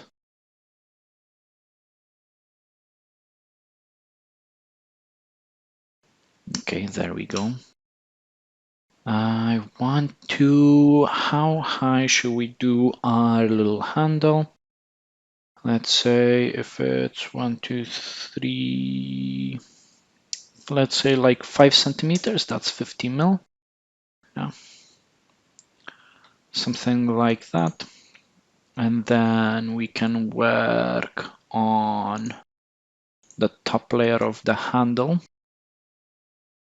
And let's say for the diameter of the actual tool, we can go for 10 mil, which is 1 centimeter. For the screwdriver head, yeah, also pull that out for 5 centimeters, so 50. There we go. On there. And now here comes the important bit. Let's try to do something interesting. So what sort of shape can we do? We can obviously do hexagon or an Allen key, but let's say we want to sort of, I don't know, open up a device or some electronics that have some tamper screws, yeah, tamper prevention screws. Sometimes these would have just a triangular shape to them. So if we do it like this, a little triangle, yeah, on there. Let's say the diameter of the circle, let's say 7 mil, as that's a little reference. Yeah, I'm not sure if you've seen, but some electronics, some tamper, the most common anti-tamper screws are of a triangular geometry. So if we pull this out, yeah, let's say 0.5 centimeter, that should be okay. What we've done over here is just roughly design the tool. Let's just smooth it out a bit.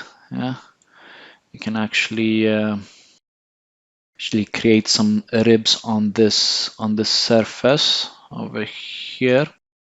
Yeah, if we wanted to. Let's try to create some semicircles. Actually,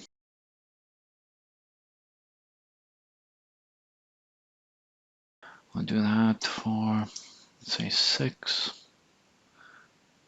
Then another one over here. So 6. Yeah. Like that. Yeah. One here. One here. We can do a little construction line across the centers. And then we can use the mirror tool to actually mirror this, this, and this. There we go. Now if we want to trim outside edges, okay, we can now use the pull tool on these circles that we've drawn over here. This, this, this. Just select them all. Put the surface. We'll do a little cut. Now if we just do something like that, okay, just to give us something to grip it better, you know, and to turn it. Now if we select, no, not that edge. There we go, that edge. Over there we can, because it's a very, let's say, tough or distinctive edge, we can add a bit of a round to it. There we go, just like that. We can also do it on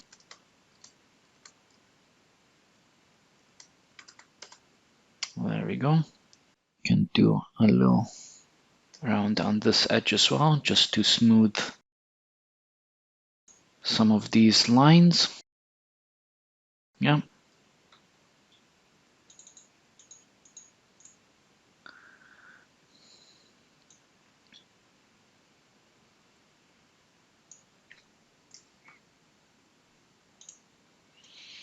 And there we go. And we just have, you know, a good example of something that looks like a screwdriver, or that can be used, you know, in a screwdriver application.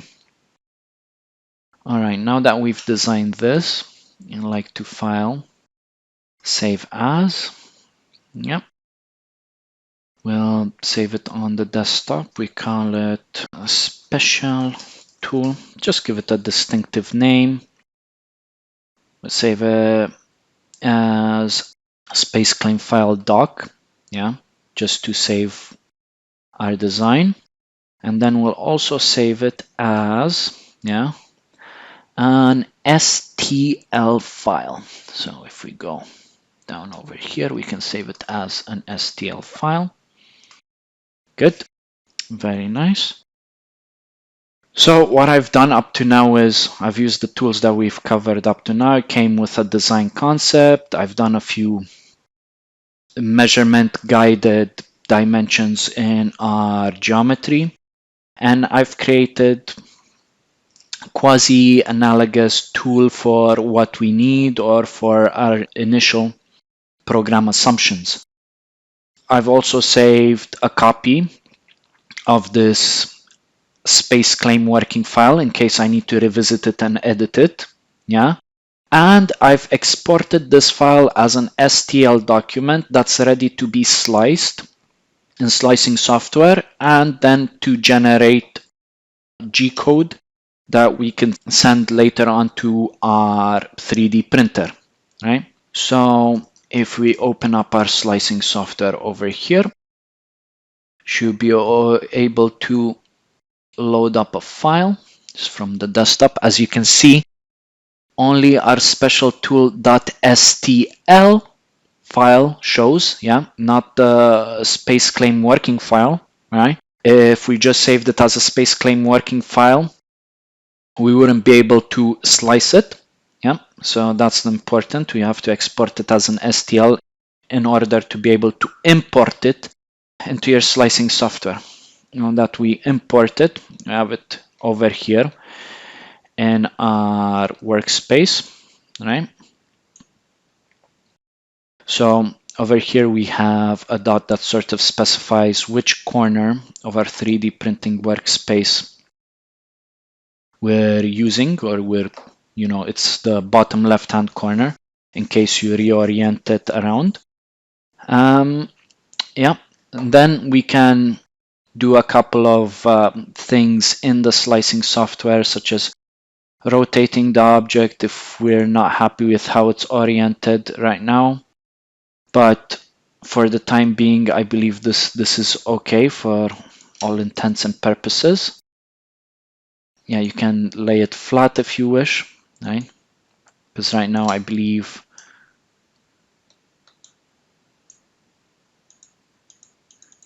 it might have not been laying flat at 0 Z position, but now it is. Okay. You can also scale the object if you really wanted to, right? You can scale it as a percentage in X, Y, and Z. So you have a set of axes over here to, give a good reference of what you're looking in. So if you wanted it to be twice as long as it is currently, well, there you go. You have to unlock it, because when it's locked, it sort of keeps all the relationships of your geometry. These are specific to the slicing software that you use. If you use a different slicing software other than Repetier Host, you might have different tools and options, but obviously rotate, position, scale, some of these are common across the board in most slicing software, so I thought it would be noteworthy to mention. But this one, if you wanted it to be twice as long, you could put 2 in there, and it just stretches your model parametrically to make it twice as long. If you want it half as long, you can go for 0.5, if you wanted a stubbier tool. But the main dimensions, right, which is this tool head over here, yeah, the triangle, that's not affected. So that could be useful in that case. Otherwise, if you had this locked and you put 0.5, it scales all of the model to 0.5, all of the dimensions, X, Y, and Z. Okay, let's go in our slicing software. Right. This slicer allows you to choose different slicing engines. Slicer with a 3 instead of the E, that's a very common slicing software. It's also a slicing program instead of Repetier Host. It has its own one. You have Cura, yeah, the Cura engine. That's also a different kind of slicing software again, but this one, a few different options that you can select, right? And each one can give you a bit of different results because they use slightly different mathematics when they calculate how many layers, layer thickness, layer heights, all of these different things. They can slice it in many different ways, how they compute the 3D geometry, all right?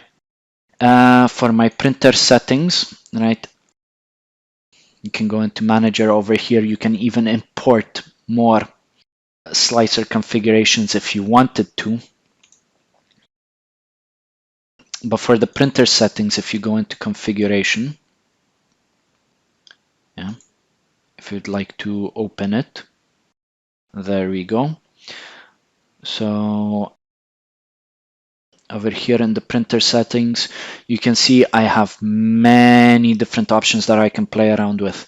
I don't want to go into too much detail with this because all of these, they are dependent on so many factors, like what 3D printing technology you are using, if it's FDM, if it's SLA, if it's SLS, if it's SLM, power output to the laser in SLS, SLM, and SLA. feed rate, hot end temperature, and FDM. A lot of things such as layer height, first layer height, this might be common in between the technologies, right? Infill could be a very important one, right? Remember how we can change the different infill settings over here. You can see you get rectilinear, grid, triangle, stars, cubic, concentric, honeycomb, so many different options, right? Skirts and brims, support material, all of these things. So I've created a few printer settings over here depending on certain applications that I've had, such as solid infill if I want a really structural part, or 10% infill if I wanted to create something really quick like a prototype.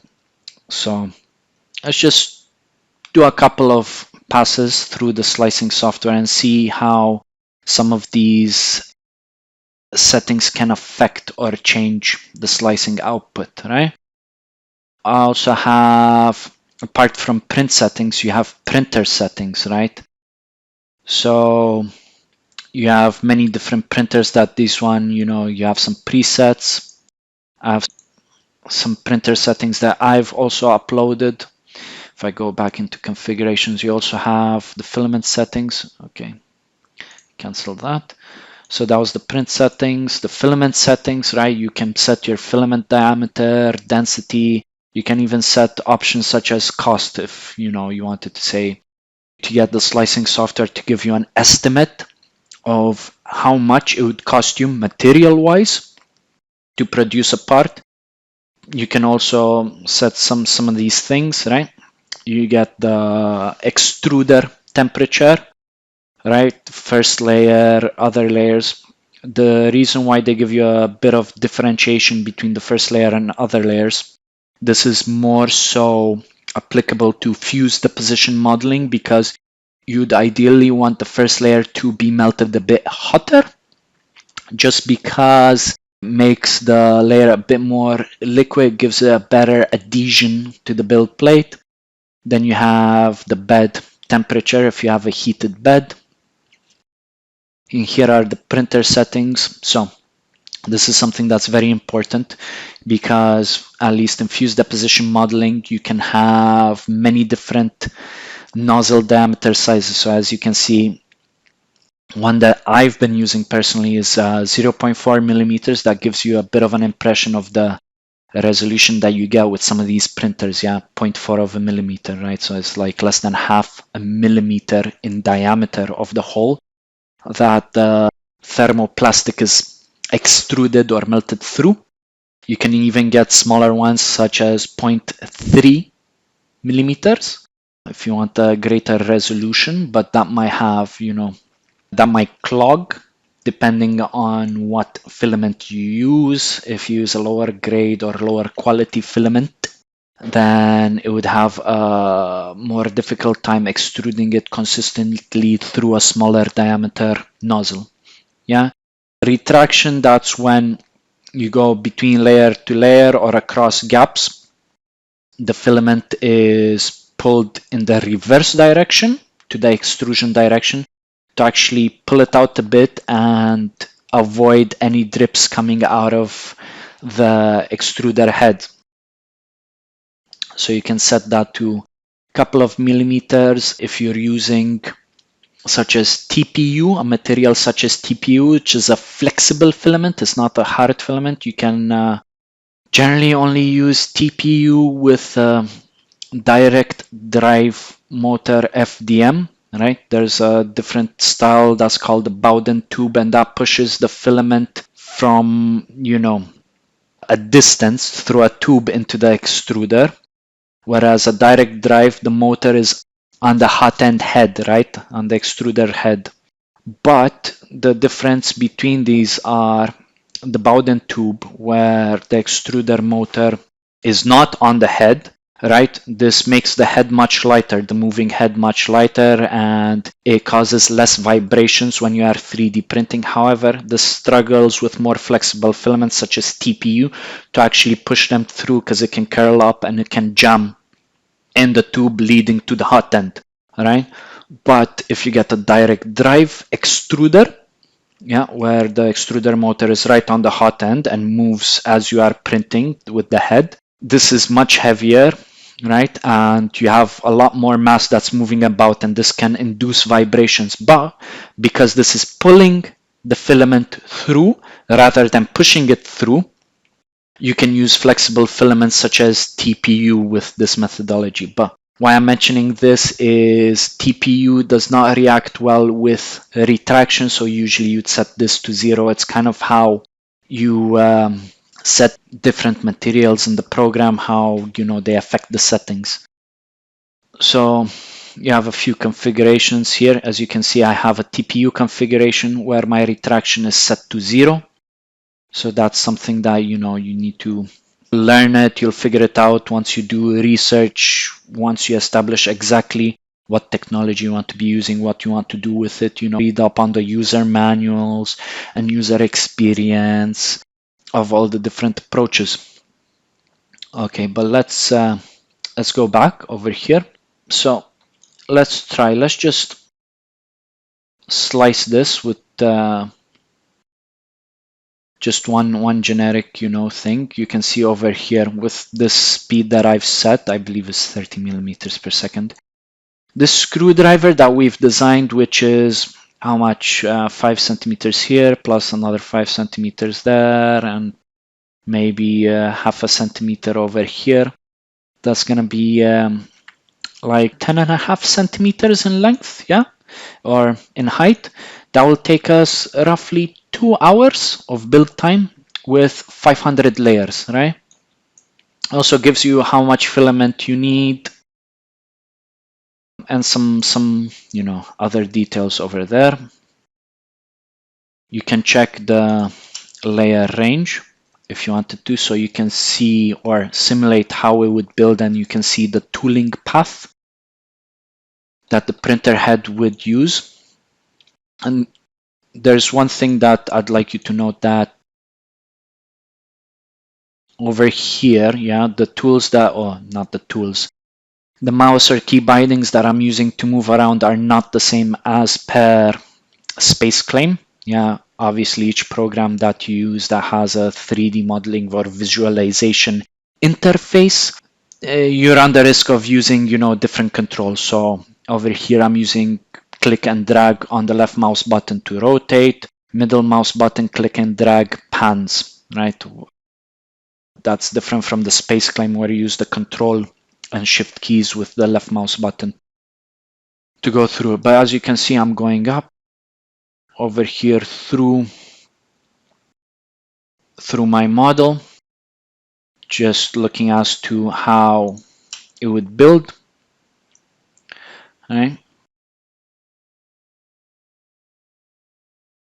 Go up, and you can see over here, because this is sort of building on top of a different layer, the first few layers of this new geometry added on top are solid infill, and most likely as we go up,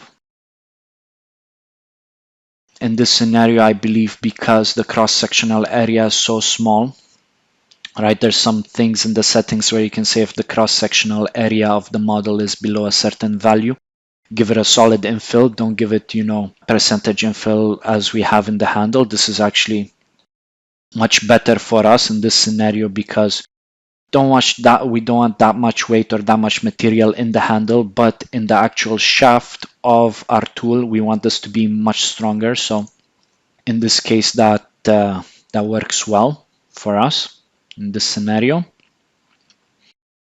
can go up, right, through all the layers.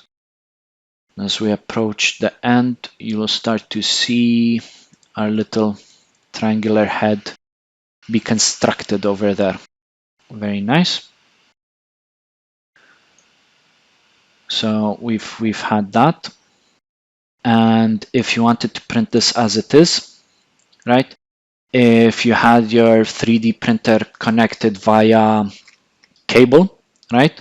USB cable to the computer, you could directly tell it to print. But in this situation, or more commonly, right, you usually in an industrial application or in a real world application, you wouldn't stay with your computer right next to the 3D printer to send the files directly.